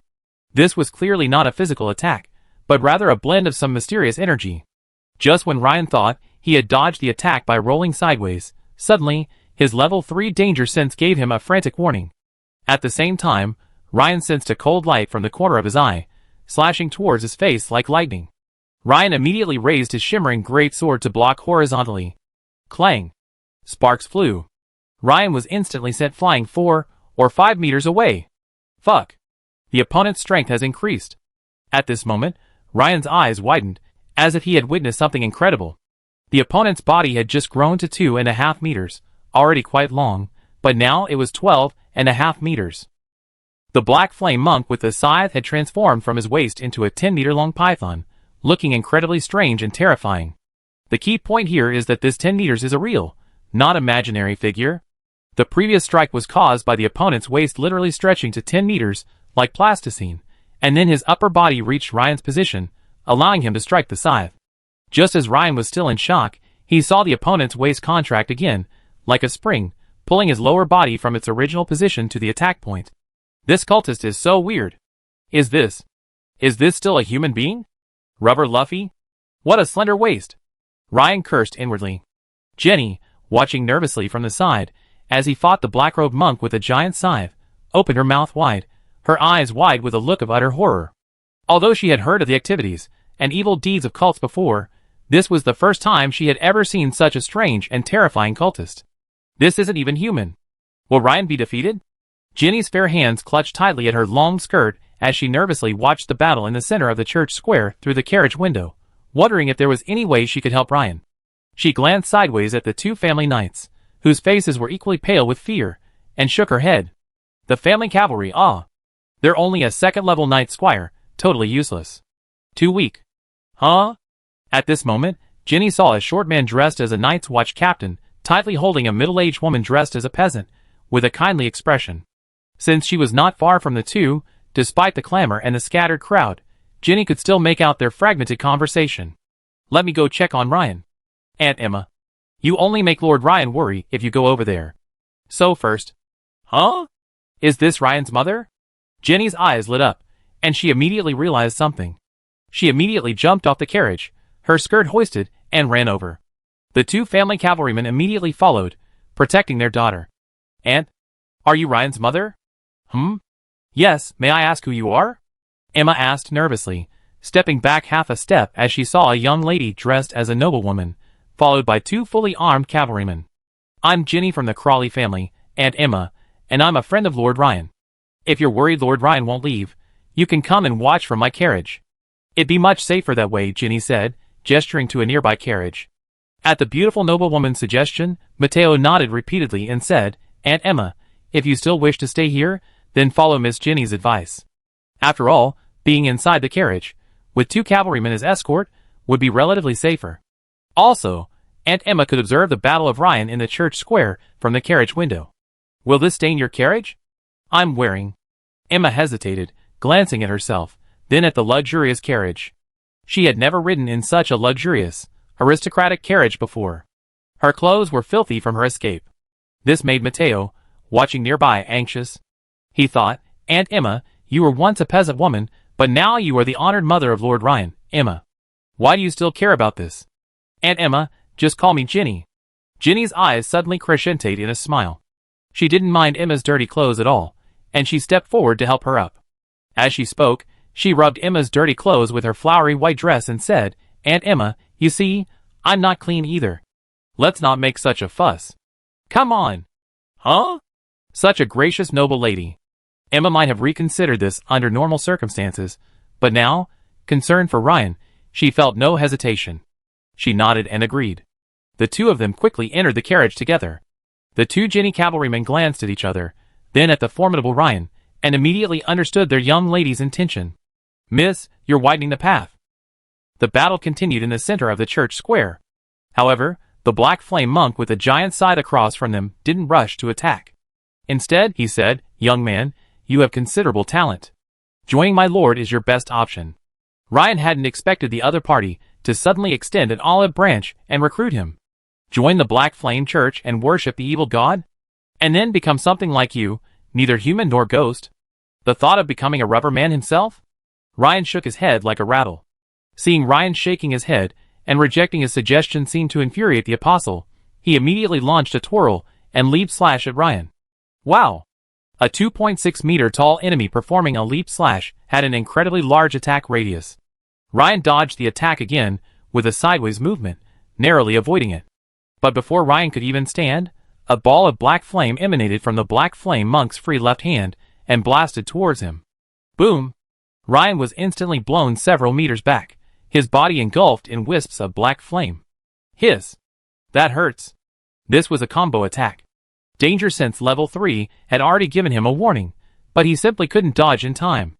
Although he'd suffered a loss, Ryan had tested several of his opponent's tactics through the previous battle. Perhaps his opponent had one or two hidden moves, but Ryan had a general understanding of his fighting style. Just taking a beating without fighting back wasn't his style. Several battle plans instantly emerged in his mind, but Ryan rejected them all when he thought of the opponent's human skin armor, its ridiculously high defensive power. Even his pyroxene weapon, the glimmering greatsword, couldn't penetrate it. At this moment, Ryan felt a slight sense of regret. His fighting methods were still too simple. If he had known he'd encounter such a tough enemy, he should have learned Talker's hammer technique.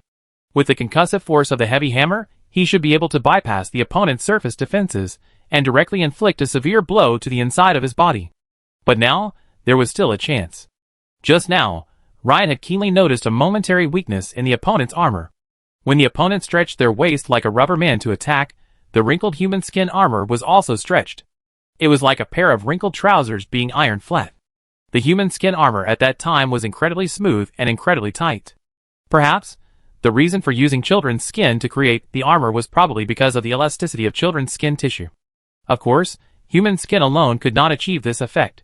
Other magical methods must be involved. So, if Ryan could seize the moment when the opponent used the rubber man technique again and strike with all his strength at the opponent's stretched waist, there would be a high probability that the opponent would be cut in half.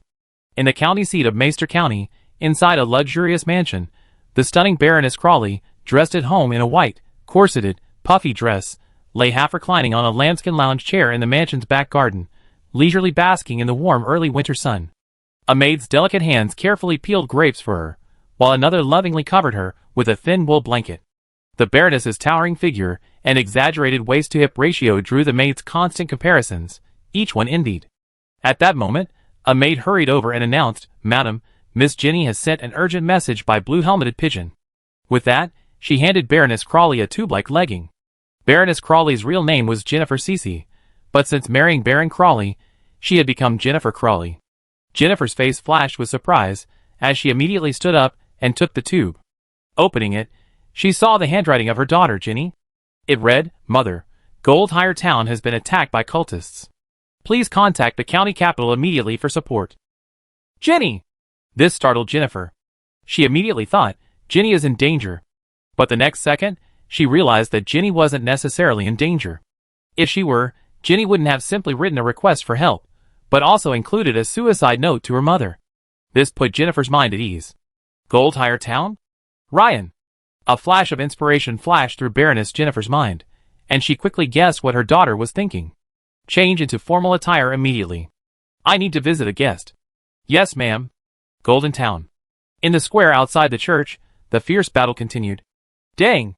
After blocking another attack from the opponent's snake-waist attack, Ryan's eyes narrowed. Now!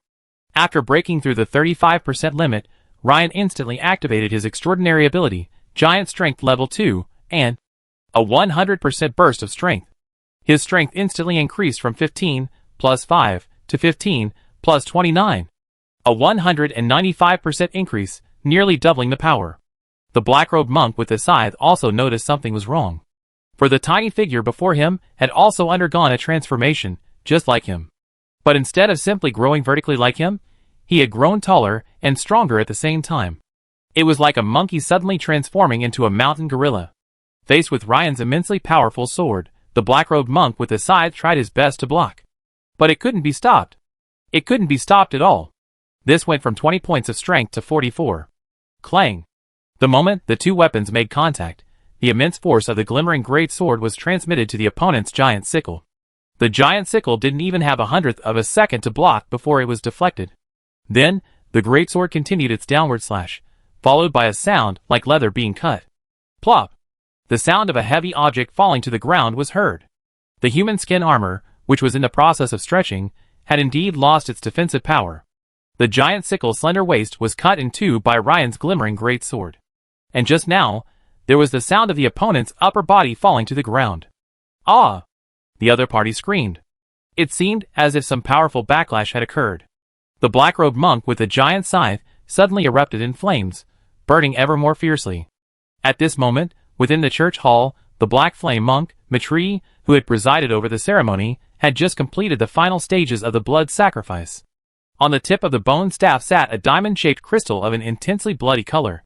Although nearly half had escaped, nearly 70 or 80 residents of shimmering gold had their entire blood and essence absorbed into the crystal ball. At this moment, the dead residents of shimmering gold on the church hall floor were emaciated, like millennia-old mummies. Just as Mitri, with a relaxed stride, approached the apostle, that was the scene that unfolded before him. A young man, his muscles bulging like a monster, veins bulging from his exposed parts, slashed the apostle in half with a single strike. His eyes widened, his mouth gaping open, clearly shocked by the sight before him. Stupefied for several seconds, Mitri muttered, his mind dazed, impossible. This is absolutely impossible. Unless it's a peak night, how could the apostle be defeated? After that ultimate strike, Ryan's body was now shrinking like a deflated balloon, rapidly receding. He leaned on his great sword, gasping for breath, looking exhausted. This wasn't fake. At this moment, he had almost no fighting power left. Although Ryan's physical fitness had increased from 16 to 17 after his battle with Andrews, this was still a drop in the bucket compared to the 44 points of strength he had unleashed during his explosive attack. So when Ryan saw the black flame monk in the church hall approaching him, he secretly cried out, "Oh no!" However, his improved physical condition had indeed worked. At least this time, Ryan was able to endure the pain, straighten his back, and look at the other person calmly. Mitri, on the other hand, noticed the young man's calm gaze fixed on him. Perhaps it was because Ryan's gaze, which carried the power to kill an apostle, was so intimidating that beads of sweat the size of soybeans began to form on Mitri's forehead. The next second, Mitri took a fearful step back, then quickly turned and ran behind him, his speed as fast as a flash of black lightning. But after running more than 10 meters, Mitri suddenly stopped and turned back to look at Ryan again. At this moment, Mitri seemed to come to his senses and thought to himself, that's not right. No matter how strong this Ryan is, there's no way he can maintain such good physical condition after fighting the apostle. So, Mitri carefully observed Ryan's body. He saw that Ryan was trembling slightly, and his clothes barely allowed him to stand upright. The knight's plate armor was also completely damaged, with almost no defensive power at all. Furthermore, many blackened areas were visible on his exposed body. I was saying, even though this guy managed to kill the apostle, he was completely exhausted. I almost got tricked by this guy. Now, I've got a great advantage. Thank the great god of hunting. As the murderer who disrupted the blood sacrifice and killed the apostle, if I kill him, I will undoubtedly receive a generous reward from the high priest. Perhaps I can even be promoted to the new apostle, haha. A smug smile played on Mitri's lips. When Ryan saw the man return, his heart skipped a beat, and he cried out, this is not good. After all, among all the forces in Shimmering Gold Town, apart from him, there was no one who could fight the Black Flame Monk. However, when an anxious Ryan accidentally saw the class panel, his eyes widened. The system prompt read, your giant bear swordsmanship skill has been upgraded, adding 121 experience points. You have fought a battle, adding 40 experience points to your knight, superior class. You have fought a battle, adding 233 experience points to your knight, superior class. Congratulations, your knight, superior, class level has been upgraded. Holy crap! I just upgraded? That Black Flame Monk with the great scythe gave me so much experience. Ryan had never imagined that after upgrading by killing Andrews, he could upgrade again. And that's not even half an hour. Furthermore, the knight, superior, class level after the previous upgrade was LV2, 43/300, which requires 257 points to upgrade. Ryan had never imagined that killing the Black Flame Monk from before, plus this Black Flame Monk with the scythe, would actually grant him a total of 40 plus 233 experience points, for a total of 273. At this point, his knight, Transcendent, had reached level 3, 16/500. Of course, none of this was important. What mattered was the small attribute point granted by the upgrade. So, without hesitation, Ryan added this one attribute point to his constitution. Instantly, his constitution increased from 17 to 18. Instantly, a surge of heat surged from his heart, rapidly spreading throughout his body. This made Ryan feel like he was back to peak form, brimming with energy. The aftereffects of his recent full-strength triple overlay state vanished without a trace. His entire state couldn't be better. Looking at the attacking Black Flame Monk, Ryan's lips curled up slightly, silently muttering, "There's a road to heaven, but you won't take it. There's no door to hell, yet you insist on barging in." Chapter 130. Meanwhile, in the dining room of Count Harris's mansion in the county seat of Meister County, several middle-aged men, clearly dressed in aristocratic attire, were enjoying breakfast. One of them, a bearded man in black, patterned aristocratic attire, gracefully cut a large slab of beef rib, his silver knife and fork expertly wielded. One neatly cut piece after another was stuffed into his mouth. While Baron Alonso devoured his breakfast with relish, the two men across from him were clearly puzzled, their movements almost twice as slow. If Ryan were there, he would have noticed that these two men were Knight Lloyd of the Habsburg Manor in Goldhire Town and Perez, the swordsmanship instructor. Although they were also slowly eating their breakfast, they couldn't understand why they had received a message so early in the morning from Baron Alonso, Count Habsburg's eldest son, inviting them to breakfast. Their personal relationship with Alonso was quite ordinary. So, upon receiving this news, they were surprised. However, as knights under the Habsburg family, they naturally couldn't afford to offend the eldest son of the Earl without cause. Originally, they thought Alonso had invited them to breakfast to discuss something important. But now, as breakfast was almost over, the Baron before them still hadn't mentioned anything important, merely inquiring about the recent situation at the Habsburg estate. This puzzled the two men. If there was nothing important to discuss, why did Baron Alonso summon them both so early in the morning? Winning over. Can you win over two knights with just one breakfast? The knights are just too cheap. At this moment, a beautiful maid respectfully handed him a hot towel. Alonso took it, wiped his mouth, and said with a smile, "My lords, are you satisfied with your breakfast?" "Of course, thank you, Lord Baron, for your generous hospitality," said Knight Lloyd, nodding. "It is very sumptuous, thank you, Lord Baron." At this moment, the butler Michelle suddenly trotted over to Alonso from outside and said, "Sir, Baroness Crowley is visiting. It seems she has something urgent to discuss." Jennifer? Alonso had some thoughts about this young, beautiful, and business-minded baroness. Usually she avoided him. Why did she come to him this time? For a moment, Alonso was confused by her intentions. Could it be that the two Crowley knights had finally pushed her to the limit, and so had come seeking his aid? If so, that's great news. "Baron, since you have guests, we will return to Goldhire." Lloyd was about to stand and say goodbye. "Wait, Knight Lloyd, Instructor Perez, please wait a moment." Alonso quickly stopped him. Alonso's eyes flickered. "You're kidding. How can I let you return to Goldhire now? The Black Flame Church is currently holding its blood sacrifice ceremony there. Michelle, have Baroness Crowley come directly to the dining room." After a moment's thought, Alonso addressed the butler. "As you command, Baroness Crowley." Soon, dressed in a ladylike attire, Baroness Crowley entered the dining room. Her stunning features, towering figure, and fair skin immediately captured the attention of the three men. Although all three were nobles, and had no shortage of women, they couldn't help but take a second look at beautiful women. The extraordinary bodies of official knights, in particular, often caused their hormones to surge, and their desires in this area far surpassed those of ordinary people. "Hey! Knight Lloyd, why are you here?" The moment Baroness Crowley saw Lloyd, her beautiful eyes widened and she blurted out.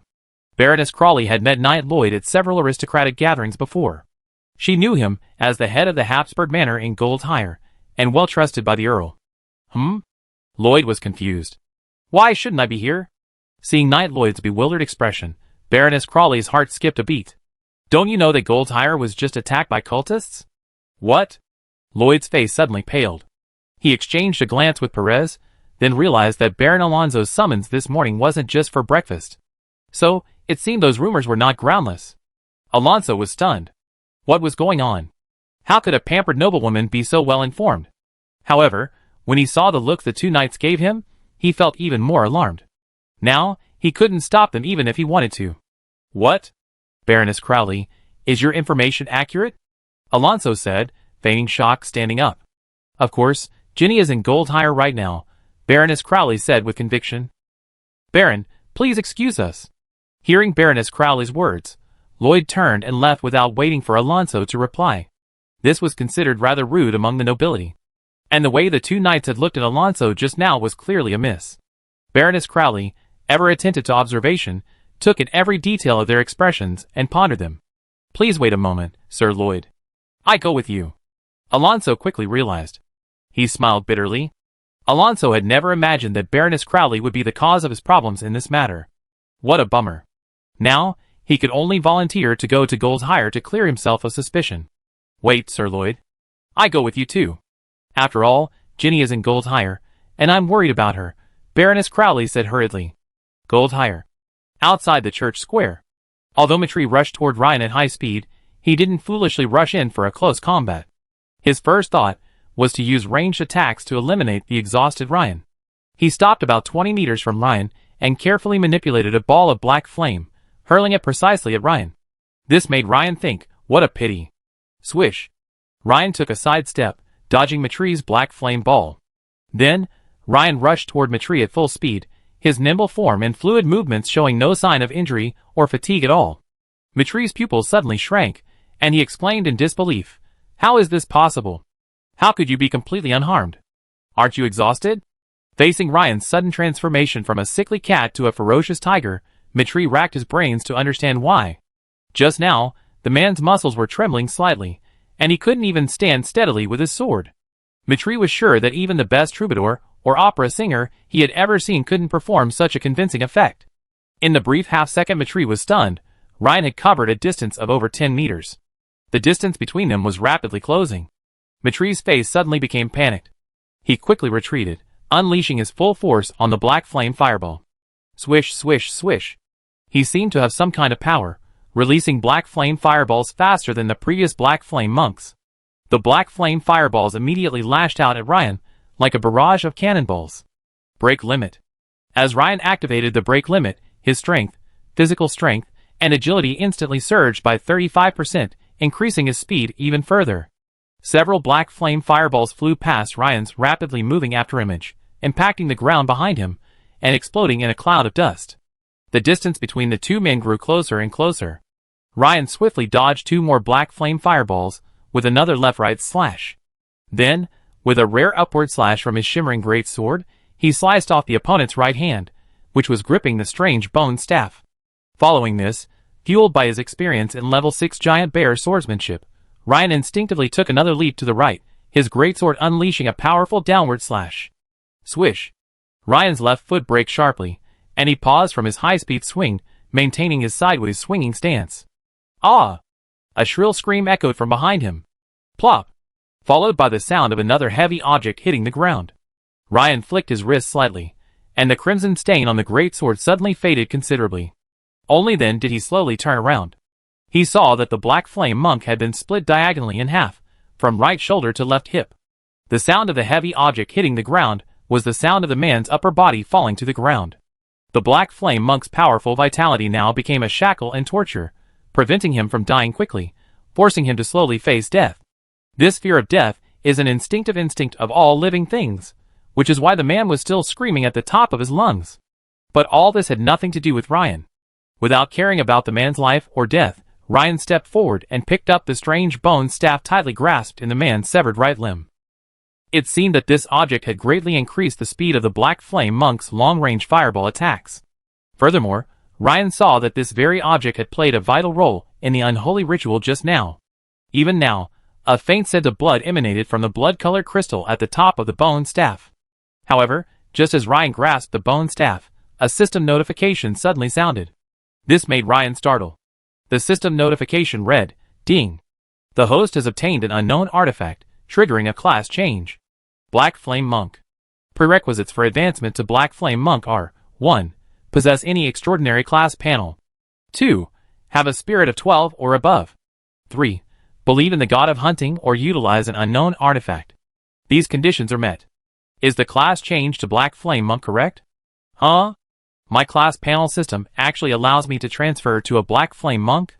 A class that's clearly evil? This intrigued Ryan. That eerie black flame was indeed incredibly powerful. The Black Flame Monk was more like a cross between a wizard and a knight. If it weren't for my extraordinary ability, Iron Skin Level 2, I'd have died several times. But Ryan shuddered at the thought of that slender waist scene. Improving my strength is certainly my wish, but becoming something half-human, half-ghost, is really. Furthermore, the class transfer will inevitably overwrite my original Knight, Extraordinary panel. Since my current panel is already April 4th, it's not a new addition, but a class transfer. Ryan pondered this silently, shook his head slightly, and chose no. At this moment, 2 cavalrymen entered, bowed respectfully to Ryan, and pointed to the body lying in 2 pieces on the ground. Lord Ryan, should we move this one outside as well? Ryan nodded. Including the previous bodies, he still had 3 trophies left to collect. Sadly, the strongest one had burned himself to death, and the trophies were gone with him. Just as Ryan was leaving the church hall. Ryan. A familiar voice rang out from a distance. Mother? Ryan knew the voice all too well, and he turned in surprise. He saw his mother, Emma, supported by the noblewoman Ginny, stepping out of a luxurious carriage on the side. How did these two get together? Ryan was confused. Ryan, are you okay? Mother Emma quickly stepped forward and carefully examined Ryan's injuries. Mother, I'm fine. I'm tough, don't worry. Ryan patted his chest. With the extraordinary ability Iron Skin Level 2, he estimated that his defense was not much different from that of the Iron Maned Bear. While he probably wouldn't be as strong as the Bear King, he was still quite tough. After taking Ryan for a closer look, Mother Emma found that it was indeed only charred from the flames, not even a scratch. She breathed a sigh of relief, finally relieved. By the way, Ryan, this is Miss Ginny. You should know her, right? The one I saw last time was also Miss Ginny, right? Mother Emma seemed to have a thought, and glanced at Ryan with a rather annoyed look. Yes, Mother, Miss Ginny is my friend. Ryan turned to look at Ginny, smiled, and nodded. The reassurance in Ryan's eyes filled Ginny with joy. She knew her earlier efforts had proven more effective than she had anticipated. She cleared her throat and said, Sir Ryan, I just happened to run into your mother. Ginny briefly recounted the story, and Ryan turned to look at his mother, Emma. Seeing her nod slightly, he couldn't help but feel a certain approval for Miss Ginny before him. Not everyone would consider the safety of others in a dangerous situation. At least in this respect, Miss Ginny was quite good. Mother, shall I take you home first? Ryan thought for a moment, and decided to take his mother home to rest. Yes, Aunt Emma, you've been frightened today. Take my carriage and go home and rest for a while, Ginny agreed immediately. Okay, Ryan, then. Mother, I go home with you first and come back later. Before leaving, Ryan waved to the smaller Mateo and said, Mateo, I leave this to you. I take my mother home first and come back later. Yes, Lord Ryan. Don't worry, Lord Ryan. Leave this to me, Mateo promised, patting his chest. So, Ryan and his mother Emma got into Ginny's carriage and headed home. In the carriage, Ryan suddenly remembered that Ginny seemed to be looking for him, but because of the attack on Goldhire, they hadn't had a proper chat. By the way, Miss Ginny, why are you here this time? Oh! Lord Ryan, I almost forgot.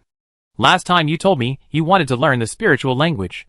Besides the 2 books I mentioned last time, I just happened to find an ancient book written in the spiritual language in the family library. I thought you might be interested, so I brought it to you personally. Ginny said, as she handed Ryan a slightly battered old book. Ryan took it and glanced at it, his eyebrows raised in surprise. Although he had only just begun to learn the spiritual language, Akkadian, this book. Lloyd led the way, followed by Perez, Alonso, and 2 cavalry squadrons. At the rear was Baroness Crowley's carriage and guards.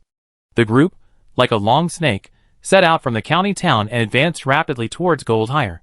Halfway through their journey, they encountered a Goldhire night watchman heading to the county town to report a news report. He hurriedly asked, Has Goldhire been attacked? Are you Knight Lloyd? Yes, the Goldhire church was suddenly attacked by cultists during worship, and many residents have already suffered casualties. The Goldhire night watchman, who had met the head of the Habsburg estate on several missions, couldn't help but exclaim with delight. He was the second group of people Mateo had sent to seek help. Since there had been no news from the first group for a long time, Mateo soon sent another group. When the night watchman left Goldhire, Ryan had just arrived at the church. How many people are there on the other side? Where is your sheriff, Lord Hamilton? Lloyd asked anxiously. Lord Hamilton left for Nightsong was this morning with the church's team. What? Lloyd and Perez exchanged glances, each seeing deep worry in the other's eyes. Goldhire is doomed. Neither he nor Perez are here. Neither Hamilton is here. Goldhire has no extraordinary fighting power. Relying on ordinary security guards and night watchmen, no matter how brave they are, they can't withstand cultists led by extraordinary fighting power. Who is in charge of Goldshire's defense now? The newly appointed deputy sheriff, Lord Ryan. Ryan? Lloyd and Perez were both stunned. They had recently heard Hamilton mention a young man named Ryan, who was said to have great knightly talent and had been appointed captain of the night watch. But when was he appointed deputy sheriff? But none of this mattered. The important thing is that it is impossible to resist the cultists with just Ryan's words. Alas! Goldhire. I'm afraid it's another Monum tragedy. Lloyd and Perez whipped their horses hard and galloped towards Goldhire. Alonso, standing nearby, though outwardly distressed, was actually thinking quite the opposite. When Knight Lloyd and his companions arrived on the outskirts of Goldhire, they saw plumes of black smoke rising from the town center. No cries of death were heard, and their hearts sank. It seems the cultists have succeeded. Alonso, observing the same situation, felt a slight surge of joy. It seemed the Black Flame Church had acted swiftly, completing the blood sacrifice so quickly. They should have evacuated by now. Calculating the time, it was almost time. This made Alonso feel much more at ease. The outcome was settled. As soon as they entered the town, they heard cries of pain and pain. This reassured Baron Alonso even more. It seems I just have to go through the motions. The only pity is that the original plan was for the pirates to raid Goldhire, to conceal the Black Flame Church's blood sacrifice ritual. But now, that's no longer appropriate.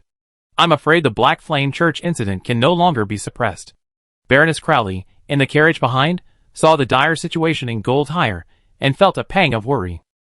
So many people have died? Will Ginny be in trouble? As they drew closer to the Goldhire Church, the emaciated bodies being carried out made Lloyd and Perez frown. As they approached the church, they saw a group of night watchmen gathered in front of it. They immediately rode forward and asked, "Who's in charge here?" "It's me." The short man, Mateo, heard the noise and turned. "Hey!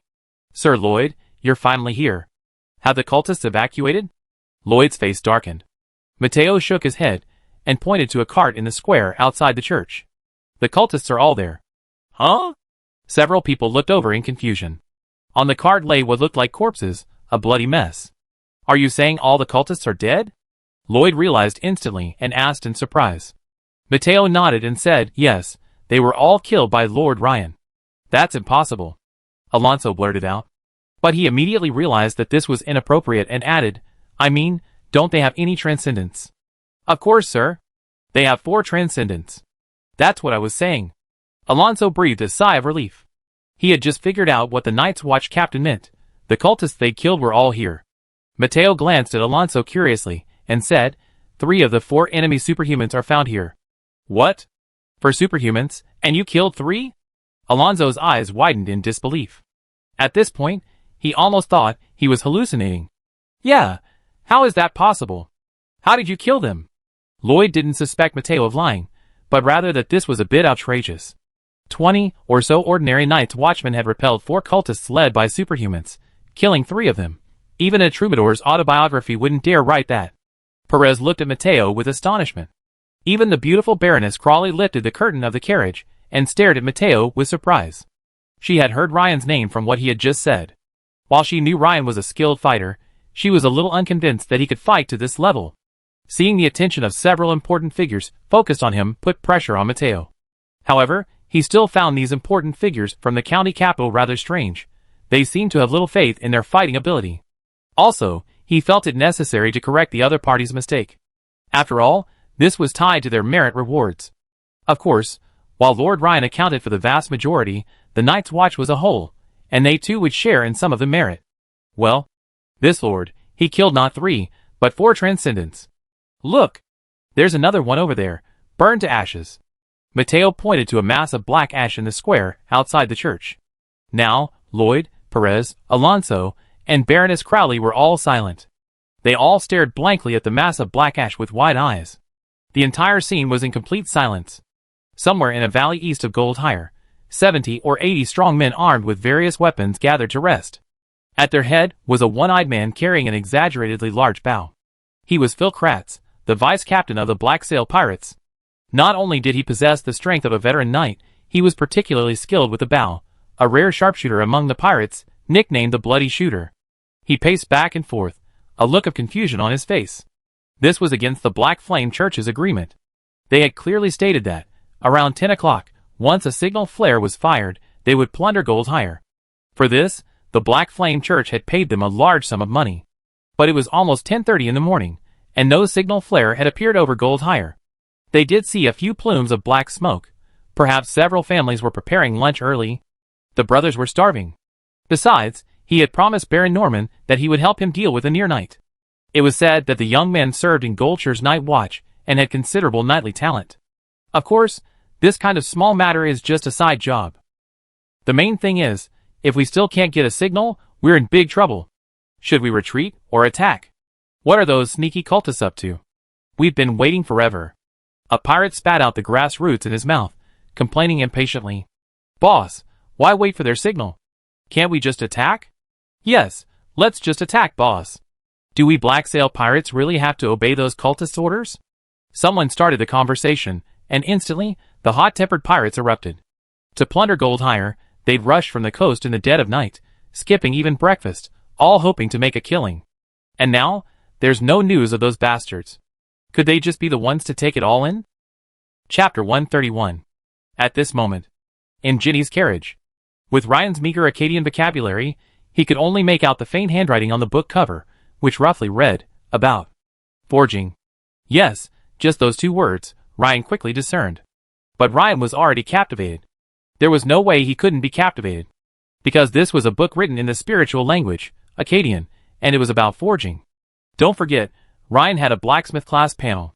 So, any method or technique that could quickly improve his blacksmith class level was of great significance to him, tantamount to an extraordinary combat skill. Furthermore, this was a book written in Acadian about forging. Perhaps there were some unknown mysteries within it. This made Ryan's heart slightly agitated. So, in the carriage, Ryan asked Jenny about the book's origins. Miss Jenny, did you find this book in the family library? Yes, Lord Ryan, I was bored these past few days, and stumbled across it in the library. It seems to have been unread for ages. When I found it, it was covered in dust and tucked away in the bottom corner of the bookshelf. Jenny's sparkling eyes gazed at Ryan. She could tell he was very interested in the book, so she elaborated on it. Of course, her description was a bit exaggerated. In reality, the book was kept on the Crawley family's most precious shelf of ancient books. When her father, Baron Crowley, was still alive, he placed great value on these rare ancient books, but Ginny had no access to them at the time. Now, naturally, no one could care less. Besides, this was the last book on spiritual writing she could find in the family library. As for why she said that, of course, it was to highlight the family's heritage, so that Ryan, the guardian knight, would pay more attention to the Crowley family and her. After hearing this, Ryan's eyes lit up slightly, and he thought to himself, can I just flip through it? TSK. The family heritage of a hereditary noble is truly remarkable. In that case. At the same time, a thought occurred to Ryan. Ryan said, well, Miss Jenny, if you have time, could you please organize the family library? If you find any similar books, please let me borrow them, okay? Jenny was stunned. She had only exaggerated slightly, wanting to highlight her family's strength and influence, so that Ryan, the guardian knight, would pay more attention to her and her family. She hadn't expected Lord Ryan to suddenly make such a request. Is it excessive? Of course not. Jenny's mind raced, and a flash of inspiration struck her. That's right. Although her own family was gone, she had her best friends. If all else failed, she could mobilize her friends to help her find them. She didn't believe that in such a vast city like Mayster County, she couldn't even find a few spiritual books. Jenny confidently said, of course, no problem. Miss Jenny, thank you so much. Soon, the group arrived at the Ryan residence by carriage, all the way smoothly. As Ryan helped his mother, Emma, out of the carriage, the door suddenly opened, and old Ryan and Mint rushed out, their faces a mixture of anxiety and joy.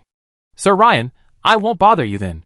Seeing this situation, Jenny naturally chose not to interrupt. Ryan guessed at a glance that what had happened in the church must have spread throughout Shimmering Gold half an hour ago. Shimmering Gold wasn't a large town, so news of this kind naturally spread quickly.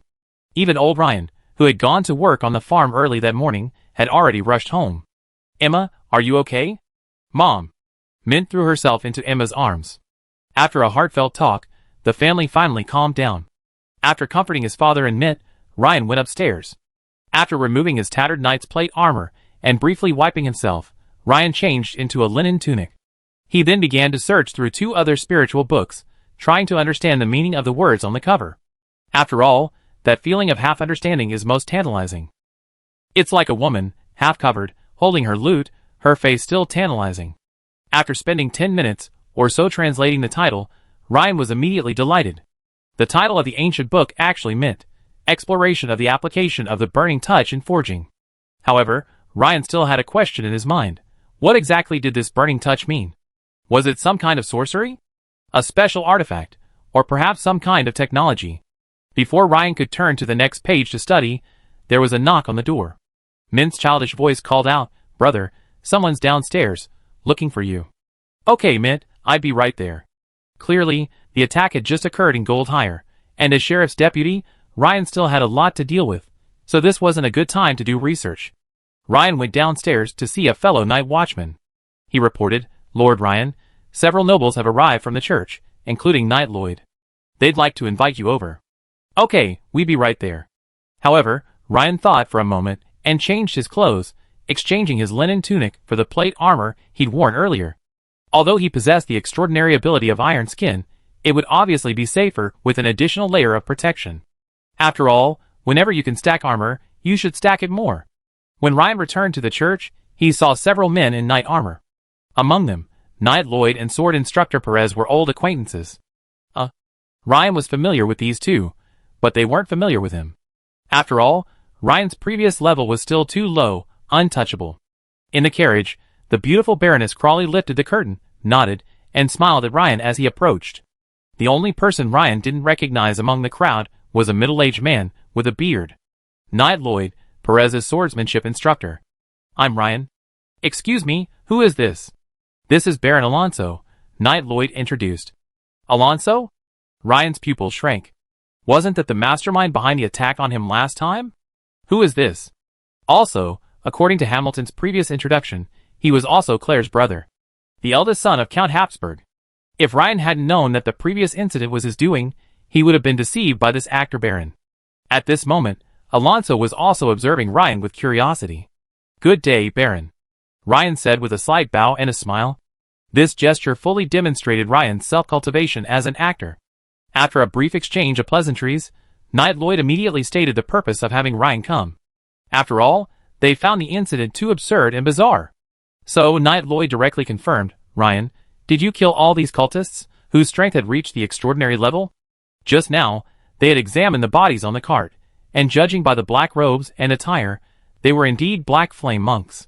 Furthermore, the wounds on each of these bodies showed that they had been bisected with an exceptionally clean stroke. Of course, the angles of the cuts varied somewhat, with some being split straight in half, others at an angle. But no matter the angle, the attacks on the other side were incredibly fierce and brutal. Lloyd himself thought he couldn't even match such swordsmanship and strength, let alone Ryan, who he considered a mere quasi-knight. The same question lingered in the minds of Perez, the swordsmanship instructor, and Alonso. When they heard Lloyd raise this question, their gazes immediately turned to Ryan. Ryan nodded and said, "Yes, Knight Lloyd." Ryan didn't intend to hide this, because it was impossible to do so. With Hamilton away this time, he was the only extraordinary combatant in all of Gold Hire. Furthermore, besides his fellow night watchmen, who witnessed him slay the Black Flame monks, many of the rescued residents of Gold Hire also witnessed the scene. So, it wasn't that he didn't want to hide it, but that he simply couldn't. "Ryan, have you become a knight?" Perez, the swordsmanship instructor, asked nearby. Before Ryan could answer, Baron Alonso, standing nearby, answered for him, "I do know that. Ryan entered the transcendent realm some time ago. A few days ago, he had sent his butler, Michel, to speak with Ryan, so he naturally knew he had reached the transcendent realm. However, it seems everyone seems to have underestimated your abilities this time." Alonso looked Ryan up and down with a probing gaze, his mind filled with questions. Even if one had reached the transcendent realm and become a full-fledged knight, there was a high probability of failure against the Black Flame monks. And to kill 4 Black Flame monks in a row, as Ryan had done, I'm afraid no one present could guarantee it. "Baron, thank you for the compliment," Ryan said humbly with a slight smile. He truly embodies the refinement of an actor. After all, when it's time to feign deceit, you still have to feign it. At that moment, the resounding sound of horse hooves emanated from not far away, It seemed as if a large force was galloping towards them. Ryan looked up and saw a cavalry unit suddenly emerge from the road west of Goldhire town, led by none other than the anxious Hamilton. It seemed the messenger sent by the short man Mateo had finally gotten the message across. It's just that the notification seemed a little late. The battle was almost an hour over. Ryan thought. That dull guy finally notified the Lord. Mateo muttered beside him. It's no wonder Mateo complained. In battle, every second counts. To notify them so late was practically a dereliction of duty.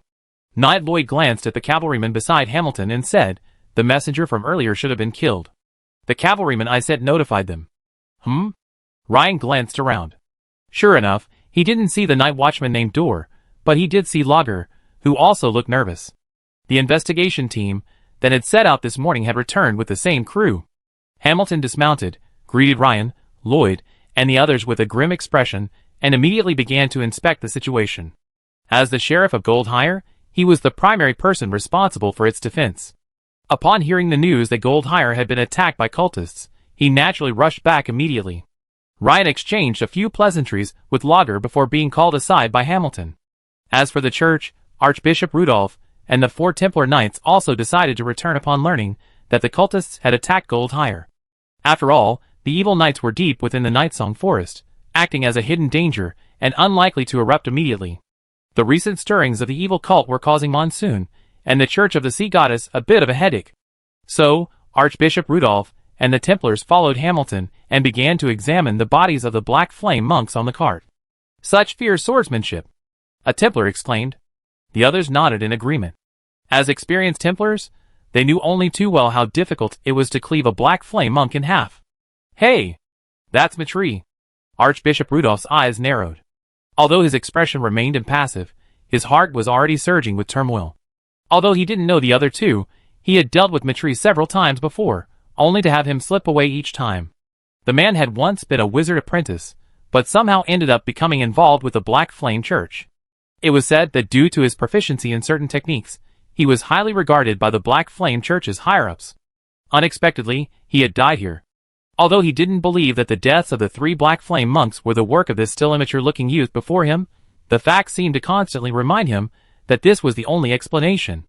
Besides, with so many people watching, logically speaking, this couldn't be faked. Of course, this was clearly a great opportunity for Monsoon and the Ocean Church.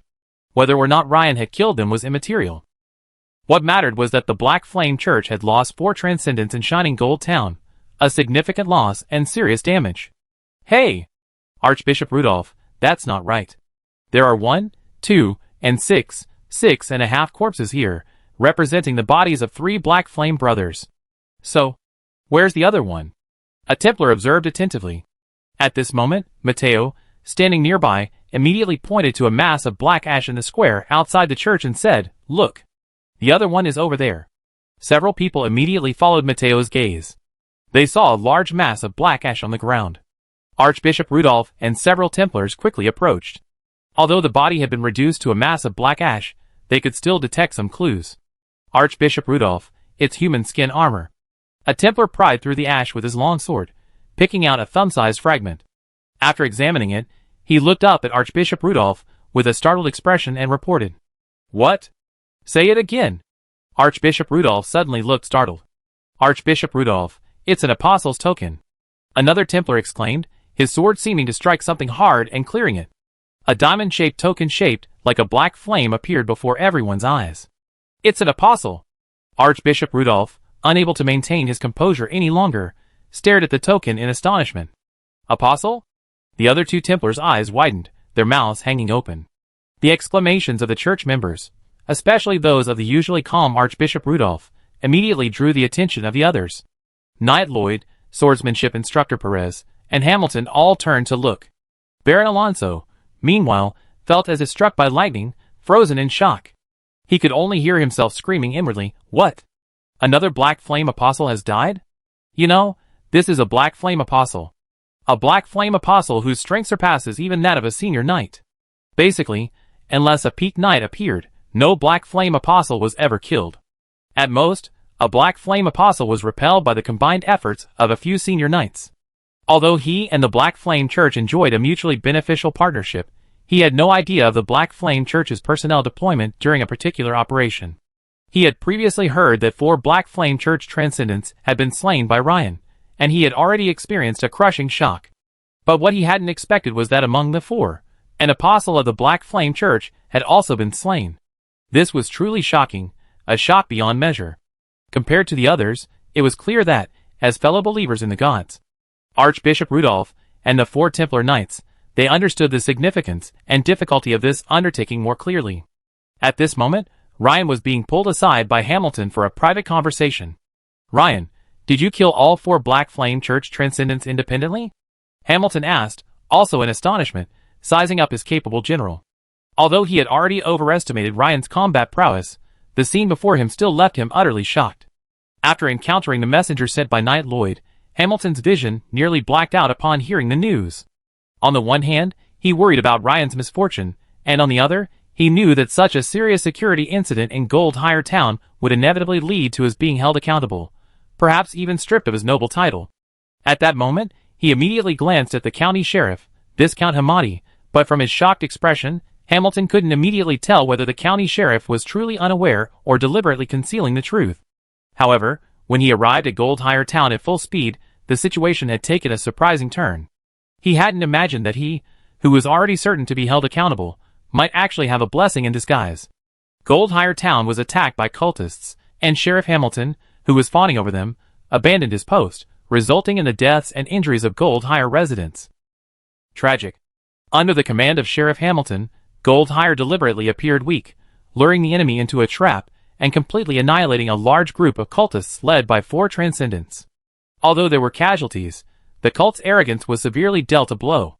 The difference between the 2 official reports is so great that it's needless to say. And the key figure in this is Ryan. Lord Hamilton, it was indeed me who killed him. Of course, my fellow Knights Watchmen also assisted, Ryan said, gesturing to Matteo and the others nearby. This made Matteo and the other Knights Watchmen feel as if they were eating honey. Look! This is what a good Dragon Empire boss is. Never takes credit. Instead, he even gives them credit. Also, I've suddenly gained some understanding of my giant bear swordsmanship, which seems to have reached a different level. Ryan certainly wouldn't reveal his true strength. Instead, he picked out the things he could reveal and briefly discussed them. However, Ryan hadn't lied, for he spoke the truth. Ever since reaching level 6 in his giant bear swordsmanship, he'd noticed a noticeable difference. Hamilton, upon hearing this, had a vague suspicion. Could it be? This made him raise his eyebrows, and he said with a hint of curiosity, "Oh? Ryan, then why don't you demonstrate it for me right now?" Okay. Ryan also wanted to showcase his improved swordsmanship. As for whether he could convince everyone that he had relied on his swordsmanship talent to defeat these 4 cult transcendents, that was another matter. But at least, he could give them a reason, a clue, to convince them that he could possibly kill them. Otherwise, allowing them to speculate wildly, or even sending people to secretly observe or monitor him afterwards, would be dangerous. Upon hearing that Ryan was about to demonstrate his swordsmanship, Viscount Hamadi, Baron Alonso, Lloyd, Perez, and other nobles all turned their attention. Father Rudolph and the Templars, who had originally intended to enter the church to investigate, also stopped, paused, and turned to watch. After all, after learning that 3 Black Flame cultists and 1 Black Flame apostle had been killed by Ryan, the young knight, the curiosity of almost everyone present was piqued. In addition, the beautiful Baroness Crowley, accompanied by Jenny, gracefully emerged from the carriage. Everyone formed a large circle, watching Ryan intently as he drew his shimmering greatsword. Huh? A pyroxene weapon, Priest Rudolph exclaimed softly. He hadn't expected the young man before him to surprise him one after another. Pyroxene weapons aren't easy to find. They can either be purchased at a high price at an auction house or rely on personal luck. Of course, the church possesses holy weapons that can achieve the same effect as pyroxene weapons, so there's no need to spend money on them. Ryan wasn't nervous at all when he saw so many people gathered around. After all, he was just about to show off his strength, and revealing just the tip of the iceberg was perfect. And the giant bear swordsmanship was a very good example of that. Ryan stood in the center of the field, striking the opening stance of the giant bear swordsmanship. A quarter of an hour ago, east of Shimmering Gold Town. On the Black Sail Pirate's side, Phil, carrying a massive bow, pondered for a moment before turning to a bearded pirate nearby and saying, "Andre, Send 2 of the smarter ones to scout the town." "Yes, sir," the bearded man said in a muffled voice. Evidently, having 70 or 80 hardened men simply turn around and leave without firing a shot, even if this was ordered by Phil Kratz, the deputy leader of the Black Sail Pirates, would be extremely damaging to morale. So, Phil decided to send a few men to scout the town first, and see what was going on. As long as the defenses of Goldhire Town were weak, he planned to ignore any signals, and just go for it. Otherwise, his men would surely be filled with complaints, and that would make it difficult to lead the team in the future. After all, most pirates are desperate, willing to follow whoever can lead them to wealth. Relying on force is a poor strategy. Your men might just leave and join other pirate groups. Soon, 2 relatively short pirates, dressed to resemble civilians, were selected by the bearded man.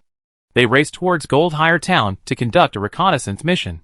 7 or 8 minutes later, the 2 pirate scouts arrived inside Goldhire. At first, the sound of weeping echoed through the town, brightening the pirates' eyes, and filling them with joy. Huh? It looked like they had just been attacked. Besides, there didn't seem to be much defense on the streets. At least, they couldn't see any security guards. So, after a brief stroll, the 2 decided to return and report. However, just as the 2 men turned to leave, they suddenly heard the clatter of horses' hooves and the gentle vibration of the ground beneath their feet. They immediately turned and saw a large group of cavalry galloping towards the town from the west side of Goldhire Town at the end of the street. The 2 sharp-eyed men immediately spotted many knights in full-plate armor, and even spotted the uniquely styled Templars of the church. Instantly, cold sweat broke out on their foreheads. If the enemy had arrived even a minute later, they would have reported the news. Defenses are weak, attack possible. After that, they didn't know how many of their pirate group would survive, but they were certain they would not. Because even if they survived, they'd probably be killed by Boss Phil. "Go! Report now. It's a trap. No wonder those bastards didn't even give us a signal. They'd already fled," the 2 pirate scouts complained as they hurried back to the hidden valley. After hearing their description, the Black Sail Pirates felt a chill in their spines. It was a trap. At the same time, they knew that this time, there was a high probability they wouldn't succeed. Though they were cautious, they weren't clueless. It was obvious the enemy was waiting for them with their open pockets, so why would they foolishly charge in? Those foolish pirates would have been wiped out long ago. "Return." Phil's eyes flickered. After a moment's thought, he raised his arm and waved, signaling his men to retreat. He and the 2 underlings tasked with gathering information had different ideas. Phil actually thought the Black Flame Church was quite reliable. At least they didn't cheat them. Even after realizing it was impossible, they didn't just fire flares, leaving the Black Sail Pirates to defend against the torpedo. "Well, we can still cooperate with the Black Flame Church next time. But I can't fulfill that little favor I promised Baron Norman this time. Forget it, let the near-night brat live a little longer." What a lucky guy. Chapter 132. In the square outside the church in Goldhire Town, a group of nobles, both ornately dressed and clad in plate armor, surrounded a young man in the center of the field, demonstrating swordsmanship. The busy Night's Watchmen nearby, observing this scene, involuntarily slowed their movements and craned their necks to look over curiously. "Hey, it's Lord Ryan." "Yes, it's the new deputy sheriff, Lord Ryan." "Yes, it's Ryan. He seems to be demonstrating swordsmanship." Because Ryan was the youngest among his fellow Night's Watchmen, even though his rank had risen, many of the Night's Watchmen still addressed him by his first name. It wasn't out of disrespect, but rather because it had been so short a time, and they hadn't gotten used to it. First, they called him Little Ryan, then just Ryan. About 2 weeks ago, they called him Captain, and now he's Deputy Sheriff. This promotion speed is simply incredible. It's unclear how long it will take before the deputy title is dropped. Ryan's face darkened. He launched a swift, furious slash with a stride, followed by a ferocious leap. Suddenly, a sharp, piercing sound echoed through the air. Cleave. Leap. Whirlwind slash. Ryan's giant bear swordsmanship flowed with remarkable fluidity, creating a feeling of appreciating a dance of power and beauty. Sure enough, Ryan's giant bear swordsmanship has reached mastery. Ryan, this kid, is progressing incredibly fast. Hamilton muttered to himself, his eyes widening. As Ryan's direct superior, Hamilton had watched him rise from an ordinary farmer's son to a formidable force. Now, Hamilton thought back carefully, and he realized that Ryan's strength would almost always reach a new level. Comparing the difference in combat power between him and Ryan, Hamilton was surprised to find that Ryan's current strength seemed to be no less than his. Perhaps, Ryan still lags behind him slightly in combat experience, but the gap is negligible. Hamilton had to admit that Ryan was already a master on his level. But how old was he? How old was Ryan? It had to be said that Ryan's rapid rise was quite blinding. This is the mastery level of giant bear swordsmanship. Only 14 or 15, and he's already reached this level. What an astonishing talent! At the side of the field, another person, who was most impressed by Ryan's giant bear swordsmanship, was the swordsmanship instructor of the Habsburg aristocratic scion, Perez. At this moment, he too had an expression of disbelief, as he watched Ryan demonstrate the giant bear swordsmanship in the center of the field. Because Perez also majored in giant bear swordsmanship, he remembered clearly that by the time he reached Ryan's current level, he had already diligently practiced the art for about 4 or 5 years. Although he wasn't familiar with Ryan and didn't know exactly how long he'd been practicing, it was clear from a simple guess that Ryan hadn't been practicing for long. Perhaps a year? But it couldn't have been more than 2 years. The reason was simple. The two-handed greatsword itself weighed dozens of pounds. There was absolutely no way a commoner, 11 or 12, could wield it. After all, Ryan's resemblance to a normal person's figure clearly indicated that he wasn't someone gifted with exceptional strength. Alonso's fear grew more and more alarmed as he watched, his expression gradually darkening, and a subtle fear even brewed within him. He realized that Ryan's rapid rise in strength reminded him of someone. That person was his sister, Claire. Alonso remembered clearly that when he was already a third-level knight squire, Claire had just learned to wield a sword. But 2 years later, he could only manage a draw with Claire. The third year. All defeats, no wins.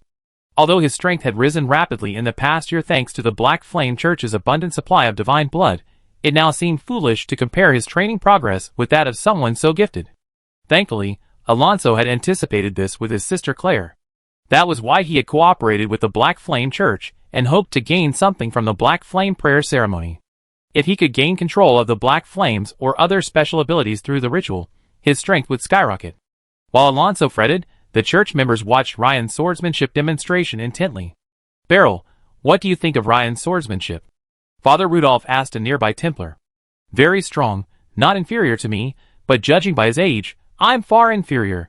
I believe this newly promoted knight extraordinary, Lord Ryan, possesses both exceptional swordsmanship and knightly talent. Just as I thought. What a shame. Such a talent couldn't join our goddess church. Priest Rudolph nodded, sighing. But, Priest Rudolph, if Ryan's strength is only what he's shown so far, he might have a chance of killing an ordinary Black Flame monk, but I think he's still far from capable of taking down an apostle-level warrior. The Templar knight named Beryl seemed to be observing closely. After a moment's careful observation, he offered his assessment. Yes, you're right. But I suspect Ryan has another trick up his sleeve, though it's difficult to reveal it in this situation. Priest Rudolph nodded, seeming to agree with Beryl's assessment.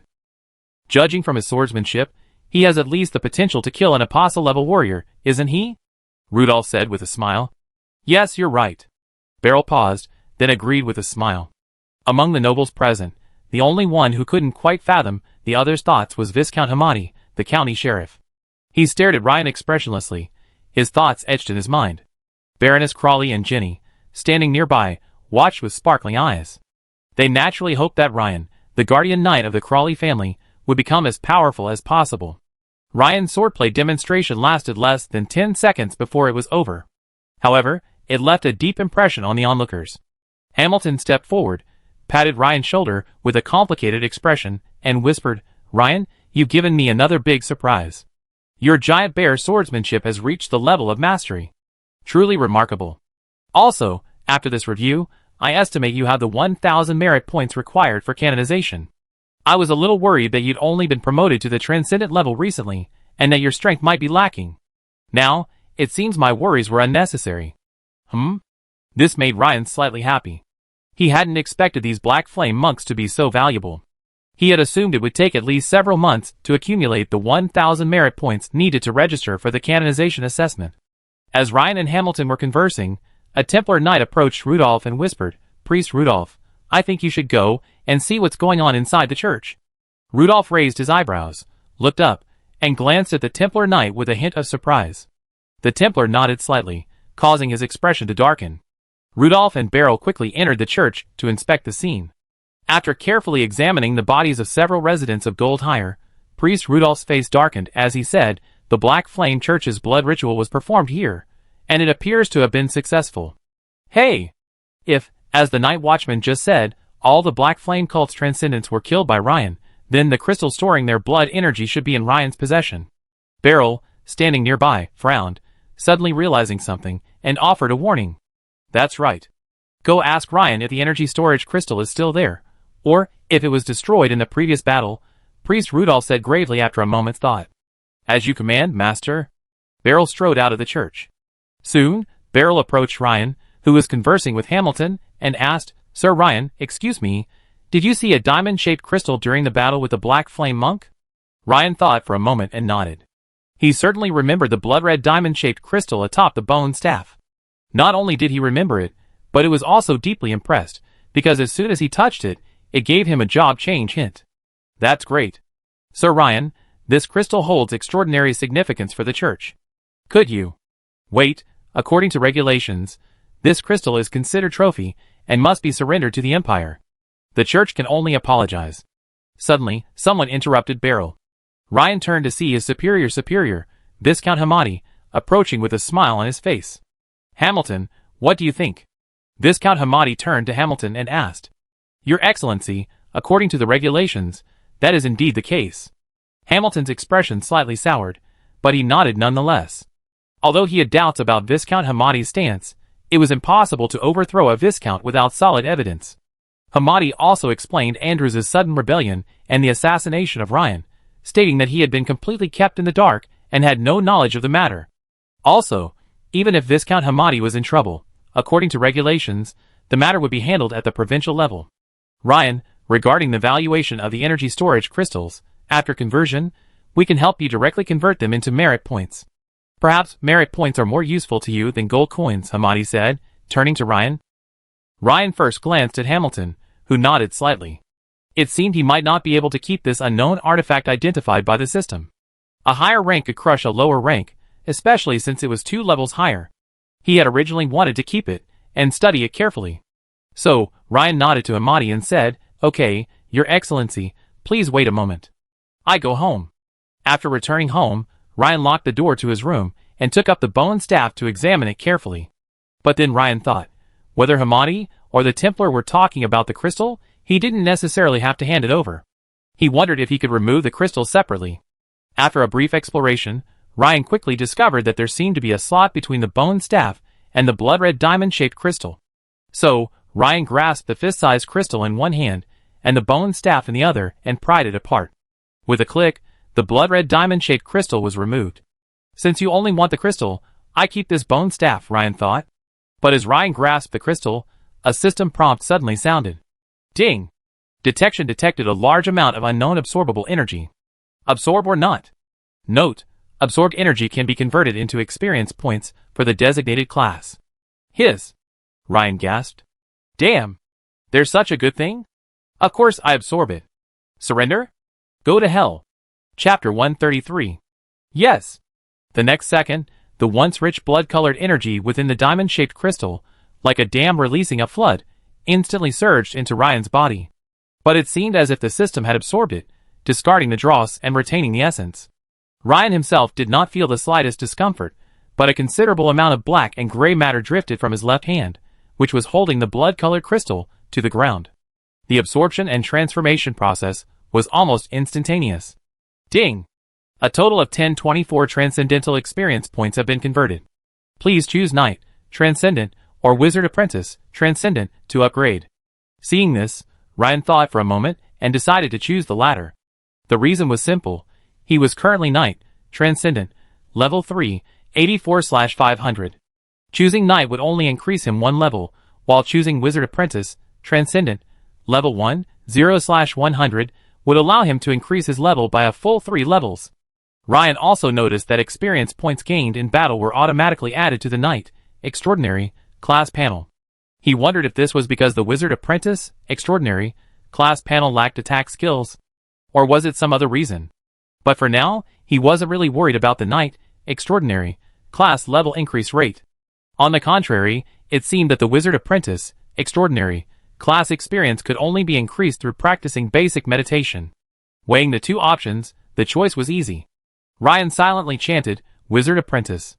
Instantly, 3 system notifications appeared before Ryan. "Congratulations, your Wizard Apprentice, Extraordinary, class level has increased.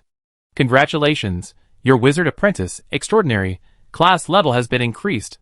Congratulations, your Wizard Apprentice, Extraordinary, class level has been increased." Although Ryan had already predicted that his Wizard Apprentice, Extraordinary, class panel might increase by 3 levels, but seeing it in person, he couldn't contain his joy. Ryan clenched his fists and waved them vigorously in the air twice. This saved at least half a year, maybe even a year or 2. After calming down a little, Ryan looked at the panel showing that his Wizard Apprentice, Extraordinary, level had increased from LV1 to LV4, 124/1000, and a bright smile spread across his face. Continuing to look down, at the bottom of the panel were the remaining attribute points, 3, and remaining skill points, 4. Of these remaining skill points, 1 was left over from the previous upgrade. Looking at the attribute and skill points before him, Ryan suddenly felt like he had leapt from poverty into the middle class. Before, every time he added points, he had to think twice. But now, things were different. He had a lot more money. However, after some thought, Ryan didn't choose to add points immediately. Instead, he decided to send the items off, and then come back to slowly consider how to add points. After all, he had finally accumulated some savings, so he couldn't spend them carelessly. He still had to be frugal.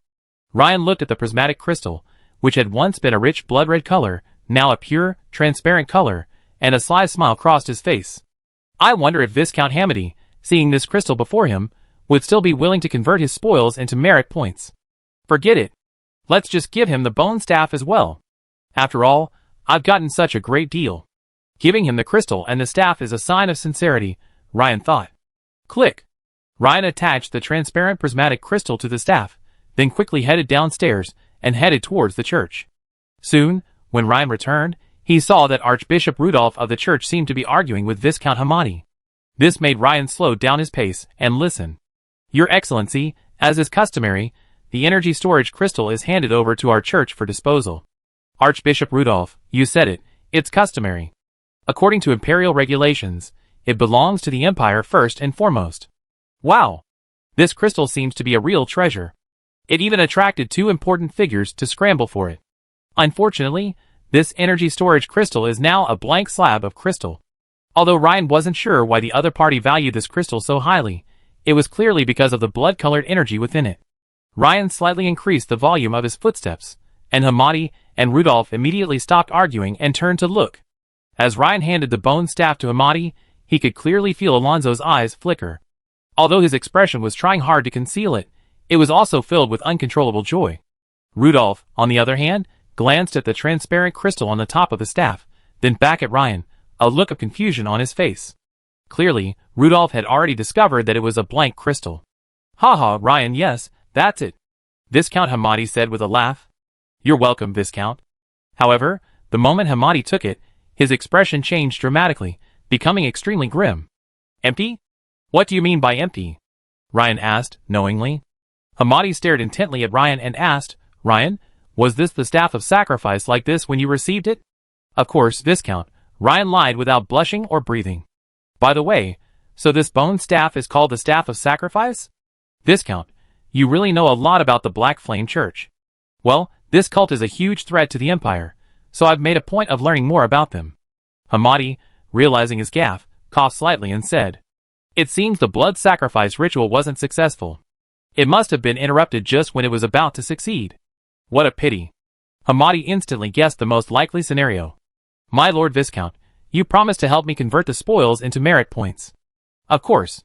Viscount Hamady waved his hand. However, Ryan could tell from the slight twitch of his mouth that Hamady was deeply disappointed. With a grim expression, Viscount Hamady quickly left Gold's Higher Town after giving Hamilton some instructions. Baron Alonso of the county city did not stay long either, returning to the county city. The Monsoon and Ocean Goddess Church team, led by Archbishop Rudolph, also left Gold's Higher Town after a careful inspection and returned to the county city to report. Baroness Crowley and Ginny, after greeting Ryan, returned to the county city with the church team. As for the aftermath of the cultist attack on Gold Higher, since Hamilton, the Gold Higher sheriff, had returned, he naturally had full authority. So, Ryan and Lagiari headed home. Lagiari was a little disappointed. Her long-awaited trip to Nightsong Forest had been abruptly cut short by the cultist incident. But fortunately, the trip wasn't cancelled, but postponed for a few days, so her slight disappointment quickly faded. After returning home, Ryan began to reflect on his performance in the battle. Simply put, it's a review. After all, as our ancestor said, learning without reflection is useless. Thinking without learning is dangerous. This phrase originally applied to learning, but the principle applies. Only by reflecting after a battle can one improve. We've fought 4 battles this time, and our weaknesses have become apparent. Our combat methods are too simplistic. The great sword is certainly useful in many situations, but it's difficult to inflict effective damage against equally defensive enemies, like that apostle-level foe. Perhaps, the next step is to slowly cultivate hammer skills. The heavy hammer's superior armor-piercing and concussive force can inflict significant damage to armored enemies. Ryan's eyes flickered as he pondered. Use precious skill points to improve hammer skills? Of course not. Just use the heavy hammer more often in battle, and you naturally improve quickly. Also, there's the matter of armor. Even with the extraordinary trait Iron Skin level 2, a solid set of Knight Plate armor can still mitigate a significant amount of damage. Therefore, acquiring a thick set of plate armor is urgent. As for attribute points and skill points, perhaps, we should first take a look at an exploration of the application of Scorching Touch in forging. Ryan quickly produced the 3 ancient Akkadian books and placed them on his desk. Due to his limited proficiency in Akkadian, Ryan could only consult and study them as he went along. It took him a long time to roughly flip through the ancient tome. After reading it, Ryan folded his arms, rubbed his chin, and paced back and forth across the room, his brow furrowed and then relaxed. This was an informal book written hundreds of years ago, by a 3rd-level wizard apprentice named Lias John Stone. Before embarking on the path of wizard apprenticeship, he had worked as a blacksmith, so it was natural for him to include some of his own whimsical ideas. According to the book, Scorching Touch is an introductory fire magic that requires the release of free-floating fire energy particles in the air. Fortunately, the book also contained the spell and model for Scorching Touch. So for Ryan, who happened to be able to sense fire energy particles, this was clearly a boon. Furthermore, Scorching Touch wasn't difficult to learn. At his current level, he could already begin to experiment. However, according to the book, Scorching Touch was a contact spell, requiring contact or close proximity to inflict damage. According to the book, this was also the case for most introductory spells. This made Ryan hesitate for a moment, despite his current 4 skill points. After all, this was far from what he had hoped for. It wasn't the powerful ranged attack he'd envisioned, like the Black Flame Fireball. In addition, to achieve the effects described in the book, directly applied to forging, a high level of mastery of this spell was required. After some thought, Ryan didn't rush into practicing the fire spell Scorching Touch, but instead began his daily basic meditation and visualization. Because the book clearly stated that visualizing 10 will runes at once was the minimum requirement for practicing Burning Touch. If you couldn't even do that, there was no point in even trying. Soon after, Ryan's forehead began to sweat slightly, but the next second, he let out a long sigh. Visualizing 10 will runes at once. Success! At this moment, a system notification quietly appeared. Congratulations! Your spirit attribute has been improved. Ryan's face lit up, and he glanced at the panel, seeing that his spirit attribute had increased from 15 to 16. This way, when he attempts to learn the fire sorcery Burning Touch later, his chances of success will be even greater. Chapter 134. Next, Ryan began to visualize the Scorching Touch sorcery model as described. A sorcery model, in a nutshell, is a combination of a finite number of will runes. Simply put, if each will rune is like the English letters ABC, then the sorcery model is a specific word, such as abandon. Of course, will runes are 3-dimensional structures, not as simple as English letters. But the meaning remains the same. On the other hand, there are 24 will runes, roughly the same number as the English letters, which are 26. This is why meditation is necessary before learning sorcery. Closing his eyes and concentrating on perception, Ryan slowly began to sense various mysterious energy particles in the surrounding space. Perhaps due to his heightened mental strength, or perhaps due to his previous experience, Ryan was able to sense and direct the fiery and bright fire energy particles much more quickly this time. However, visualizing the complete model for the Burning Touch spell, corresponding to channeling fire energy particles, proved quite challenging. After failing 7 or 8 times in a row, Ryan finally succeeded. A faint red glow appeared in front of Ryan's palm, barely perceptible unless one looked closely. Unfortunately, the effect lasted only a few seconds before the red glow vanished without a trace. But Ryan wasn't discouraged. Instead, he felt a surge of joy. For he had actually succeeded. Burning Touch wasn't just a contact spell, it was also a channeling spell. If something unexpected happens during the induction process, it will be terminated or interrupted. System prompt: you have learned Burning Touch, and your understanding of it has improved. You have learned a new skill. Burning Touch. Your Burning Touch skill has been upgraded, and your experience points have increased by 1. At the same time, a new icon has appeared above the basic meditation icon at the bottom of the Wizard Apprentice Transcendent panel. The icon's borders light up slightly, revealing an outstretched hand with a flickering flame in front of it. Ryan focused his attention on the new icon, and saw a line of small text below it. Burning Touch LV1, 1/100, Burning Touch LV1 effect. Consumes a certain amount of mental energy to activate surrounding fire energy particles using a specific sorcery model, causing high temperature damage in a certain area in front of the host's palm. Note: the spell lasts 3 seconds, and its power is proportional to the duration and the host's mental strength. The closer the contact, the greater the power. Current effective killing range, 0 to 0.5 meters. Huh? It worked! Ryan's face lit up with joy. He immediately began testing its power. Ryan placed his right palm about 30 centimeters above the wooden table.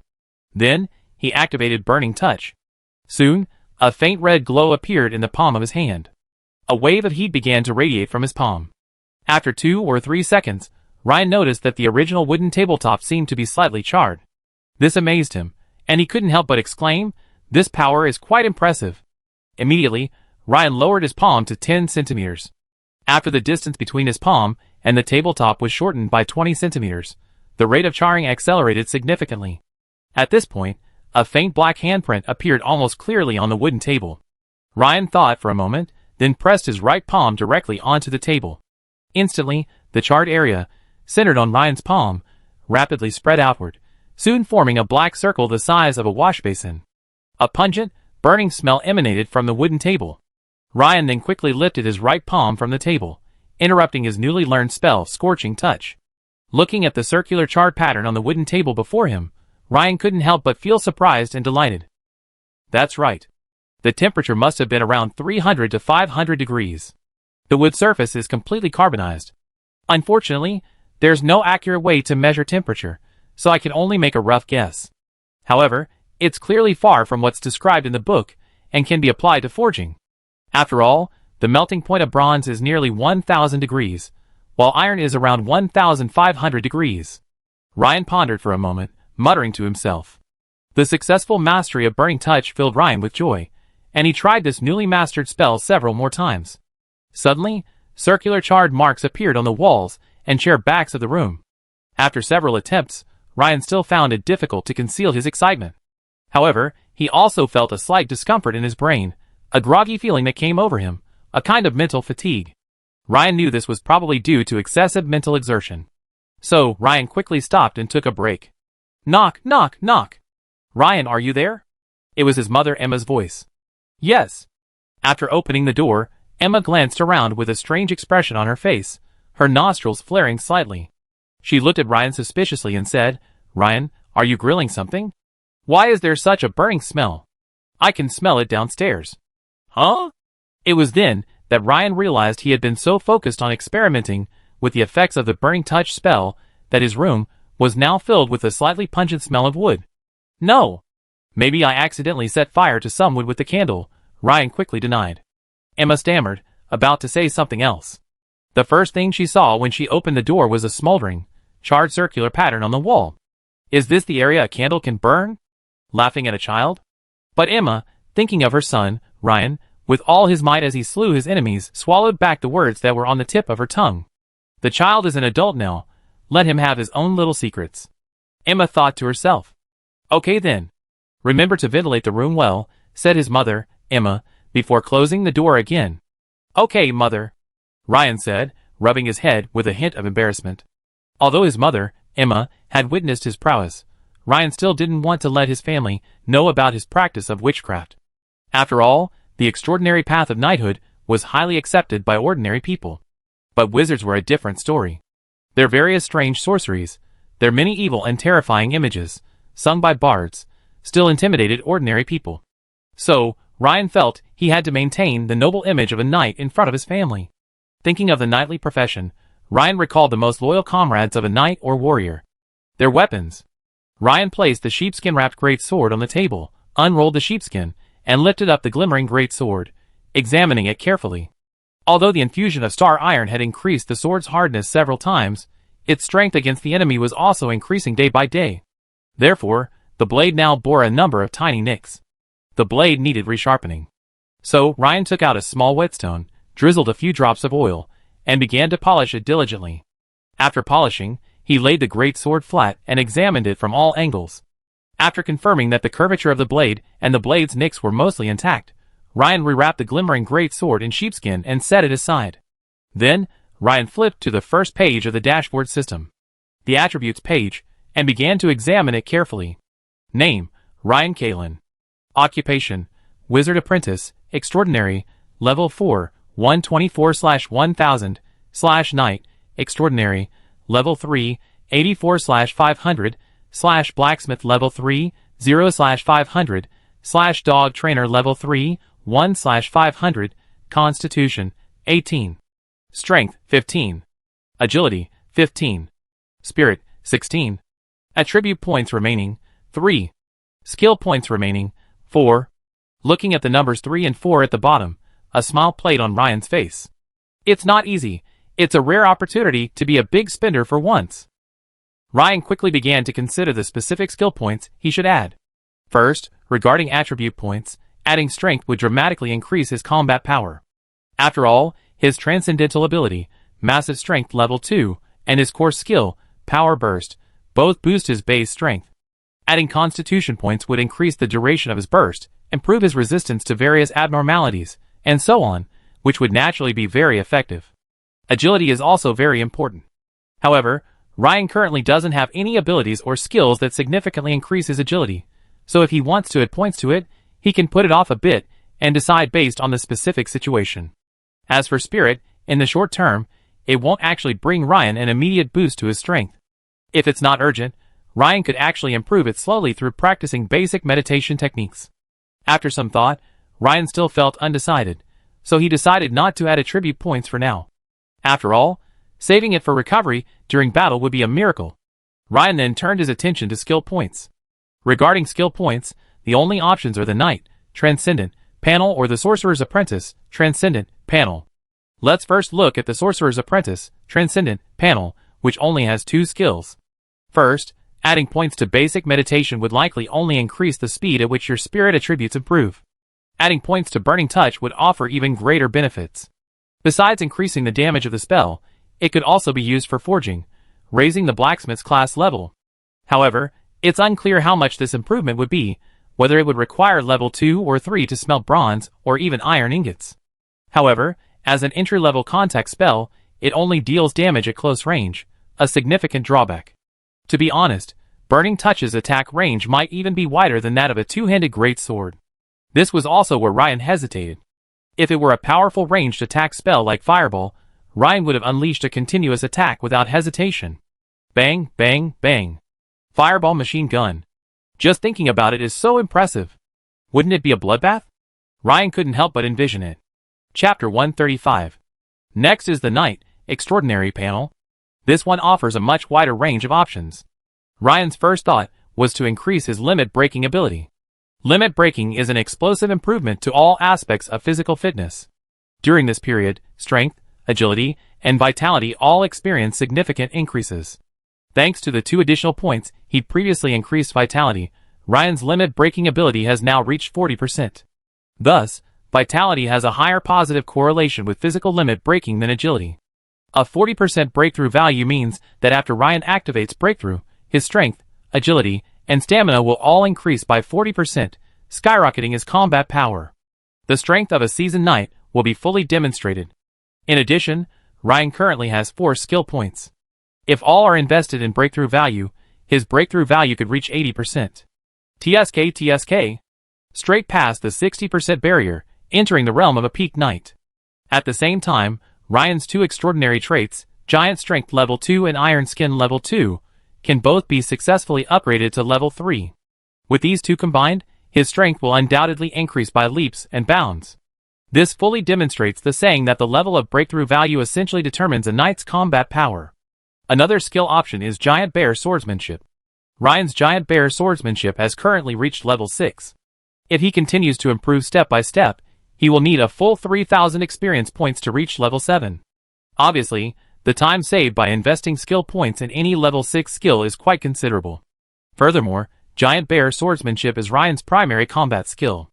If it can be upgraded to level 7, the boost to combat power will be immediate. Adding Giant Bear Breathing seems like a good option too. High-level Giant Bear Breathing will undoubtedly rapidly increase his strength and stamina. Of course, the effects of adding points to Giant Bear Breathing won't be felt in a day or two. Even faster, it will take a month or two for the added points to gradually realize their value. In addition to these skills, the core skill Danger Sense level 3 is also a good choice. After all, core skills can only be improved by adding skill points. Unlike other skills, which can be earned through experience points, if you're not in a hurry, you can always grind them out. But core skills are different. Even if you want to grind, you can't. Speaking of core skills, Ryan couldn't help but think of another core skill he had long neglected, Hammer Mastery. Hammer Mastery level 1. Passive. The host gains a slight increase in damage when using any hammer-type weapon. Ryan was no longer as clueless about the system as he had been at the beginning. After carefully reading the system's description of the effects of Hammer Mastery twice more, Ryan had a vague guess. If he added points, the effects of Hammer Mastery would likely become small, then large. This made Ryan's eyes narrow, his brain racing. Maybe I won't be able to just kill people. But it seems I will be able to. So, Ryan dug out a thin booklet. It was Talker's Compendium of Hammer Techniques. After studying the Talker's Hammer Compendium, Ryan discovered that Talker's hammer skill was very similar to Giant Bear Sword skill, but even more extreme. It lacked any defensive moves, consisting entirely of offensive attacks. This was evident in the Giant Hammer Smash, Giant Hammer Jump, and Giant Hammer Sweep. Soon, Ryan received a system notification. You have learned Talker's Hammer skill, and your understanding has improved.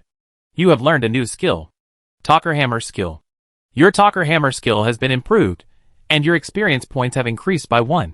Ryan opened the Knight Extraordinary class panel and saw a new icon light up among the dozen or so skill icons below.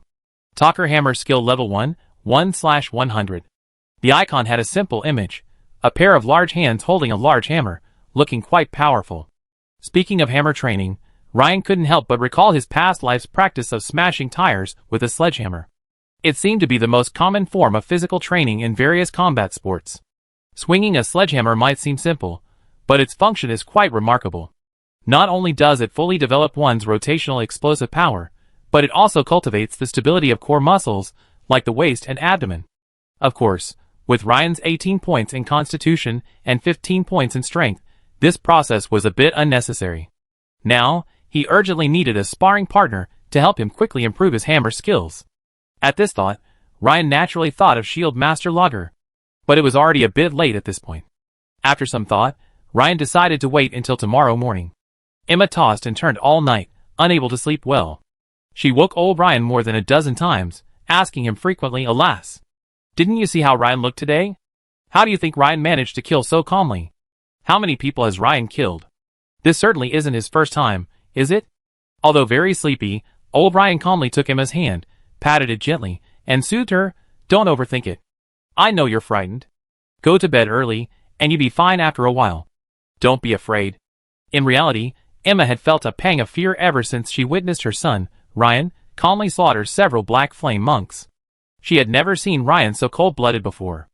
As soon as she fell asleep, she would recall that scene and the calm expression on Ryan's face as he killed. Late in the night, old Ryan, finally exhausted by Emma's annoyance, snapped, "Think of it this way. If Ryan hadn't killed them, wouldn't you have ended up like those people lying here? Also, have you forgotten the tragic plight of your friend Seema?"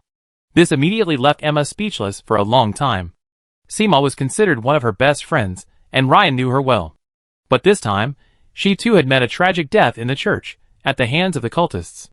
The horrific ritual, in particular, reduced a 170 to 80-pound man to a mere 40-pound mummy. This horrific scene filled Emma with shudders whenever she recalled it. "Yes, if my son doesn't kill them, those people will kill me," Emma muttered to herself. Suddenly, Emma felt a strange sense of security in Ryan's calm demeanor while killing people. The next morning, Ryan was startled by the heavy bags under Ryan's eyes while having breakfast. "Father, didn't you get enough rest last night?" Senior Ryan glanced at Emma and said, "It's okay. There were just some mosquitoes. They kept buzzing incessantly in the middle of the night. By the time I killed them, it was almost dawn." Ryan was stunned. He glanced out the window at the already chilly early winter weather and thought, mosquitoes in this weather? After breakfast, just as Ryan was about to go find Lagiari to practice hammering with him, he heard George's familiar voice from outside the door. "Is Ryan there?" Ryan immediately opened the door and walked out. The moment George saw Ryan, he stepped forward and measured his height. His eyes suddenly widened as he exclaimed, "Hiss! Ryan, you're really Ryan?" Although Ryan had already grown to his height more than half a month ago, now he was even taller. This made George look at Ryan in disbelief and ask, "Ryan, how did you grow so fast?" No, none of that matters. I just want to ask you, was it you who killed the cultists and saved our people in the church square yesterday?" As George asked this, his eyes blazing at Ryan. Ryan thought for a moment, choosing not to conceal it. He nodded and said, "George, yes, it was me. Ryan, I said it was you. And they didn't believe it," George said excitedly. "That's not right. Ryan, doesn't that mean you've reached the transcendent level and become a full-fledged knight?" George asked belatedly. Ryan looked at his friend and nodded again. Though he hated to admit this to his friend George, some things were becoming impossible to hide. After all, the night watchmen in Gold Hire were now all aware of his strength. "Ray Ryan. You and I. Does this mean I have a good friend who's a full-fledged knight?" George stammered. "Of course, unless you don't consider me your friend." Ryan punched George's chest and said with a smile. At that moment, George's expression was quite complicated. How did Ryan become a knight? This is too fast. Also, I actually have a full-fledged knight-level friend one day. This is so cool. For a moment, all sorts of thoughts filled George's young mind. Half an hour later, in the training grounds of the administrative office, Lager chose an ironwood axe and held a repaired, massive round shield. Ryan, holding a multi-pound oak sledgehammer, stood in the field with Lager. Lager struck the great shield with her ironwood axe, and said in a clear voice, "Come on. Lager, be careful then." Ryan kicked off with his left foot and rushed towards Lager. When he was a few meters away, he leaped up and, wielding his oak hammer, launched a powerful blow from above. It was the great hammer jump of Talker's hammer technique. Lager advanced instead, leaping high, raising her great shield and launching a powerful shield slam. Bang! The dull sound of hammer and shield clashing could be heard. In midair, Lager felt a powerful concussion from her shield, knocking her back several meters. Lager looked at Ryan in surprise. "Didn't you say you just learned the hammer technique? How could you be so powerful?" Chapter 136. Although she knew Ryan had reached the transcendent stage, Lager hadn't witnessed Ryan slaying 4 black flame monks. So Lager glanced at Ryan suspiciously and said, "Ryan, didn't you say you just learned hammer skill?" "Well, I really just learned it." Ryan rubbed his nose. This must be the effect of his hammer mastery. But Ryan obviously couldn't articulate the reason. "Your Talker hammer skill has been improved, adding 17 XP. You have fought a battle, adding 0 XP to your Knight, Transcendent, class. Your Talker hammer skill has been improved, adding 15 XP. You have fought a battle, adding 1 XP to your Knight, Transcendent, class." A few minutes of sparring together has significantly improved Talker hammer skill. But for Ryan's Knight, Transcendent, class level, the XP increase is almost negligible. Of course, occasionally seeing an XP increase of 1 is better than nothing. The competition continued. Bang! Lager was struck again by Ryan's ironwood hammer, her shield slamming back several meters. No more fighting.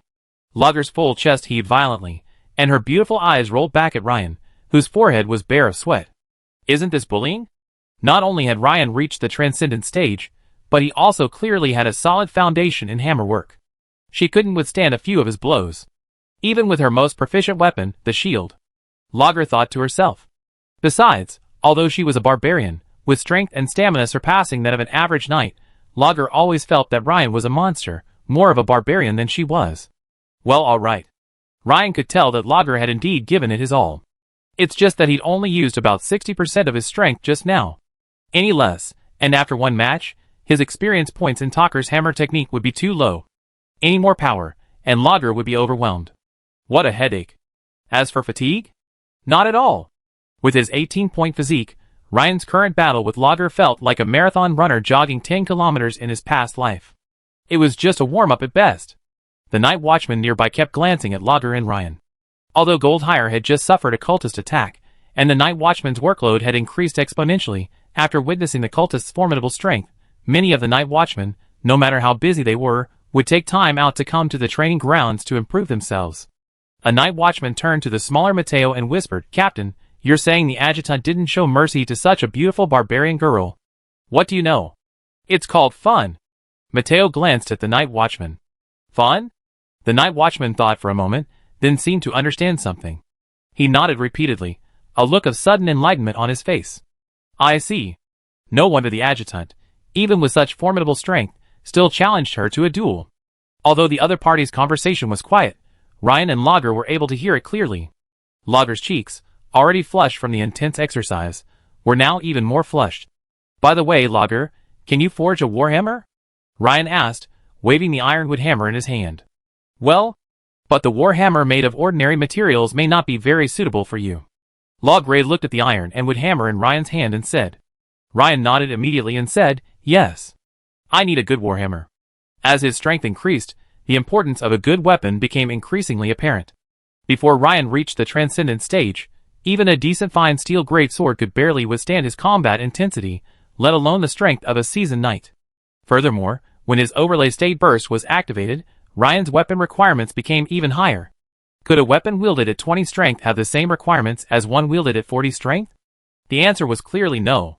From what I understand, if you want to craft a warhammer that also meets the strength requirements of a full-fledged knight like you, blood-veined steel is best. This steel has excellent strength and toughness, making it ideal for forging warhammers. Secondly, there's the star iron you saw last time. Adjusting the ratio would also make it a good choice for warhammers. Is that blood-veined steel also refined from some rare ore? Ryan asked. Since there were better materials available, it was natural to choose the better ones. Yes, it's also refined from a special or very rare, Lager nodded. This gave Ryan a headache. Clearly, this high-end stuff wasn't available at the small-town blacksmith, Boris. Last time, he'd even bought his last remaining supply of star iron and incorporated it into the glimmering great sword. Should I go to the nearby quartermaster? After a moment's thought, Ryan immediately shook his head. Even if the quartermaster had a wide variety of exchangeable items, it wouldn't be able to exchange for such a rare raw material. Suddenly, a flash of inspiration struck Ryan's mind, and he suddenly remembered something. He remembered the blacksmith Boris once saying to him, Ryan, if you want to learn how to identify other special ores, you have to go to the large blacksmith shops in the county town. Of course, the blacksmith shops in the manor castle must also have a good stock of special ores. Ryan! Why hadn't he thought of that? In fact, he could go to the blacksmith shop at Habsburg Manor and take a look. Ryan quickly came to his senses. He remembered the blacksmith shop on the first floor of the castle. Things had changed then. Back then, he was still an unknown boy servant. But things were different now. Yesterday, Knight Lloyd and Instructor Perez of the manor chatted with him for quite a while. They both invited him to visit Habsburg Manor if he had time. Perfectly, he could talk to them about this blood-marked steel. As long as they were certain, there shouldn't be a problem. Besides, he'd also collected over 200 imperial gold coins from the Black Flame monk's spoils. Adding to the previous sum, it should be enough to buy blood-marked steel directly. After figuring this out, Ryan couldn't help but smile slightly, clearly in a good mood. Lager looked at Ryan puzzled. She was puzzled as to why Ryan, who had been frowning, suddenly smiled. At this moment, a man dressed as a servant entered the training ground. He glanced around and soon spotted Ryan, who was talking to the barbarian girl, Lager, in the center of the field. He stepped forward and said respectfully, Lord Ryan, I am a servant of the Habsburg Manor. Knight Lloyd would like to invite you to dinner. Are you available? Of course, you can bring the beautiful lady beside you. The man was very observant. Seeing the beautiful girl, Lager, standing beside Ryan, he immediately thought of something and quickly added. This made the usually cheerful Lager a little shy, but unlike Anna, she still looked at Ryan with a burning gaze. She was eager to see what Ryan would say. Lager, if you have nothing to do tonight, why not come with me? Ryan thought that taking Lager with him would make selecting or more convenient. After all, the blood-marked steel used to forge the warhammer might not be available at the manor's blacksmith shop. However, the manor's blacksmith shop likely had other special ores similar to blood-marked steel, which might also be suitable for forging the warhammer. But Ryan knew very little about special ores, so taking Lauder, a senior blacksmith, with him would naturally save him a lot of trouble. Thank you, but no thanks. I stay with Anna. Lauder was delighted to see Ryan's intention to take her with him, but she immediately declined. She had no particular interest in interacting with the imperial nobility. In fact, she was also puzzled by her affection for Ryan. Was it because he had saved her? No. Perhaps, the admiration for the strong runs deep in the barbarian's blood. After all, in a place like the Frost Tundra, only the strong can thrive and survive. I'm leaving. Lauder waved, leaving the training ground. Ryan watched Lauder's retreating figure, puzzled by her refusal. He shook his head slightly, and said to the manservant, "Tell Knight Lloyd that I be alone tonight." "Well, Lord Ryan, I look forward to your visit this evening." The servant bowed slightly, and quickly left. In addition to the warhammer, Ryan also needed a sturdy set of knight's plate armor. Unfortunately, Lauder didn't know how to forge armor. After a moment's thought, Ryan went to the Night's Watch quartermaster. This was his first time there. Previous Captain Velan had always helped him arrange all the necessary matters. As soon as he saw Ryan enter, the chubby quartermaster immediately stood up from his chair and respectfully called out, "Lord Lieutenant." "Huh? You know me?" Ryan asked curiously. "Of course, Lord Ryan, your demeanor when you killed the cultists yesterday will forever be remembered by everyone present," Thompson complimented, recalling the events of that day. Yesterday, he had been among the trembling crowd huddled in the church. He had thought he was doomed. But Ryan suddenly appeared, like a god descending from heaven. He promptly eliminated 3 cult supernatural beings and rescued nearly half the church's inhabitants. After what had happened, it was impossible for Thompson to forget Ryan. "By the way, Adjutant, what brings you here? Do you have any knight's plate armor ready?" "Yes, it's right here." Thompson nodded immediately.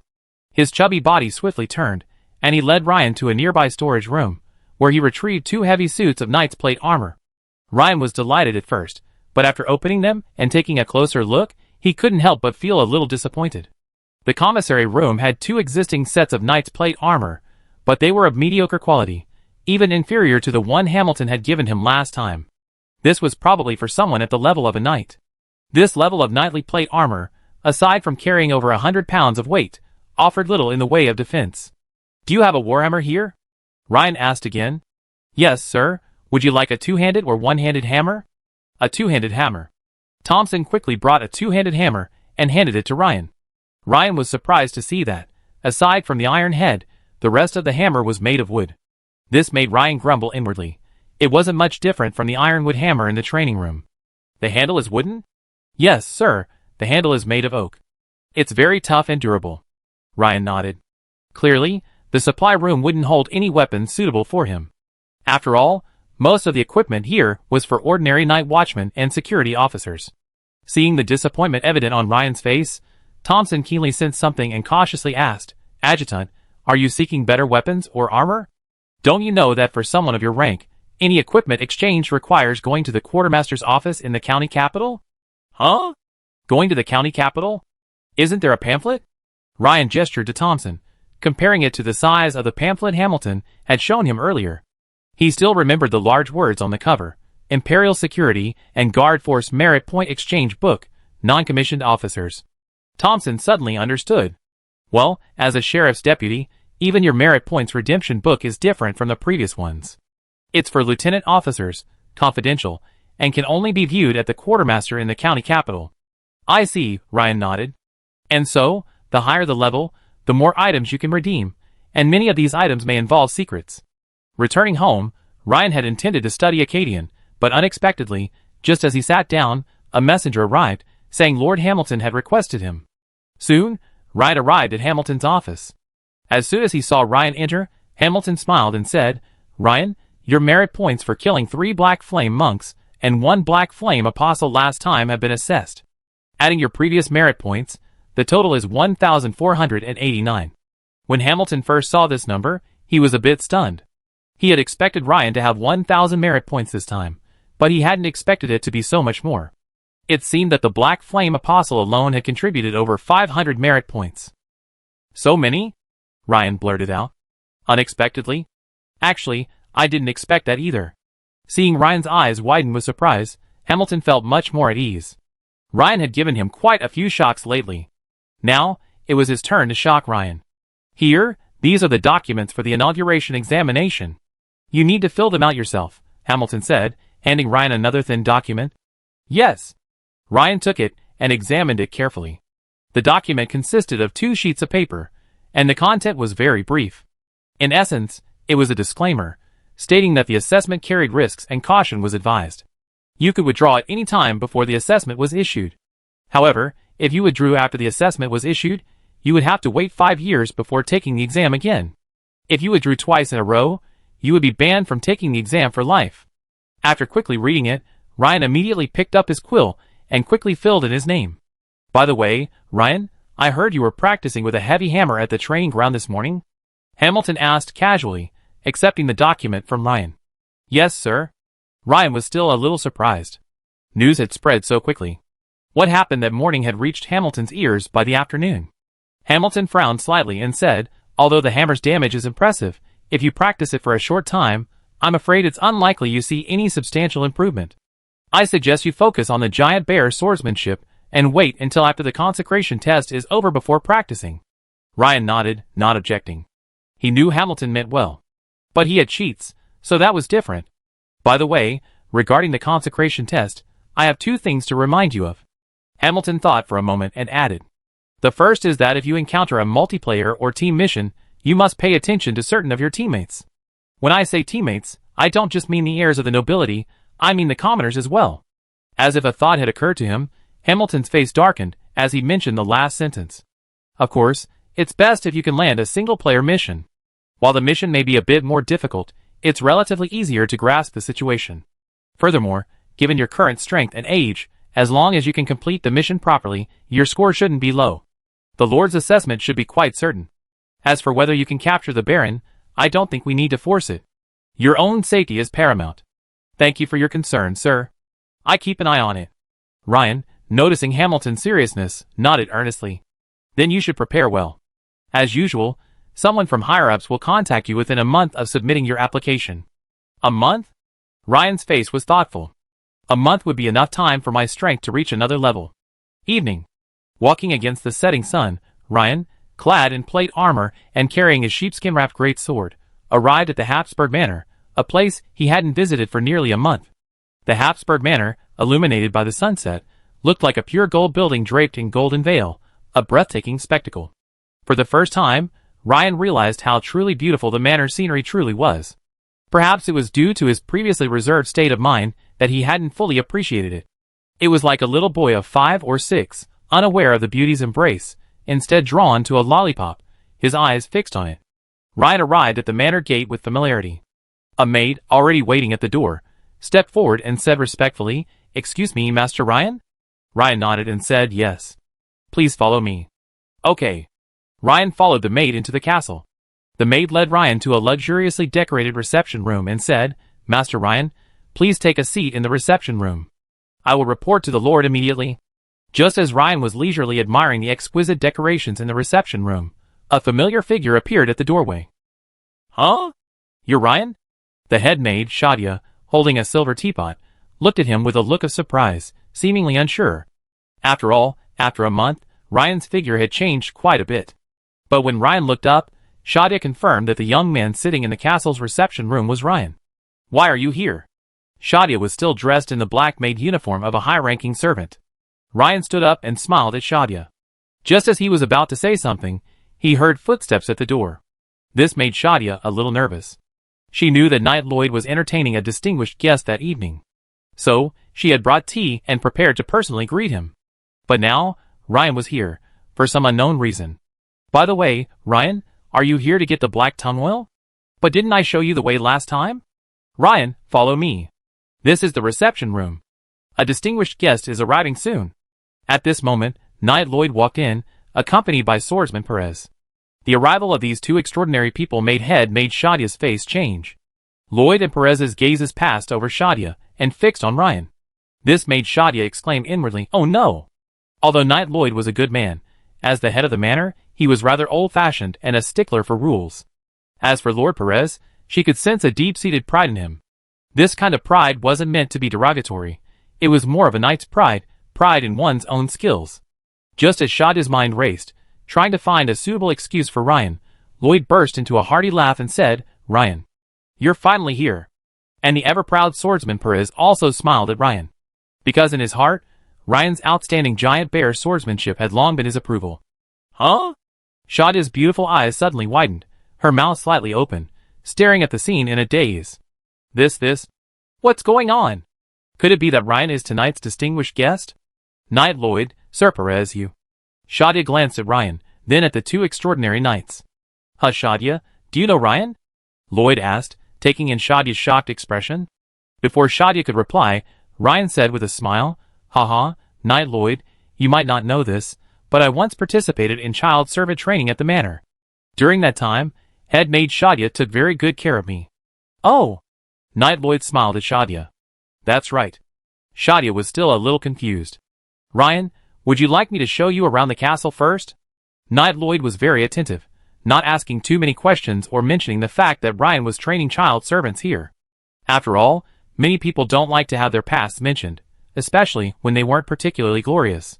"Of course, it's my honor," Ryan said with a smile. "This is the back garden. Unfortunately, it's frost month now, and many flowers are past their blooming season," Knight Lloyd introduced. Ryan nodded. Now, visiting the castle's back garden again reminded him of the time he and Claire had competed there. "This is the blacksmith shop," Knight Lloyd said, pointing to the end of the corridor on the first floor of the castle. "Oh, a blacksmith shop?" Ryan asked, knowing the answer. "Can I go in and take a look? Actually, you two may not know. I'm quite interested in blacksmithing." Chapter 137. Knight Lloyd, who had originally intended to briefly mention the blacksmith shop, understood Ryan's intention after hearing what he said. He smiled and said, "That's perfect. Let's go take a look together. Ryan, Perez, and I are very fond of fine weapons and armor. However, we don't know much about the production process." As expected of Knight Lloyd, who also serves as the manor steward, his words were refreshing. And behind the three of them, the head maid, Shadia, who had been following them all the way, finally came to her senses. Watching Ryan chatting and laughing with the two official knights, Shadia felt a sense of unreality. How long had it been? Had Ryan already reached the transcendent stage and become a full-fledged knight? This speed is comparable to Miss Claire's. No, even faster than Miss Claire's. Shadia focused her attention on Ryan again, comparing him to her last impression of him. He'd grown noticeably taller and stronger. Unconsciously, Ryan walked beside the 1.9-meter tall Knight Lloyd, and surprisingly, they weren't much different. It seemed Ryan was already over 1.8 meters tall. Furthermore, the muscular arms Ryan occasionally flexed, his broad shoulders and chest were thick, and it wasn't an exaggeration to say he was a grown man. The more Shadia looked, the more surprised she became. Ryan, of course, noticed the frequent gazes from the head maid behind him. He knew she must have many questions, but now was clearly not the right time to talk to Shadia. Ryan hadn't expected such a coincidence to encounter Shadia right after entering the castle. Originally, he had been thinking of using up the remaining black tongue oil before discussing his transcendental journey with the other party.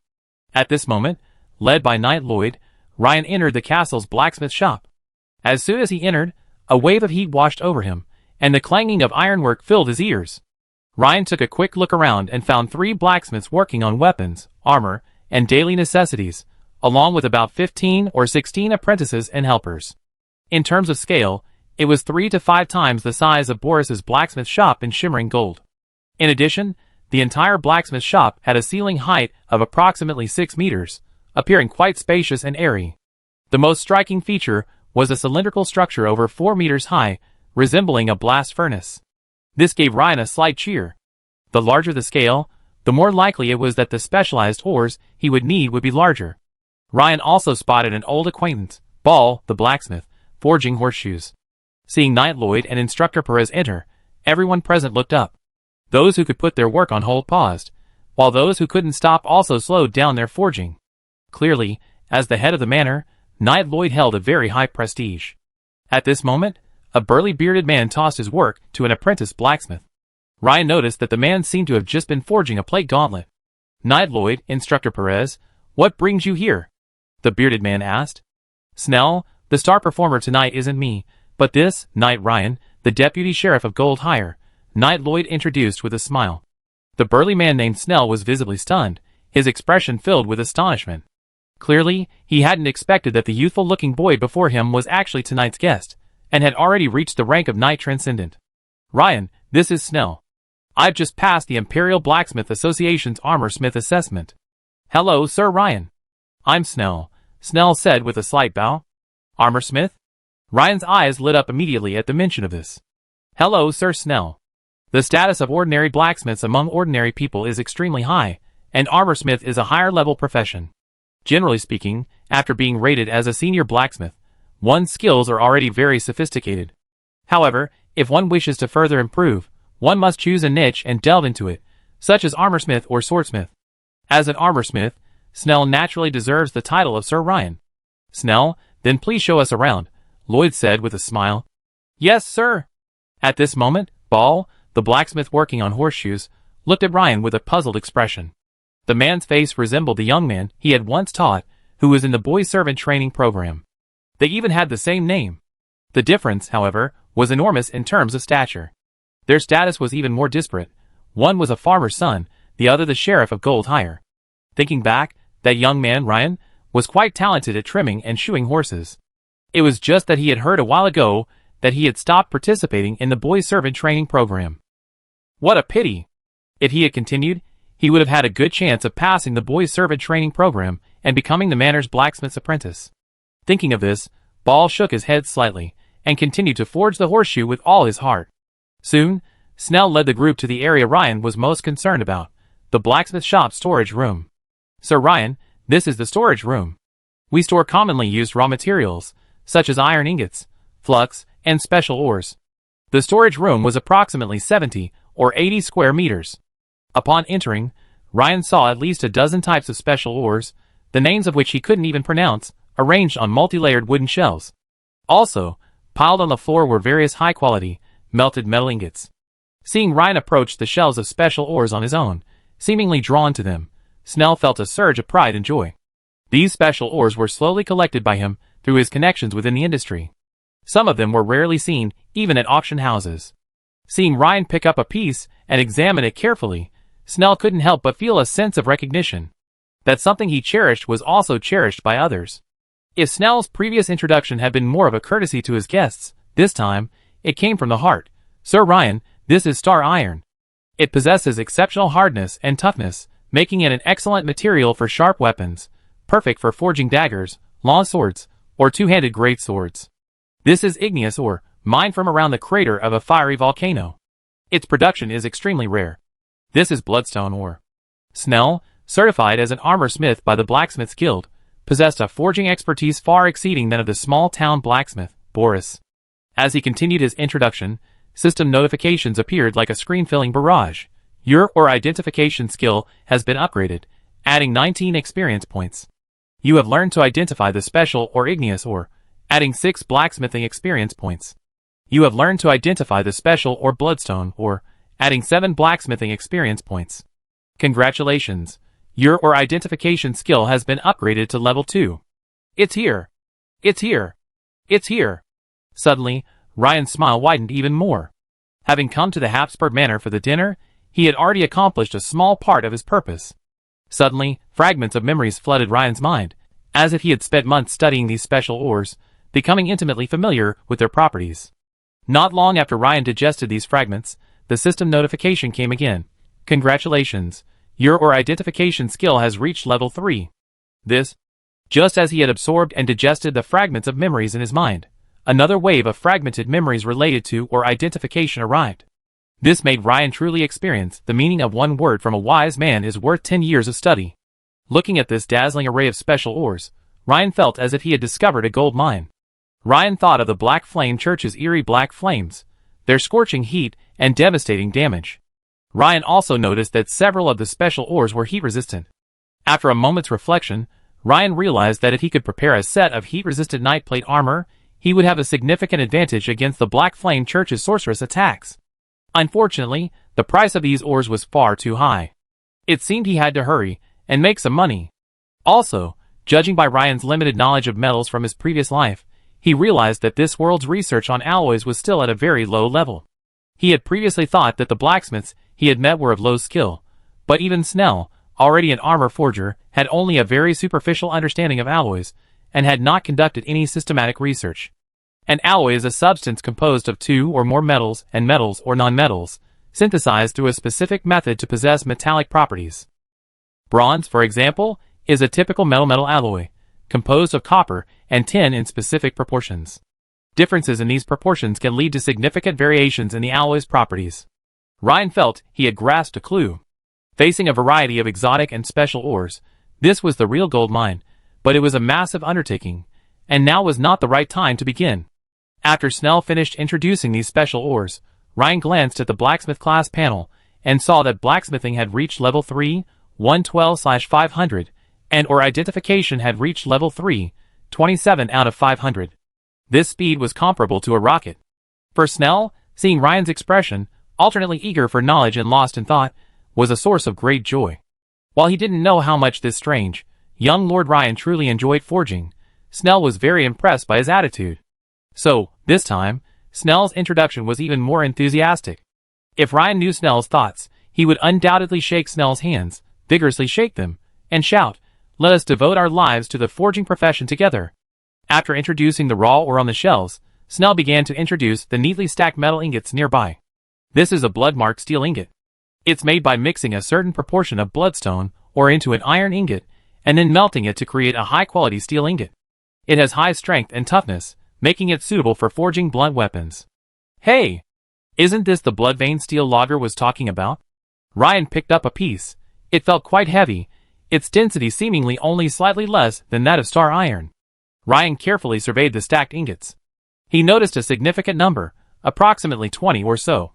A rough estimate suggested that if he could buy half, it would be enough for him to forge his warhammer. "Sir Snell, could you please sell me some of these blood-veined steel ingots?" Ryan asked, taking advantage of a moment's pause in Snell's introduction. "Well?" Snell's face faltered. Though he'd love to do Ryan a favor, the blood-veined steel ingots had already been allocated. Ryan keenly noticed the other man's subtle glance at Knight Lloyd beside him. Clearly, Knight Lloyd had already allocated these blood-veined steel ingots, but before Ryan could continue, Knight Lloyd smiled and said, "Since Ryan needs it, let Ryan use it first. Snell, it doesn't matter if my shield and armor arrive a few days late." Ryan suddenly realized. So these blood-veined steel ingots were used to forge Knight Lloyd's equipment. No wonder. Ryan remembered that Knight Lloyd excelled in sword and shield combat. He had been seen wielding a sword and shield several times, suggesting he was a knight who prioritized defense. "Thank you, Knight Lloyd. I've been practicing hammermanship lately, and I plan to forge a warhammer, so I need some blood-veined steel." Now that the blood-veined steel was in hand, Ryan generously explained his intended use to Lloyd. "Huh? Ryan, have you been practicing hammermanship lately?" Perez was clearly surprised by this answer. He had originally planned to discuss giant bear swordplay with Ryan after dinner, but he was naturally puzzled to hear that Ryan, rather than utilizing his exceptional swordsmanship, had turned to hammer work. "Yes, Master Perez, it's an additional skill. In actual combat, I naturally still rely on the great sword," Ryan explained with a smile, though he naturally wouldn't reveal his true reason. At this moment, the armorer Snell said, "Sir Ryan, would you like me to contact a hammersmith in the county city to forge your warhammer?" "Thank you, Sir Snell, but I've already contacted a friend." Ryan declined Snell's offer. He was still hoping to learn hammersmithing from Logger and advance his blacksmithing profession, so he naturally wouldn't choose to forge a warhammer in the county city. Before coming, Ryan had prepared 300 imperial gold coins, nearly his entire fortune. After spending a full 280 gold coins on blood-marked steel ingots, it was almost completely depleted. "This is the forging area. Senior blacksmith Basil is currently crafting a bronze warhammer," Snell continued. "Huh? Bronze? Wouldn't that mean its melting point is much lower than that of an iron hammer?" Ryan recalled his chemistry knowledge from his previous life. Although he didn't know the exact melting point, he remembered that bronze's melting point was definitely below 1000 degrees Celsius, while iron's was around 1500 degrees Celsius. The difference was enormous. Ryan glanced at the scorching touch on his wizard apprentice, Transcendent, panel again, and a preliminary plan came to mind. Due to Ryan's preference for the blacksmith shop, he stayed a bit longer. So, after the tour, Knight Lloyd suggested going directly to the banquet hall, and Ryan naturally agreed. This trip had already yielded a huge harvest. Habsburg Manor. The dining room on the castle's first floor was brightly lit. A rectangular dining table, at least 10 meters long, was covered with a gorgeous tablecloth. Knight Lloyd sat at the center table. Ryan and Perez sat to Lloyd's right and left, respectively. Aside from the three of them, there were no other diners. Maidens came and went like a revolving lantern. Although only three of them were dining, they were all exceptional human knights, and their appetites were enormous. Soon, half of the tableful of delicacies had been devoured. At this moment, Knight Lloyd wiped his mouth with a white napkin and said, "Ryan, the last time we saw you demonstrate the giant bear swordsmanship at the Gold Hire Church, wasn't it?" Ryan's eyes flickered at this. He knew the real action was about to begin. Knight Lloyd had invited him here, so it couldn't just be a dinner. Ryan had pondered this question before coming. Generally, he assumed the other party would inquire about the origins of his breathing techniques or swordplay, and how long he'd been learning them. Of course, there might be subsequent attempts at goodwill, wooing, or something else entirely. If he were Knight Lloyd, suddenly discovering that the boy servant, who had been training at the manor just a few months earlier, had suddenly reached the transcendent stage, he would undoubtedly want to know more. Ryan had no intention of concealing Lloyd's question. After all, he had already told Hamilton. There's a saying, when you tell a secret to one person, you tell it to everyone. Actually, I learned both the giant bear breathing technique and the giant bear swordsmanship in the castle, Ryan said with a smile, wiping his lips with a white napkin. Lloyd and Perez exchanged a puzzled glance, as if to say, how is that possible? Then, they both looked at Ryan intently, awaiting his answer. Ryan didn't intend to keep it a secret, and said directly, "It was Miss Claire. She taught me the breathing technique and swordsmanship." "Ha ha! So that's it." Hearing this answer, Lloyd and Perez both burst into laughter. Perez and I had considered many possibilities, but after all, the giant bear swordsmanship is so widespread throughout the Empire. "I never expected you to develop so skillfully right under our noses," Lloyd said, shaking his head with a rather helpless smile. "Lord Habsburg has heard of your story, and has specifically asked me to speak with you. He wants to inquire about your willingness to become his follower. But it seems it's too late, Lord. You're already Miss Claire's." Ryan smiled, but said nothing.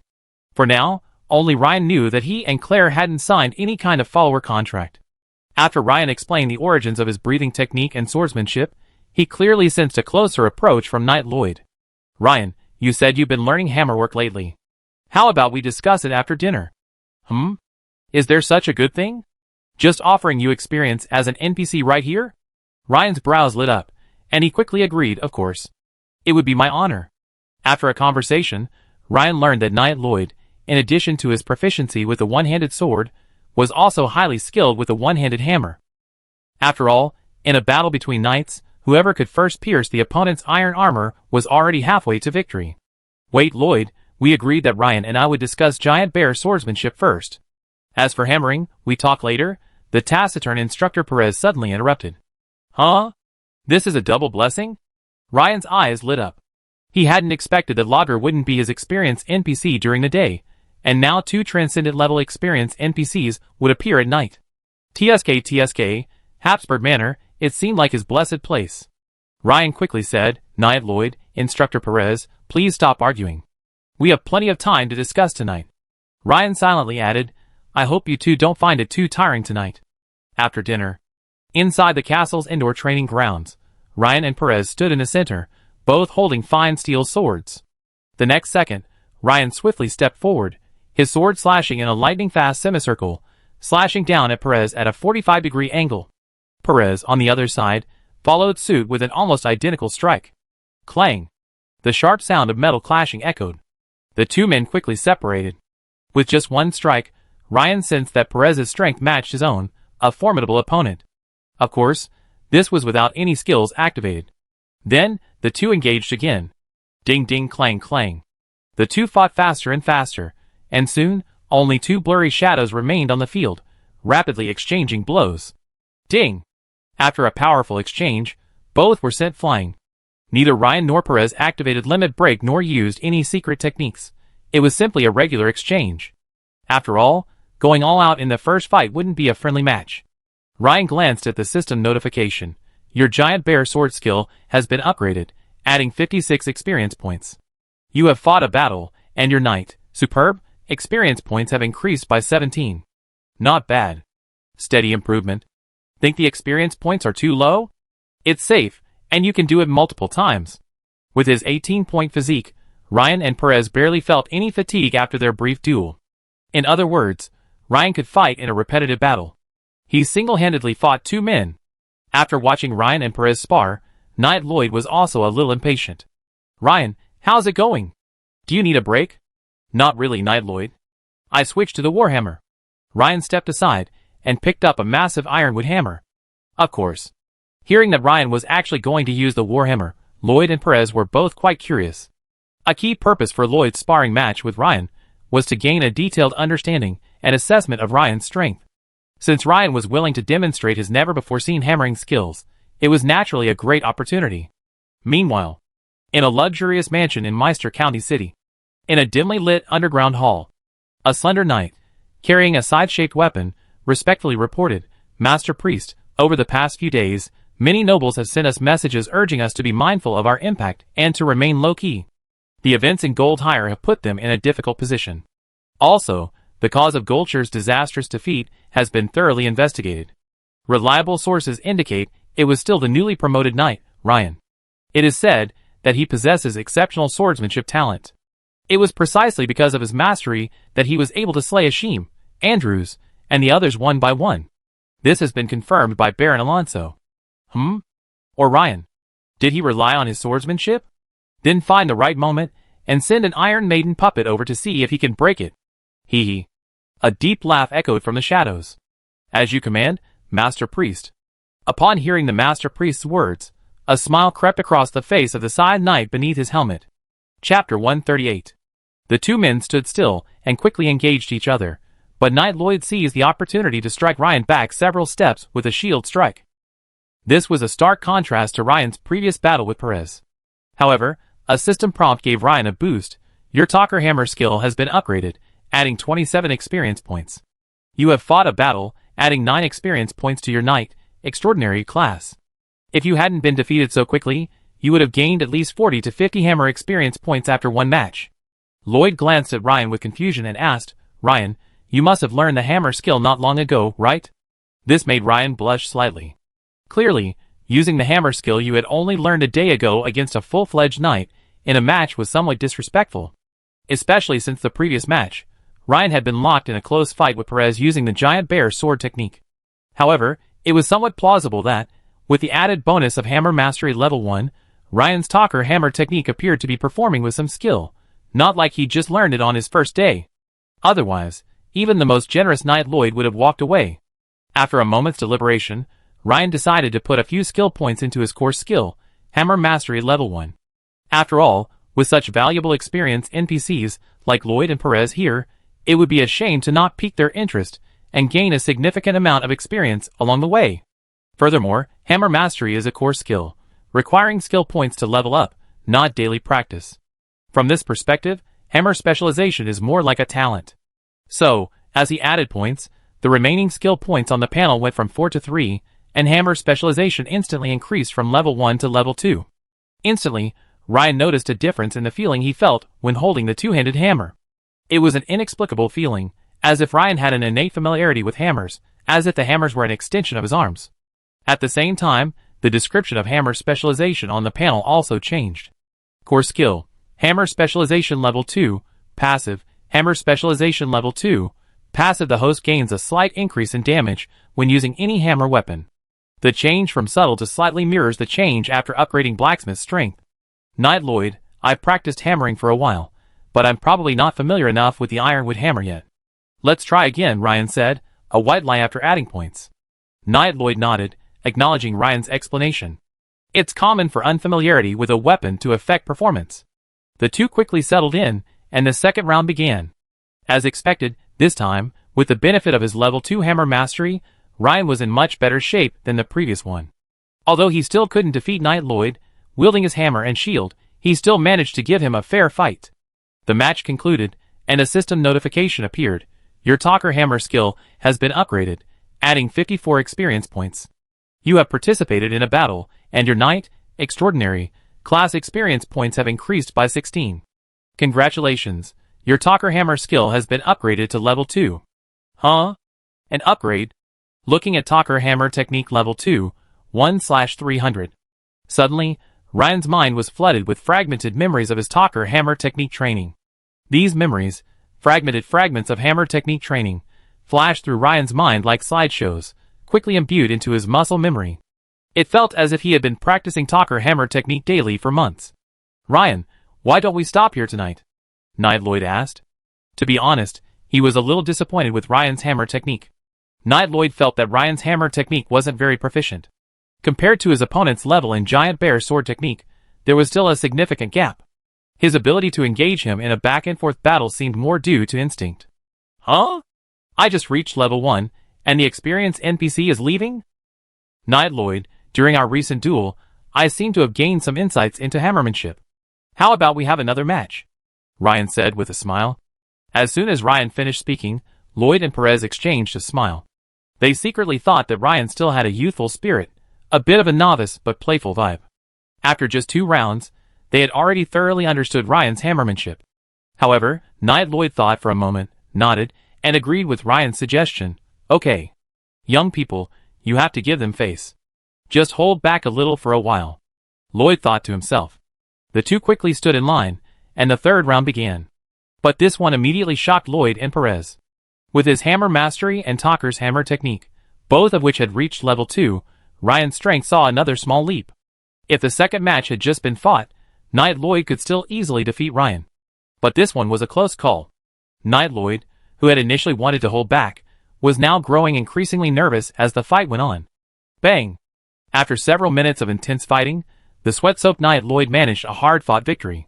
Night Lloyd looked at Ryan suspiciously at first, then a look of sudden enlightenment appeared on his face, and he laughed heartily. "I see, Ryan. Were you initially worried that defeating me would embarrass me? So you slowly demonstrated your strength?" Ryan stared at Lloyd in amazement. How could he imagine that? Well, just be happy. After all, you're an experienced NPC. So, Ryan smiled faintly and said nothing. Ryan's smile further reassured the two nearby. "Ryan, don't hold back, give it your all." Lloyd Knight's face darkened, and he made a gesture ready for another round, but he didn't even mention what he had just said. "Let's call it a night." As expected, the experienced NPCs who've been piqued by their competitive spirit are the cutest. Ryan feigned an awkward expression, reluctantly nodded, and said, "Well, okay then." Inwardly, he was beaming with joy. But since Lloyd Knight had demanded his all, the only option was, system. Add points. And so, with Ryan's additions, his remaining skill points went from 3 to 2, and his core skill, Hammer Mastery, instantly advanced from level 2 to level 3. Instantly, Ryan felt a change in the feeling of gripping the ironwood hammer. If the previous level 2 had heightened Ryan's natural familiarity with the hammer, this time, it felt as if the hammer was his bloodline. At the same time, the description of Hammer Mastery on the dashboard also changed.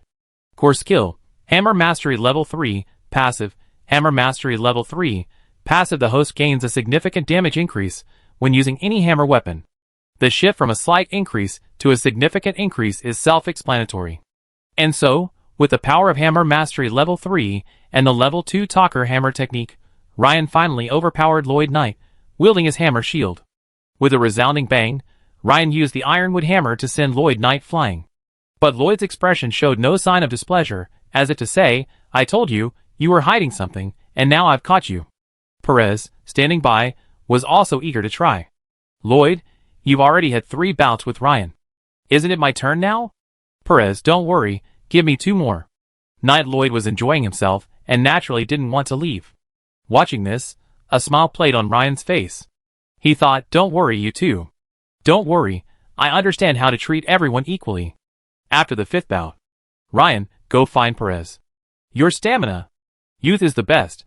Lloyd, in his early 40s, was already panting. After the 8th match, "Ryan, go find Lloyd. I need a break." The 30-something Perez cried out in exhaustion, while also marveling at Ryan's incredible stamina. Ryan looked at the 2 exhausted NPCs with a look of helplessness. Where was that hustle and bustle you two had just now? Suddenly, the system notification delivered another piece of good news. Your Talker hammer skill has been upgraded, adding 59 experience points. You have fought a battle, and your Knight, Extraordinary, class experience points have been increased by 18. Congratulations, your Talker hammer skill has been upgraded to level 3. Instantly, Ryan's mind was flooded with fragmented memories of his Talker hammer training. After digesting them, Ryan felt as if he had been practicing Talker hammer for 6 months. But just as Ryan came to his senses, he realized the system notification wasn't over yet. Another notification followed. Congratulations, you've unlocked the Talker Hammer exclusive secret technique, Rising Dragon Hammer. Hammer secret technique? Huh? How did it happen so quickly? I clearly remember that Rising Dragon Hammer required a very high level of mastery in Talker Hammer. Immediately, with a mixture of delight and surprise, Ryan spotted a brand new icon above the Talker Hammer skill on his Knight Extraordinary dashboard. The icon depicted a muscular man, twisting his body and swinging a two-handed hammer upwards. The image was lifelike and incredibly powerful. In the lower right corner of the icon, a line of small text read, Rising Dragon Hammer LV1, Secret Technique, Effect. Using a unique power generation method, swing the hammer upwards, delivering a powerful, rotating blow. Note, Rising Dragon Hammer is a secret technique and cannot be directly upgraded with skill points. Rising Dragon Hammer LV2 requires the following requirements. 1. Talker Hammer skill LV6 or higher, hammer specialization can partially offset the level requirement. 2. Strength 18+, Constitution 16+, and Agility 16+. Looking at the phrase hammer specialization can partially offset the hammer skill level requirement, Ryan paused and thought. So that's it. No wonder I've already mastered the secret technique at level 3 Talker Hammer. So here's the key. This is the true value of hammer mastery. Soon, Ryan thought of something else. Chapter 139. So, if I reach level 4 in Talker Hammer, I'd likely be able to learn the secret technique, Rising Dragon Hammer level 2. However, the secret technique, Rising Dragon Hammer level 2, requires very high strength and agility. Ryan understands the high strength requirement of 18 points. But the 16-point agility requirement still puzzles him. After some thought, Ryan concluded that this is likely because the secret technique, Rising Dragon Hammer, requires a strike on the enemy's chin for optimal effectiveness. To achieve this in the ever-changing dynamics of combat, it's obviously impossible without keen observation and swift movement. Ryan also thought of something else. The secret techniques of the Talker Hammer technique aren't limited to the Rising Dragon Hammer. The compendium records another technique called the Earth-Splitting Hammer, which requires even higher power than the Rising Dragon Hammer. Ryan recalled the description of the Earth-Splitting Hammer technique in the Talker Hammer technique compendium, and suspected that the key to this technique might also be its strength attribute. After all, according to the compendium, the Earth-Splitting Hammer is a more powerful secret technique than the Rising Dragon Hammer, likely requiring even greater strength. Come to think of it, as the name suggests, Earth-Splitting Hammer. If you're not powerful enough, crack one and show me. Ryan thought to himself. Late at night, after bidding farewell to the weary knights, Lloyd and Perez, Ryan returned to his home in shimmering gold, escorted by the Habsburg Manor carriage. In addition to the 10 blood-marked steel ingots he had purchased, the carriage also contained several bronze, copper, and tin ingots. Furthermore, he was currently clutching a bronze warhammer. It was the same bronze warhammer that he had seen crafted by senior blacksmith Basil during his visit to the castle's first-floor blacksmith shop. During the dinner, Ryan had expressed his desire to purchase one, but he hadn't expected Knight Lloyd to arrange it so quickly. Of course, this was also because the bronze warhammer wasn't particularly valuable. Ryan wanted the bronze warhammer for 2 reasons. First, as a transitional weapon. Normally, unless he unleashed his triple state at full power, the warhammer wouldn't be easily damaged. The second reason, and more important, was that Ryan intended to use the bronze warhammer as a template to try crafting his own. As for how he would proceed, Ryan already had a preliminary plan in mind. After carrying the various metal ingots back to his room, Ryan diligently completed his daily practice of giant bear breathing and basic meditation. Then, Ryan fell into a deep sleep. The next morning, at the break of dawn, Ryan had woken up early and returned to his room with 2 iron basins from downstairs. According to his previous plan and his limited high school chemistry knowledge, he placed a silvery white rectangular tin ingot in the basin. Then, he raised his right hand and held it about 20 centimeters above the ingot. Soon, Ryan could be heard softly chanting an incantation. Yes, Ryan was casting the sorcery Scorching Touch. After just 3 seconds, as the chanting ended, a faint reddish glow emerged from Ryan's palm. Under the influence of this light, the surrounding air began to radiate waves of heat. The bright silver ingot, about 20 centimeters in front of Ryan's right palm, was rapidly changing. The bright silver tin ingot quickly transformed from a solid into a pool of silver liquid. It worked. The temperature of Scorching Touch was enough to melt the tin ingot even through 20 centimeters of air. Ryan's face lit up with joy. So far, the first step of his plan had been achieved. Delighted, Ryan followed the same steps and cast the Scorching Touch spell on the copper ingot again. As Ryan continued to cast it, the copper ingot began to glow noticeably redder and hotter, but it wouldn't melt. After a dozen seconds, Ryan suddenly felt dizzy. He knew it was due to excessive mental energy consumption. This made Ryan frown, and he immediately stopped casting the Scorching Touch spell.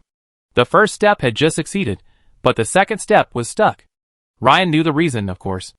According to high school chemistry, it was because the melting point of copper was much higher than that of tin. Just because he knew the problem didn't mean it could be solved immediately. In other words, when there's more than one solution, careful consideration is still necessary.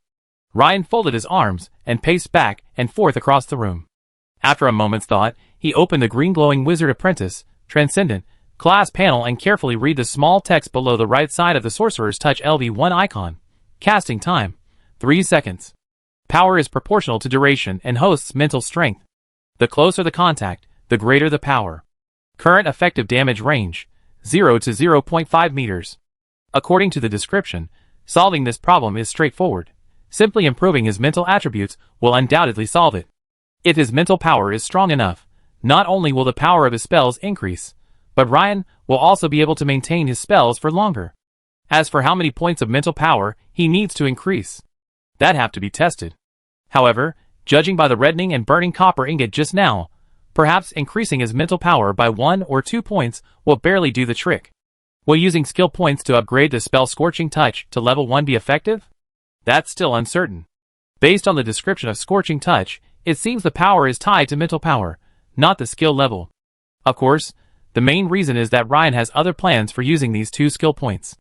Since Ryan's current Knight Breakthrough level has reached 40%, investing 2 more skill points will bring it to 60%, allowing him to reach the level of Peak Knight. In addition, the 2 extraordinary traits, Great Strength level 2 and Iron Skin level 2, can both be upgraded to level 3. It would significantly boost his strength, a crucial trump card. So, Ryan wasn't planning on using those 2 skill points for now. After some thought, Ryan decided to give Spirit a try first. After all, improving Spirit would definitely have an effect, but he wasn't sure if it would live up to expectations. As the remaining attribute points went from 3 to 2, Spirit also went from 16 to 17. Instantly, Ryan felt his mind remarkably clear, and the mental fatigue he'd felt just vanished. Adding points restores? Still so useful. At the same time, Ryan took a quick look at the limit value on the Knight Transcendent panel. He was surprised to find that after a slight increase in his spirit, his breakthrough point increased to 43%. This seemed to be even more effective than adding a bit of physical strength. This made Ryan's imagination run wild. Could it be that the process of breaking through the physical limit actually has some hidden connection with the spirit? However, Ryan quickly shook his head and stopped thinking about it. For now, he was focused on melting the copper ingot. He repeated the previous process. As Ryan finished chanting the spell, the purple-red copper ingot in the iron basin began to turn red and hot, and showed signs of melting. This filled Ryan with joy. With the continued output of his spiritual power, the power of the sorcery Scorching Touch grew stronger, and the copper ingot finally began to melt. Step 2 of the plan, accomplished. Next, Step 3. This time, Ryan placed the copper and tin ingots in the iron basin in a ratio of 5 to 1. After a short rest, Ryan began to repeat the previous process. After the tin and copper ingots were melted and mixed, the system notifications flooded the screen. You have performed bronze smelting, and your comprehension has increased. You have mastered a new skill. Smelting bronze. Your bronze smelting skill has been upgraded, adding 67 experience points. You have focused on smelting bronze, adding 22 blacksmithing experience points. It seems that because Ryan completed the bronze smelting task in just 10 seconds, the system awarded a large amount of experience points. Normal to this, smelting bronze is a slow process. Based on the other blacksmithing skills mentioned above, the experience points should increase by 1 or 2 every 3 to 5 minutes. But because Ryan had significantly shortened the smelting time, the experience points were now awarded all at once. This made Ryan incredibly delighted. He had verified his suspicions. It proved that his earlier design was feasible. Of course, the follow-up was even more important. If Ryan forged a bronze warhammer or other bronze implements, the time required would be significantly reduced. In other words, Ryan could gain a significant amount of blacksmithing experience in a short period of time. This was also the inspiration Ryan received from the ancient book on the application of the burning touch in forging. Knock, knock, knock. A slightly hurried knock sounded at the door. Ryan. It was his mother, Emma's voice. Ryan immediately stood up and opened the door. Outside, his mother, Emma, glanced at Ryan and then poked her head into his room, but Ryan's bulky figure practically blocked the door, making it difficult for her to see what was happening inside. All he could hear was his mother, Emma, complaining, "Ryan, did your candle catch something again? The burning smell is coming downstairs again." Hearing what had happened, Ryan couldn't help but let out a wry smile. "Don't worry, Mother, I'll be careful. I hope this doesn't happen again." It wasn't that Ryan hadn't considered going to the blacksmith shop. After all, the subsequent forging process was best done in the blacksmith shop. It's just that Ryan didn't want to expose his witchcraft skills right now. So, he experimented in his own room. Later, Ryan planned to go to Boris's blacksmith shop, clear out the staff, and borrow it for another day. However, for the sake of confidentiality, this time, Ryan planned to expel even the blacksmith, Boris. On the one hand, he wanted to test some of his future ideas, and on the other, he wanted Lager to help him forge the blood-marked steel hammer and gain a wave of blacksmith class levels. At this moment, Mint poked his head out from the crack in the door and said, "Brother, a beautiful carriage has come downstairs. It seems to be the same one we had last time. It has a beautiful rose shield painted on it." Ryan raised an eyebrow at this. He knew it was the crest of the Crowley family. Ryan suddenly remembered that today seemed to be the day he had promised Baroness Crowley to become a guardian knight. She must have already invited many nobles, and relatives, and friends to the welcome banquet. Obviously, asking her to change the time now was inappropriate.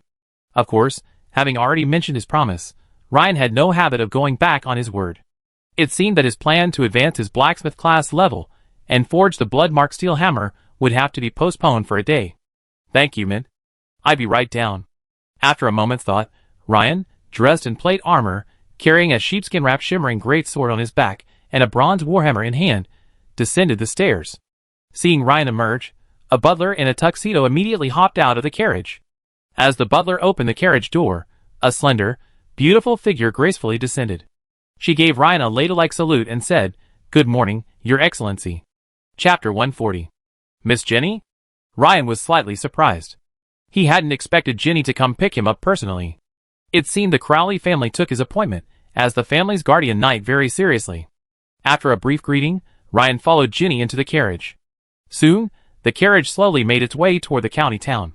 The driver's control was excellent, and the carriage was remarkably stable. "Miss Jenny, have you heard of the Bat Market?" Ryan suddenly thought. "Bat Market? I've never heard of it," Jenny said, a little bewildered. After a moment's thought, she shook her head. Ryan nodded. This situation was perfectly normal. It seemed the Bat Market was quite secluded, not accessible to just anyone. This was a problem. On this trip, I had originally planned to stop by the Bat Market, partly to see if there were any more wizarding or sorcery items for sale, and partly to buy some of the ingredients for the recipes recorded in the Beast Taming Journal. Jenny frowned, pondering for a moment, then said, "Sir Ryan, perhaps my mother knows about this Bat Market you mentioned. If even she doesn't know, I can ask my friends. I think, as long as it's within the city of Maester County, the Crowley family can definitely help you find a place." Ryan smiled slightly and said, "Okay, thank you, Miss Jane." Jenny's point made sense. Indeed, he seemed to be somewhat underestimating the influence and power of a noble. This immediately brightened Ryan's mood. Halfway through the journey, Jenny seemed to have a thought and said to Ryan, "By the way, Sir Ryan, as per custom, after you become a guardian knight of the Crowley family, we will provide you with a set of knightly plate armor, corresponding weapons, and a warhorse. Of course, you can also choose to receive your reward in gold coins. Which method would you choose?" This delighted Ryan. Lately, he'd been a bit short on cash. The 300 imperial gold coins he'd brought to the Habsburg estate yesterday had been almost completely spent, primarily on knightly weapons and plate armor. High-quality weapons and armor, in particular, were worth 10 or even dozens of times more than ordinary weapons. An ordinary militia iron sword could be purchased for just a few silver coins, and practically any blacksmith in a small town could forge one. But longswords truly suited for intense combat, such as the half-handed swords currently used by the Night's Watch, were more than 10 times more expensive, costing 4 or 5 imperial gold coins each. The fine steel greatsword Ryan had used earlier cost 20 or 30 imperial gold coins. This illustrates the expense of fine weapons. After a moment's thought, Ryan said, "Miss Jenny, if it's convenient, we'd better convert it into gold coins." As for why gold coins? It's because Ryan has already basically acquired his weapons himself.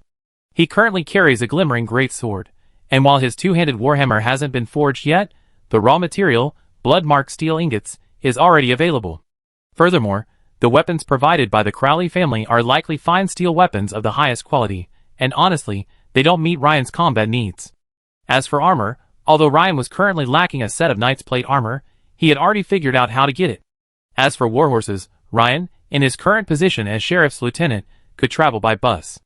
The warhorses kept in the administrative office's stables. If he were to raise his own warhorses, firstly, he didn't have a stable at home, and secondly, caring for them would be quite a hassle. Jenny smiled faintly and said, "Sir Ryan, it's as I suspected." Jenny then opened a brown wooden box beside her, and pulled out a heavy leather purse. "Sir Ryan, this is your annual salary. 500 Imperial gold coins." Ryan glanced at Jenny in surprise. He hadn't expected the money to arrive before he'd even officially become the Crowley family's guardian knight. Besides, Ryan had previously inquired about the market with Hamilton, and to be honest, the price was much higher than he'd expected. It had to be said, the feeling of being valued was quite good. "Thank you, Miss Jenny." Ryan immediately gave up the offer, and thanked her after accepting it. Soon, the carriage arrived at the outskirts of Mayes County. From the carriage window, Ryan watched as the number of pedestrians and carriages gradually increased. A tall, dark gray city wall stretched before him. This was his first time in the county town. The county town was named Mayes, and the entire Mayes County was named after it, as were many counties in the Dragon Empire. When Ryan arrived near the city gate in the Crowley family's carriage, he saw a long procession of people entering the city, splitting into two groups, and queuing at the small gates on either side. Judging from their attire, most of these people were likely civilians, mercenaries, and merchants undergoing inspection and paying the entrance fee. The main gate, the largest of the city, was completely deserted. Even though a few carriages passed by, they rarely stopped before leaving. Ryan's carriage headed straight for the main gate. Seeing the crest of the Crowley family on the carriage, the gate guards, wearing mail and holding spears, quickly let him pass. This simple act fully demonstrated the privileges of the nobility. After the carriage entered the city, Ryan's eyes were greeted by bustling shops and streets, seemingly much more lively than Gold Hire. However, Ryan could faintly smell a strange odor, a mixture of human excrement and other foul odors, which made him frown. It seemed that this area was a civilian area, and the sanitation conditions were not very good. The carriage continued on for about half an hour, turning left and right twice before arriving at a villa complex. The surroundings here were noticeably more pleasant than the civilian areas seen upon entering the city. The grounds were spacious and tidy, and the exteriors of the individual villas were covered in meticulously planted plants and flowers. Even in the frost month, many hardy flowers were in bloom, a truly beautiful sight. As the carriage slowly came to a stop, Miss Jenny smiled and said, "We've arrived, Sir Ryan. This is the Crowley family residence in the county town." Ryan nodded. As soon as he stepped out of the carriage, he saw the voluptuous Baroness Crowley, waiting at the entrance with 2 tall knights and 5 or 6 servants. Seeing him approach, a smile crossed her beautiful face, and she said, "Sir Ryan, welcome to the Crowley family." "Thank you, ma'am, you're so polite," Ryan said with a smile. However, he keenly sensed that the 2 knights flanking Baroness Crowley seemed unwelcome to his arrival, even harboring a hint of hostility. This was because, with Ryan's increased mental power and his danger perception reaching level 3, he could easily discern overtly hostile gazes. After a moment's thought, Ryan remembered that these were probably the 2 family knights Baroness Crowley had mentioned earlier. "Sir Ryan, please allow me to introduce you. This is Knight Sheldon of the Crowley family." Baroness Crowley raised her hand slightly, gesturing to the bald knight on her left. "Greetings, Knight Sheldon." "Greetings, Sir Ryan." The bald knight was at least 40 years old, but tall and sturdy, he still looked quite intimidating. "This is Knight Steen," Baroness Crowley said, pointing to the knight with the mustache on her right.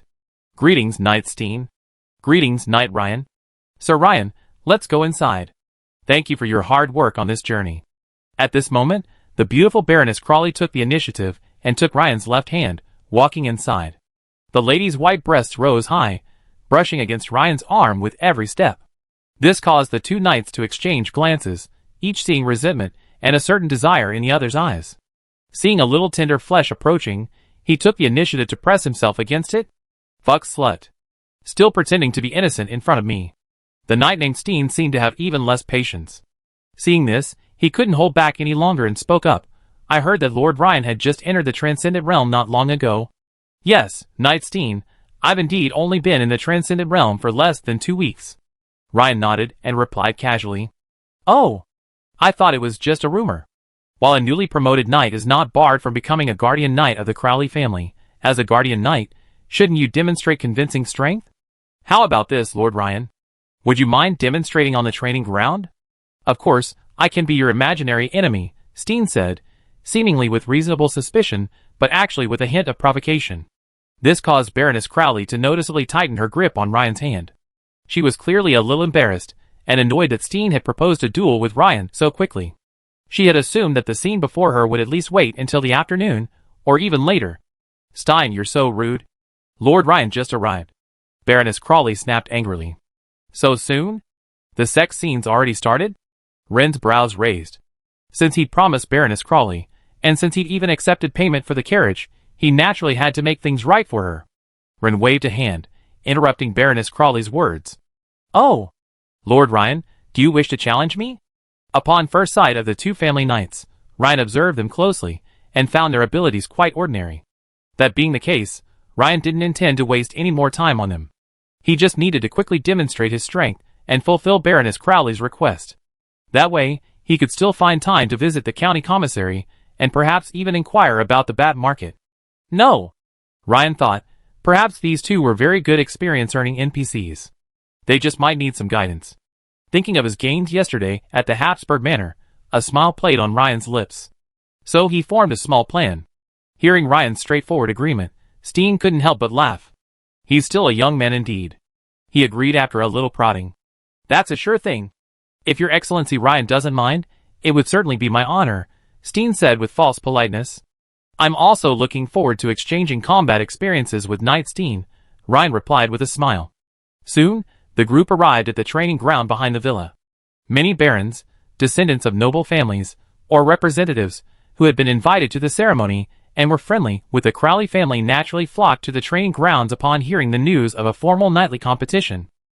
The training ground within the Crowley baronial family mansion was not large, covering only a few hundred square meters and lacking a racetrack.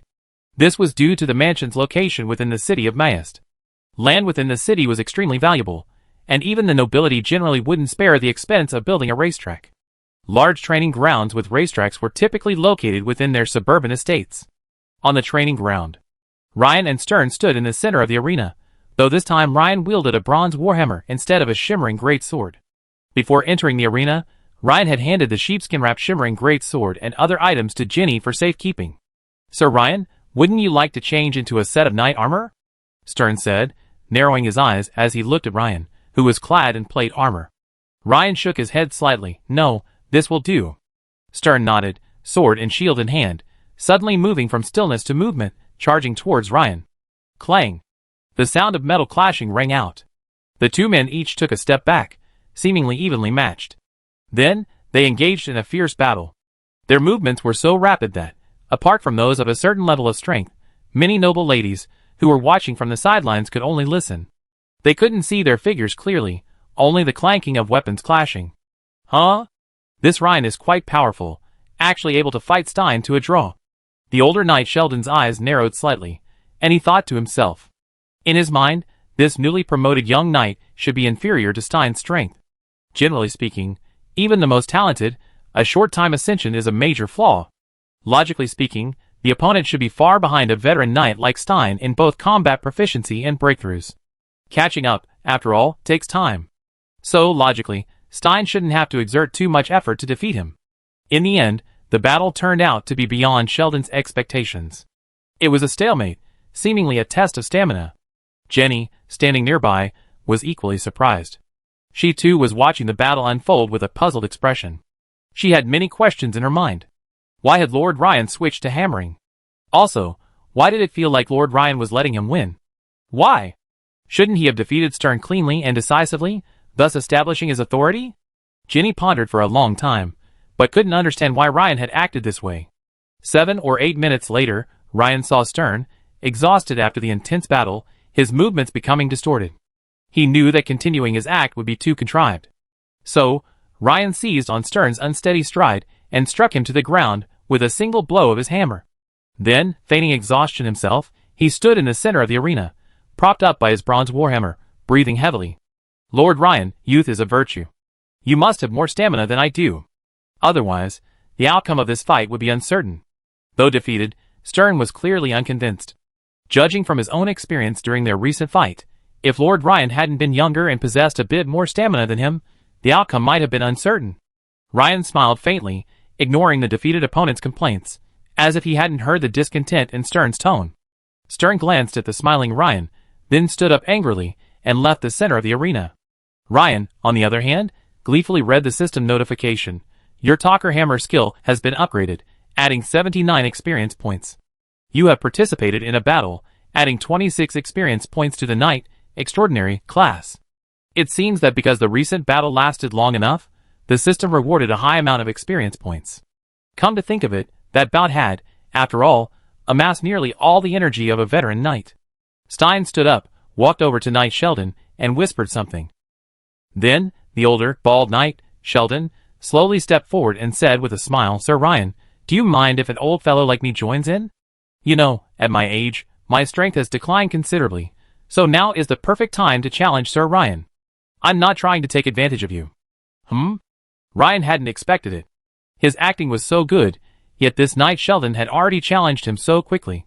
Thankfully, he wasn't truly exhausted.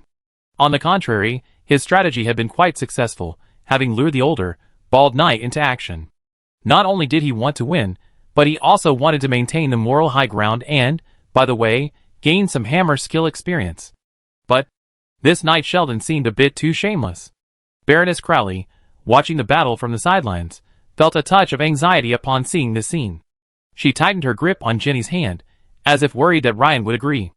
After all, unlike Jenny, she hadn't witnessed Ryan kill Andrews and the other Black Flame monks. But Jenny knew Ryan was likely acting, though she didn't understand the purpose of his actions. And there was no way Ryan would tell Jenny that he was just trying to gain experience. Mother, you don't have to worry too much. I feel, how should I put it, that Lord Ryan is deliberately appearing weak to the enemy, though I don't know why, Jenny whispered beside Baroness Crowley. Is that so?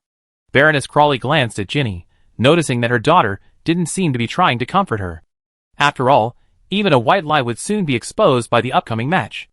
In the center of the arena, Ryan said, since Knight Sheldon is interested, I will naturally cooperate. Ryan's agreement immediately brightened Sheldon's face. As if not wanting to give Ryan time to recover, Sheldon, hammer and shield in hand, charged at him with all his might. However, after a fierce attack, Sheldon discovered that Ryan's defense was as solid as a rock. Although Ryan's expression remained slightly exhausted, he looked as if Sheldon could defeat him with just a little more effort. 5 minutes later, the bald knight, sweating profusely and panting, still unable to defeat Ryan, roared in frustration, "That's impossible. You should be exhausted by now. How could you have lasted this long?" Ryan smiled faintly and said, "Maybe it's because, as Knight Stern just said, I'm young, so I have more stamina." With that, Stern struck Sheldon away with a single blow of his hammer, ending the fight. Since Sheldon was running out of stamina, Stern naturally decided not to continue. A system notification appeared. Your Talker Hammer skill has been upgraded, adding 67 experience points. You have fought a battle, and your Knight Extraordinary class experience points have increased by 22. TSK. As expected, stamina declines with age. This experience point isn't even as good as Stern's just now. Ryan grumbled a little internally. Jenny had already expressed her feelings about the two Crowley knights on the way. If possible, Jenny didn't want Ryan to kill or seriously injure them. After all, they had served the Crowley family for many years, and had no intention of rebelling yet. Rather, they coveted the Crowley family's beauty and wealth. So, Jenny hoped Ryan could simply intimidate them. Ryan briefly considered the Crowley family's request and agreed. After all, it was the Crowley family's own request, and as a guardian knight, there was no need for him to go too far. Whatever happened next would be the Crowley family's own business. The onlookers were no fools either. After watching 2 consecutive bouts, they also noticed something was amiss. Because, at the end of the first match, Ryan gave the impression of being exhausted and unlikely to last much longer. But now that the second match was over, Ryan walked off the court in high spirits, chatting with Baroness Crowley. At this moment, many noble ladies outside the court, after witnessing Ryan's performance, began to whisper among themselves. In particular, one of Jenny's best friends, Agatha Wiggins, excitedly ran up to Jenny and said, "Jenny, you're really getting better and better at choosing a good guy. Where did you find this handsome boy? Not only is he so strong, but he's also so physically fit. You're so lucky." As she spoke, she stared at Ginny with an ambiguous look. "Agatha, don't talk nonsense. Ryan is our family's new guardian knight. Besides, my mother found him, so I have nothing to do with him." Ginny naturally understood her best friend's implication, and said a little shyly, "So it's Baroness Crawley? I didn't realize she likes young girls, haha. You're so mad at me. You dare say such things in public?" The two noble ladies immediately started laughing and joking. After the competition, Ryan asked Baroness Crawley if he could go to the commissary office in the county town. While both Ginny and his wife wanted Ryan to stay at the mansion and interact with the guests, Ryan had no interest. He had not yet passed the nobility appointment test and, strictly speaking, was not yet a true noble. On the other hand, Ryan felt that even socializing was only meaningful after reaching a certain level of status and position.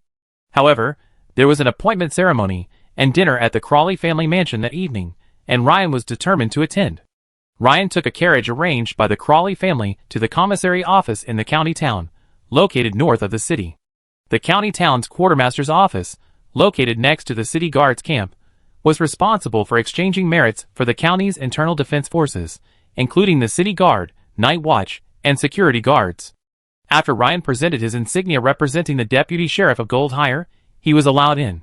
This insignia had been issued to him upon his previous appointment, replacing his previous night watch captain insignia. Upon entering the quartermaster's office, Ryan noticed that it was several times larger than the one in Goldhire. 4 or 5 civilian staff members sat in the office. Moreover, they were all young, attractive women in uniform. It felt a bit like the service halls of his past life.